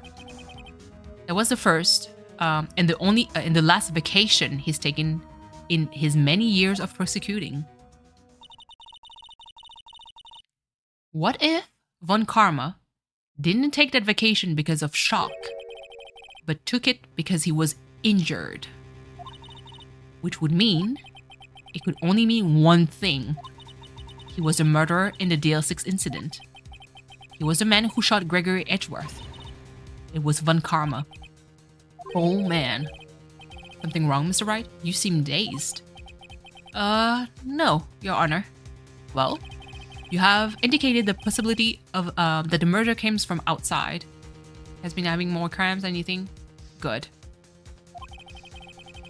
Can you give us the name of your suspect? Uh-oh. Should I come out and say it now? Say it now! Say it now! Your Honor, there is a suspect. One lone suspect. Well, this is certainly interesting news. Very well, Mr. Wright. Who is your suspect? Ugh, my hands are shaking. I would shit my pants. Von Karma. Von Karma? Oh, this music, I like it. The start. It's like getting into a fight. Are there different endings in the game? Want to play? There is. In the second game. In the second game, there is a different ending for the last trial. And it's the only one that kind of differs. Otherwise, you kind of just reload. But if you actually read and pay attention, it's not that hard. But the last, like, I think the last game has like some kind of crazy twists and turns. But like I said, I'm planning on streaming all of it. You mean the Von Karma, the persecutor? The one standing right over there? Bah! You don't object? I see no need. Why honor this ridiculous outburst with my objection? Because you took a vacation for several months, starting the day after the incident. Yet you pride yourself on a perfect record. Why would you take such a long vacation without any reason? So you're claiming that I took a vacation to heal my injury from the incident? Fascinating. Prove it. I would have needed surgery, no? Where did I go under the knife at, Mr. Wright? Bring the doctor that operated on me. Have him testify. Nick, let's find out who is his doctor. It's no use. Edgeworth? I know Von Karma, perhaps too well. He's perfect. He wouldn't leave clues. He probably didn't undergo surgery. Black market, sir. Absolutely. That would leave a doctor as a witness. Mexico, the fact that you guys dropped answers immediately, do I have to worry? Nobody's that perfect. So what, Nick? Did Von Karma pull the bullet out himself? That's insane. I mean, people that are insane would do anything. No, he couldn't have. You can't just pull bullet out of yourself. I mean, can't you? If you dig enough, like, I mean, you would lose a shit ton of blood, but it's still in there, Brooke. Absolutely. Wait, what does that mean? That the bullet has to be somewhere, but where? Well, Mr. Wright, can you produce evidence to prove that it was shot? Let's show the evidence. Alright, Von Karma, I'll prove it. And I'll even use evidence. I know how you like it so much. What? The evidence that proves Von Karma was shot is... Metal detector. Rosie, you're into something! Let's go! Von Karma is perfect. He wouldn't risk surgery, leaving an evidence trail. So then, I ask, where is that bullet now? I think it's unlikely that Von Karma performed surgery on himself. You don't mean... I do. There is a possibility that the bullet is still inside Von Karma. How is that even possible for all these years? Well, there's one way to find out. We could use this metal detector. Well, Von Karma, I'm going to run this over and see what we find. The crowd goes wild. Look at this face. Nervous ass face. I refuse. You refuse? But refusing this means... You acknowledge that the bullet is still inside you? Uh-huh. So hype. Let's go! Order! Order! Order! Your Honor, the defense requests that we'll that we be allowed to use the metal detector. I don't know if you can hear. Oh, welcome back, Naru. I get so hyped when I read. Emotion gets in. No. Judge, I call for suspension of this trial. This is an invasion of privacy. What privacy, please? Depending on the entrance of the bullet and where it is, it could be more dangerous than taking it out. And of course, you're covering up a murder, so it's yeah, absolutely. I mean, especially if it's like on the upper parts, so anywhere around your shoulder area or clavicle area, there's so many arteries around there that could be. You don't want to bleed to death if you remove a bullet. The statute of limitations runs out on this case today. It was you who said we had to end it right here, right now. Oh. Enough. I permit the use of the metal detector. Mr. Von Karma, you will submit yourself to the testing. What does that mean? I don't know. Well, we have to give it a shot.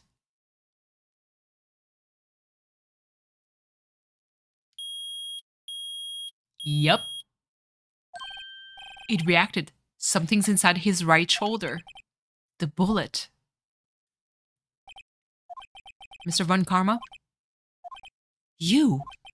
It was you. I was afraid this would happen. We're back on track, baby. I've removed bullets before. I believe that. And so, I remained silent. Indeed, there is a bullet in my shoulder. However, it has nothing to do with this incident. What? I was shot in the shoulder long before the DL6 incident.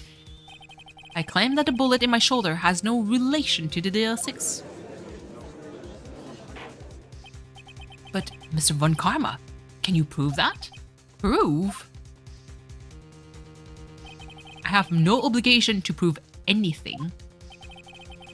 It is Mr. Wright who must prove something here, not I. Mr. Wright? Well, can you prove it? Can you prove that the bullet in Von Karma's shoulders was from DL6? Of course they can't. You don't have any of the DL6 evidence because you stole it, motherfucker.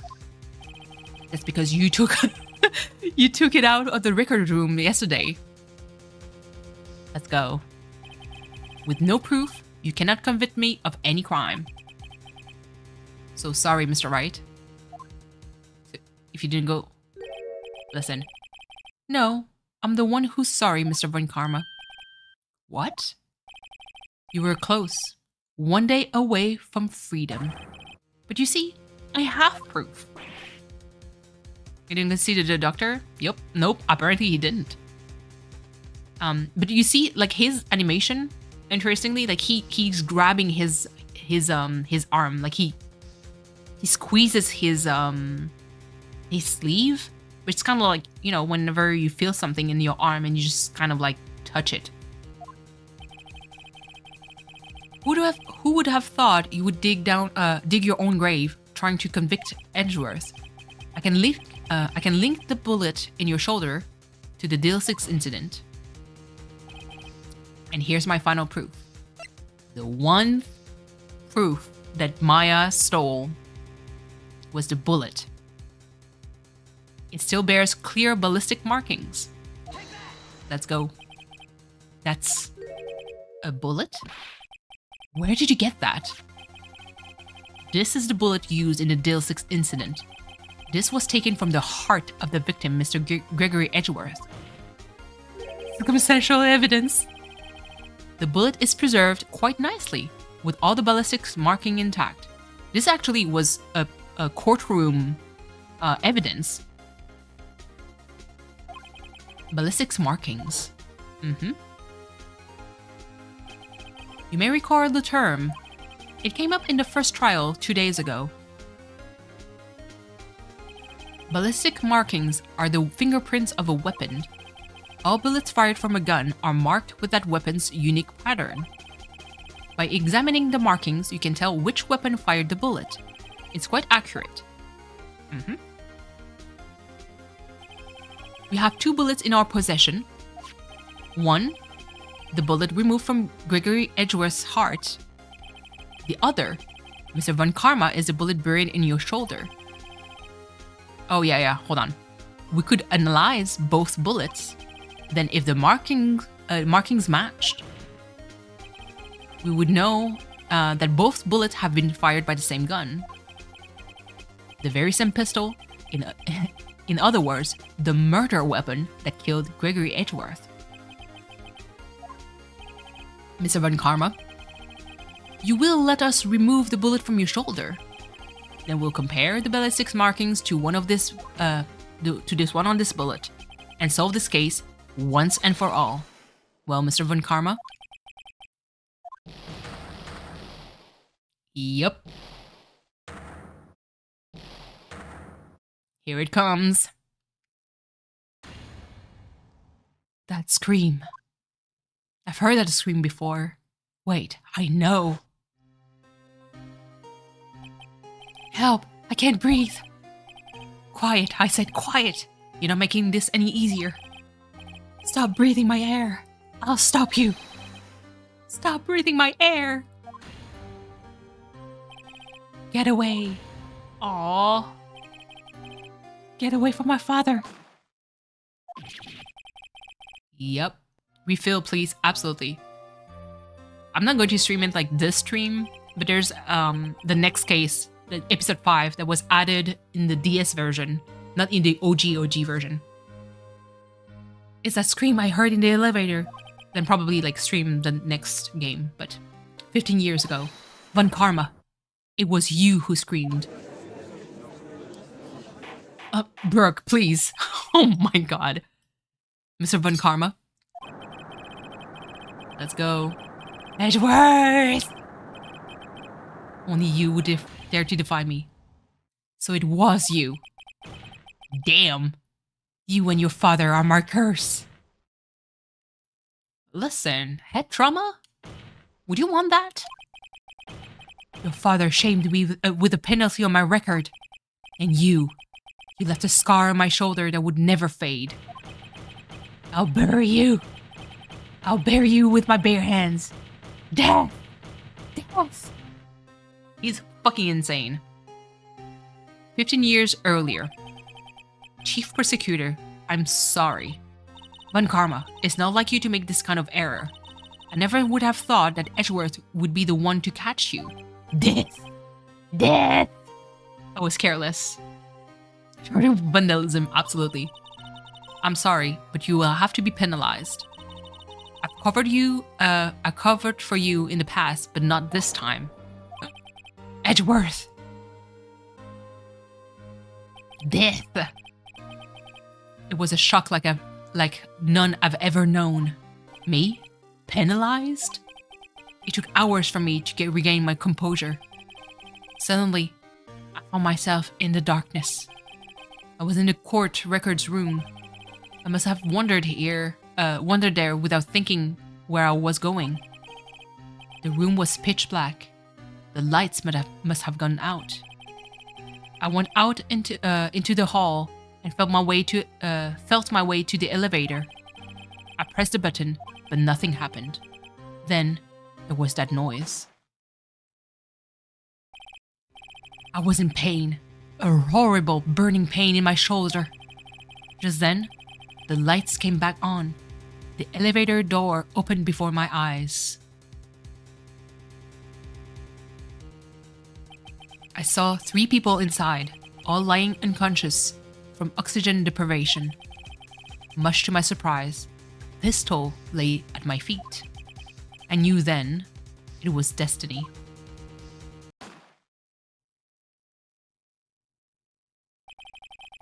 In his last moments, Gregory Edgeworth was still unconscious. He died never knowing who had shot him.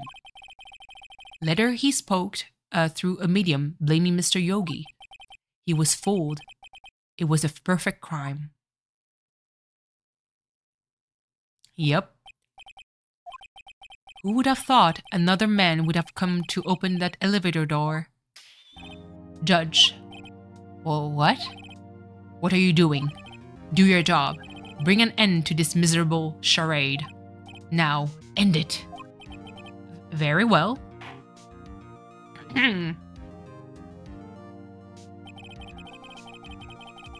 It appears that we have come a very long way to the end of this maze. 15 years later. Mr. Miles Edgeworth? Yes, Your Honor? You are innocent. You are innocent. As you said, it was all a nightmare. Yes, Your Honor. This court finds the defendant, Mr. Miles Edgeworth, not guilty for the second time of the day. Listen, talk about efficiency. That is all. This court is adjourned. Let's go! I love Rosie. I swear, the next Phoenix Wright, like the next stream might be, oh my god, Nightbot, please. Rosie, I swear, I'm so sorry. I tried. Listen, I did everything to kind of negotiate with Nightbot to be less mean. My Nightbot is mean as hell. We did it. But Rosie, I'm telling you, I'm going to stream, like the next Phoenix Wright stream, I'm going to stream episode 5. So the last case of this game and the beginning of episode 2. Oh, well, not episode 2, the second game. Did you see his face? Von Karma looked paler than usual. I know. No, you did not deserve it. My Nightbot is fucking insane. I raised everything. The number of emojis, the number of lines. Brooke, please. Did you see his face? Von Karma looked even paler than usual. Pretending... A moment of silence for Brooke.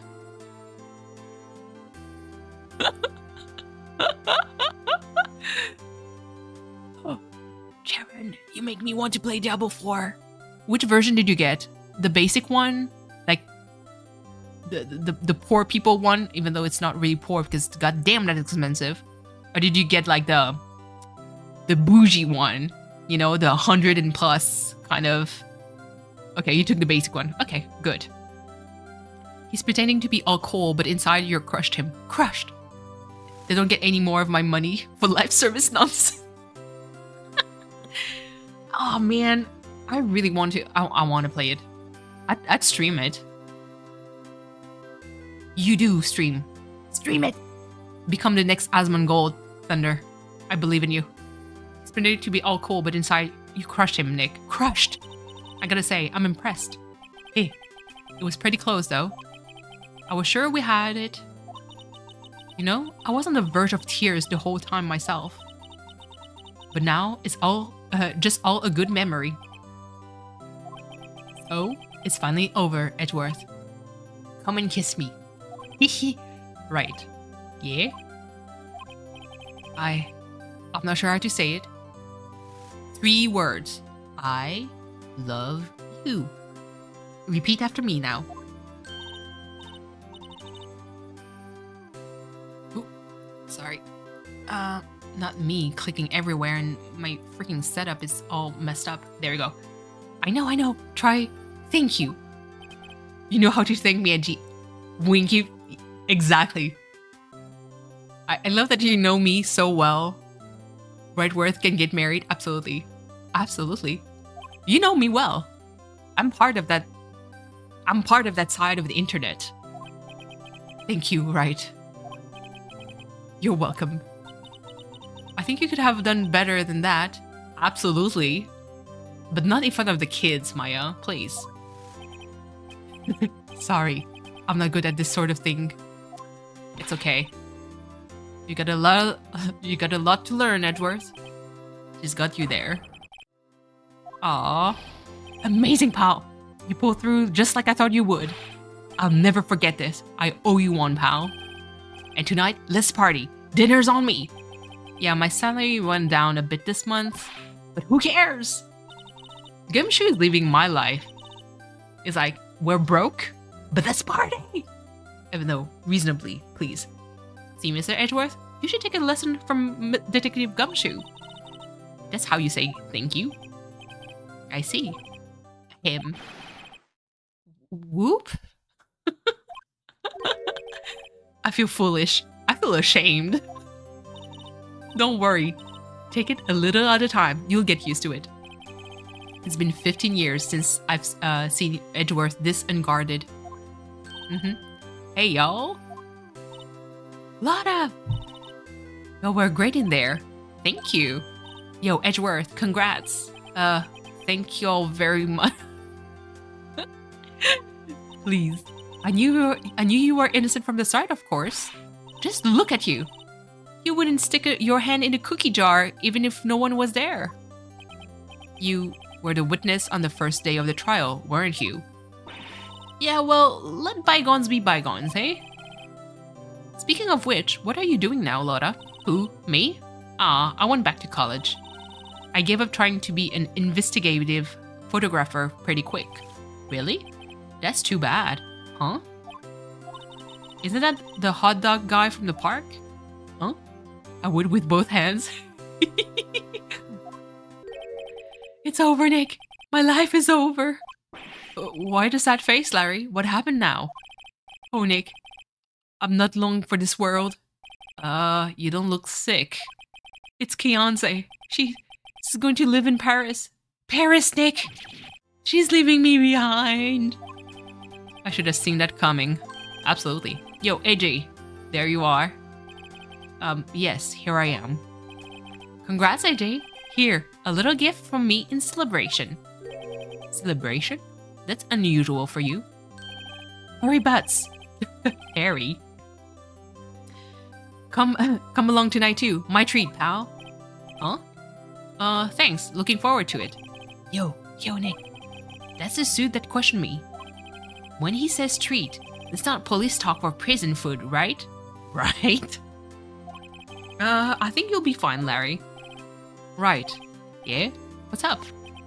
That envelope that Larry gave me, it's got money in it. Well, yeah, that's not that strange. People give money away to celebrate sometimes. It's $38, right? Huh? What a weird amount. I mean, it's not a little, but it's not a lot either. 38 exactly?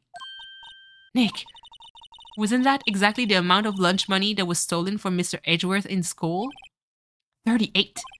No. No! Larry, it was you! What are you so surprised about? Right? Huh? Larry was absent that day from school, right? But that doesn't automatically rule him out as a suspect. What? Think back to that day 15 years ago. Larry took the day off, but he was bored, so he came to school anyway. And he saw the money lying there, and the rest is history. I never was good at history. Hey, you fucking stupid idiot. Edgeworth, you didn't know, did you? I suspected. I just couldn't picture Larry protecting you like he did that day. Everyone else was saying you did it. The whole class was against you, remember? Yeah, too well. Right. You may not know this, but we used to have a saying back in school. When something smells, it's usually the butts. I know. Really, you're right. I'm surprised you didn't figure it out. Well, this sure is an unexpected turn of event, hey? Edgeworth? You should have told me. Now, Nick. It was 15 years ago. Don't you think the statute of limitation has run out, Mr. Edgeworth? I'd say so, yes. There you have it. Where does that leave me? I became a defense attorney because of what you two did. No. You became a defense attorney because you wanted to meet. Emphasis on meet. Edgeworth. Not because of Larry, but because of Edgeworth. Well, you have always been something of an insufferable emotionalist. Goddamn. Yeah. And you get worked up too easily, too. Death. The death sentence for both of you. Man, if I had known, I'd have become a persecutor. Same goes for me, only the other way around. For the longest time, I thought I might have killed my own father. I thought I might be a criminal. I became a persecutor in part to punish myself. If I had known the truth, I might have become a defense attorney after all. Edgeworth. Want to switch, right? Hey, y'all. Line up. I'll take a photo. Oh, I love this one. Hey, photo time. Let's go. After that, dinner on me. I can help there. I know. Detective Gumshoe took us out on the town tonight. That night, we celebrate Edgeworth's newfound freedom, even though Edgeworth himself was still in detention.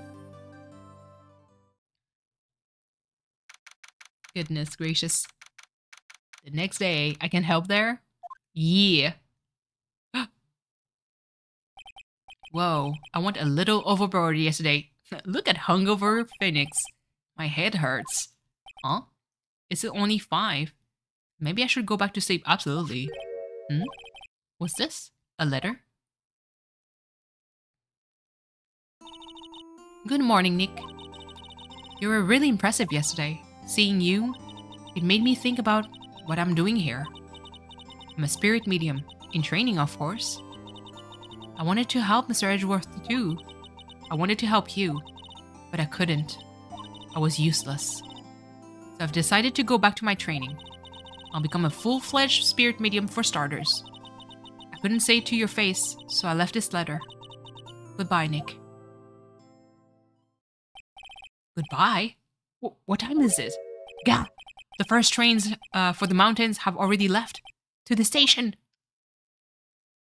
Let's go.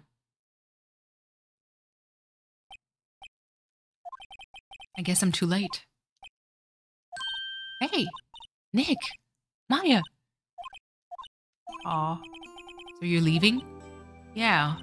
It's hard being a spirit medium who can talk to spirit. And I think you'll do fine without me, Nick. Be good, okay? Aw, please. Wait. What? I never could have saved Edgeworth without your help. True. Huh? On the last day of the trial, I heard her. I heard Mia's voice. You could hear you heard my sister? Yes. Only her voice, but still. It was at the very end when I thought we'd lost everything. Well, that's my sister for you. Detective Gumshoe helped, and Mr. Grossberg, and even Larry. I'm the only one who couldn't help. I was useless, Nick. But you were the one who stopped Von Karma, Maya. Huh? I didn't do anything. All I did was wander around in a daze. Mia, come back. I know. Wait until the next games. You'll see. Next chapters and next games. Sorry, but I have evidence that you helped. Evidence? Show Maya some evidence to cheer her up. That was decisive evidence. A bullet? When Karma was convinced he had taken all the evidence pertaining to the L6. But you were the one who rescued the last piece of evidence we needed. This was the bullet that put an end to Von Karma. Draw after this? Please. I need to eat. And you were the one who gave it to me. Nick.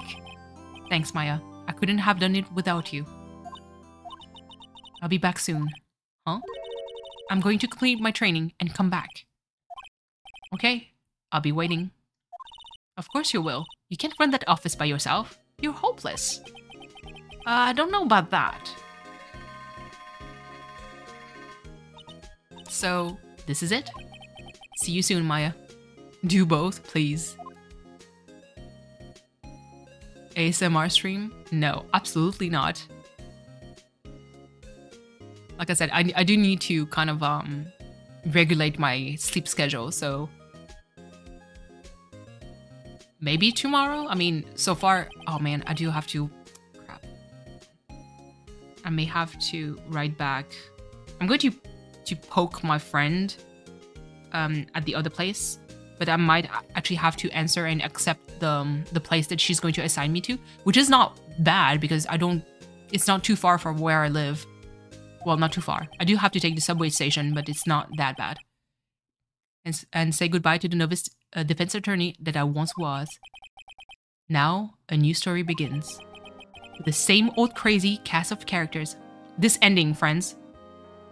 Love it. Don't think you've graduated yet, amateur. Mr. Wright. Perhaps you'd like to rethink that claim. Yes, Your Honor. Uh-oh, I got a bad feeling about this. And I think it's giving Ryder, please. Hey, pal. Mr. Edgeworth came down to the precinct to wish me a happy new year. Talk about pleasant surprise. Aw, Detective Gumshoe. Then he hung his head low and went right back outside. Kind of like he was embarrassed or something. Absolutely, I would. Strange, huh?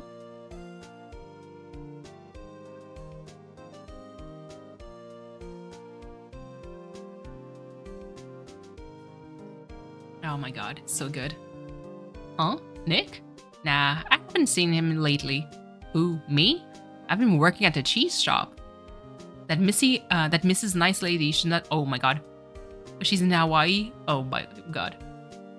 Chris, hello. Edgeworth and Gumshoe? You ship them both? I ship these. See, I'm Team Edgeworth Phoenix right here. Although Gumshoe, I do love him. I'm very fond of Gumshoe. He's a sweetheart. Who, right? He's been busy lately. You know, not to ring my own bell, but I sort of thumped him. You taught me nothing, Payne. I'm sure he's grateful. Absolutely not. The music is amazing in this game. I'm so happy. But hello, Chris. You're at the end of the stream. The difference— oh, not him. But welcome. I haven't seen you around. I'm not ready to depart. Please, Burke. You'll get to see me soon. You know, like, now that things are like settled down a little bit with my in real life situation, then I can stream a little bit more. I wonder how he's doing. Haven't seen him of late. Ah, the days of my youth. Like the scent of a fresh lemon, you see. I really love the characters in Phoenix Wright, the original trilogy. Even though like the rest of it, Apollo Justice and everything, that had like pretty solid characters. Like the original trilogy is really dear to me. Oh my goodness. Old bag, please.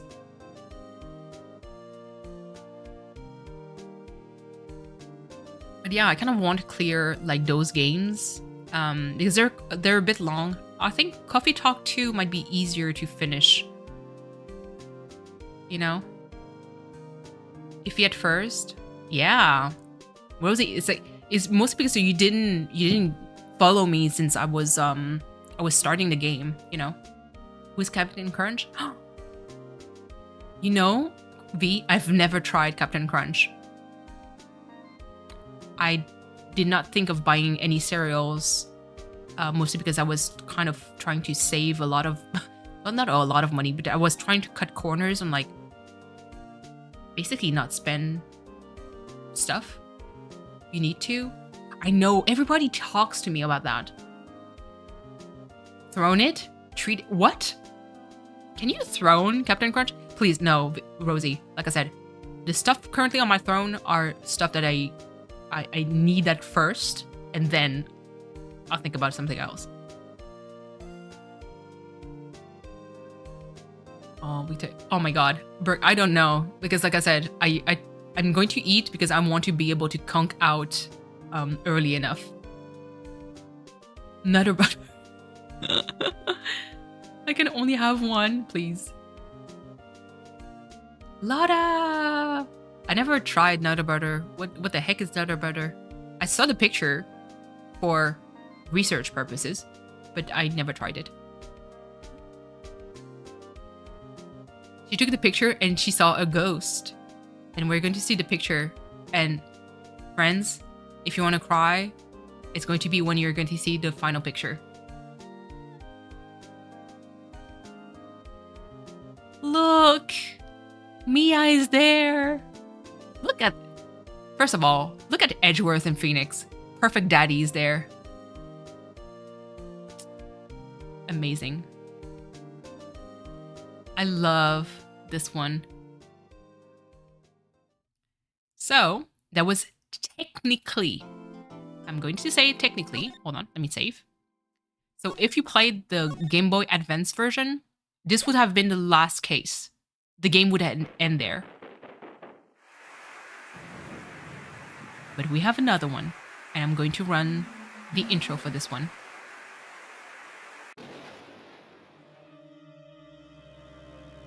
This one was added on the DS game, so that's why you're going to see like 3D stuff. Because like I said, back in the days, Game Boy Advance, so that shit would have not been possible.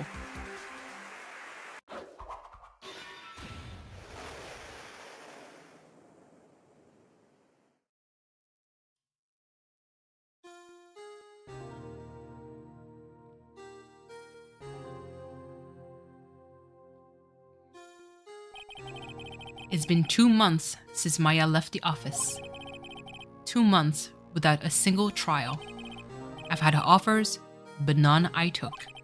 That is, until the day that girl showed up.